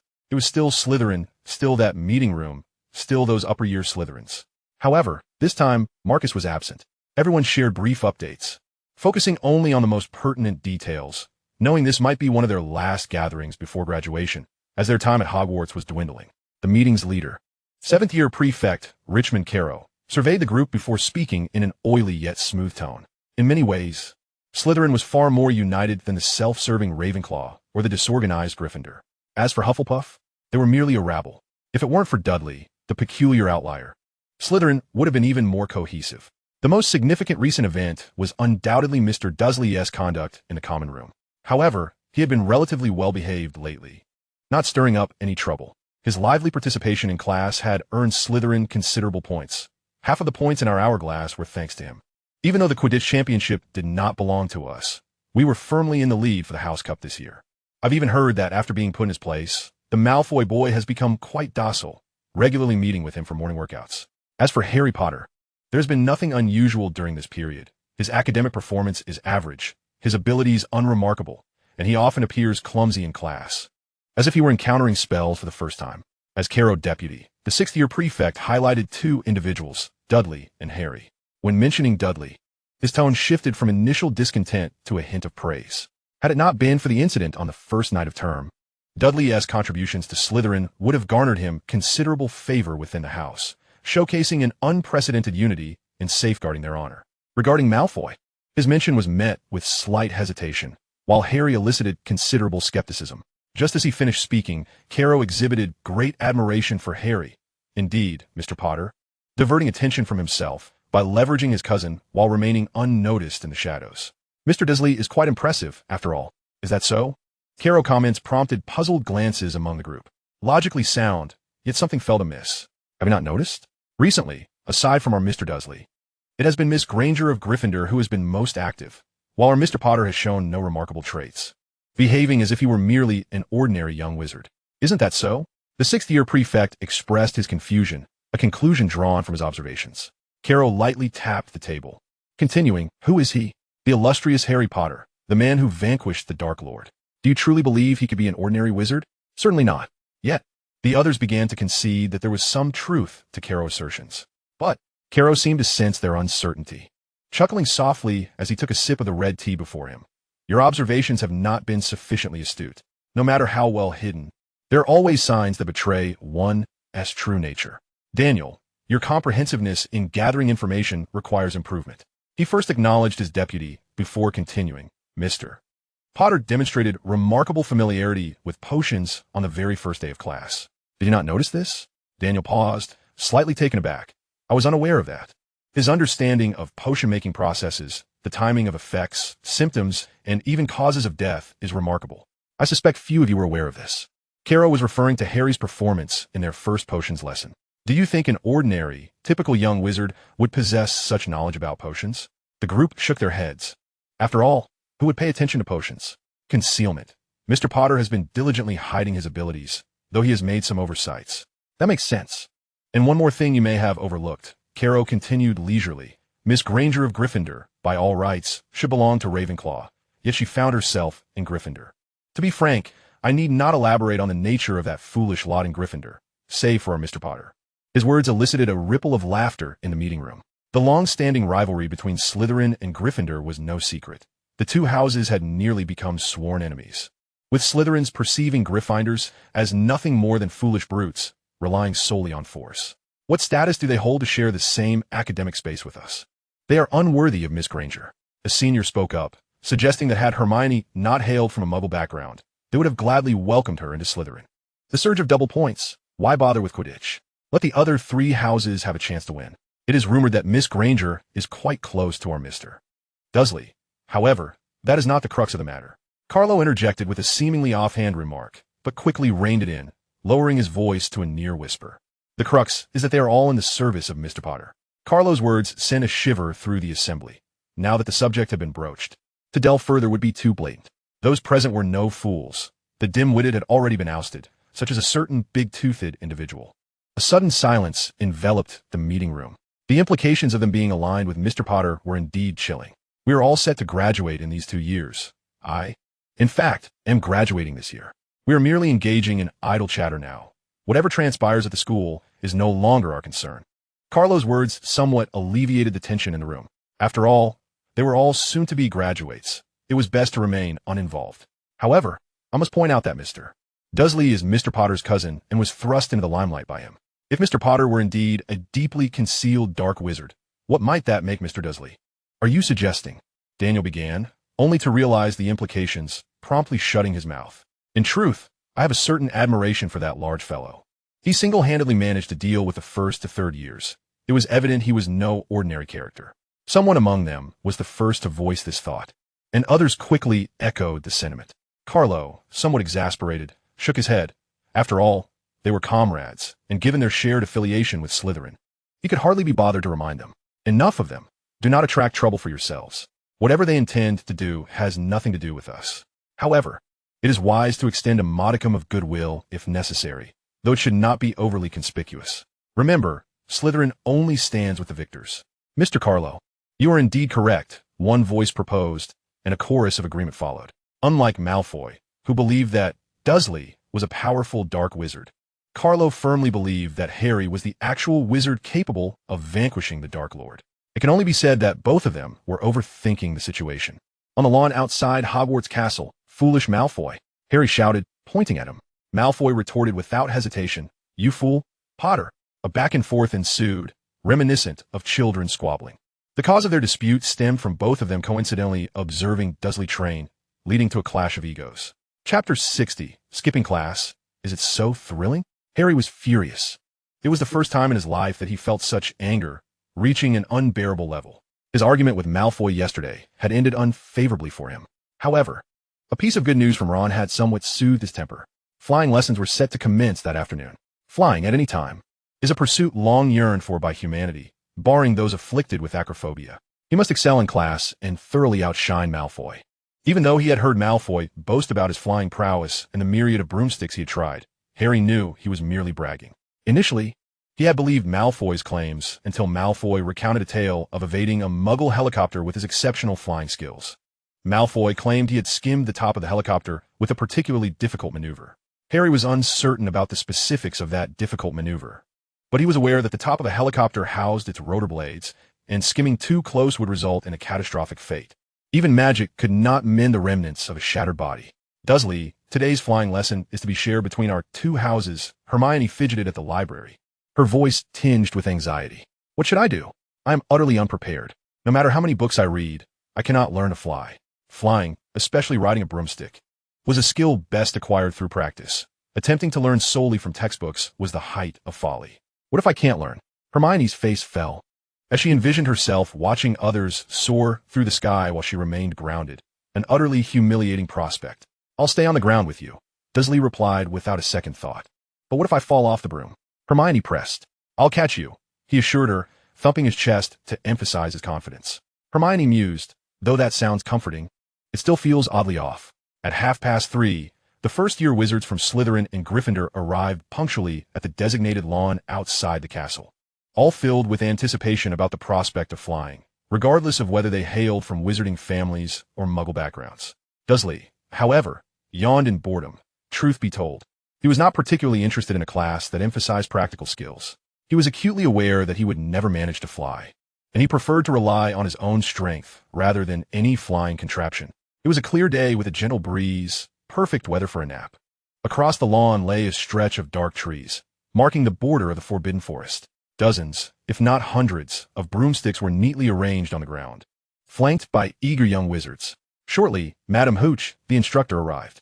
What are you all waiting for? She called out, her enthusiasm surpassing that of the young wizards. Everyone, stand by a broomstick and make haste. Extend your right hand, hover it above the broomstick, and say up. Ah, such a simple and straightforward incantation, devoid of embellishments. Up, Harry exclaimed, and the broomstick obediently sprang into his hand, making him the first among the young wizards to succeed. Others, despite repeated attempts, could only elicit a few rolls from their broomsticks on the ground. It must be said that Harry possessed a natural talent for riding broomsticks. Soon, one by one, the other young wizards had their broomsticks responding, lifting into their hands. Of course, some broomsticks, like Hermione's, rolled playfully before coming to a halt. As for Dudley, unsurprisingly, his broom showed no signs of life and remained as unresponsive as ever. To him, a flying broom was merely an ordinary broomstick. Thus, seizing the moment when the teacher was distracted, Dudley hooked his foot around it and hoisted it up with ease. His curiosity about the flying broomstick piqued. Since he couldn't use it, he might as well explore it. Deep in thought, Harry busily examined the broomstick he had acquired, which appeared to be little more than a makeshift rod. The middle of the broom was conspicuously bare. However, unbeknownst to many, it concealed an invisible cushion to alleviate discomfort during prolonged flights. This design choice was purportedly made to preserve the traditional image of witches riding broomsticks. Ultimately, Harry concluded that it paled in comparison to a magic carpet. Before long, several young witches and wizards began to ascend into the sky on their broomsticks, leaving only a handful still grounded, including Hermione and Harry. Despite her numerous attempts, Hermione found the broom stubbornly unwilling to lift off, prompting her to abandon the endeavor. After all, flying lessons were not of great significance, and they were not included in the OWL's examinations. Noticing Harry beside her, engrossed in his broomstick without any intention of flying, Hermione felt a faint blush creep to her cheeks. In truth, she thought to herself that he need not stay behind for her sake. It was obvious that she had misinterpreted the situation, believing that Harry's broomstick was levitating on its own for her benefit. Just then, a shriek echoed from above, interrupting their musings. Neville, the portly boy, had lost control of his broomstick and plummeted from the sky. Fortunately, he fell from a low height, sustaining only a broken arm as Madame Hooch assisted him towards the school infirmary. What a fool, that little crybaby, Harry thought bemused, as Madame Hooch escorted Neville away. Whispers filled the air. Meanwhile, Harry and Draco were at it again, rekindling their argument from the previous night, oblivious to the chaos around them. Harry had grown weary of their incessant bickering. Their persistent quarrels were becoming increasingly tiresome. Did this not signal the end of the lesson? Observing the disarray of young witches and wizards, each engrossed in their own distractions, Harry pondered. Although Madame Hooch had mentioned her swift return, the presence of an injured student would surely dampen her spirits for teaching. Suddenly, a bold idea struck him. one he had yet to explore during his time at Hogwarts. Hermione, he called, turning to face her. Hermione, who had been fixated on Derry, was caught off guard by his sudden turn. Their eyes meeting briefly before she hastily averted her gaze, her cheeks flushing once more. What? She replied softly. Fancy a trip to the Forbidden Forest? Derry whispered conspiratorially in her ear. Hermione was taken aback by his suggestion, covering her mouth in surprise. Now, she murmured, of course, while there is still time. We can return in time for dinner. Let us explore the edge of the Forbidden Forest and scout the area for anything of interest. Despite her verbal refusal, Hermione's inner excitement betrayed her. The thrill of skipping class with Derry was undeniably enticing. They had done so before back at Oxford Dragon School, where Derry had led her on similar escapades. Chapter 61. The mushroom-picking girl. The Gryffindors were caught up in the excitement of Harry and Draco's airborne chase, completely oblivious to the subtle antics of Derry and Hermione. Conversely, some Slytherins had noticed and discreetly averted their eyes. We dare not speak, we dare not inquire, we are unaware thus. The duo successfully traversed the lawn and hurried down the path to the edge of the Forbidden Forest. Throughout their journey, Hermione's heart raced with anticipation. As a diligent student, skipping class felt like a taboo. Yet, the exhilaration of the adventure was too exhilarating to resist. Her cheeks flushed a vibrant red, reminiscent of a ripe apple. The tedious flying lesson had proven to be a bore, and this opportunity to explore was too enticing to pass up. Having been at Hogwarts for some time, she had spent most of her days confined to the dormitory, classroom, or library, without truly experiencing the wonders of this magical place. The daytime Forbidden Forest, though dimly lit, was still enchanting. Nestled in the Scottish Highlands of Great Britain, Hogwarts basked in a temperate maritime climate, where oak, maple, and beech trees formed a dense canopy that, at a glance, appeared oppressive to most young witches and wizards. However, Derry felt no such unease. To him, it was merely a larger forest compared to the mountainous terrain he was accustomed to. The true allure lay in the magical creatures and plants that inhabited its depths. Wow! Hermione exclaimed, captivated by the scenery as they approached the forest's edge. Sunlight filtered through the leaves and branches, casting dappled green and yellow shadows on the forest floor. The interplay of light and shadow danced with the breeze, evoking a sense of harmonious beauty that calmed Hermione's previously restless spirit. As Hermione marveled at the enchanting sights, Derry observed her quietly, sensing that she had recently been troubled, not merely by her struggles with flying, but by something deeper she had yet to share. He hoped a visit to the Forbidden Forest would lift her spirits. This girl had a stubborn streak akin to his own, reminiscent of Harry as well. Was it possible that their shared tenacity drew them closer together? Here, Derry, come quickly, Hermione called, standing beneath a tree that was at least 1,000 years old, its trunk thick enough for 4 or 5 people to encircle. She waved her arms excitedly as Derry approached, and she pointed to the branches above. Look there. Sunlight poured through the treetops, illuminating the bark and accentuating its intricate patterns. Following Hermione's direction, Derry spotted a small cluster of 5-petaled yellow plants nestled within the gaps between the trunk and branches. St. John's wort, he recognized. A relatively rare herb, said, to harbor malevolent powers left by demons. Rubbing its veins would release a crimson juice akin to blood, useful for treating anemia and menstrual issues, though primarily employed for treating puncture wounds and gunshot injuries. Hermione chattered animatedly like a lark, explaining the herb's properties to Derry. He remained silent, smiling patiently as he listened, for he had already identified the plant. After Hermione concluded her explanation, Dudley swiftly clambered up the tree branch and carefully extracted a small herb from his waist pouch. Employing a small spade and other tools, he delicately unearthed the herb and placed it into a pre-prepared vial. His deftness was commendable, while Hermione possessed an impressive theoretical foundation. Her practical skills paled in comparison. She believed she could never achieve the finesse that Dudley displayed. The image of Dudley's hand, clearly as large as a fan, delicately pinching the herb with just 2 fingers, made Hermione chuckle involuntarily. Her tinkling laughter echoed through the Forbidden Forest, and her pearly white rabbit-like teeth stood out remarkably. Hermione, you look truly beautiful when you smile. Do it more often, Dudley stated straightforwardly, causing Hermione to blush profusely as she playfully thumped her chest with her small fists to mask her embarrassment. One could hardly deny that the Forbidden Forest adjacent to Hogwarts was a veritable treasure trove of potion ingredients. Merely meandering through its periphery, Dudley had already gathered a plethora of potion materials. Although none were particularly rare, their abundance was striking. He encountered a new specimen with every few steps. Herbs such as mistletoe, fish mint, white ash, water chestnut, and wormwood were plentiful. Dudley collected a significant quantity, particularly of the wormwood, nearly uprooting the entire plant, seemingly intending to cultivate it back home.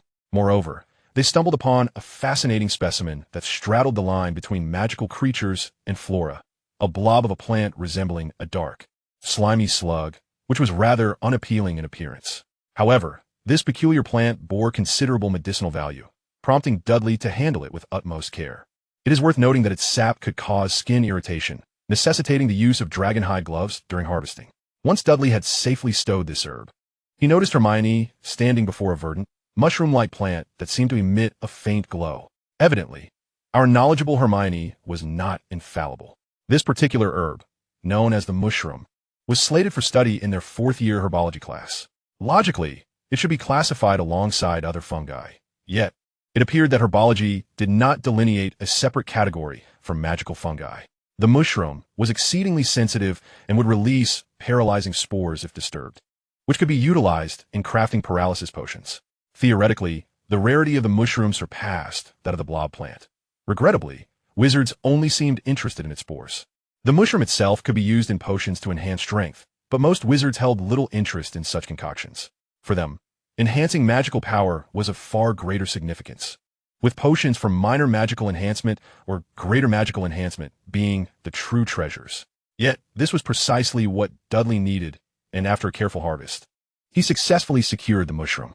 The mushroom-picking young lad, laden with a large basket, counted 1, 2, 3, 4, 5, 5, 5, 5, 6, 7, 8. In high spirits, Dudley began to hum a tune, energetically pulling Hermione along as they strolled and gathered potion ingredients.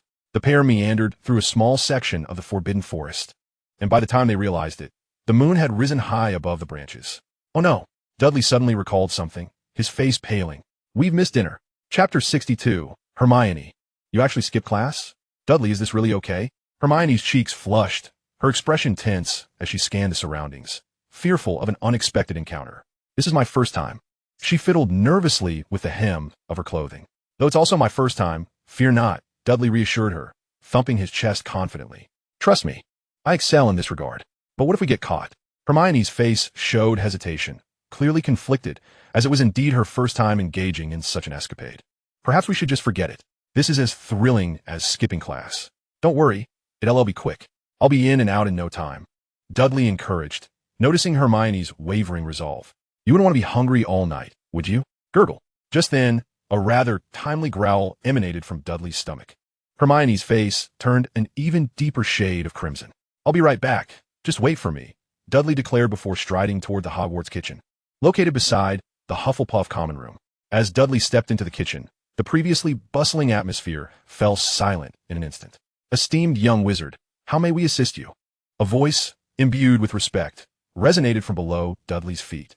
Bending down, Dudley beheld a humanoid creature standing reverently at his feet. It was a diminutive, frail being, resembling a malnourished goblin, with large, tennis ball-sized eyes and bat-like ears.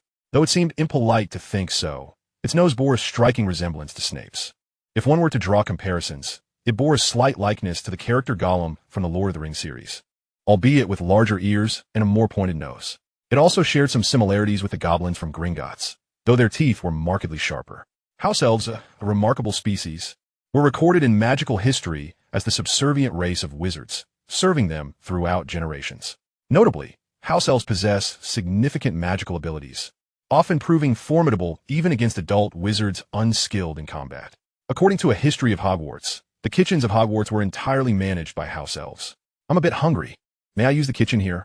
Dudley surveyed the room, his gaze settling on a large iron pot atop the stove. Do you think our cuisine is subpar? The house elf trembled, its voice quivering, before it proceeded to bang its head against the wall with a resounding thud. Stop, Dudley interjected, having anticipated the peculiar logic of house elves. 5 minutes later, Dudley emerged from the kitchen, clutching a bucket of fried chicken and sauerkraut sausages. That's an impressive haul, Hermione exclaimed, astonished. Did you raid the kitchen? They were quite hospitable inside. Dudley deflected the question, shifting the topic. Quickly, let us eat while it's still warm. We need to rest soon. Time was of the essence. Hogwarts curfew would soon be upon them, and lingering in the castle at this hour could result in an encounter with the stern caretaker, Filch. leading to detention. Although Dudley had never been caught during his nocturnal escapades, he remained cautious. Before long, the two had devoured the entire spread, or rather, most of it had disappeared into Dudley's voracious appetite. As Hermione approached the entrance to the Gryffindor common room, Dudley did not immediately return to the Slytherin quarters. Instead, he casually sought out a window, scaled the castle's outer walls, and ascended to the towers. After dinner, it was essential to engage in some physical activity, for Dudley had yet to partake in his evening exercises. Unlike the morning's routine, this time, golden sparks of energy danced across his body, his limbs and wrists glimmering with vibrant bursts of electric energy. This was the ripple technique. The day's activities consisted solely of physical training, whereas the night was reserved for the mastery of this extraordinary technique. Day after day, year after year, this was his regimen. At this moment, Hermione had already returned to the Gryffindor common room. "Where have you been?" Upon her arrival, she caught the attention of numerous Gryffindors. While her departure with Dudley had gone unnoticed, Hermione was, after all, the beloved witch known for eagerly raising her hand to answer questions and earn points for Gryffindor. This was in stark contrast to how Dudley had been selectively forgotten by the Slytherins. The Gryffindors found it unusual that a whole class had passed without hearing any mention of points being awarded to their house, and thus Hermione naturally came to mind. "I can't believe it, Hermione. I heard you skip class," exclaimed Cormac McLaggen, a sixth-year Gryffindor, regarding her with an exaggerated expression. "I believe we are not yet familiar enough to address each other by our first names, Mr. McLaggen," Hermione replied coldly, offering him no semblance of kindness. "Very well, Miss Know-It-All," he retorted. The term know-it-all initially sounded somewhat flattering, implying vast knowledge, yet it was laden with sarcasm. Hermione possessed a rather irksome habit. When confronted with a problem, she would often elaborate exhaustively on everything she knew before bluntly pointing out the errors in others' reasoning. The title Know-It-All was a veiled reference to her tendency to be excessively talkative, which many found annoying. "I merely came over to remind you. Don't stray down the wrong path. If I were you, I would take caution. Continue this way, and no one in Gryffindor will like you, not at all." His words were not without merit.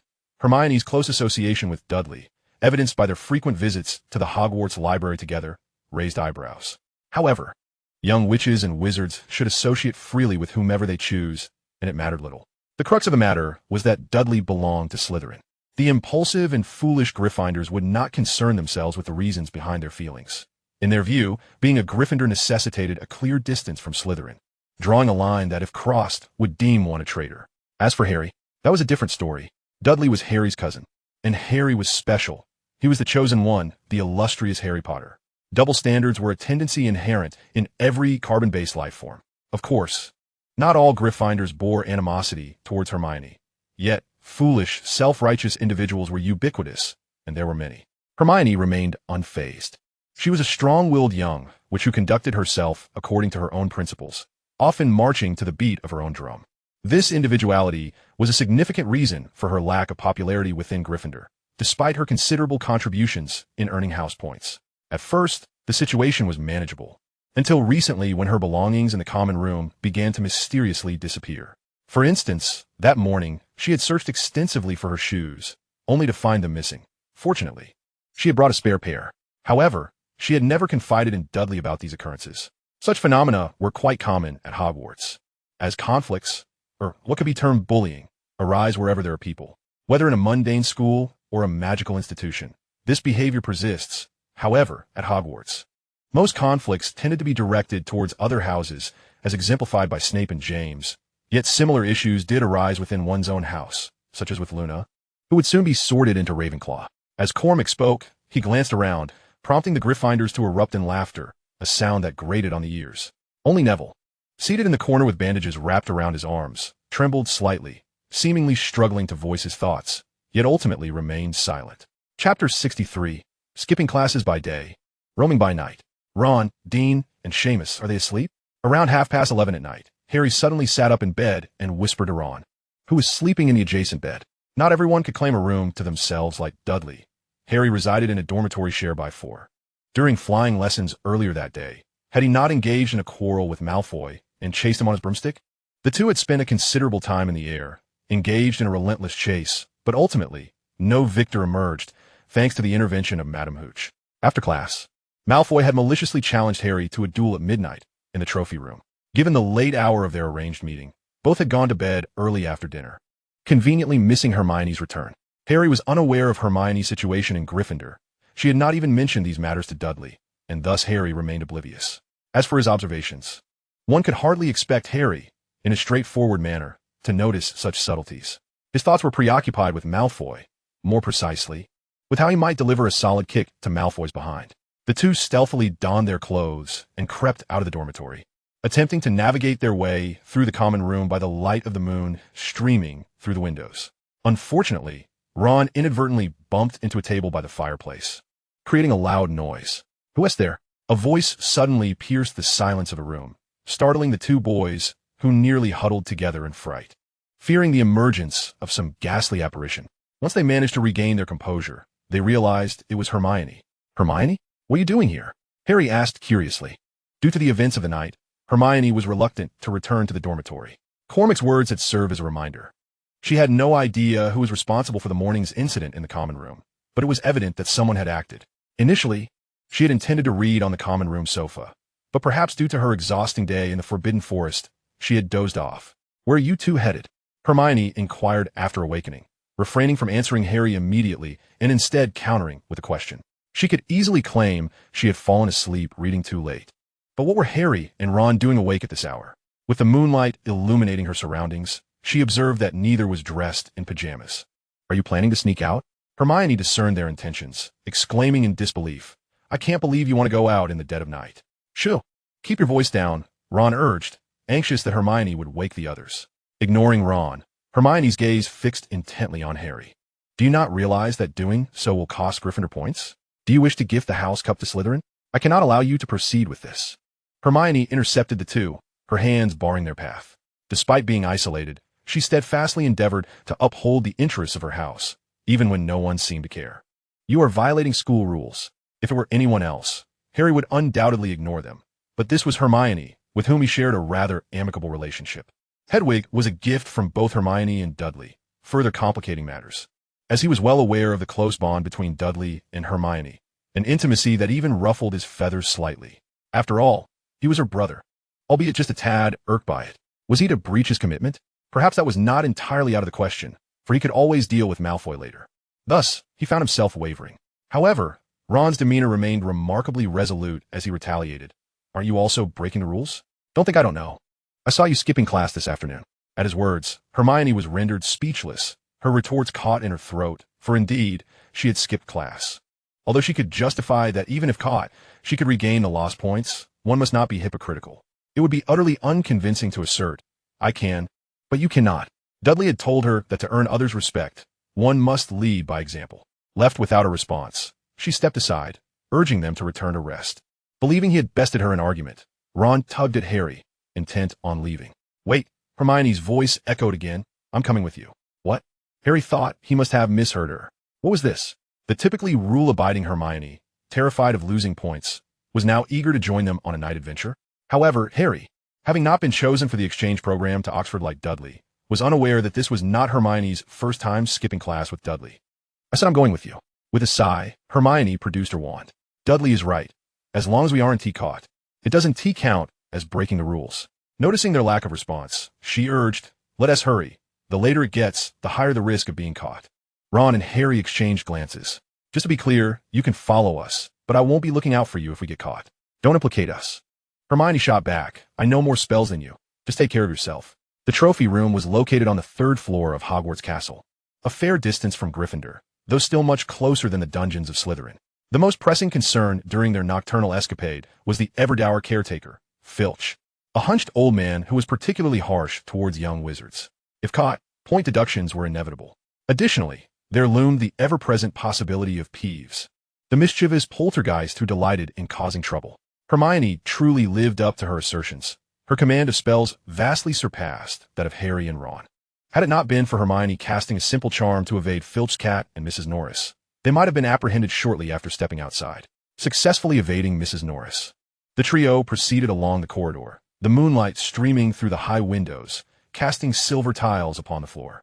Upon reaching the 3rd floor, they stealthily pushed open the door to the trophy room, which was eerily silent, no one in sight. "It seems we arrived early," Ron remarked as he stepped inside, adding, "When Malfoy and his crew show up, I'll make sure to mock him thoroughly." The three found respective spots in the room. quietly awaiting the arrival of Malfoy and his entourage. As moments ticked by, the atmosphere remained serene. Not even a mouse stirred, let alone Malfoy. Eventually, Ron's impatience surfaced, as he raked his fingers through his hair in frustration, lamenting, "Damn it.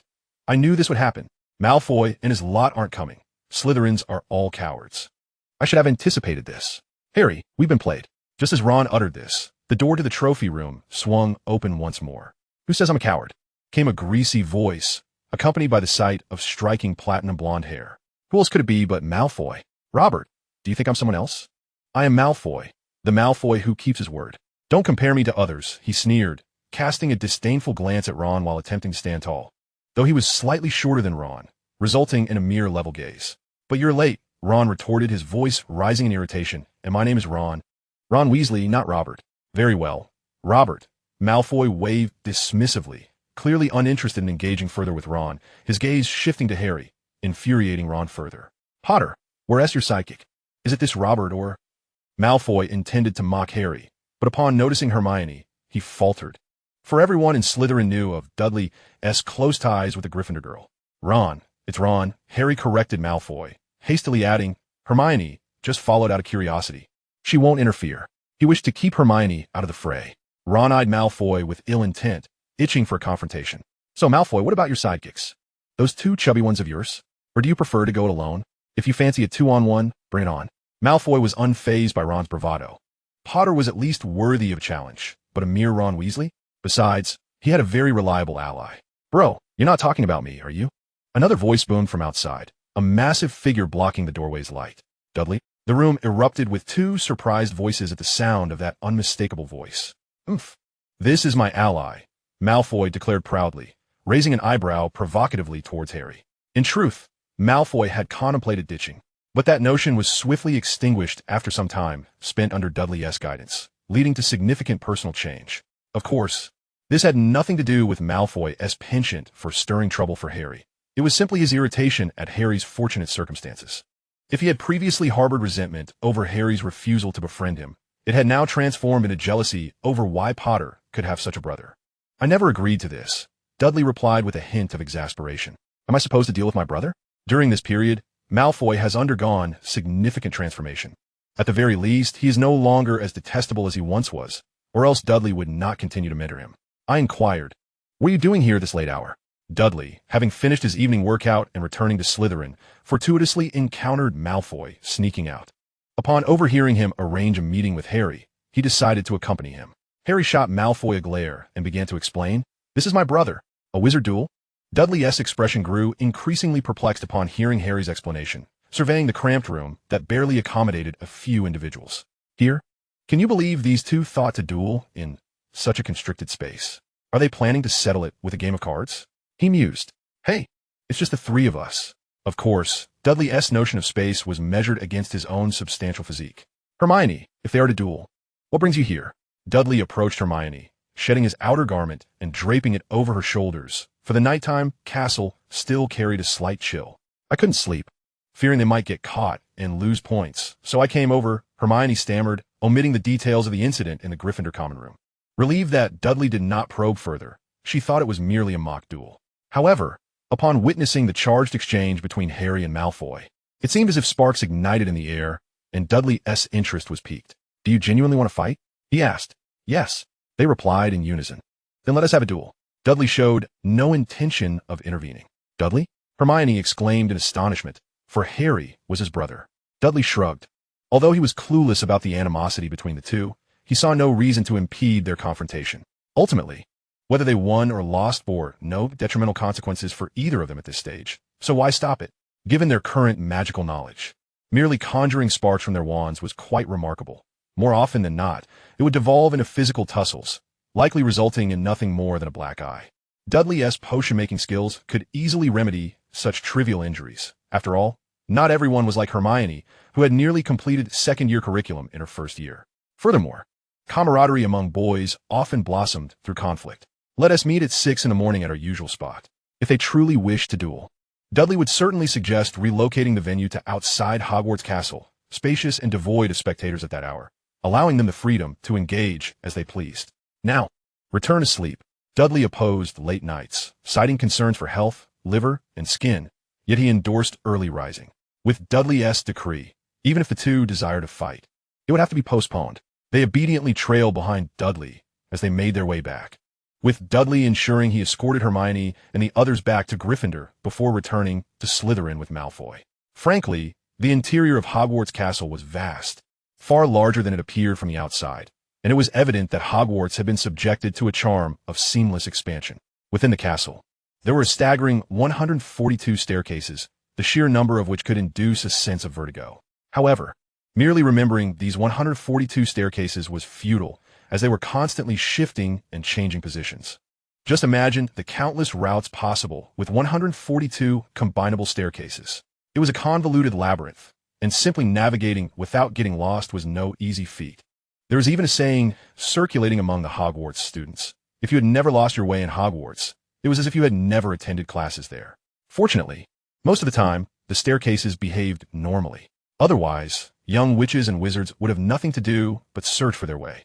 The enchantment of the staircases did not end there.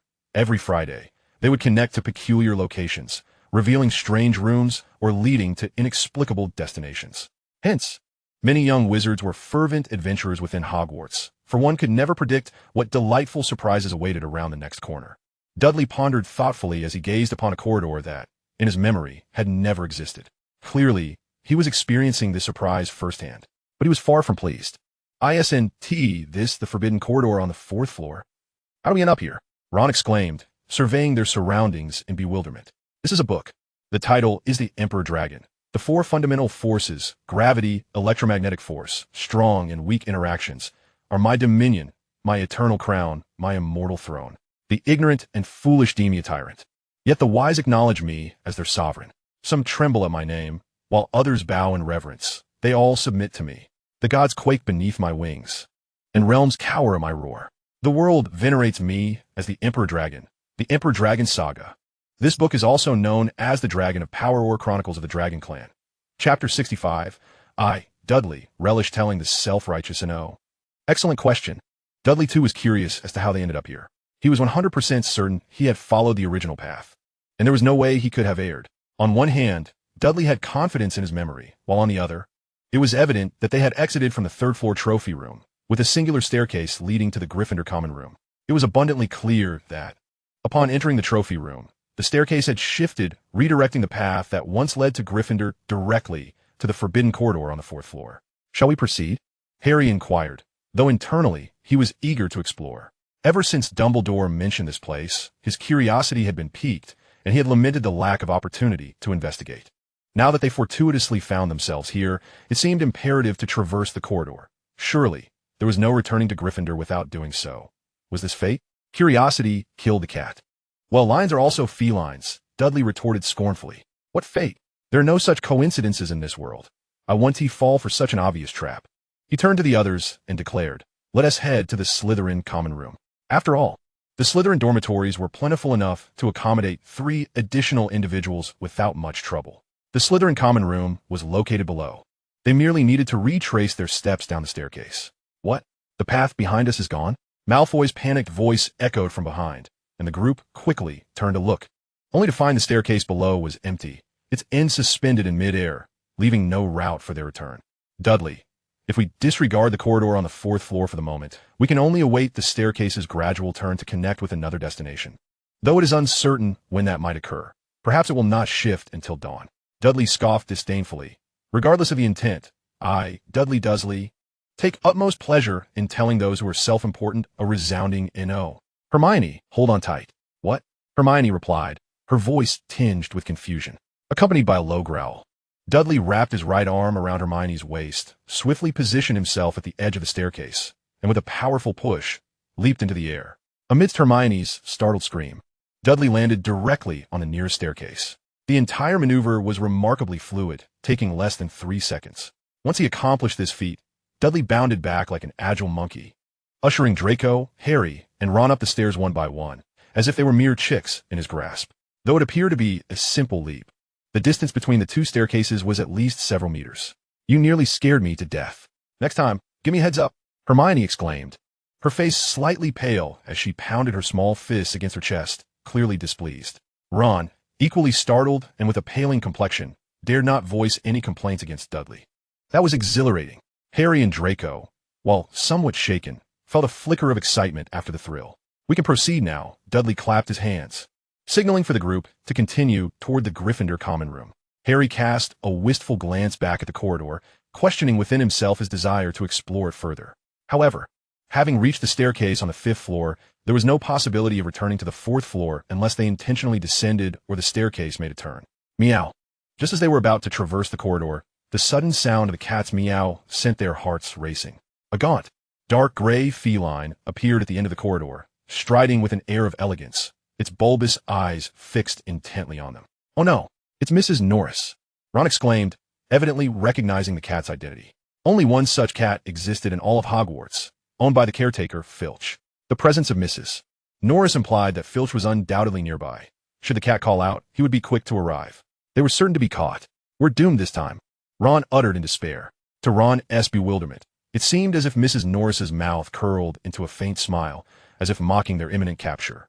"We can go back and find a place to hide on the 4th floor," Draco suggested, his reaction quicker and more composed than Ron's. Even if Filch was close by, it would take him some time to respond to Mrs. Norris's call. If they seized this opportunity to return to the 4th floor and conceal themselves, there was still hope. As for the rules, they mattered little now. Evading capture was their utmost priority. Hermione, too, felt a pang of panic, nervously gripping her wand until her knuckles turned white. Her mind racing to conjure a spell to resolve the situation. Perhaps a Petri Ficus Totalis would suffice? While the other young wizards were in a state of disarray, Dudley made an unexpectedly bold move. Rather than fleeing, he bent down and waved gently at Mrs. Norris, emitting a peculiar sound from his throat. From a distance, Ron could not decipher it clearly, but it resembled some sort of purring. Has he lost his mind? However, an astonishing scene unfolded. Rather than immediately calling for Filch, Mrs. Norris scampered to Dudley's side, rubbing against his pant leg as if attempting to curry favor. 10 treats? You are quite greedy, Hermione, standing closest to Dudley, vaguely heard him murmur. Speaking to Mrs. Norris? To a cat? How could that be? Hermione's initial reaction was disbelief. Yet, upon reflection, in the realm of magic, what was impossible? Cat whisperers, though seldom recorded in history, did exist. As Draco and Ron perceived a glimmer of hope, they nearly embraced in excitement, only to suddenly recoil, aghast, and clutching the staircase railing as they retched. Soon, they beheld Mrs. Norris, the seemingly aloof and cunning cat that never accepted offerings from any young wizards, rolling on the ground before Dudley, purring incessantly and exposing her soft belly. Was she being affectionate? In contrast to the astonishment of others, Harry found it entirely natural. Thus far, he had not encountered a cat Dudley could not charm. Dudley possessed an undeniable affinity for felines, his techniques for petting and rapport with them unparalleled. Any cat would undoubtedly submit to Dudley, revealing its belly in submission. As for Dudley conversing with Mrs. Norris, Harry found it quite normal. He could speak to snakes. So why not Dudley with a cat?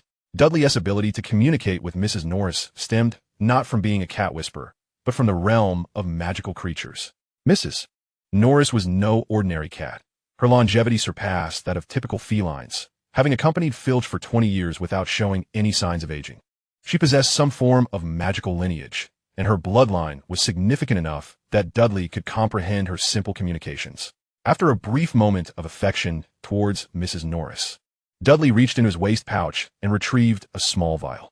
The instant he did, Mrs. Norris sprang to her feet, her gaze fixated on the vial in Dudley's hand, which was filled with delectable fish treats. Delicious fish treats, the data magic eye confirmed. Dudley had concocted these treats during a leisurely moment after brewing potions, having caught the fish whilst exercising by the Black Lake. Perhaps due to its proximity to the Forbidden Forest, the fish from the Black Lake were exceptionally tender. Given that there were only a few cats in the castle, most of which were cared for by Ravenclaw's young witches, Dudley, accustomed to petting cats, found himself unprepared until he encountered Mrs. Norris on his way back to the dormitory after his evening workout, resulting in most of his homemade fish treats ending up in Mrs. Norris's belly. When in the presence of Mr. Filch, Lady Loris maintains her aloof demeanor. However, in his absence, she reveals a much different side. There seems to be something amiss with this description. All these little fish snacks are for you. Tomorrow, I shall procure some fresh ones for you. Derry vigorously tousled Lady Loris's small head, while she focused intently on savoring the delectable fish treats, quickly devouring every last morsel. Sated, Lady Loris contentedly licked the remnants from between her paws, then shook her body and mewed at Derry. "Let us depart," she declared, assuring us that she would guide us back without detection. With Lady Loris, our little traitor, leading the way, we could surely evade Mr. Filch. The young wizards behind exchanged glances, pondering whether this constituted a rebellion. Derry raised an eyebrow, provocatively surveying his surroundings. He was eager to discover who orchestrated this plan, why they insisted on sending them to the 4th floor, and what further obstacles lay ahead. Even if Mr. Filch were to be summoned, Derry was confident he could incapacitate him before he realized what was happening. Indeed, in a physical sense, with Lady Loris leading the way, the journey proceeded remarkably smoothly, devoid of any unforeseen incidents, and the group soon arrived at the entrance of the Gryffindor common room. In Derry's imagination, neither Mr. Filch, Peeves, nor Professor McGonagall made an appearance. It was as if the staircase had inexplicably shifted, the path below had vanished, and Lady Loris's sudden arrival was nothing more than a coincidence. However, Derry was skeptical. A series of coincidences ceases to be mere chance when they converge. After watching Hermione and the others enter the common room, Derry and Malfoy swiftly returned to the Slytherin common room, experiencing an equally uneventful journey that was even quicker than their return to Gryffindor. Derry nodded thoughtfully, seemingly grasping something significant. The following morning, as was his custom, Derry rose early. After completing 50 sets of push-ups, 30 sets of bent-over rows, 20 sets of squats, and 15 sets of dumbbell presses, Harry and Malfoy arrived as expected, followed closely by Hermione. Even Ron tagged along. With time still on their side, they began with a warm-up routine. For the average person, Derry's warm-up was akin to high-intensity training. Malfoy finished first, followed by Harry, while Hermione trailed behind. As for Ron, young Ron barely managed to complete the first set before conceding defeat. The rules of the match stipulated a one-on-one format, allowing any means to vanquish the opponent until surrender was declared or a verdict was reached. "Do you have any objections?" Harry and Malfoy nodded, drawing their wands and fixing their gazes on one another. "Is it really going to come to blows? Wouldn't that be inappropriate?" Hermione murmured, uncertain how to intervene. "Isn't it typical for boys to fight? A disagreement often leads to a brawl, resolving whatever issues might exist." Derry shook his head. "Male camaraderie is often forged through physical confrontation. A fist is a testament to friendship." "Fear not, Hermione. There will be ample potions." Hermione replied, "Boys are truly peculiar. What spells do first-year students learn at Hogwarts?" Thus far, Professor Flitwick has taught only 3 spells: Lumos, the Unlocking Charm, Alohomora, and Aqua Eructo. Malfoy took the lead, casting his wand at Harry. From the tip of his wand, a small spark ignited, followed by a few drops of murky liquid that dripped down like an amphora, evoking a sense of urgency. For the novice young wizards, successfully casting a spell proved to be quite a challenge. As the saying goes, not everyone is named Hermione Granger. Seeing Malfoy's lackluster effort, Harry seized the opportunity, drawing his wand and aiming it at Malfoy. Aqua Eructo. Harry's spell, though slightly superior to Malfoy's, was still limited. A slender stream of water shot forth, gracefully arcing through the air and striking Malfoy squarely in the face. Malfoy, undeterred, summoned all his strength to cast his wand once more, this time successfully dousing Harry in water as well. The two were evenly matched in their spellcasting. Having grown up in the wizarding world, Malfoy had not mastered many more spells than Harry. Lumos and Alohomora were clearly non-offensive spells, leaving them with only Aqua Eructo to wield. They exchanged spells back and forth, each making earnest attempts to outdo the other, relishing the playful duel. However, to Derry, their magical skirmish resembled a water gun fight. Soon, they both realized that such a foolish tactic could not harm the other, and they abandoned their wands, rushing at each other to engage in hand-to-hand combat. At that moment, the advantages of their training became evident. Although Harry had grown up alongside Derry, he had never actively engaged in exercise, while Malfoy, despite spending less time with Derry, had still trained to some extent. After a vigorous exchange of punches, Malfoy emerged as the narrow victor. Thus, from that day forth, Harry joined Derry's training regimen. Chapter 67. The Physical Transfiguration Spell. Life at Hogwarts was one of comfort and ease. Despite struggling to conjure even a simple spell, one could navigate the various subjects at Hogwarts without a trace of anxiety. Particularly in herbology and potions, the curriculum seemed tailor-made for Derry. There was scarcely a question he could not answer, no herb he did not recognize, and no potion he could not brew. In history of magic, Derry spoke with confidence, even managing to secure the attention of the often forgetful Professor Binns, who now recognized him by name. On days when these subjects were scheduled, Derry's points exceeded Hermione's weekly total, leaving the know-it-all feeling somewhat disheartened. Of course, while Derry possessed an abundance of theoretical knowledge, he also encountered two subjects that proved to be quite challenging. One was charms, and the other was transfiguration. If one were to be precise, there was also flying, but that subject was purely a hobby, receiving less attention than extracurricular subjects in primary schools. It was even exempt from final examinations. Some young wizards genuinely struggled to master flying. Charms and transfiguration courses required not only theoretical understanding, but also practical application. Specifically, the ability to wield a wand. Especially in Professor McGonagall's transfiguration class, known for her strictness and fairness as the head of Gryffindor House. Any mistake would result in penalties, even for Gryffindors. After completing his morning exercise, Harry returned to the dormitory to change clothes and encountered Peeves, the mischievous poltergeist, on his way to class with Ron. Under Peeves' playful torment, they accidentally took the wrong staircase, and by the time they arrived at the transfiguration classroom, the lesson had already commenced. Fortunately, Professor McGonagall had not yet arrived. Ron, observing the neatly seated young wizards and the empty podium, breathed a sigh of relief. As they spoke, Ron tugged at Harry, urging him to find a seat. Unbeknownst to them, despite the professor's absence, an unusual stillness enveloped the classroom. All the young wizards sat upright in their chairs, maintaining an air of decorum. Today's transfiguration lesson was a large one, with students from all four houses gathered together, filling the classroom to near capacity, save for two vacant spots in the front row. The two boys made their way over. "Hey, Harry, look over there," Ron suddenly exclaimed as Harry was about to sit down.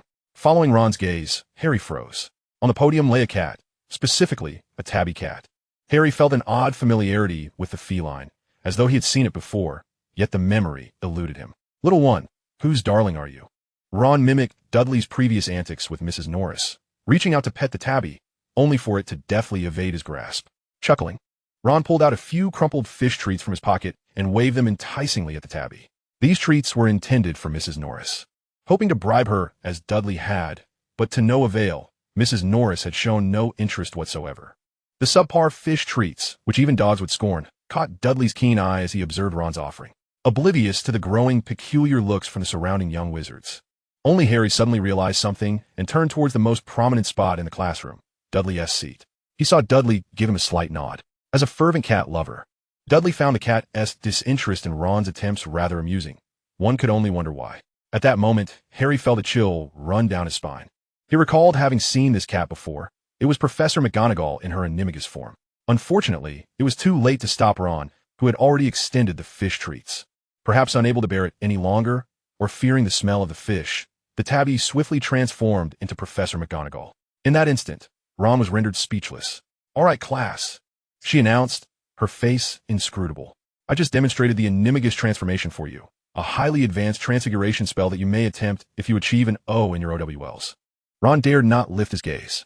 This was nothing short of public humiliation. Being late to class, Gryffindor loses 2 points. I suggest you find a seat rather than standing here in a daze. And thank you, Mr. Weasley, for the fish treats, though I would advise disposing of them, as they're no longer fresh." Laughter erupted around them, leaving Ron's face flushed with embarrassment. In that moment, he wished for nothing more than to disappear. Unfortunately, his misfortune was only beginning, for his earlier indiscretion had successfully caught Professor McGonagall's attention. As is well known, being singled out by a teacher in class carries significant implications. The lesson today involved transforming a small stick into a needle. Hermione, ever the diligent student, was the first to succeed, her incantation and wand movements flawless, turning one end of the stick into a sharp metallic point. Excellent. Gryffindor gains 2 points. With the points awarded, a smile finally lit up Hermione's face as she diligently perused the slightly yellowed pages of the well-worn Transfiguration textbook before her. Meanwhile, Dudley, seizing the opportunity while Professor McGonagall admired Hermione's transformation, stealthily pinched the stick in one hand and with a swift motion of the other, produced a toothpick. Professor McGonagall approached Dudley and nodded approvingly. "Not bad. Slytherin gains 1 point." His achievement of merely resembling the form was the best he could manage. As he dubbed it a physical transformation spell, the young wizards waved their wands, casting spells on the sticks before them, and after observing several transformations, Professor McGonagall quietly moved to stand behind Ron. He felt a burning gaze upon him, heightening his anxiety. With a smile that was more painful than pleasant, Ron retrieved his wand, a slightly damaged old thing, the tip revealing strands of unicorn hair. This wand did not belong to Ron, but rather to his brother Charlie. Given the Weasley family's financial constraints, spending 8 galleons on a new wand for Ron was deemed unnecessary by Mrs. Weasley. What the old wand? It was functional, albeit challenging to wield. For instance, Ron's wand occasionally cast spells outside of his control. Trying to disarm someone could result in a spectacular failure. As expected, when Ron uttered the incantation and directed the wand at the stick, it neither transformed into a needle nor produced the desired effect, instead emitting a series of comical popping sounds akin to flatulence. The young wizards could no longer contain their laughter, even with Professor McGonagall present. The classroom erupted in joyous mirth. Ron's face turned an even deeper shade of red, surpassing even his hair. Chapter 68. Mom, I no longer have to worry. What? Harry, you knew that was Professor McGonagall? Why didn't you tell me? Ron complained to Harry after class. He had never felt so humiliated, especially in front of students from all 4 houses. He feared he would never find a partner. I meant to say something, but it was too late. Harry replied, helplessly, while packing his bag. You were too quick. By the way, Harry, what is our next class? Thankfully, Ron's carefree nature allowed him to swiftly dismiss the unpleasantness, soon turning his thoughts to lunch and the prospect of enjoying a hearty meal. After all, he was still growing. Harry glanced at the schedule. Potions with Slytherin. Oh no, Ron moaned once more. Potions class is not a favorable subject for the entirety of Gryffindor. It can be described without exaggeration as a torment and an ordeal. Aside from Hermione, no other Gryffindor has escaped the ire of Snape, particularly the duo of Moxie and Neville, who frequently find themselves partnered together. Although Moxie often causes the mishaps, it is invariably Neville who bears the brunt of the scolding. It seems as though Gryffindor is inherently ill-suited for the delicate art of potion-making. Indeed, this assertion holds true, as the majority of Gryffindors are naturally energetic, restless, and impulsive. Whereas the essence of potion-making requires patience and composure, few Gryffindors possess the tranquility necessary to brew potions with care. Consequently, Gryffindor's proficiency in potions is nearly the lowest among the 4 houses. Why nearly? Because Hermione alone elevates their overall performance to a level comparable with Hufflepuff. This is, of course, also influenced by the fact that Snape is the potions master. Although he often points out valid criticisms, his manner of speaking is excessively harsh and sardonic. To put plainly, quite vitriolic. This has led many in Gryffindor to harbor dissatisfaction towards him, secretly bestowing upon him the moniker of Greasy Old Bat, in mockery of his perpetually oily hair. Fear not, for I have something splendid for you, Harry whispered conspiratorially to Ron. It will undoubtedly enhance your potion grades. I assure you. Ron's interest peaked immediately, yet despite his persistent inquiries, Harry remained tight-lipped. In the same dimly lit dungeon, amidst the familiar chill, Snape loomed like a dark overlord. After receiving a withering glance from Snape, Ron involuntarily shivered, extinguishing all frivolous thoughts. He merely wished to endure the next 4 hours as swiftly as possible. Hey, Harry, what are these? Ron asked, spotting Harry retrieving an array of unfamiliar tools from his bag and laying them upon the table. New potion equipment, Harry replied casually, engrossed in his own task. Professor Snape instructed us to purchase new equipment? How was I not informed? Ron stammered in surprise. Having grown up aware of his family's financial struggles, Ron understood all too well the implications of such a purchase.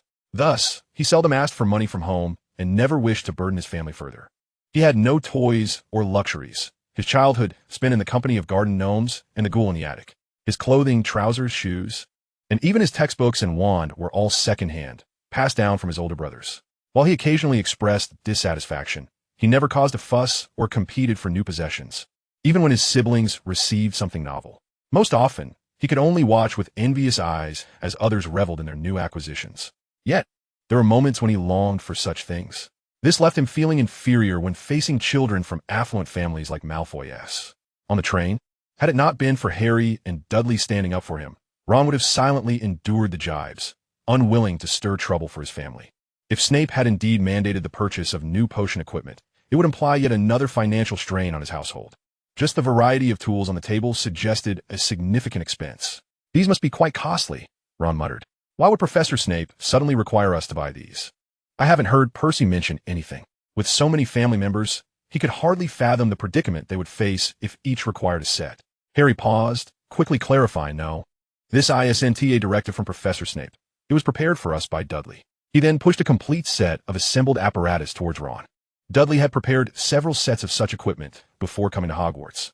The reason for their late unveiling was that Harry had only recently received permission from Snape to use them in potions class.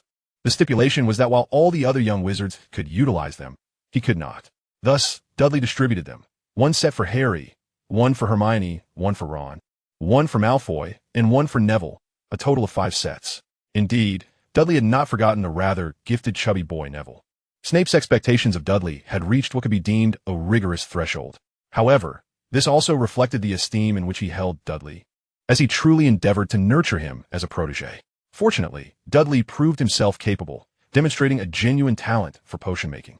Although Snape often found fault, he was, in fact, quite satisfied with his progress. Even the finest students at Hogwarts could not surpass his accomplishments. He was indeed the perfect heir to both Lily and himself. Dudley Dursley?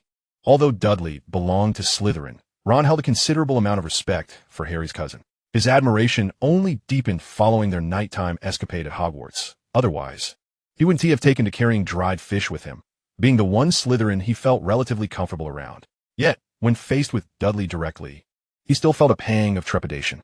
Ron instinctively glanced at Dudley, only to find that he was not utilizing the new equipment. Did he give me his? Ron felt a surge of gratitude. Ron, I need your assistance with something shortly. What do you need? Do this, then that, Harry whispered. No problem. I've got your back, Ron pledged, thumping his chest with determination. Harry began to instruct Ron on how to use the tools. They were not particularly challenging to operate. Ron quickly grasped their purpose and marveled at their convenience. At this moment, Snape commenced detailing the primary focus of the lesson, brewing a potion for burn treatment. A common potion learned in the first year, though slightly more complex than the remedy for scabies. Upon successfully brewing a batch of potion using the new tools, Ron's demeanor transformed. His eyes sparkled with excitement.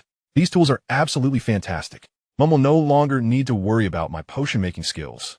In Chapter 69, Snape affirmed Ron's progress. The class maintained the traditional pairing of 2 students, and Snape meticulously reviewed everyone's work. The majority faced his scathing critique, with Neville's group receiving the most severe reprimand. Unsurprisingly, Moxie had once again ignited the cauldron, leading to a catastrophic explosion, and as always, Moxie had conveniently stepped away, leaving Neville to suffer the consequences. It was as if he carried an aura of misfortune for his partner. Interestingly, whenever they were paired, calamities were bound to occur, and Moxie would invariably escape unscathed. The frequency of such incidents and his uncanny ability to evade disaster raised questions about the possibility of intent. As for the truth, only he could know. Snape waved his wand once more, meticulously clearing the table, as was his custom, and requested a vial of potion from Dudley to administer to Neville. The sight of Neville drinking the potion with his eyes closed was a painful reminder of his familiarity with such a routine. Gryffindor, thoroughly abysmal, deducting a point. Snape remarked coldly. Moxie, unperturbed, seemed indifferent to the announcement, confident that someone would eventually restore the lost points. In fact, as Snape turned away, he exchanged knowing glances with the surrounding Gryffindor students. Meanwhile, Neville recoiled slightly, feeling the weight of their house's lost points, which only deepened his fear of Snape. Look, Weasley and Potter weren't even reprimanded by Professor Snape, an astute Gryffindor observed, noting that Snape merely paused momentarily at Harry and Ron's group before moving on without a scathing remark. Perhaps it was due to Potter's commendable performance this time.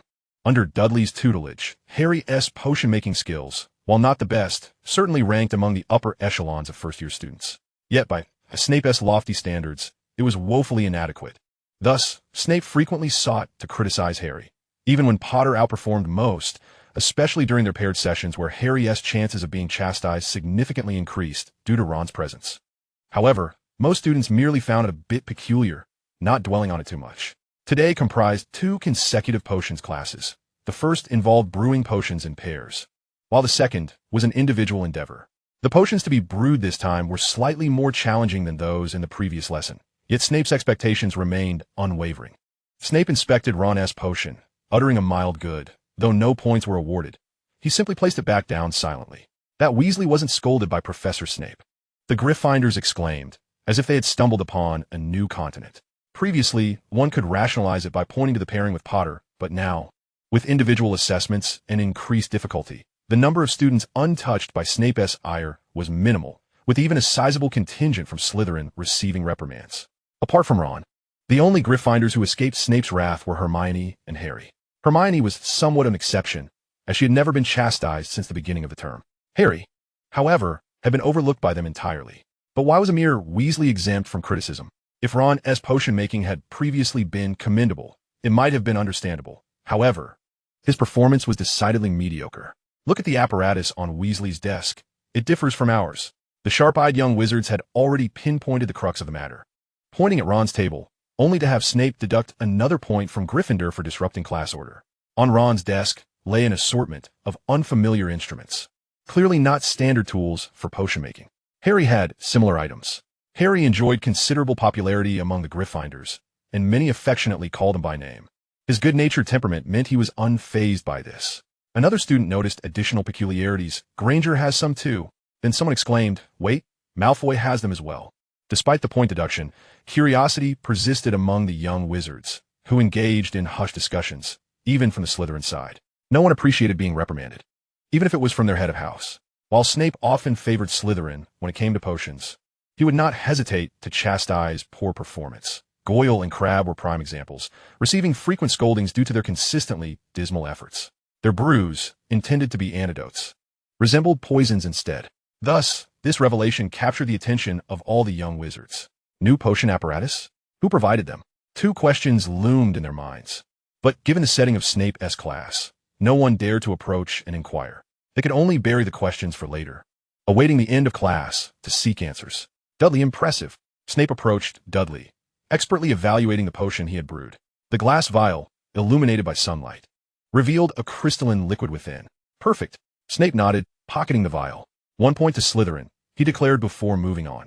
The two classes allowed Ron to bask in the limelight, thoroughly enjoying the envious glances from his peers.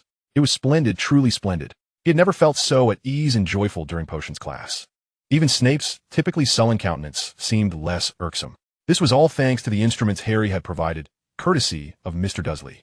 As Snape assigned homework and exited the classroom, the surrounding students immediately flocked to Ron. Undoubtedly, among those utilizing the peculiar instruments, Ron was the most approachable for inquiries. Of course, this was limited to the Gryffindor side. Slytherins gathered around Malfoy. Ron, momentarily taken aback by the attention, began to consider that perhaps today was indeed his lucky day. After repeated, earnest inquiries from the younger wizards, he cleared his throat and, with a tone of growing pride, slowly proclaimed, "You all know my potion-making skills are inferior to many of you here. Honestly, I never thought I would escape the realm of failure in potions until today. Using these items has been miraculous." He rambled on with superfluous details until the students could hardly contain themselves, at which point he finally delivered the crux of his revelation. "These were gifted to me by Harry's cousin, Mr. Dursley, an epic-making product that greatly enhances potion-making abilities. You've all seen the results. They're extraordinary." Even Professor Snape commended them. His exaggerated tone drew an internal eye roll from Harry, who deemed it more forced than the infomercials on television. Yet, the young wizards failed to discern the insincerity. Meanwhile, Malfoy echoed Ron's grandiloquent tone, addressing the Slytherins in a similar fashion.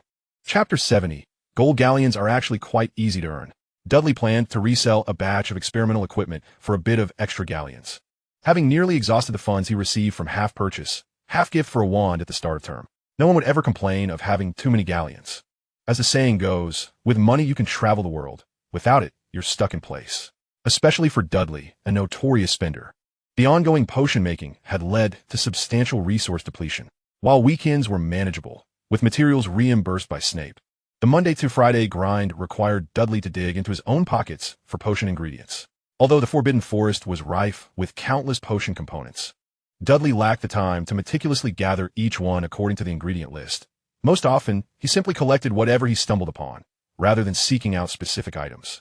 For instance, one may seek material only to embark on a journey into the Forbidden Forest, where countless B, C, D, and E are discovered. Yet ultimately, material A remains elusive. Such scenarios can persist for more than a day, sometimes extending to a week before one stumbles upon a single specimen of material A. Consequently, Darius often opts for direct purchases, thus avoiding the squandering of precious time. This tendency has, regrettably, led to his current predicament of extravagant spending. While Darius possesses considerable wealth in the realm of Muggles, this fortune cannot be seamlessly exchanged for galleons through conventional means. Attempting to convert gold into galleons would likely result in being devoured by the greedy goblins of Gringotts, leaving nothing but remnants. As for selling potions for currency, What a farcical notion. Each vial of potion serves as a vital instrument for survival and is simply not for sale. In truth, galleons are rather easily acquired for Darius. With wealth in the Muggle world at his disposal, he aims to exploit this advantage, converting that currency into its magical equivalent. The first idea that strikes Darius is the resale of experimental equipment. When selling goods, the foremost task is to advertise widely. The gifts to Ron and Malfoy were intended to garner recognition, facilitating swift financial gain.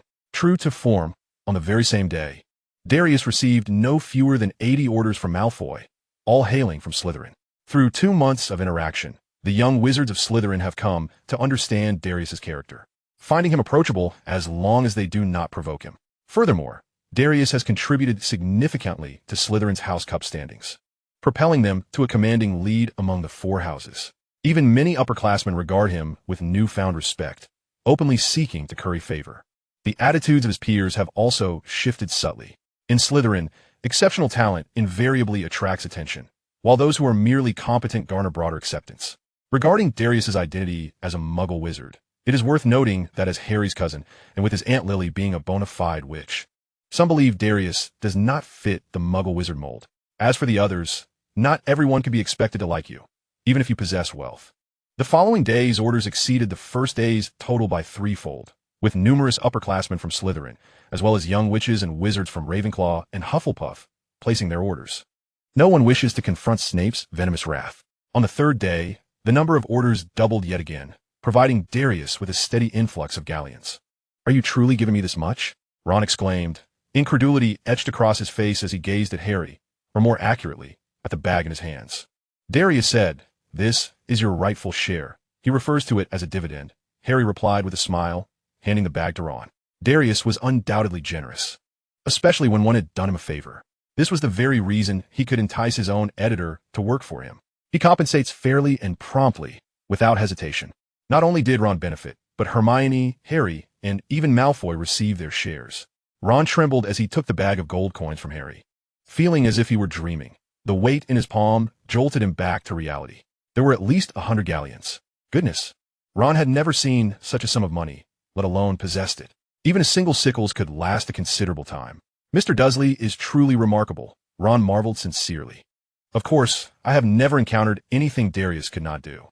Hearing his friend extol his brother, Harry beamed with delight, akin to having tasted honey, and continued to exalt Darius. He nearly exclaimed, "My brother is unrivaled. Such a brother is indeed enviable, unlike mine, who only bullies me." Ron reminisced about his own brother. The eldest Weasley sibling had already graduated from Hogwarts and begun working, while the youngest still had a year before starting school. Ron thought of the 2 brothers closest to his age, George and Fred. Those 2 rascals had always bullied him. He vividly recalled a time when, as a child, he clutched a beloved doll, the sole toy handcrafted by his mother. He cherished it dearly and would not part with it for anyone. George and Fred had attempted to snatch it away to play with, but Ron refused to relent. Consequently, they surreptitiously used their father's wand to transform the doll into a large spider. Can you imagine such a scene? The doll in your arms suddenly morphs into a creature larger than yourself, sporting 8 legs and gazing at you with 8 glimmering, menacing eyes. Ron could almost feel the dark, bristly hairs on its pincers. He recalled his body going rigid, every hair on his skin standing on end, his mind a blank slate. In that moment, Ron nearly lost his sanity. Afterward, he never touched that doll again, giving it to his little sister Ginny. In hindsight, George and Fred had claimed it was merely a prank, a jest, as they enjoyed playing tricks. Ron forgave them, for they were family. Yet that spider became an embodiment of his deepest fears, an inescapable shadow. "You know, I don't need this." Meanwhile, in Slytherin, Malfoy pushed back the bag filled with galleons that had been offered to him. The Malfoy family was wealthy, yet that did not imply that Draco himself was affluent. In truth, Lucius provided him with only a meager allowance each month. Thus, this bag of coins represented a significant sum for him as well. "But this is rightfully yours," Darius insisted, placing it firmly in Malfoy's hands. Draco gazed at the sack of coins, biting his upper lip as if struggling to articulate something. However, for reasons unknown, the words eluded him. Just as Darius turned to leave, he instinctively blurted out, "Please forgive me. May I call you Darius like Potter does? I understand that is a privilege reserved for your friends." "Of course. Are we not friends?" Malfoy looked up sharply, meeting Darius's playful wink. In that moment, Draco found that the once terrifying visage of Darius was no longer so fearsome after all. All right, Darius. Chapter 71. The Department for the Regulation and Control of Magical Creatures. The business of selling experimental equipment did not endure for long.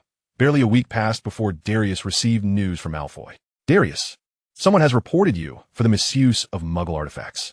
It is rather amusing to note that within the Ministry of Magic exists a peculiar, or perhaps tedious, department known as the Department for the Regulation and Control of Magical Creatures.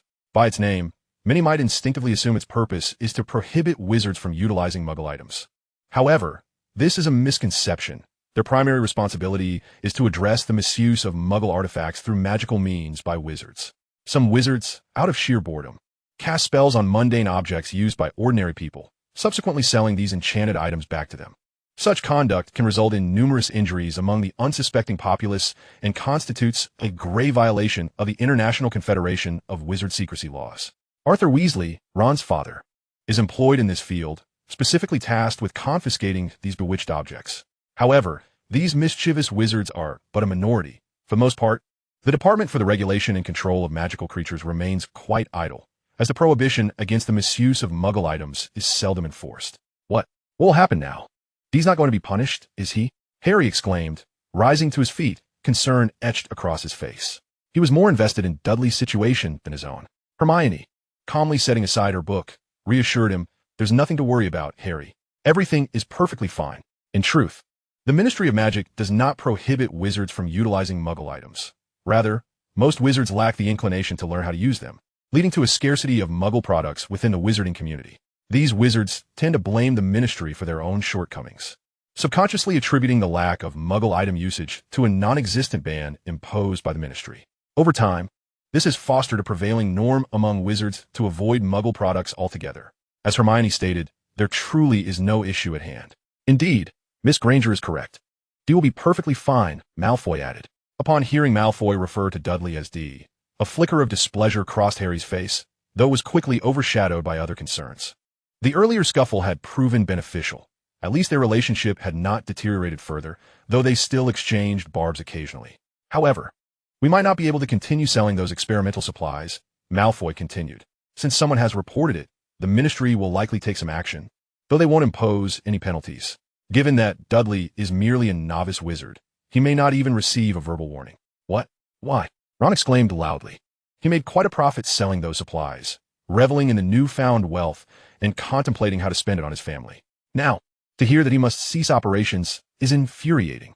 Just so you know, before this, Ron wouldn't have been able to pull a single sickles from his pocket without losing. Who could be so vile? Ron seethed, aggrieved that he had only just begun to experience the joy of money before it was snatched away. Who else could it be but that insipid Gryffindor? Malfoy replied disdainfully. Who else would be so bored? Their method of making money was undeniably lucrative, leading to envy among others. No one in Slytherin would dare cross Dudley, and Ravenclaw was too preoccupied, leaving Hufflepuff as the only other option, which only left Gryffindor. Yet, as soon as Malfoy finished speaking, he realized that only 3 Gryffindors were present. Harry cared little whether it was a Gryffindor or not. He only knew that someone from that wretched house had targeted his brother, yet he remained oblivious to the identity of the culprit, simmering with frustration as he sat aside. Hermione appeared indifferent, seemingly unaffected, as her relations with other Gryffindor students had always been strained. Only Ron displayed an awkward demeanor, genuinely considering himself a member of Gryffindor. "Never mind. If we can't proceed, then we should simply cease operations. I had no intention of making this a long-term venture," Dudley remarked. He had never planned to pursue this business indefinitely, as it was likely a one-off endeavor. Muggle experimental equipment was hardly a rare commodity. Other Muggle wizards also had means to acquire it. He merely wished to make a quick profit to tide him over until the increasing difficulty of Snape's lessons became more daunting. Even Dudley had to muster all his focus, given the exorbitant costs of materials. As a side note, due to nearly all young wizards acquiring experimental equipment, Snape had accelerated his teaching pace, swiftly concluding the first-year curriculum and now delving into second-year potions material. It is easy to envision that this cohort will have the highest pass rate for OWLs and potions. This arrangement was mutually beneficial for both Dudley and Snape, a true win-win situation. While reselling experimental supplies, Dudley also contemplated returning to his original passion, writing novels. Compared to ordinary folk, wizards have remarkably few entertainment options, primarily consisting of scant few board games, such as wizard chess and Quidditch. Otherwise, they are left to read newspapers or books, leading to a rather monotonous existence. There are no radio shows, no television programs, and not even video games. Which is why Quidditch matches are exceptionally popular. It is the only entertainment available. Dudley intended to capitalize on this, as it is well known that entertainment ventures yield the highest profits. His first step was to integrate himself into the wizarding community and establish a reputation. Writing novels was the simplest avenue. Dudley was aware of a wizard named Gilderoy Lockhart, a well-known novelist in the wizarding world, whose fanbase comprised nearly all adult witches.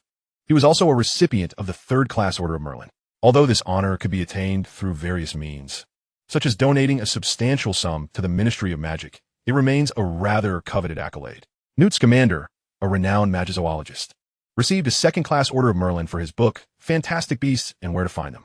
Dudley tentatively titled his novel Chronicles of the Dragonlance, and had already penned a portion, with plans to seek a suitable wizarding publisher to introduce the DD universe to the wizarding community. Since Dudley intended to cease his previous venture, the others had no objections, as he had procured the items and conceived the idea, while Ron and Malfoy merely handled the marketing and sales. Malfoy was not in need of money, and although Ron lacked funds, he was a laid-back individual easily satisfied. He had enough in his pocket to indulge for quite some time.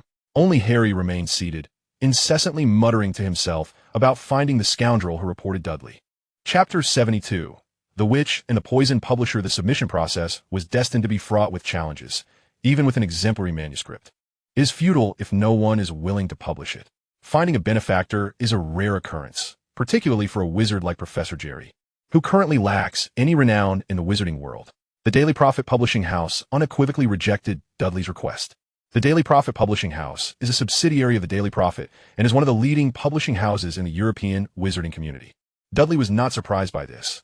After all, every beginning is difficult. Malfoy offered to contact his father, assuring Dudley that, given his father's standing in the wizarding world, this matter would be easily resolved. However, he was subtly rebuffed by Dudley, who had never engaged with Lucius and was unaware of his true character. Yet, through previous descriptions of Malfoy's demeanor and some of his deeds, Dudley could surmise that while Malfoy might be a suitable ally, Lucius was not, unless Draco were to become the head of the family. He was certainly not a congenial individual. Thus, Dudley sought out another person. Mr. Dursley, you intend to write a book? Carlo expressed some surprise at Dudley's approach. Indeed, Your Excellency. I hope you can assist me with this small favor. The Carlo family presided over another major publishing house, Witch and Potion Publications, which ranks just below the Daily Prophet. The novels authored by Lockhart were published by this house, yielding them substantial profits. Even if you have approached me, if the quality isn't up to par. Carlo trailed off, indicating that while he was amicable, he would not compromise when it came to business, especially since he was poised to inherit the Carlo family enterprise after graduation. You may take a look. Dudley, hearing this, remained unfazed and gently pushed the completed manuscript toward Carlo. Initially indifferent, Carlo casually flipped through the pages, intending to merely placate Dudley. However, upon reading a mere segment of the narrative, he found himself deeply captivated. Dudley, not in a hurry, took a delicate sip of red tea and nibbled on a small pastry, patiently awaiting Carlo. He was quite experienced in negotiations. Minutes trickled by, and Carlo's pace of reading slowed significantly as he lingered over almost every passage, engrossed in the richly crafted world and vibrant character portrayals of the D&D fantasy genre. Fortunately, the manuscript was not lengthy, and it wasn't long before Carlo concluded his reading. What comes next? Carlo inquired, his tone brimming with eagerness, clearly enchanted by the narrative. Nothing more, Dudley replied, spreading his hands. I have yet to write that part. What do you think, Your Excellency? Carlo straightened his expression. The book is quite promising, but... He proceeded to elaborate extensively, summarily reducing it to 2 words, a price cut. A commonplace tactic among publishers. One must commend Carlo's sharp eye. He immediately recognized the immense commercial potential of the Dragonlance Chronicles. Once it gained traction, it could rival Lockhart's fame, if not exceed it. I have heard that the Contrary Publishing House is also commendable. If you deem this unsuitable, I could perhaps try my luck there. Dudley remained unperturbed. The art of negotiation lies in who wields the power of discourse. While Dudley was physically robust, he was not merely brawn. From the outset, he had favored Witch and Potion Publications, approaching the Daily Prophet merely to gauge their willingness to accept his manuscript before returning to negotiate with Carlo. Regrettably, the editors at that house lacked discernment. He had researched Witch and Potion Publications and was well aware of their precarious situation. A classic case of success and failure hinging on Lockhart. The initial success of Lockhart's books had filled their coffers, leading them to recognize a lucrative opportunity. Yet they had grown complacent, focusing solely on publishing Lockhart's works and neglecting to scout for new authors. If this trend continued, it would not bode well. Just a month prior, as Lockhart was set to release his next book, he demanded a reassessment of their profit-sharing arrangement. As a well-established author, Lockhart's worth had naturally surged, and it was only reasonable for him to seek a higher cut. Otherwise, he could simply switch to another publisher, as his renown would ensure any house would welcome him. However, the issue was not merely a price increase. Lockhart's demands had escalated to an untenable level for witch and potion publications.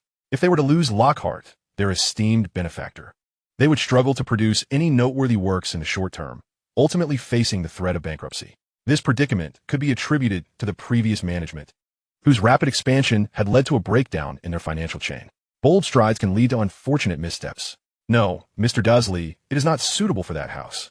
As anticipated, Carlo promptly interrupted him. Those in haste often find themselves at a disadvantage. The Contrary Publishing House, after all, was not a reputable establishment.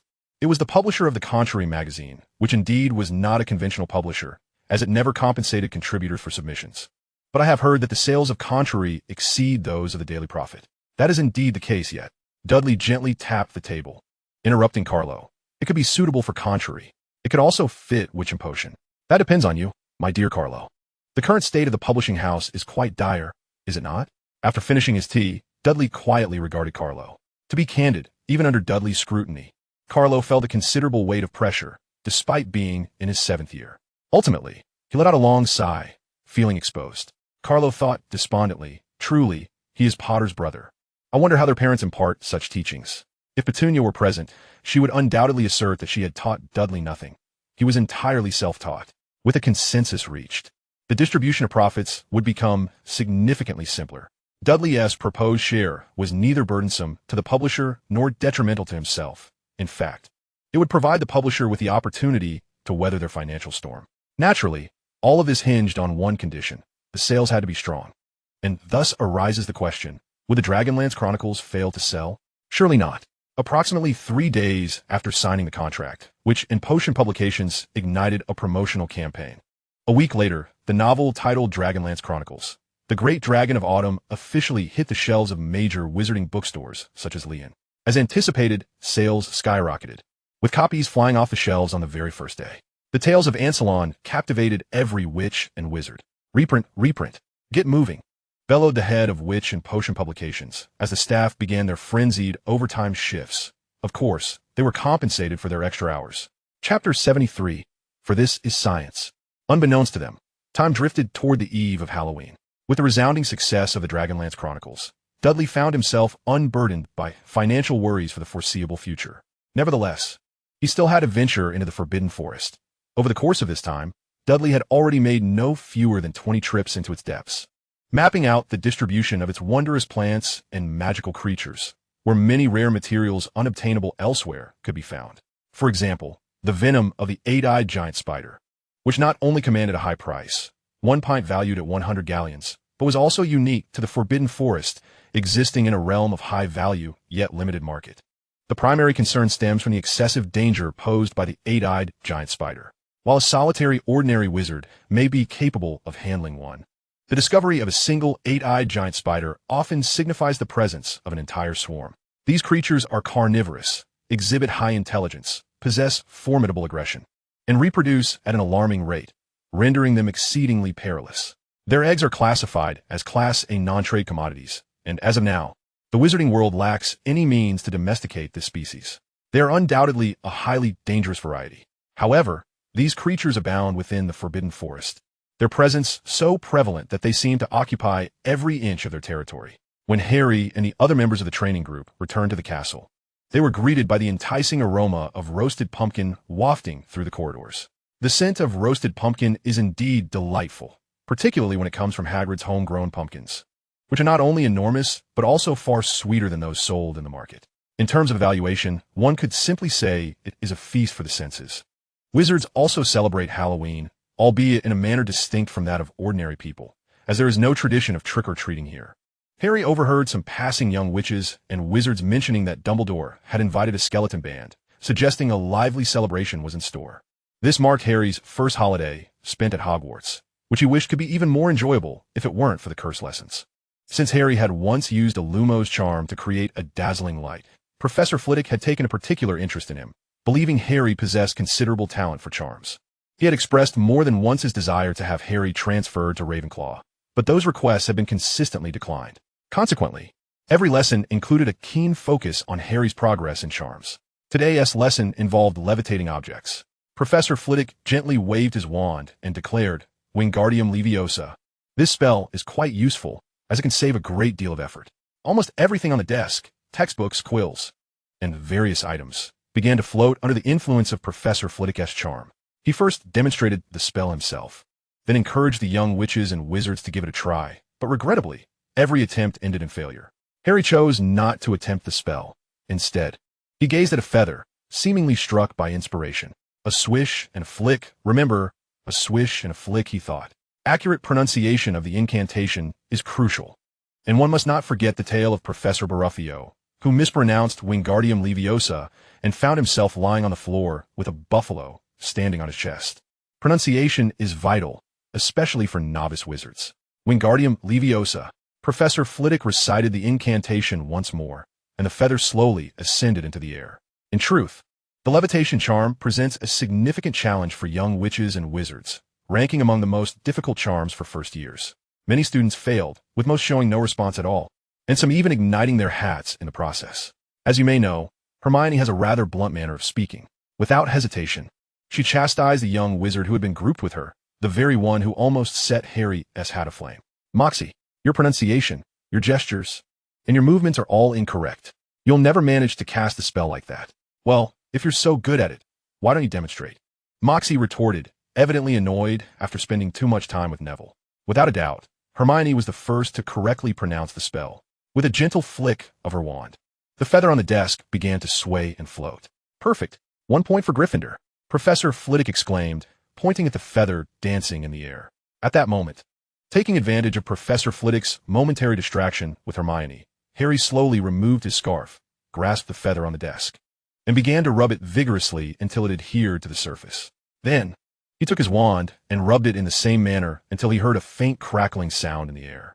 His scarf was made of wool. Then, with a confident tone, he intoned, Wingardium Leviosa, employing the same precise movements and inflection as Hermione, achieving an impeccable replication, ignoring the fact that he resembled a small mountain. To everyone's astonishment, the feather actually lifted into the air. Oh my goodness! Professor Flitwick shouted, pointing towards Harry. Look, Dudley has performed even better. I believe he has mastered the essence of a levitation charm. With just a bit more elevation, he will have completely grasped this spell. It was hard to fathom that a young wizard could achieve such perfection on his first attempt. Seeing Professor Flitwick's excitement made Harry wonder if he might faint from sheer exhilaration. 2 points for Slytherin. Harry easily garnered 2 points. He shrugged, feeling as though everything was so effortless. The young Slytherins nodded in approval. No wonder Mr. Dudley can subdue Malfoy and engage in banter with Lord Carrow while effortlessly mastering the levitation charm. But herein lies the question. Can Harry truly perform the levitation charm? The answer is a resounding no. He had no knowledge of the spell whatsoever. However, he could make the feather rise. This feat was simple, achievable even without any magical prowess. The secret lay within that wool scarf. By rubbing the feather with the wool, Harry charged it with negative electrons, causing it to adhere to the table. When the wool scarf was rubbed against the wand also became negatively charged, while the scarf retained a positive charge. The crackling sound was the result of the neutralization of positive and negative charges. The feather and the wand, sharing the same charge, repelled each other, creating an upward force that caused the feather to levitate. It appeared as though the levitation charm had taken effect, yet it was merely a straightforward physical phenomenon, or what one might refer to as the electrostatic octopus effect. Harry glanced around at the young witches and wizards who looked at him with admiration, feeling a twinge of pity for them, as they were evidently at a disadvantage due to their lack of knowledge. He may not wield magic, but he understood science. Well done, Harry, Hermione remarked with a hint of amusement, clearly recognizing Harry's clever trick, yet she chose not to expose him. Let's not forget, Hermione was also a top student at Oxford Dragon Primary School, and a mere physical phenomenon was nothing she couldn't handle. Chapter 75. Is this what you call a dazzling glow? The events in the Slytherin common room remind us that sometimes having many people around can be utterly fruitless. Regrettably, Slytherin would never divulge this to Gryffindor. Hermione, are you all right? Harry continued to assist Hermione, brushing off the dust from her clothes and leisurely gathering the scattered books from the floor, showing no regard for the Gryffindors around him. Encouraged by their numbers, the group of 2 girls and 3 boys became increasingly emboldened, with a short-haired brown-haired witch pointing at Harry and mocking. Oh, are you really a first year? You look just like a gorilla. Yes, a Slytherin gorilla and a Gryffindor beaver. Why are you defending Miss Beaver? It seems you are of the same ilk. They jeered without restraint, as laughter echoed around them. While Dudley remained inactive, it was Hermione, who had been silent until now, who suddenly charged forward, seizing the opponent's hair and delivering a forceful punch to her nose. Apologized to Dudley. Hermione roared like an enraged lioness, her eyes glinting as though she intended to devour her adversary. While she could endure bullying herself, she would be the first to stand up when Dudley was mocked. Do not be misled by Hermione's love for books into thinking she possesses a meek demeanor, as Dudley, her childhood companion, knew all too well. Her true character was far more fiery than his own temperate nature, prone to resorting to physicality when provoked. You dare hit me? You dare strike me? My father has never laid a hand on me. The young witch, clutching her nose, felt blood seeping through her fingers, a result of Hermione's blow. Thankfully, her nose was not artificial. Otherwise, the force of that punch would surely have flattened it. I will kill you. The young witch, in a frenzy, swung her fists at Hermione, only to strike Dudley, who stood protectively in front of her.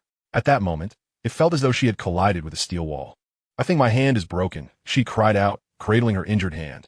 Look, a Slytherin has harmed me.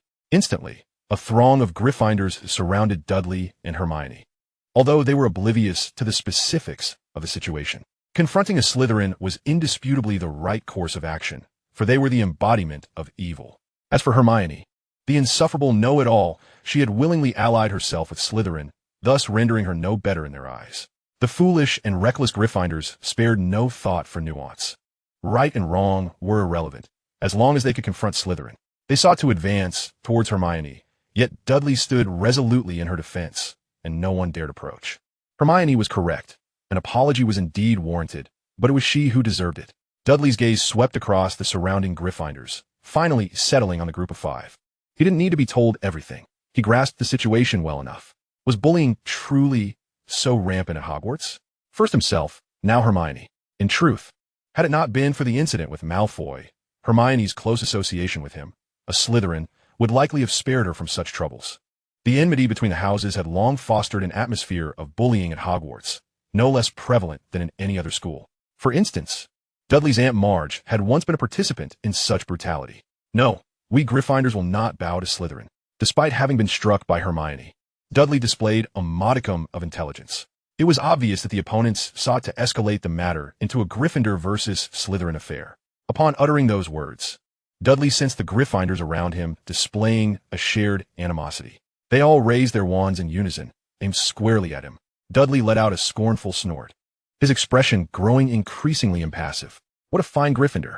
What brave Gryffindors! What a united Gryffindor! They did not seek the truth or discern right from wrong. Distinctions between black and white were irrelevant. To call them brash would be a compliment. To describe them as foolish would be commendation. Collectively, their intellect might scarcely rival that of a troll. The true garbage lay not in the house itself, but in its people. What do you intend to do? Dudley heard Harry's furious shout from the throng. Mr. Potter, we recognize he is your brother, but this matter does not concern you. If you wish to avoid injury, kindly step aside. They only wished to bask in the spotlight when it benefited them.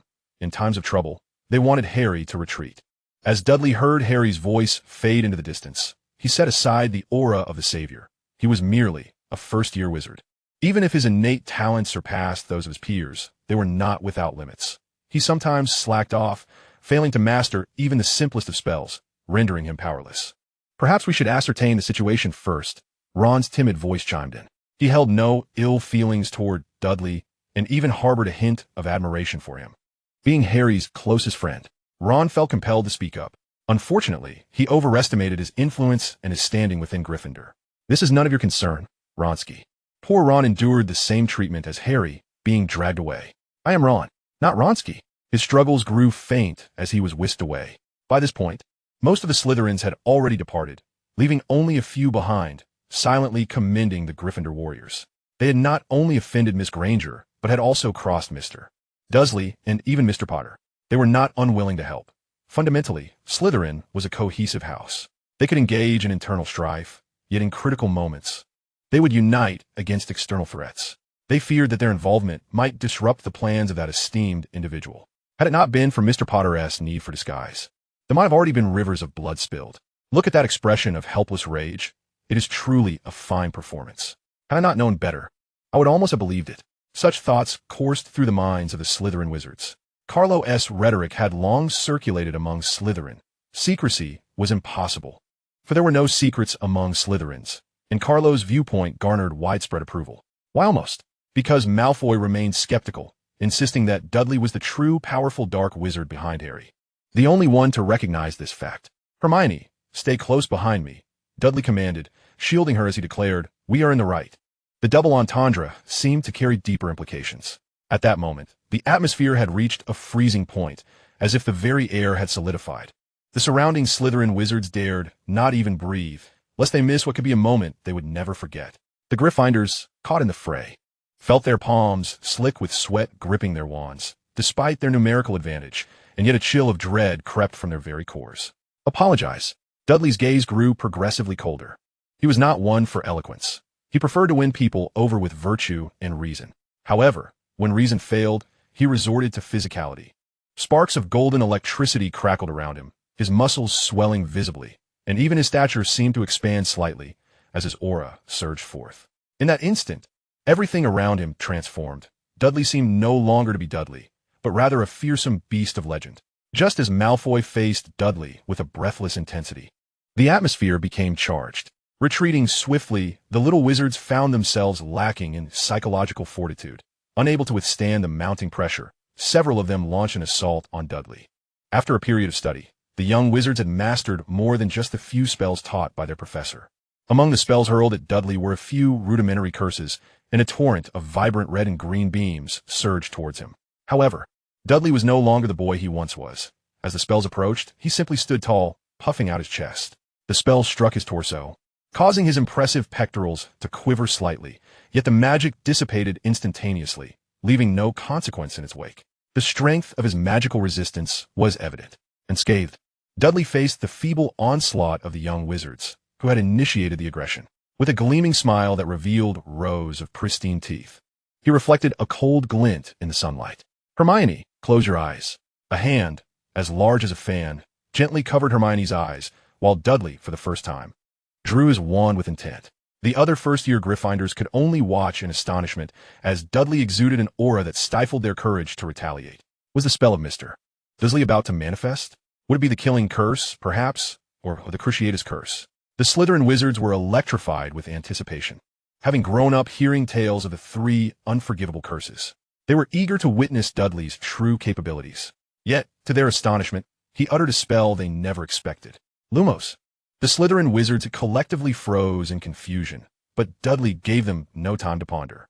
A radiant, searing light erupted from his center, engulfing the area in blinding whiteness. The young wizards felt as though countless tiny needles were piercing their eyes, rendering everything around them indistinct and inducing waves of dizziness. It was as if they were staring directly at the sun. All the wizards present could only wince in pain as their vision faded, instinctively covering their eyes. I can't see, one of them exclaimed. My eyes, they cried. Is this what you call lumos? Chapter 76. The next words to follow are that what Dudley had unleashed was, in fact, a simple charm of illumination. Perhaps Dudley's magical affinity was not particularly high. Yet after entering a meditative state 6 times, the strength of his magic had reached an astonishing level, allowing him to wield the spell to produce an effect akin to a man-made sun. Damn it! The besieged young wizards instinctively raised their wands, casting spells in a frenzy. However, blinded temporarily, they could not locate Dudley and merely cast their spells haphazardly. Meanwhile, Dudley had already leaped out of the danger zone, cradling Hermione as he observed the chaos with keen interest. The Gryffindors had formed a tight circle. Should they attempt to cast spells, they would primarily hit their own. A cacophony of curses, cries, and wails filled the air, creating an utterly disordered scene. Fortunately, these young wizards lacked knowledge of powerful dark curses or formidable spells, at best. They had a few more prank spells than Harry and Malfoy, such as Rictus Sempra and similar jests, with some unfortunate Slytherins caught too close to the fray. Dudley strolled leisurely among the Gryffindor wizards, effortlessly snatching their wands with a flick of his hand.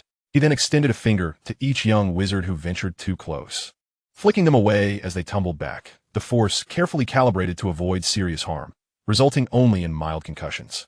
In no time, Dudley had amassed a collection of wands, while the young wizards received a rather unwelcome surprise.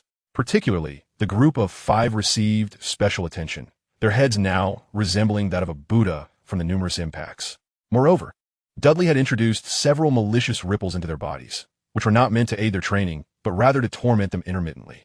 As Dudley gathered the wands and forcefully bent them, they transformed into a heap of useless twigs. One must always bear the consequences of their choices. What transpired here? Professor McGonagall arrived, hurriedly following a young wizard. Upon witnessing the scattered young wizards, she gasped in astonishment. Who could tell me what has happened? The young wizard leading McGonagall was Neville. Mr. Dursley, can you explain what occurred? The chaos was palpable, yet Dudley remained standing prominently, like a crane among chickens, instantly captured by McGonagall's gaze. As the effects of the illumination spell began to fade, the Gryffindor wizards gradually regained their sight. One member of the 5, upon observing the dismal state of his companions and then glancing at the unscathed Dudley, felt a surge of pain in his head that ignited a rush of anger. Courage is a rare trait. Most often, it is mere recklessness. Fear can evoke anger, and anger can cloud judgment, while recklessness breeds folly. Even Professor McGonagall, standing beside Dudley, instinctively overlooked this truth. Flipendo. Not all young wizards were like Harry and Malfoy, limited to the few spells taught in class. Within Gryffindor's first-year cohort, there were a few, like Hermione, who had self-taught spells. One such wizard was determined to prove himself, particularly envious of Hermione's superior grades. Who was the second most despised in the house? Naturally, it was the first. Regrettably, his spell had no effect on Dudley. Not only did Dudley remain grounded, but even the soles of his shoes did not lift from the ground. The wand was intentionally left in Dudley's possession, as was the opportunity to cast a spell. The arrival of Professor McGonagall was merely coincidental, yet it mattered little, for Dudley was prepared for the next words to follow. Gryffindor, how dare you? Gryffindor, how dare you? The calm, yet penetrating voice resonated as Professor Snape, accompanied by Malfoy, hurried from the opposite side, witnessing the spectacle of a spell being cast at Dudley. Snape instinctively prepared to retaliate, yet someone was swifter than him. A red spell struck the wrist of the assailant, causing the wand to clatter to the ground. Hansel, attacking a fellow student, Gryffindor loses 50 points. McGonagall admonished sharply. She was trembling with fury at Hansel's recent actions, resembling an enraged lioness. This was the first time that both Harry and Snape had witnessed such a side of Professor McGonagall, though she often exuded an air of sternness and rigidity. Making her seem unapproachable, her true nature was quite gentle. Young witches and wizards could approach her with any inquiries regarding transfiguration, and she would patiently address each one of their concerns. If they possessed remarkable talent, they might often seek her out during breaks. The injured were taken to Madame Pomfrey for treatment. Professor McGonagall first instructed those uninjured to escort the wounded away. Fortunately, it was merely a first-year spell. Even if some were unluckily hit multiple times, the resultant damage paled in comparison to the chaos caused by Harry. Then, in a low voice, Professor McGonagall demanded, "What on earth transpired?" The ominous aura she emanated silenced even Snape. Who could enlighten me? She could hardly tolerate attacks on her students, particularly when the assailant belonged to their own house, and this incident had occurred right under her nose. Her gaze finally settled on Harry. Mr. Dursley. Before he could respond, another witch from the group shrieked, "Professor McGonagall, he struck first. It was Dursley who attacked us with a vicious curse. It must be dark magic. Look at our wands. They are broken, and we are injured." She pointed to the large bump on her head, a classic case of the villain crying foul, omitting the context and only presenting the outcome. Nevertheless, several Gryffindors around them echoed her sentiments. Mr. Dursley. Professor McGonagall's gaze returned to Harry, accompanied by Snape's scrutinizing glare. "Professor, it was indeed I who broke the wand." Upon hearing Harry's admission, the faces of the Gryffindors brightened with delight. The malevolent Slytherin was about to face just retribution. "Professor, see, he has confessed. Punish him." One of the freckled boys among the trio shouted, pointing at Harry. "Interrupting others is quite uncouth," Snape remarked, casting a cold glance at the boy. "I believe I know how to handle this, Mr. Ostro. I am the professor here." Professor McGonagall shot a stern look at him, her focus shifting back to Harry. Harry, unfazed, continued, I believe I am the victim here. The rewind charm can prove this. The rewind charm is an investigative spell used to ascertain who a wand has cast a spell upon. You may investigate their wands and mine. Harry's expression was a blend of grievance and innocence, tinged with a hint of indignation, as if he were wronged yet dared not voice his anger. Professor McGonagall examined Harry's wand and several others that he had broken. Under the watchful eyes of the Gryffindors, she reached her conclusion. Mr. Dursley has not cast any spells. Her piercing gaze swept across the Gryffindors. Instead, why did you cast spells on your classmate? The Wizarding World has its means of determining guilt or innocence, and Harry had a more adept grasp of these than this group of young witches and wizards. Do you have any evidence? Not all Gryffindors participated in the final battle, with only half of them engaging, while a few lower years sneaked in. However, Hufflepuff retained a small number, Ravenclaw held onto their upper years, and Slytherin had completely vacated.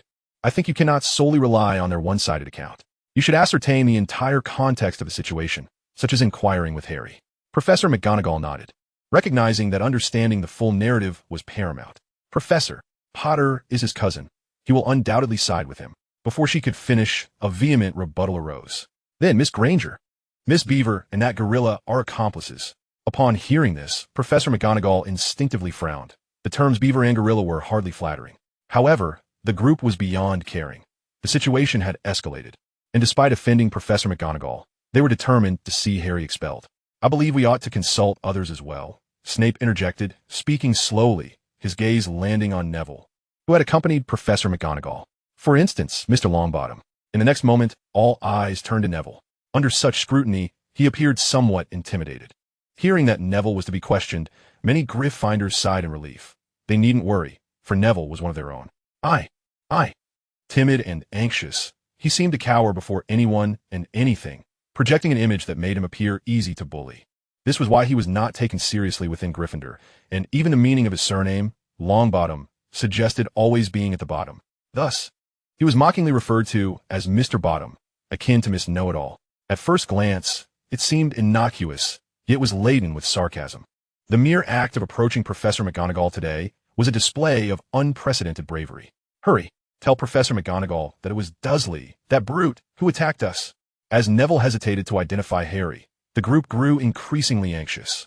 Harry simply gazed at him quietly, Neville's brow furrowed, his lips trembling as if engaged in an inner battle. Speak, Longbottom, what are you waiting for? Quickly tell Professor McGonagall and Professor Snape that it was that gorilla who attacked us. You cowardly boy. How much longer will you wait? Seeing Neville's silence, the group pressed him further, whispering encouragement and even veiled threats. Yet the more they urged, the more Neville trembled, his fist clenching tighter. No, this isn't right. Neville's memory was not particularly reliable. He often forgot many things, even lessons he had just learned. Only Hermione exhibited the patience to teach him, even if she frequently digressed. However, Harry had gifted him a set of experimental equipment and guided him through its use, which prevented him from being reprimanded by Snape in subsequent potions classes, even if he still struggled during partner work. Every time Neville encountered Dudley, he was greeted with a warm salutation, for Dudley alone refrained from calling him Little Crybaby, instead addressing him with utmost respect as Mr. Longbottom. Amusingly, it was the first time anyone had ever referred to him in such a manner.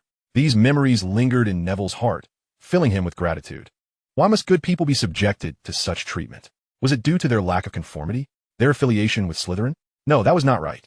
When they concealed Hermione's shoes, Neville remained silent, paralyzed by fear. When they absconded with Hermione's textbooks, he refrained from speaking out, terrified of causing trouble. Even when they knocked Hermione down, he remained mute, overwhelmed by his own cowardice. But when they cornered Dudley and Hermione, Neville could no longer restrain himself. He summoned Professor McGonagall. Yet now, they were compelling him to lie. In that moment, the round-faced boy known as Neville Longbottom felt a flame igniting within him, growing fiercer and larger until it erupted. He huffed through flaring nostrils, glaring at those who sought to obscure the truth, those from his own house. It was you. You bullied Hermione. You hid her shoes. You concealed her textbooks. You deliberately knocked her down. I saw it. I witnessed it with my own eyes. In a fervent outburst, Neville divulged everything he knew. The events he recounted centered around this quintet. A profound silence enveloped the room. Every young witch and wizard stared at Neville in astonishment. Even Professors McGonagall and Snape were taken aback. They had not anticipated that the usually timid, fearful, and seemingly easy-to-bully Neville would speak such words. Was Neville timid? Perhaps. Was he meek? Maybe. His memory might falter, causing him to forget many things, but he was more observant than anyone, remembering every kind soul and every helping hand extended to him. In truth, Neville's heart was stronger and more compassionate than anyone else's. He understood that speaking out today might lead to his own ostracization in Gryffindor, subjecting him to the same treatment as Hermione. Yet he felt compelled to voice his thoughts. Courage is not merely charging forward without fear. It is the resolve to stand up when it matters, to confront adversity despite one's trepidation. That is true courage. And that is the essence of Gryffindor. Dudley regarded Neville with admiration. From their very first meeting, he had sensed that Neville should train alongside him. And now he felt even more convinced of that notion. As for Neville's timid nature, it mattered little. A person's character can evolve, just as Neville's bravery demonstrated today. You all owe Hermione an apology, and you owe an apology to Mr. Dursley, Neville bellowed at the surrounding Gryffindor students. Having spoken so much, he had little regard for uttering a few more words. Accompanying his declaration, the previously uninformed young wizards hung their heads in shame, whether their shame was genuine or otherwise. Only they could discern. They merely bowed their heads. Perhaps a flicker of guilt would arise within them, but it would soon dissipate. Apologizing and acknowledging one's mistakes also requires courage. Sadly, though they resided in the courageous house of Gryffindor, many evidently lacked such valor. Dudley scanned the Gryffindor students, and under his gaze, none dared to meet his eyes. They all kept their heads down, quietly awaiting the professor's intervention. It was disheartening and disappointing. These false Gryffindors did not deserve a name. Neville was the true embodiment of Gryffindor. They owed him an apology, and they owed Hermione an apology.